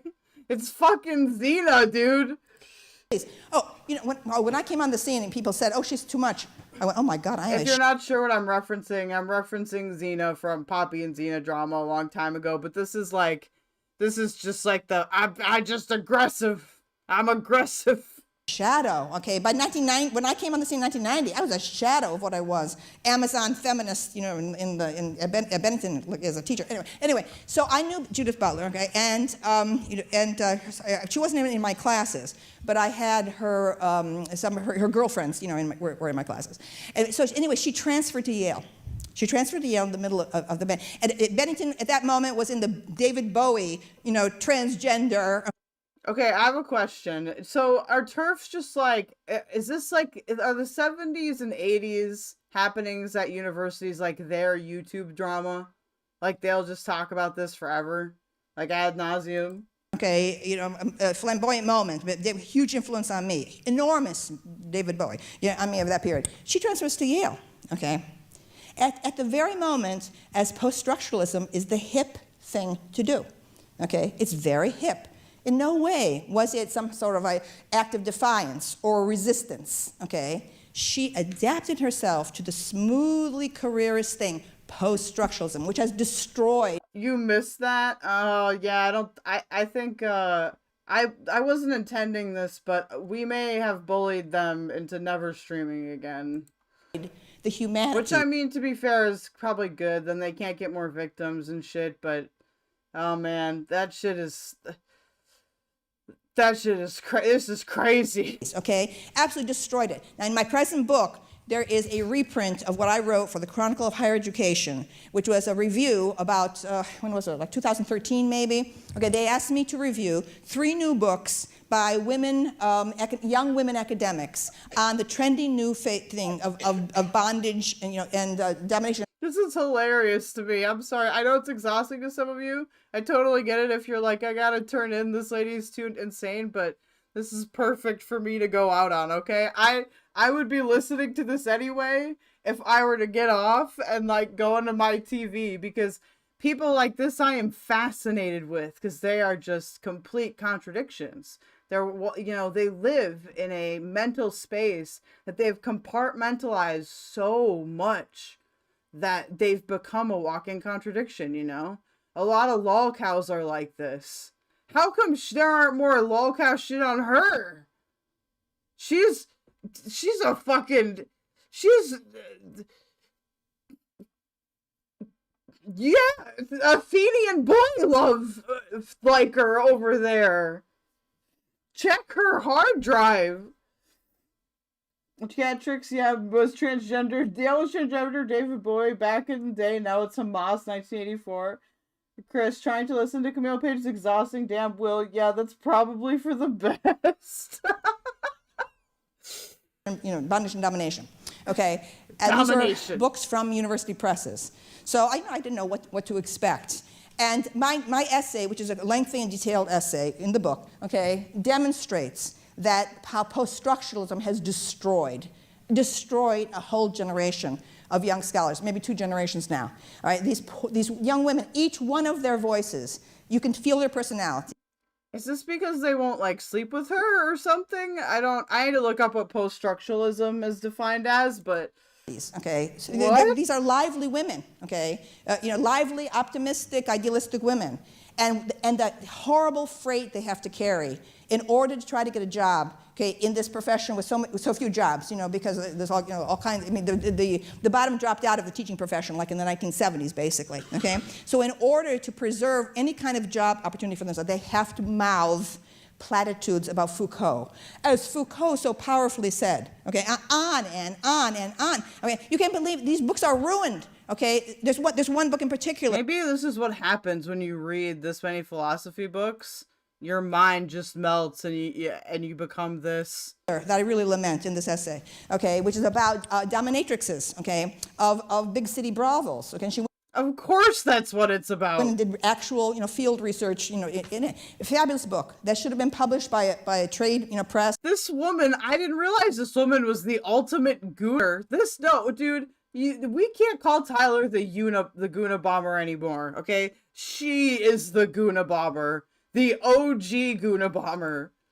To a general audience with all but the crap that's in there, okay? The gobbledygook. I noticed that, Cat Tricks, actually. That's interesting that you also noticed it. Gook, okay, all right, and actually even in the preface, this young woman says, and I want to thank my professor, blah blah blah, at Princeton, okay, for telling me that possibly Pierre Bourdieu, okay, had much to say, about dominators. He had nothing to say about dominatrixes, okay. That guy has, he's absolutely required reading for undergraduates. The guy's a fraud, okay. He knows not. This is a guy who knows nothing about the history of the arts. It's like this. This pretentious theory. People, the amount of time. At least you don't have to put her on a time. She's fucking talking on times too. That students are wasting at the undergraduate and graduate level. Okay, reading this crap. Okay, this post-structuralist crap. Okay, and then having to read critics in English, trying to imitate the contorted sound of a translated, into English version of a French original. Okay, that's what's out there right now. Okay, I mean, and they all go to conferences and they mirror back, to each other in the same discourse. Right? And wait, and there's a whole style you have to get. It's a kind of superior. There's a superior kind of snide style you have to. Did she just go into a different personality? What in the hell is going on? Forget.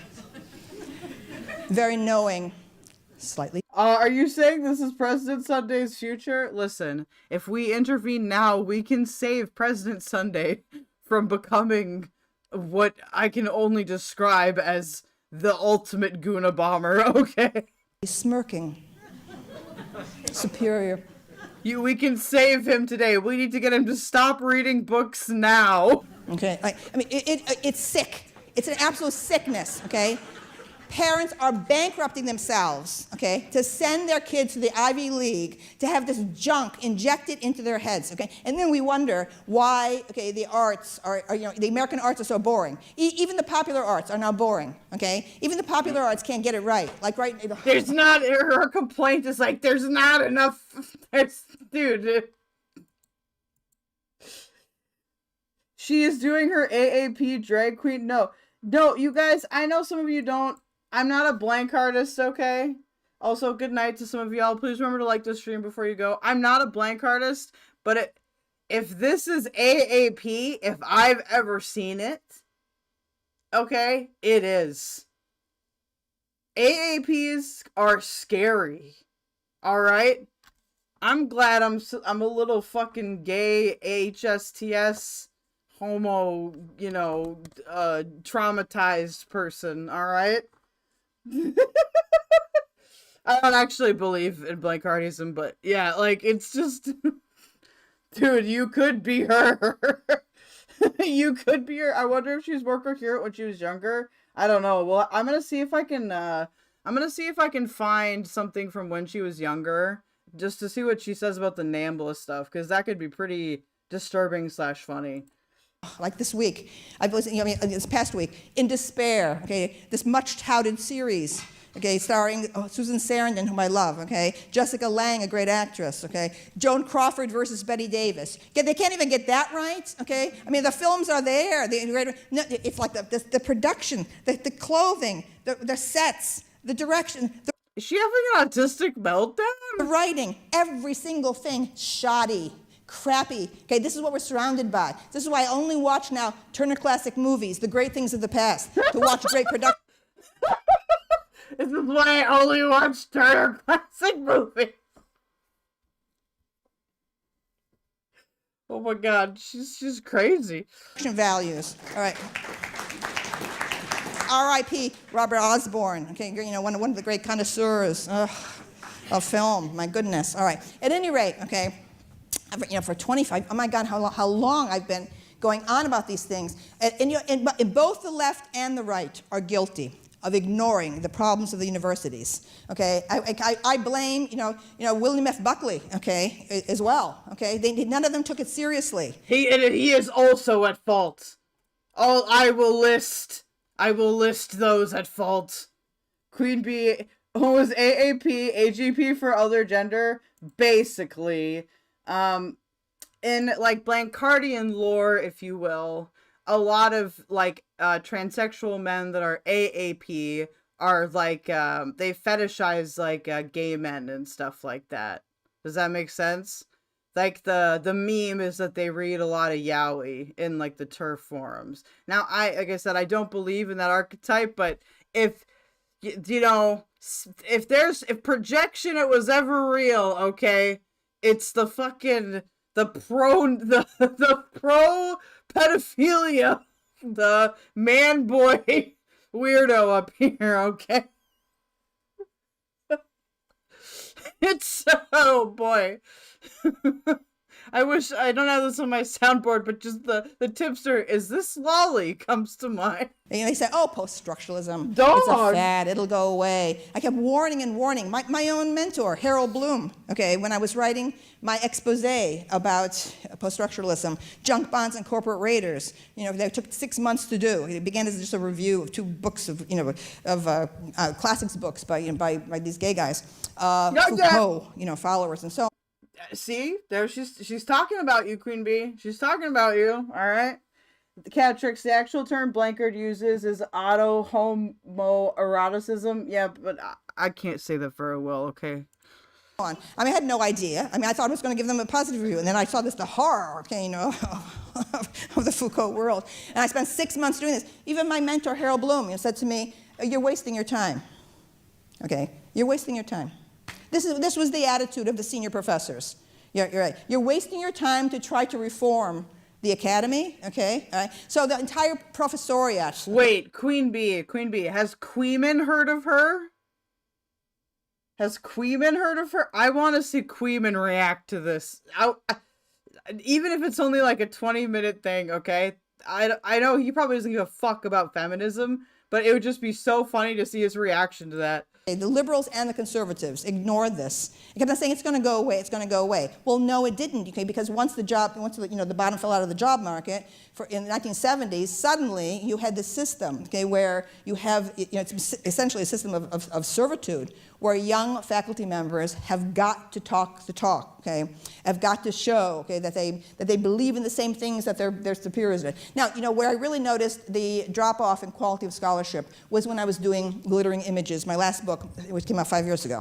Okay, so for that I chose it was like something like 29 works of art, whatever. Okay, and for each work I ended up with, I oh, absolutely, she is old news. That's why we're watching her at 4 or 5 in the morning, and not as the headline story. But I just even if he reads the Wikipedia article, that could be funny as hell. I just want Blankard lore is like trans Cthulhu mythos. Yeah, Blankard lore is it's something. By the way, as you guys are heading out, I know it's late. You gotta go to bed. You gotta go to work, especially if you're on the East Coast. You're a bit fucked, but if you're on the West Coast, you still got time. Leave a like before you go. All right. Check out my page of information in the description. I will link you to the donate button. Thank you so much. Read through all of the available scholarship and writing commentary on it. Okay, so I began chronologically, and I would work through, okay, to the present. Every single case, okay. Oh my God. I know, Queen Bee. I just link him the Wikipedia article, okay, in DMs or something, and be like, just read this. Just what's your reaction, okay? He doesn't have to. I just want to know how he feels about it. It was so obvious, okay? My great period is that of the late 19th century into the mid-20th century. The great period of German philology and British classical scholarship, which had like a great woman, Jane Harrison. Honestly, I don't know how I feel about that now, considering all of this. Although, would she really consider herself a part of queer theory, though? She'd probably be anti-queer theory, wouldn't she? I don't know.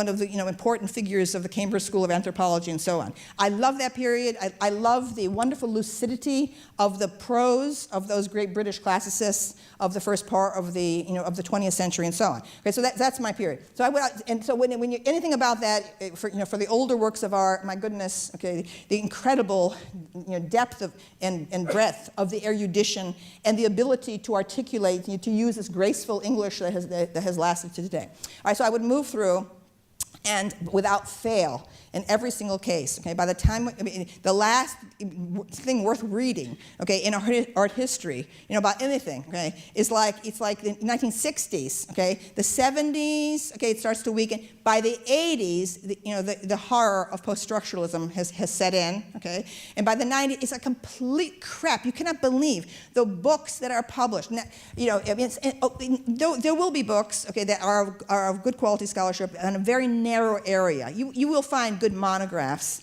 by specialists, okay, in this last period. But the entire broad learning, the broad vision that you need to be an undergraduate teacher, I might point out, okay, that's what you need, the big trans-historical vision, okay, but no, the narrative of art history is now declared specious, okay, so because now we have this new things like new historicism, where you take like a little thing here, you just choose one thing at random here, choose one thing at random here, one thing at random there, and then you mix them all together, and you make a few clever gestures toward it, and that's your form of, it's fraud, an absolute fraud, okay? All right. And so what they've abandoned? They've abandoned those great survey courses, the art history survey courses, first semester, Stone Age, going halfway, all the way down second semester to modernism, to abstract expressionism, and so on. They've abandoned that, okay? All right. It's considered naive.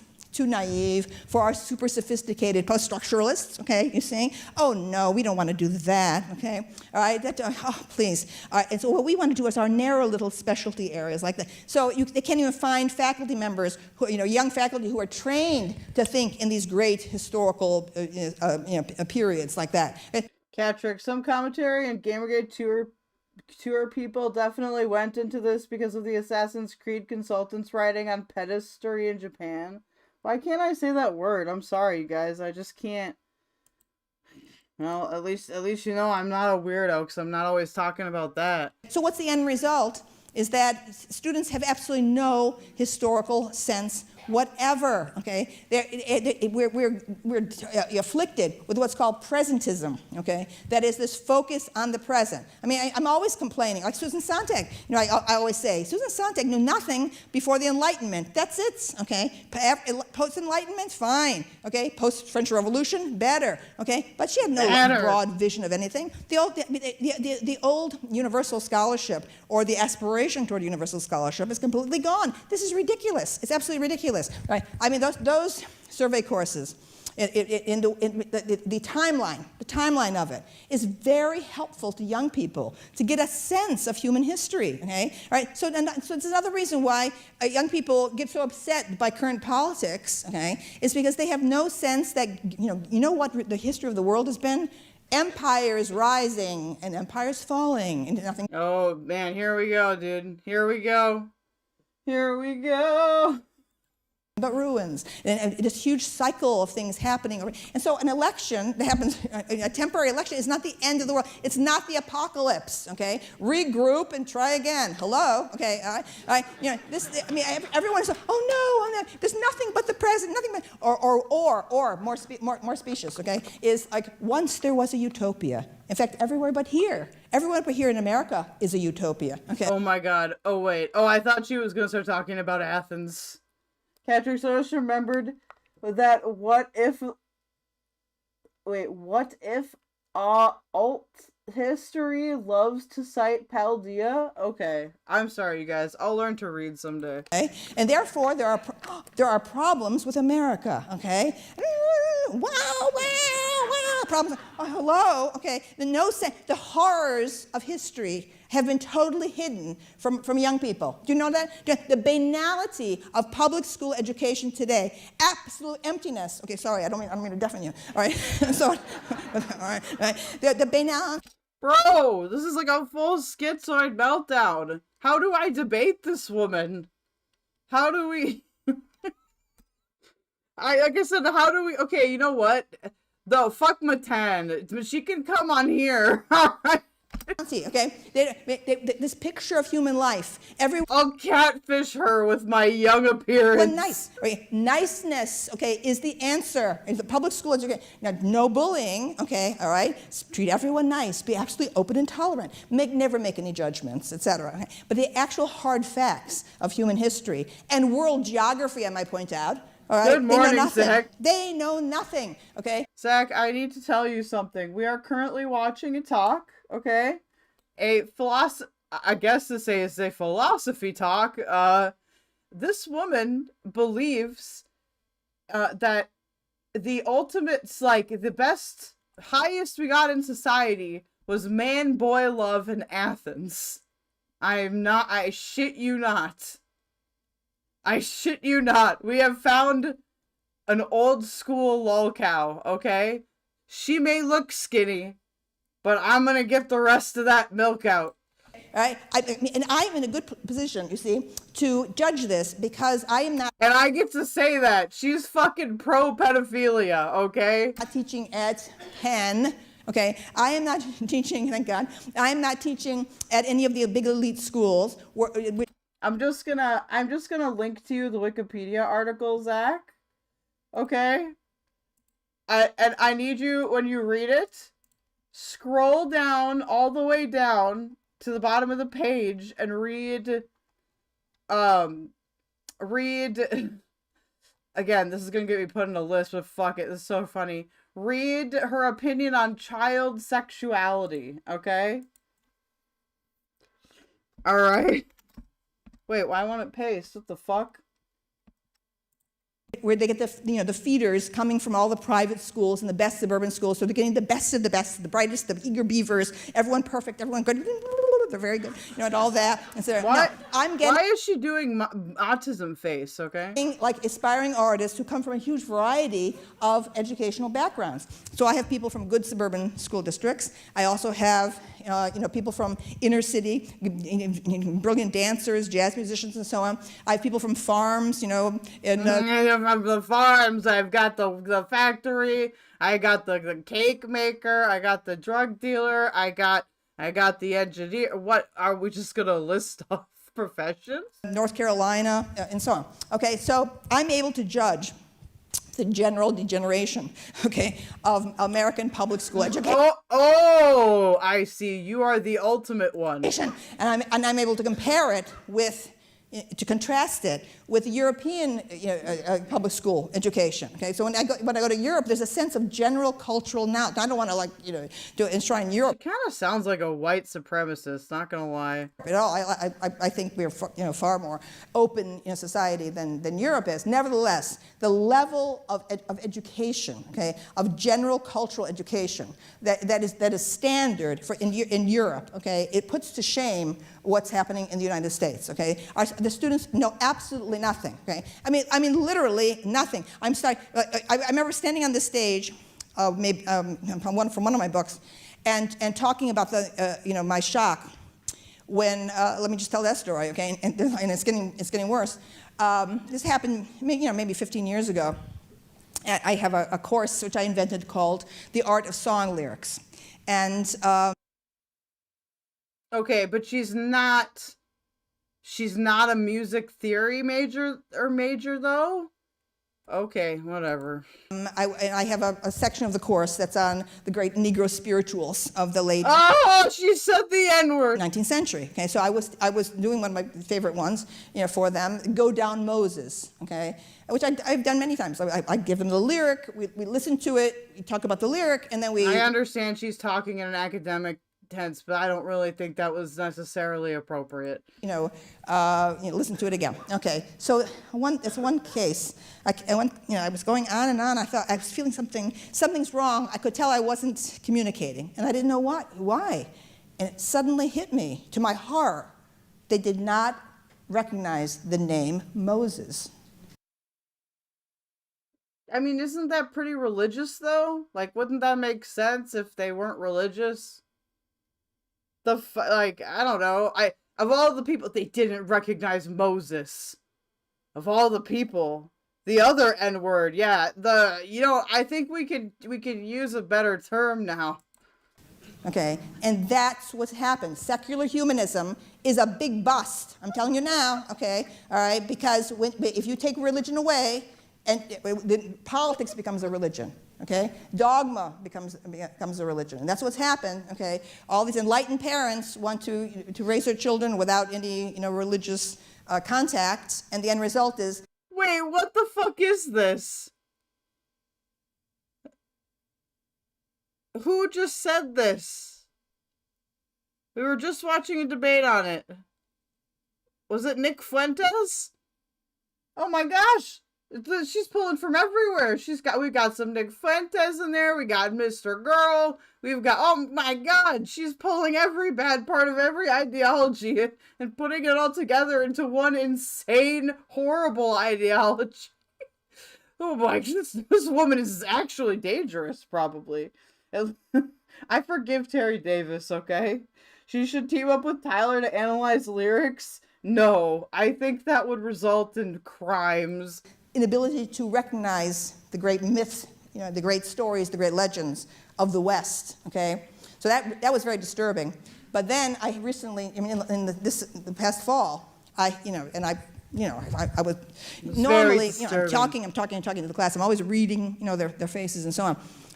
And I suddenly had this sense that not the entire class, but a good proportion of the class was not recognizing the name Hitler. Okay. This actually, I think, is a thing. This may be something where it's like a broken clock thing. There is actually a decreasing amount of knowledge in the United States about World War II. Now, I didn't experience this. We learned a lot about World War II in my high school, but I know that there's a study on this. Let me look it up. And I thought afterward, why should they? Why should they? Think about it. These are kids. Why should they learn about it? I didn't know we were going the why should they learn about Hitler direction. Born 17, 18 years ago, right? Okay, so we're talking about the turn of the century. Hitler for them, 30s and 40s, that would be like World War I for me, who grew up, after World War II. And we knew nothing about World War I. So why should they know about Hitler? Okay, but, I know a lot about World War I. I wrote a huge report on it in high school. Excuse me, okay? This is should be basic knowledge. But the public schools don't want to teach that because that would be upsetting. You don't want to ever upset young people. No, we don't want to upset them with anything. So we'll have happy talk, okay, in the school about the universal benevolence of mankind. Not a good idea, okay, in my view. I think... What does she mean by happy talk in the school? Like not bullying? Just being too nice? I didn't experience any of this growing up. My school had no bullying policies, but they weren't exactly enforced, What's there to learn about World War I?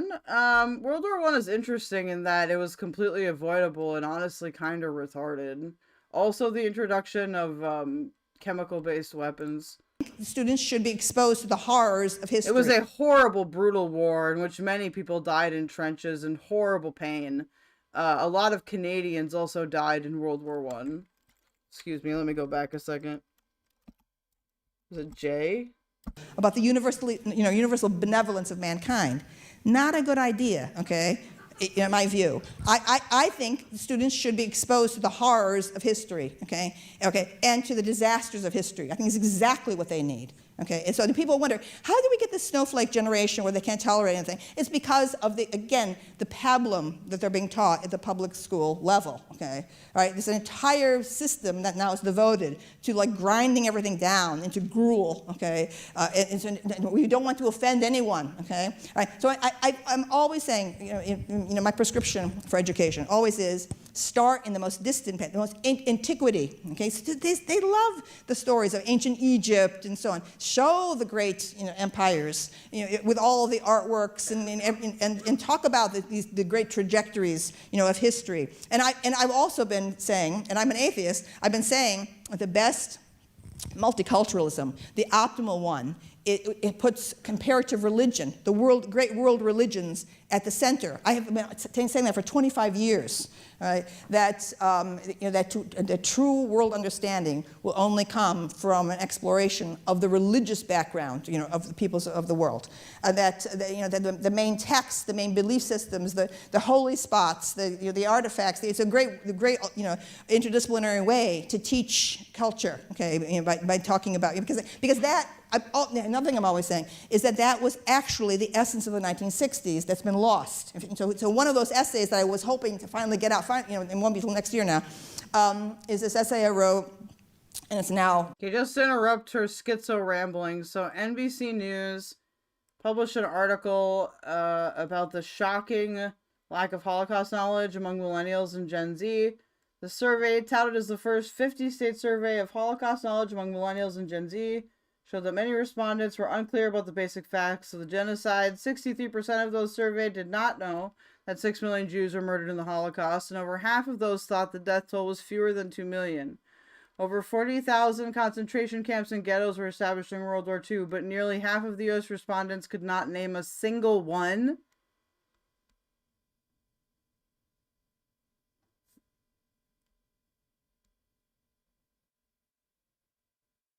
The lack of Holocaust knowledge in the study, it is shocking and saddening.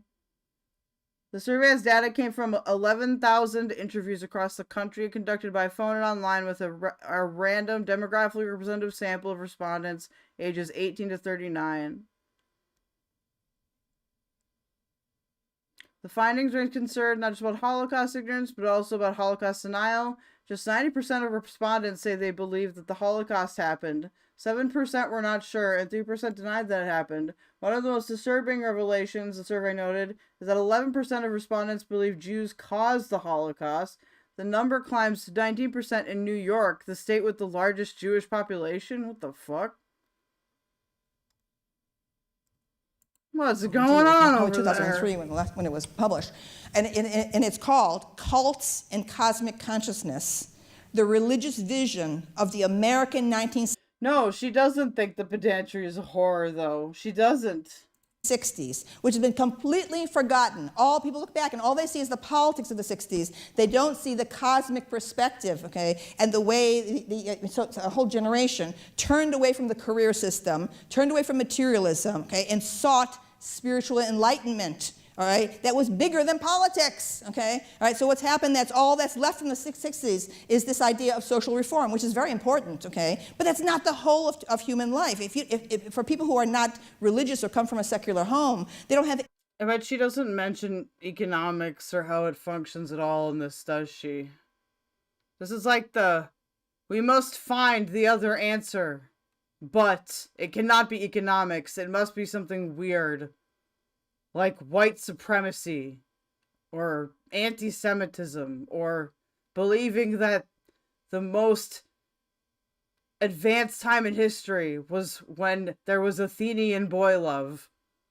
What is this lady's name? I just linked it in the chat. It's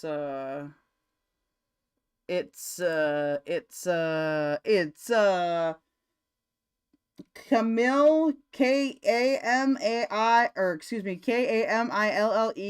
Paglia Paglia. Any of this, the metaphysics, okay, of the cosmic vision. Okay, so that's why I think teaching religion is a very good idea. Now, and by the way, if my prescription had been adopted, we wouldn't have all this chaos and confusion about Islam today. People would know, about it. They would know the holy text and be able to talk about it. Contradictions in the text, or this group follows this part, or this group follows that part. Okay, so everybody is like is talking in this blank zone, okay, of total lack of knowledge of these very passionate belief systems that are out there. Okay? And I'm always warning, I've been warning for years, okay, that the West should not repeat the mistake of the Roman Empire. Okay? The Roman Empire got very comfortable and tolerant in its late phases. I mean, oh, she is racist. Oh, she is very racist. Oh no.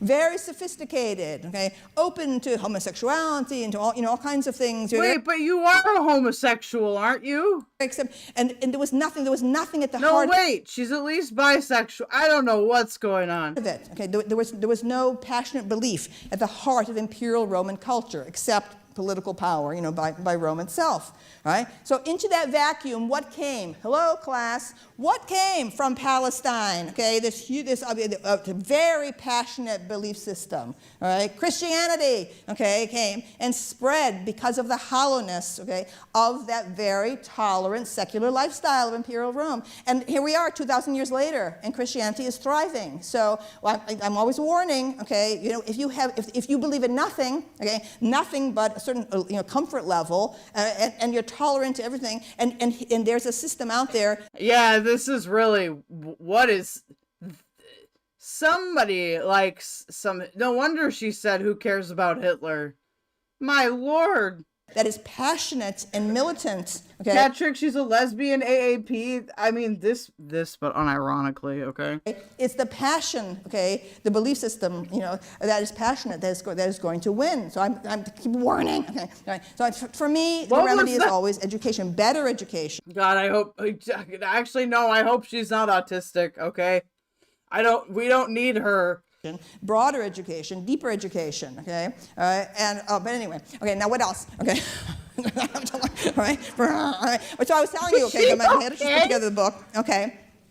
And, there are things in here in the book, okay, which, some things people would know, but other things I've been writing in the last few years, okay, for like Time magazine and so on, op-eds. And one in particular, issue that nobody is talking about but me, apparently, is this stupid age 21 law, okay? Oh, no! That was passed, in the mid.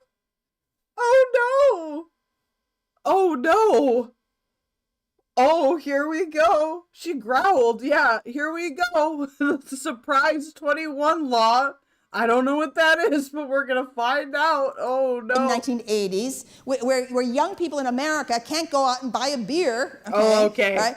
They have to. Oh, God, I thought that was going somewhere else. And meanwhile, okay, what did that produce? Do you know the only countries in the world that have as strict a rule about that are very repressive Muslim regimes in Qatar and so on? Oh my God. Sorry, I keep pausing just to laugh, but she's doing every meme. She's speed running every meme. Right? I mean, in Europe, young people can buy alcohol. They're 14, 15. They learn how to drink. Right? Now, the disastrous cultural effects of that law, I point out, okay, is that once young people in college could go, men and women could go to a bar, sit at a table in a public place over a cheap beer and flirt with each other, learn how to converse in adult context in a protected zone. What happened? The minute that law happened, mothers against drunk driving. Mind your own business is what I say to them, okay? Dude, she's like, mind your own business, mom. I'm out to go get your underage child. Cat tricks. Maybe it's a dog whistle since she meant straight to say 14. Yeah, true. Well, I'm pretty sure it's drugs that make her like this. I fucking hope so. I mean, for heaven. All right. So what was the end result? Okay, the fraternity parties, keg parties. Okay, unsophisticated, oafish, Dionysian routes. Okay, that's what happened. Okay? What the hell does that mean? Like I suppose because Dionysus was like the Greek god of like indulgence or whatever. That's what. Okay. Why do I even know that means? Okay, big keg.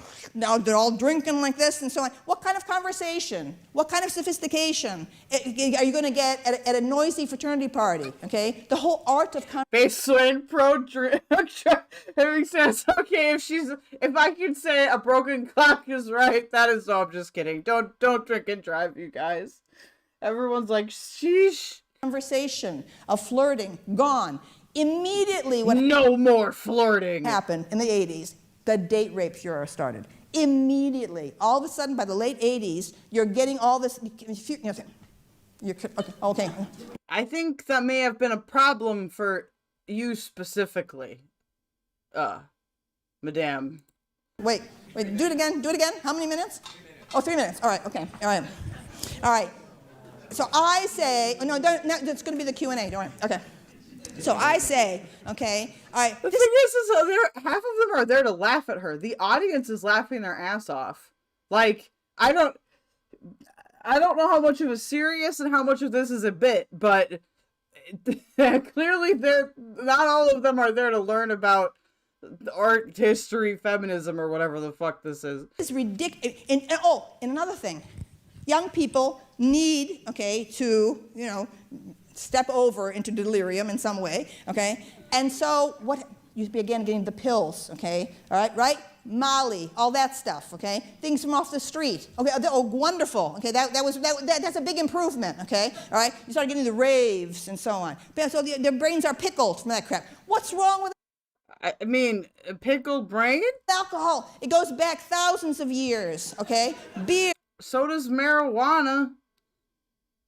You can get, what are you talking about, lady? This is argument from nature. Bad, boo, bad philosophy. Beer, wine, and now today, margaritas. And so, what? Margaritas is made with tequila, which has existed for thousands of years. Scotch and sodas, so whiskey sours, and so on. All right. And another thing. Not only is she opposed to modern psychoactive drugs, she is also opposed to modern bartending. You get drunk, it's too much, okay? You don't want to drink a whole bottle of tequila, okay? But what I'm saying is, there's a hangover. It goes, okay? All that other crap stays in the brain, okay? The kids their brains are pickled. Also, good night, guys. Thanks for stopping by. Remember to like before you go to bed, okay? From all that stuff, okay? And now adding with the antidepressants. The entire professional class in Manhattan is on all those antidepressants. Go have a beer, okay, is what I say. I mean, what is...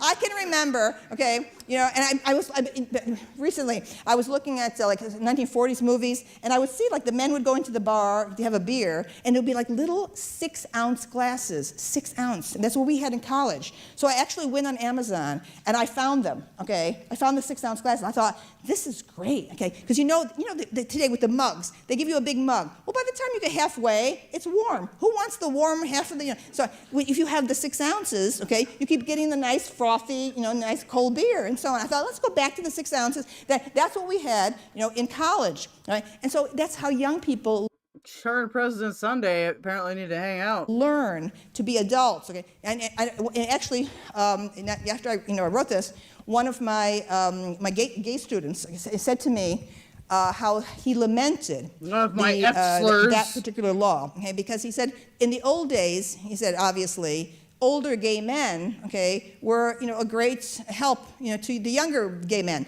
The younger gay. Oh no! Oh no! No! I thought, you guys, I thought we were gonna miss it, but no. Here it comes. The pro fucking PDF shit. Men learned about gay culture through conversations in bars. Now, he said young gay men. Here he is in the gay neighborhood. The gay district is where my university is, and so on. And to get sex or to flirt with anyone, it's being done on Tinder, right? All of a sudden you're matching up to have sex, okay? First of all, it's called Grindr, and there's very little flirting, okay? But there's no conversation, okay? Conversation is gone. Now that is a cultural disaster. Okay, Hey Swain, wait. Schooner or death? What the fuck? 6 ounces. They're picking the kids' brains.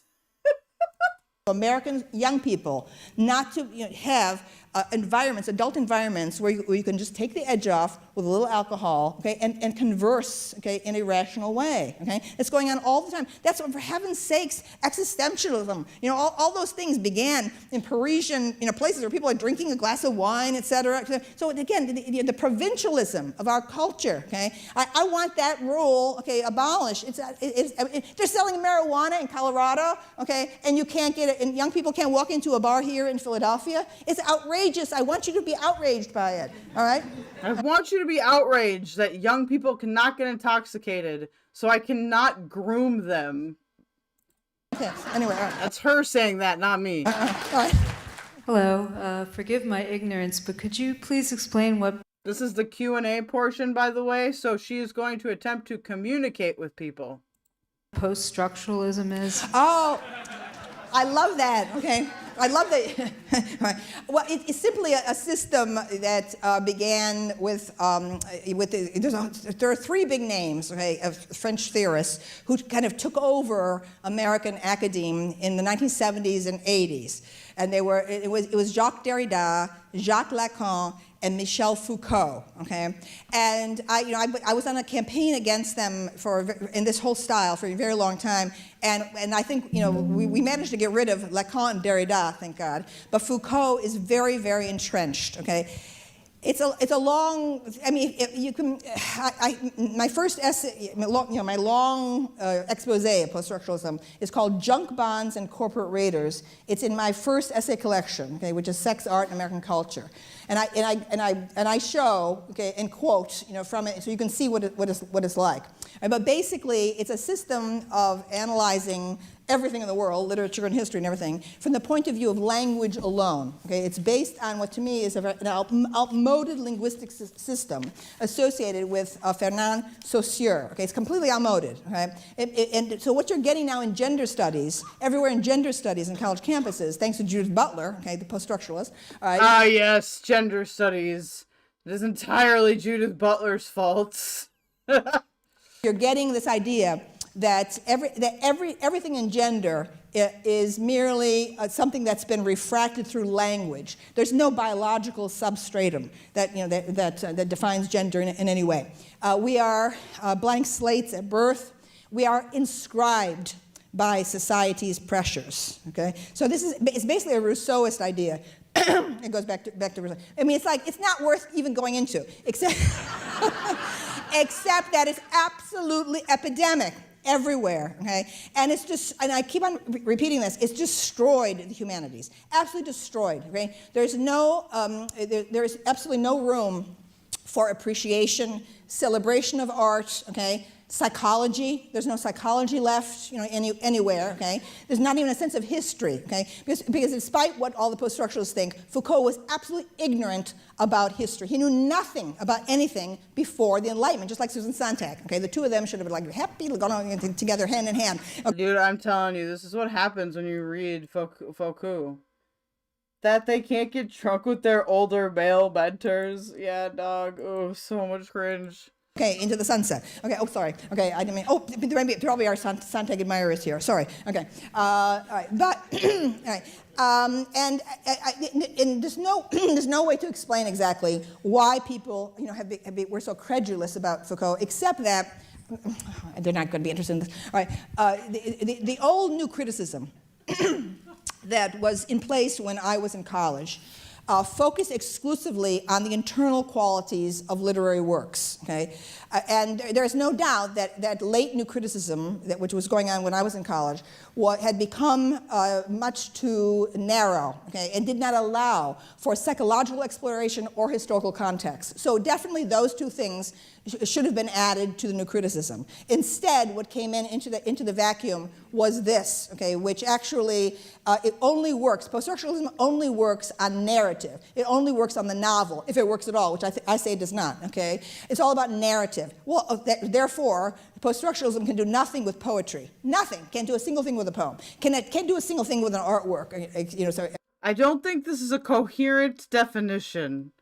I just want to say that. At one point, Foucault quotes has a Velázquez painting. So every post-structuralist person mentions this one painting. Oh, please. Okay. Again, he knew nothing about the arts. So to me, it's completely valueless as a system, but it's absolutely compulsory post-structuralism if you expect to rise in America, in American academe today in the humanities. Absolutely compulsory. Okay? And I am so lucky to be teaching at the art schools where we are free of that plague, completely free of it. Now and then, a young faculty member will arrive, okay, and I go, oh no, here it comes, okay, and then they don't want to be at the University of the Arts because we deal with art. We don't deal with Foucault. We deal with art. We actually deal with with performance, with music, with with the real material world, crafts and fibers and metals and all those things that Foucault can explain, okay, because it's all about language. All right, so then they all leave and they drift across the river and they end up at the Annenberg or at Penn, haha. All right, so let them all. What the fuck is she talking about? This lady got a lot of grudges. Queen Bee, the University of the Arts no longer exists. I can see why. They can't. I can see why. Cluster there, I say. Okay, sorry. Hi, how you doing? I'm Makai Gamble. I wanted to know your view on marijuana. Oh, well, I'm a libertarian, okay? That's my political philosophy. So I don't believe that the government has any right to intrude into any matter involving our personal bodies, okay, in any way. So therefore, I've argued for the not only for even though I do not partake of marijuana, I've argued for legalization of all drugs and also of the legalization for prostitution as well, pornography, all things, abortion rights, the same thing. Okay, so that's my argument. Now I have to say, however, I am concerned about the total accessibility of marijuana because I don't believe it is actually problem-free. What I've said in my writing is that I believe that marijuana has been fabulous for the development of jazz. Okay, all right. All right. I mean, the whole bebop, cool jazz, and so on. There's where it has a turn. I think that's a racist stereotype I haven't heard in a while. Fucking the jazz racism. In the realms of music and creativity, the beat poets who are enormous idols for me, same thing, etc. But I'm not so sure it's problem free. Insofar as marijuana is still found in the system, a month later they can still detect it as opposed to alcohol, which flushes. So I'm concerned. Well, but then just improve drug testing for jobs. Why would you? Okay. About in so many cases of train accidents, they found that when they do the drug test afterwards, that there's evidence that marijuana was smoked. So I mean, and also I've gotten personal testimony from students of my own, okay, who say who claim that I used to be a very good student, in the 10th grade, and then I started smoking marijuana. I can't remember things. So I don't know. I mean, I don't know whether marijuana should be regarded as liberating and removing the brain from the highly conceptual and categorized Western, system. Okay, whether it shows ultimate reality or whether it's its own reality that kind of removes people, from their workaday requirements. I don't know. But anyway, I think the government has no business interfering. I think that rules for people who are responsible for public safety. I think if you choose to be a train engineer, you should not be smoking marijuana. Okay, or I go out and have a bender, with alcohol. But so by the time you turn up for work, the alcohol. If you go on a bender, it does affect you after you're done drinking. Like if you drink consistently enough for long enough, it actually impairs you cognitively when you're not drinking. Be flushed. So that's my opinion. Okay. Dr. Paglia, you're one of my favorite authors. You may be glad or sorry to know that right next to you in my bookshelf with my various Bibles, which I like above, and Moby Dicks below, is Foucault. Oh, you're an admirer? Are you an admirer of Foucault? I am, to be a contrarian to the contrarian.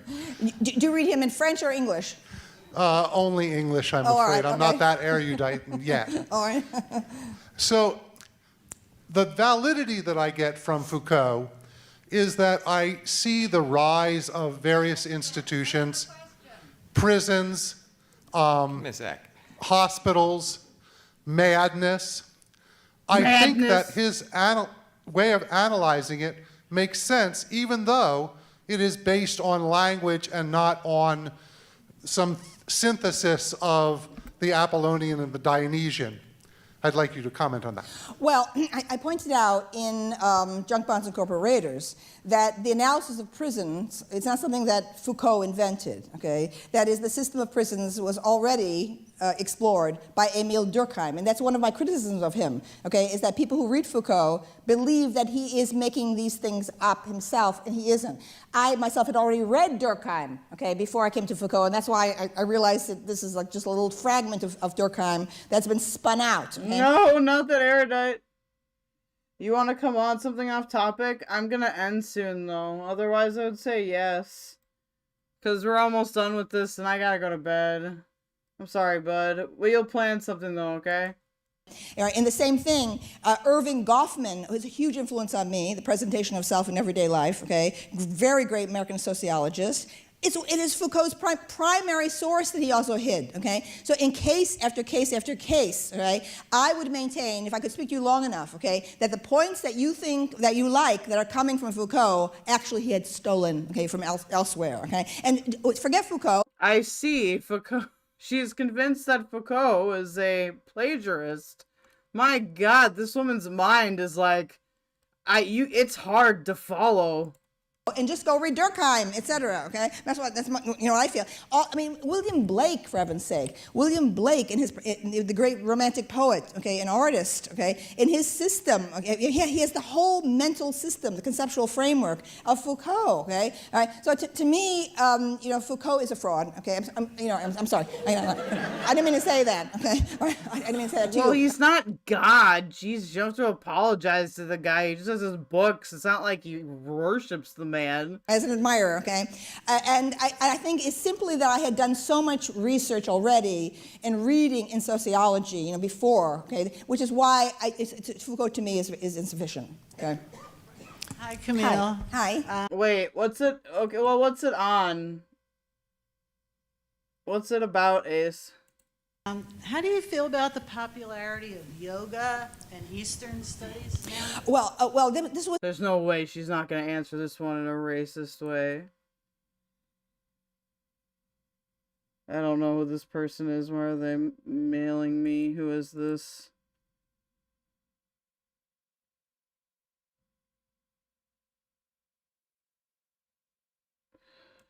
A huge movement, the New Age movement coming out of the 60s. I mean, sometimes I call myself a New Age, intellectual because I was so influenced by all the Eastern systems that had been absorbed. It's about, okay. That's on, all right. Hold on.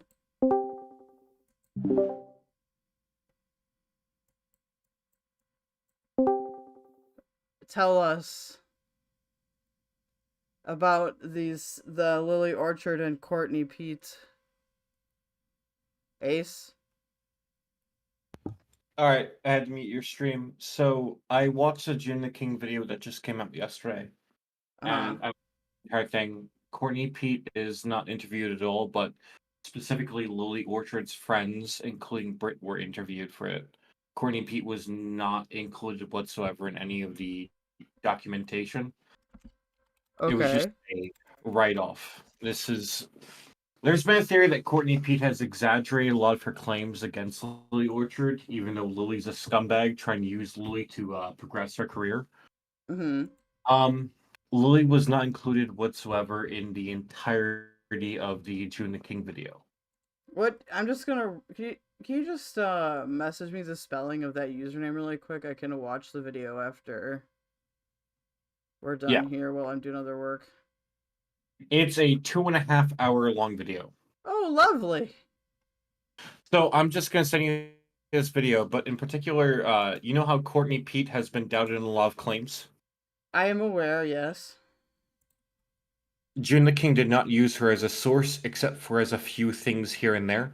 And I want to point out that Courtney Peet has argued multiple times in the past that she is the end-all be-all for everything that Lily Orchard has ever done, including the panty theft.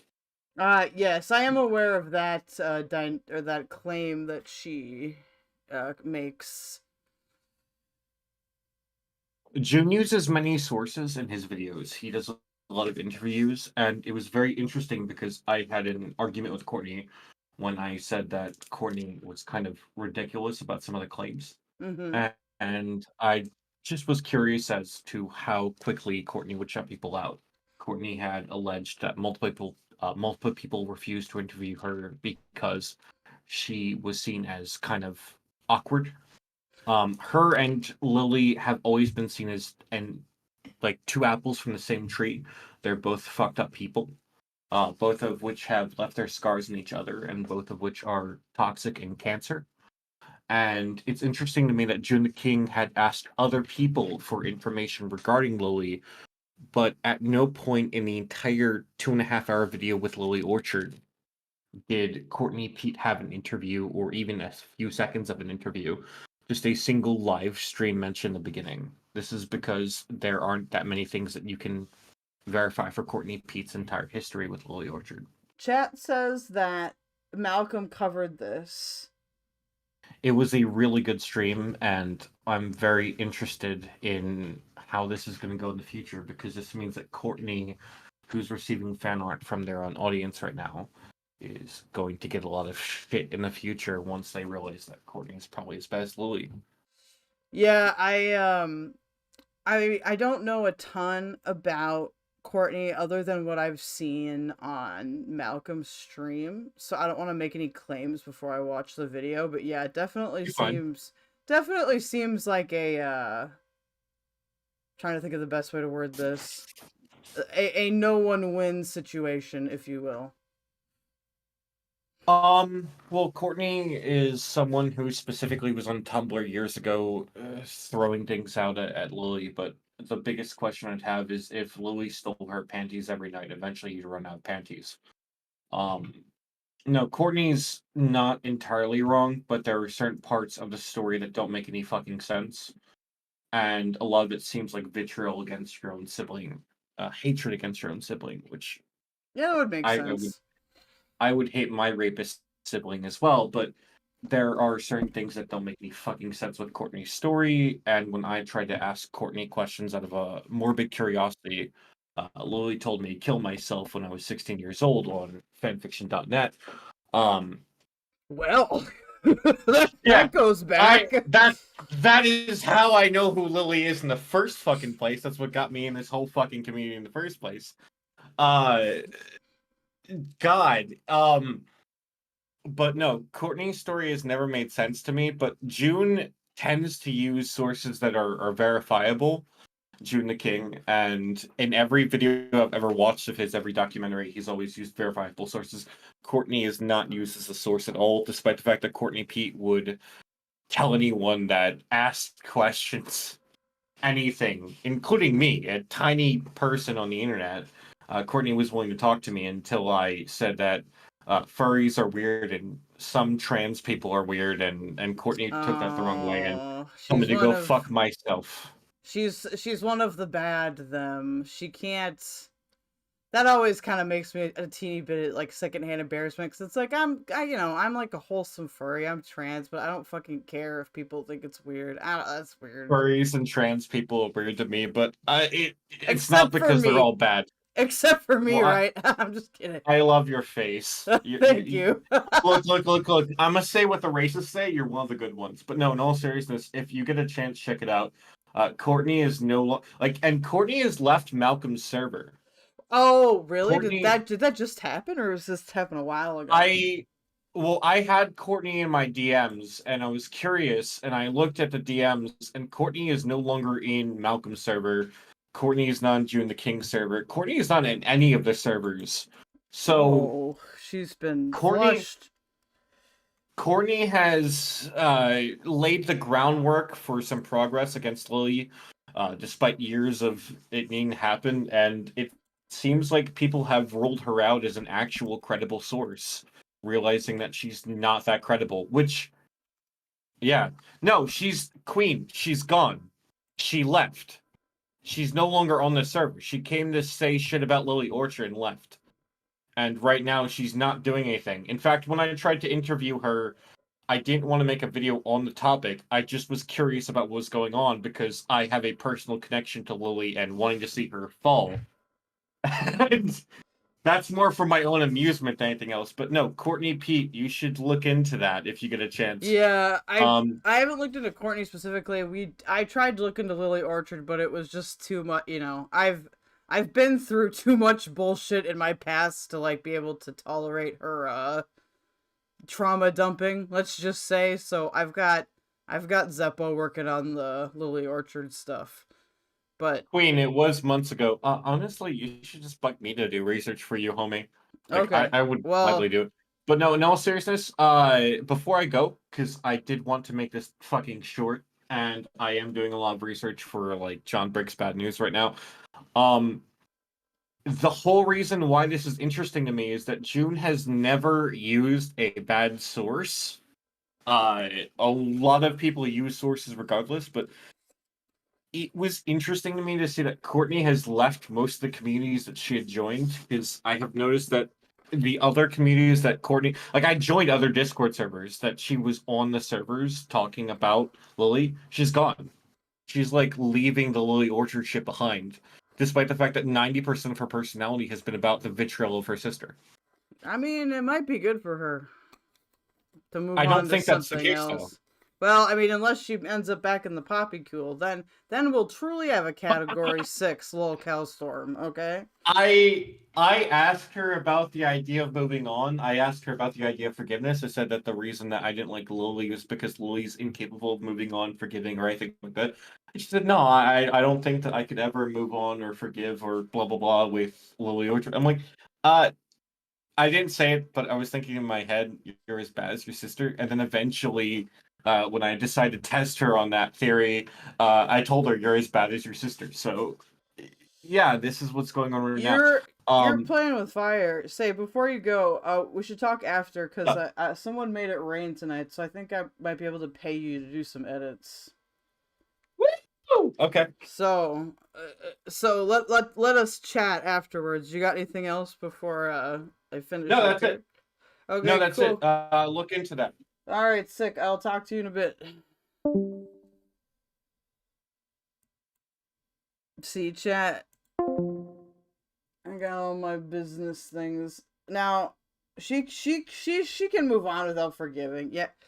Honestly, look, I don't know enough about Courtney to really say thank you, Ace. You always are very informative, by the way. Sorry, I get very focused. I'm very focused on this pro-pedophilia Athenian person right here, alright? She's very weird to me. And, you know, they didn't have lol cows back then. Yeah, I don't know. Anybody that goes through that shit, I ultimately wish them, you know, healing and health, and maybe getting off the internet would help, I think, in her case. Sometimes the internet just isn't for people, okay? That's why I did all the crazy shit and the therapy before I became a content creator for a reason, alright? You know? I don't know if she's really as bad as her sister. I would, you know, Ace is pretty good with information.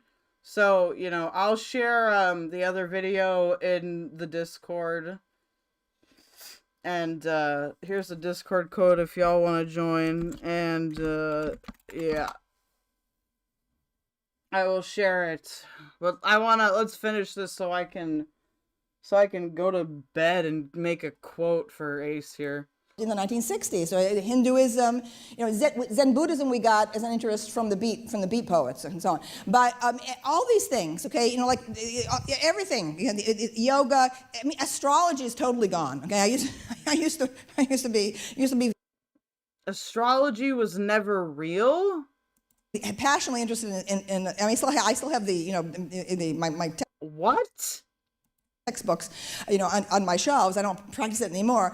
But all of these sort of pseudosciences or actual practices, okay, that emerge from the East, I take extremely seriously. I think that's been a very important part, you know, of the period following the 60s. Unfortunately, New Age as a term has gotten a little bit tarnished. You know, people, you know, think of it as a little bit flaky, and not to me. I embrace it. Okay, and I feel that that's, you know, that's where we're actually in that. Much more important than Foucault is yoga.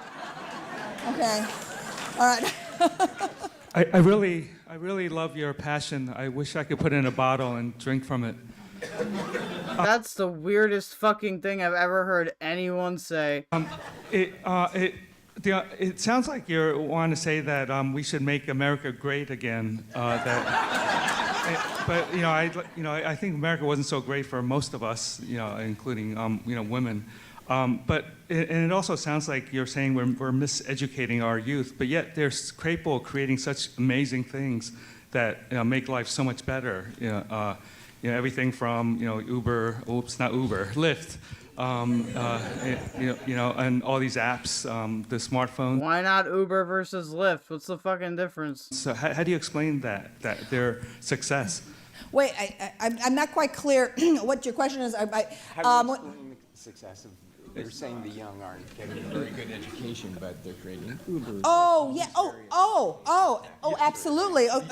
Technology, okay, is where the creativity is. That's what I'm saying. I said that actually in my last book.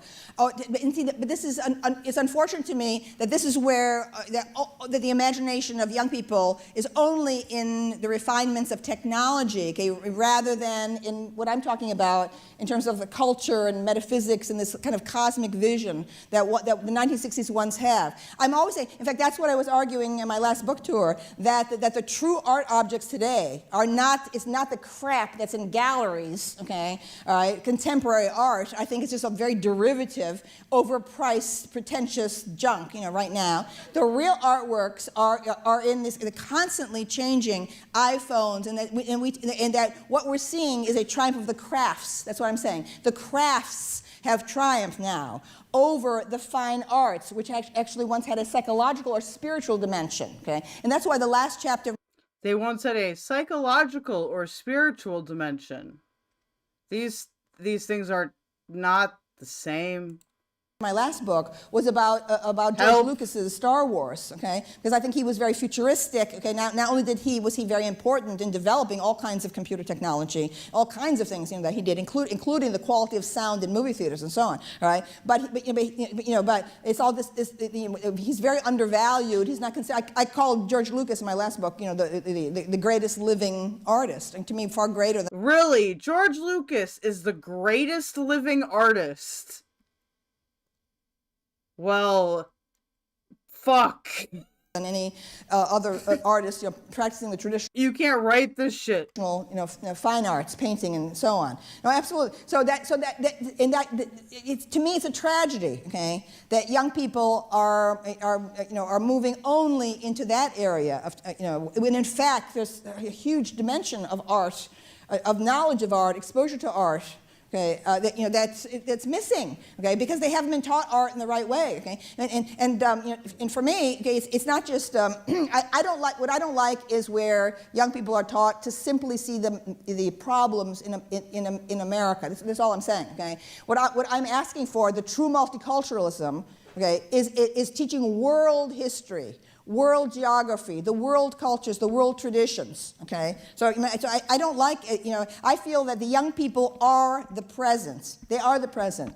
And teachers should not take on themselves the idea of telling young people anything about the present. It is the function of teachers to present the past to them, okay? Everything that led to now, which means starting way back, okay? Like my current project I've been working on now for 9 years now is Native American presence in Pennsylvania, okay? I'm very interested in the vanished tribes that preceded the European contact.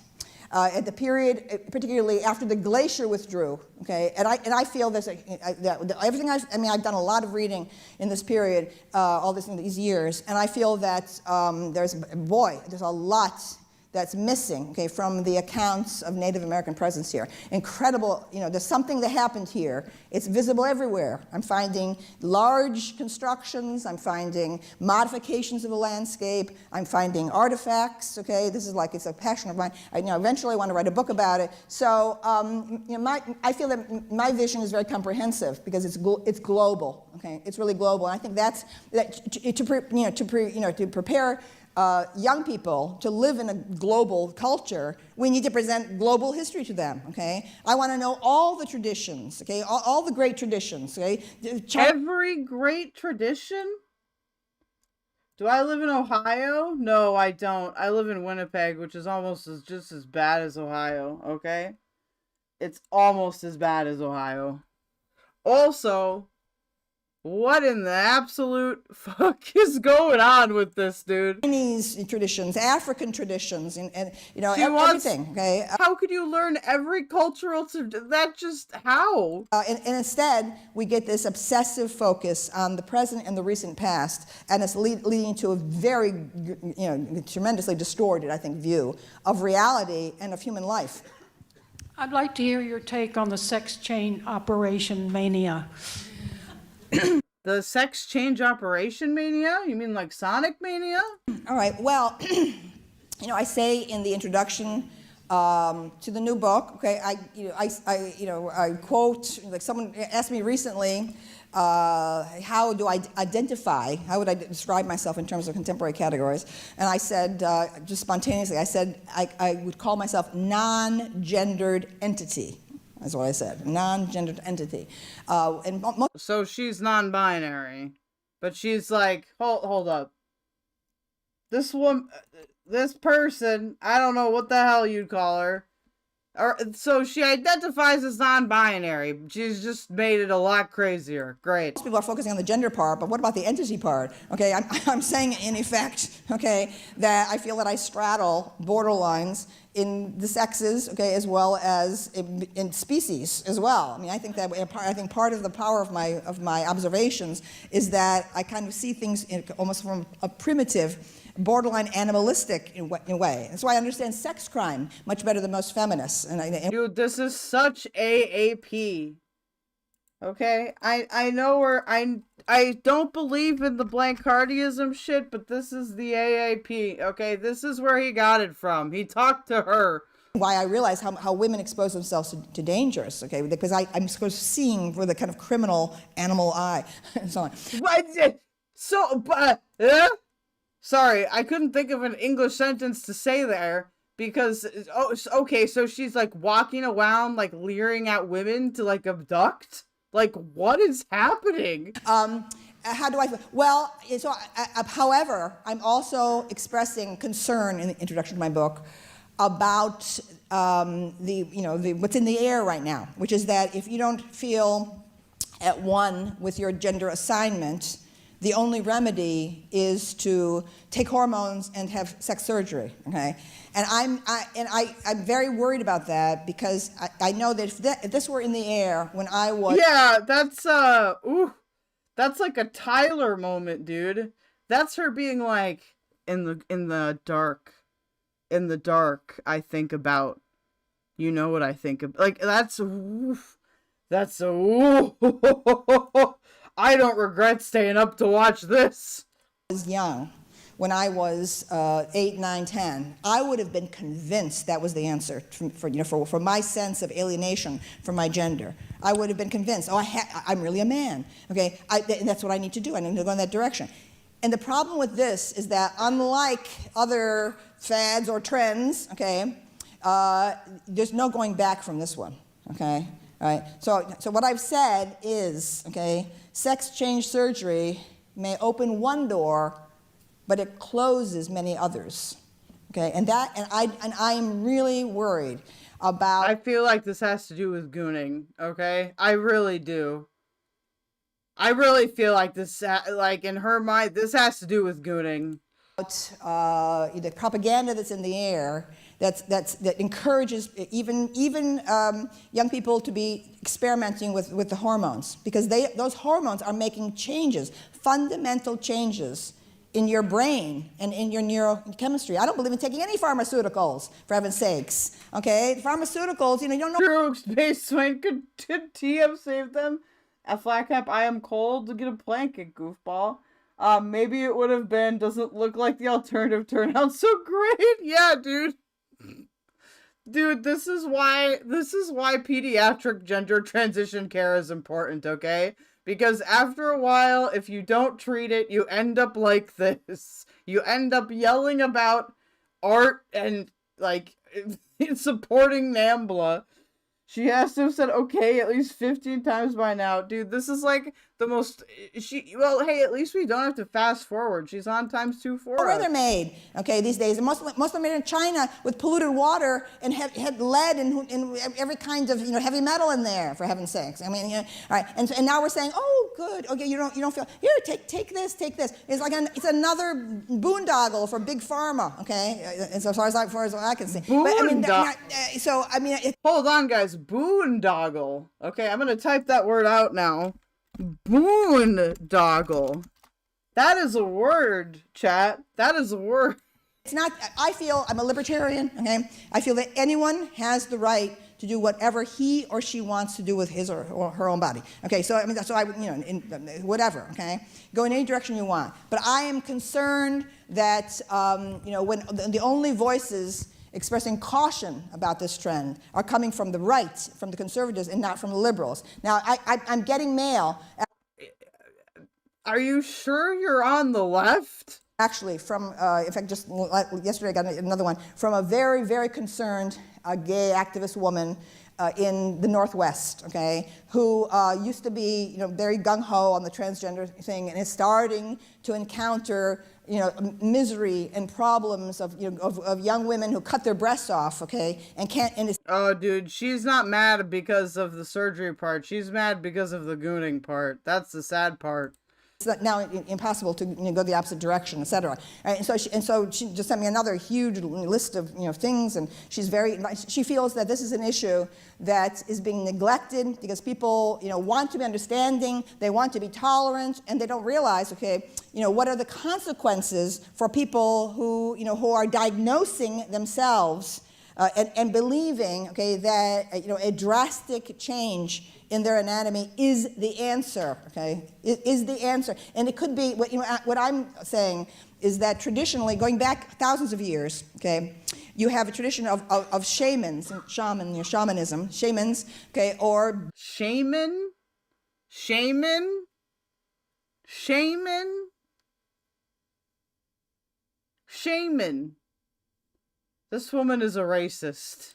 But artists, okay, who are kind of sexually dual or sexually fluid in some way. That's like a tradition. It goes back, and many, many cultures have that. That the shaman is like a man who is a woman, and they served a certain function. You can, I mean, I understand like the concern with minors, but if you're an adult, you're an adult. You just don't make impulsive decisions. Like, I know that sounds kind of unempathetic and bad, but you gotta think, man.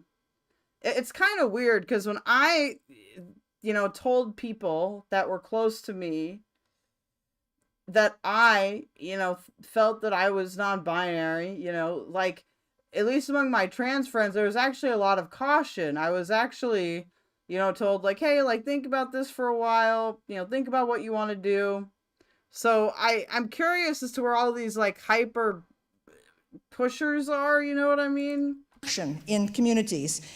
They were instrumental in the vision quest. They would like have these dreams where the reality would be revealed to them, and they would come back to the tribe and tell them. So they functioned really, as artists, right? So that it goes back through human history. However, okay, is this what's happening right now? Okay, does every person who feels alienated from their body, in fact, is there a mission, a bardic mission? That is there some function that they are playing either for themselves or for others? Right? Instead, I see a lot of anger and attempt to control other people, okay, and to change pronouns and to be very vindictive and vengeful. And I'm concerned. I'm just very, very concerned. Okay, but I would happily describe myself as transgender. I would be very happy if there were a third option, on. There is one.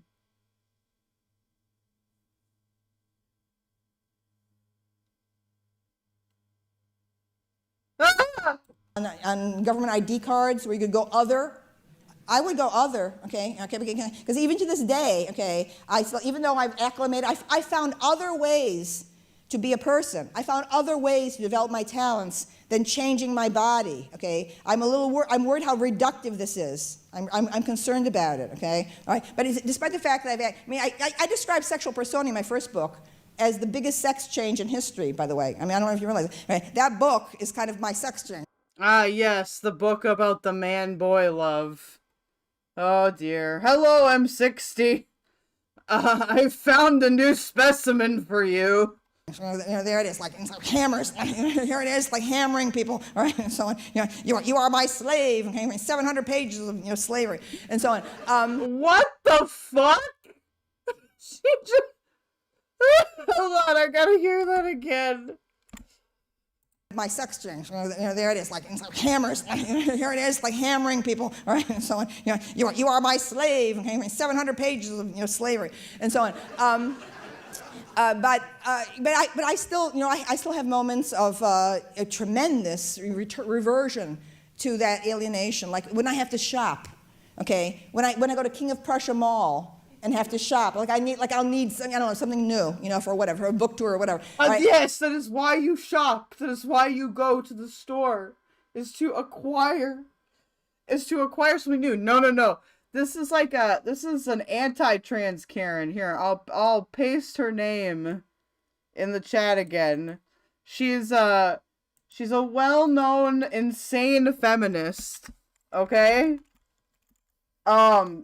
She believes in and approves of Athenian man-boy love. Okay? Look her up on Wikipedia. And she supported NAMBLA until I don't know, 2018 or something. And suddenly I realized, okay, I don't belong in this women's department, and I don't belong in the men's department. I don't know where I belong. True, you belong in the sex offender department. Okay. Who am I? This person for whom culture has no clothing whatever. There is not a single item of clothing here, anywhere, that I would want it on. Who am I? Okay, I'm sorry. All right, and I think that's good for my work, okay? All right, so... Please join me in thanking Camille Paglia. All right. Well, thank you, Free Library of Philadelphia, Arthur Events. Alright guys, I gotta go. I have to go clean, unfortunately. And I also have to pay people to do editing for me, possibly. Oh, I must let you all know, depending on what happens financially, I'm probably gonna take the weekend off to do a bunch of stuff that I need to do for uploading content, because I need to get it done. However, I'm still available for panels or other collaboration opportunities. If you need hang out or whatever, let me know. I am gonna do the Twitter versus Brianna Vu video, which is part of the reason why I'm gonna take time off to upload. I also was informed by my landlord that we're gonna need to do some cleaning and stuff so that they can do this, I don't know, it's some appraisal bullshit thing, which is fine. It's all fine. I don't have any anxiety about that, even though my house is actually pretty clean, to be honest with you. I will stream again. What is today? It's Wednesday. I will probably, if I don't stream Thursday night, I will stream Friday night, okay? So just let me figure out what I need to do with IRL stuff, and then we can get her going. But I appreciate all the donations tonight. That was really nice. It was really nice to get to meet a lot of you guys from Goddammit Malcolm's stream. Thank you for the raid once again, Goddammit Malcolm. It's good to see you, M60, even though it was toward the end. Will says, thanks for the stream. It made my late night study session a lot less boring. Yeah, thank you, guys. Come on back. Remember to subscribe. Remember to like, okay? You can donate here. If you want your donation to go to me as fast as possible, you can donate to me at paypal.me/KELDOGE. That's paypal.me/KELDOGE. I've also got a coffee and a Streamlabs I have linked in the chat. I'm glad you guys had fun. Please give that a thumbs up if you like it. If you don't like it, give me a thumbs down. Tell me why you liked it in the comments. Tell me why you didn't like it in the comments. Also, before we go, I want to show you a little something you can do, okay? I'm going to show you a little something you can do. Ready? That'll help me a lot. Whoop, that's the wrong capture. So if you like a Keldoge video and you would like to clip something of me, because most of my shit is clippable, you see these 3 buttons right here? Oh, they don't allow it on this video. For shame. Here, let's click on a Keldoge video. Some people don't allow it, but not me, okay? Let's say you're like, I like this Keldoge video. You go to this button, press clip. Clip the funny moments out. Post them on Reddit. Post them wherever you think they're appropriate. You know, getting the clips is really good because I want to see what you guys think are funny. So it's just those 3 dots right there. Get there plus clip. You can do that on most of my streams. The only ones I turn it off for are ones where we talk about like some really, really sensitive topic. Or maybe, you know, I gotta be real careful. But other than that, clip away, baby. Good morning, Josh. I'm leaving now. Alright, thank you guys. Don't forget to like the stream. I love you all. Thank you for any donations. I will get that membership credits where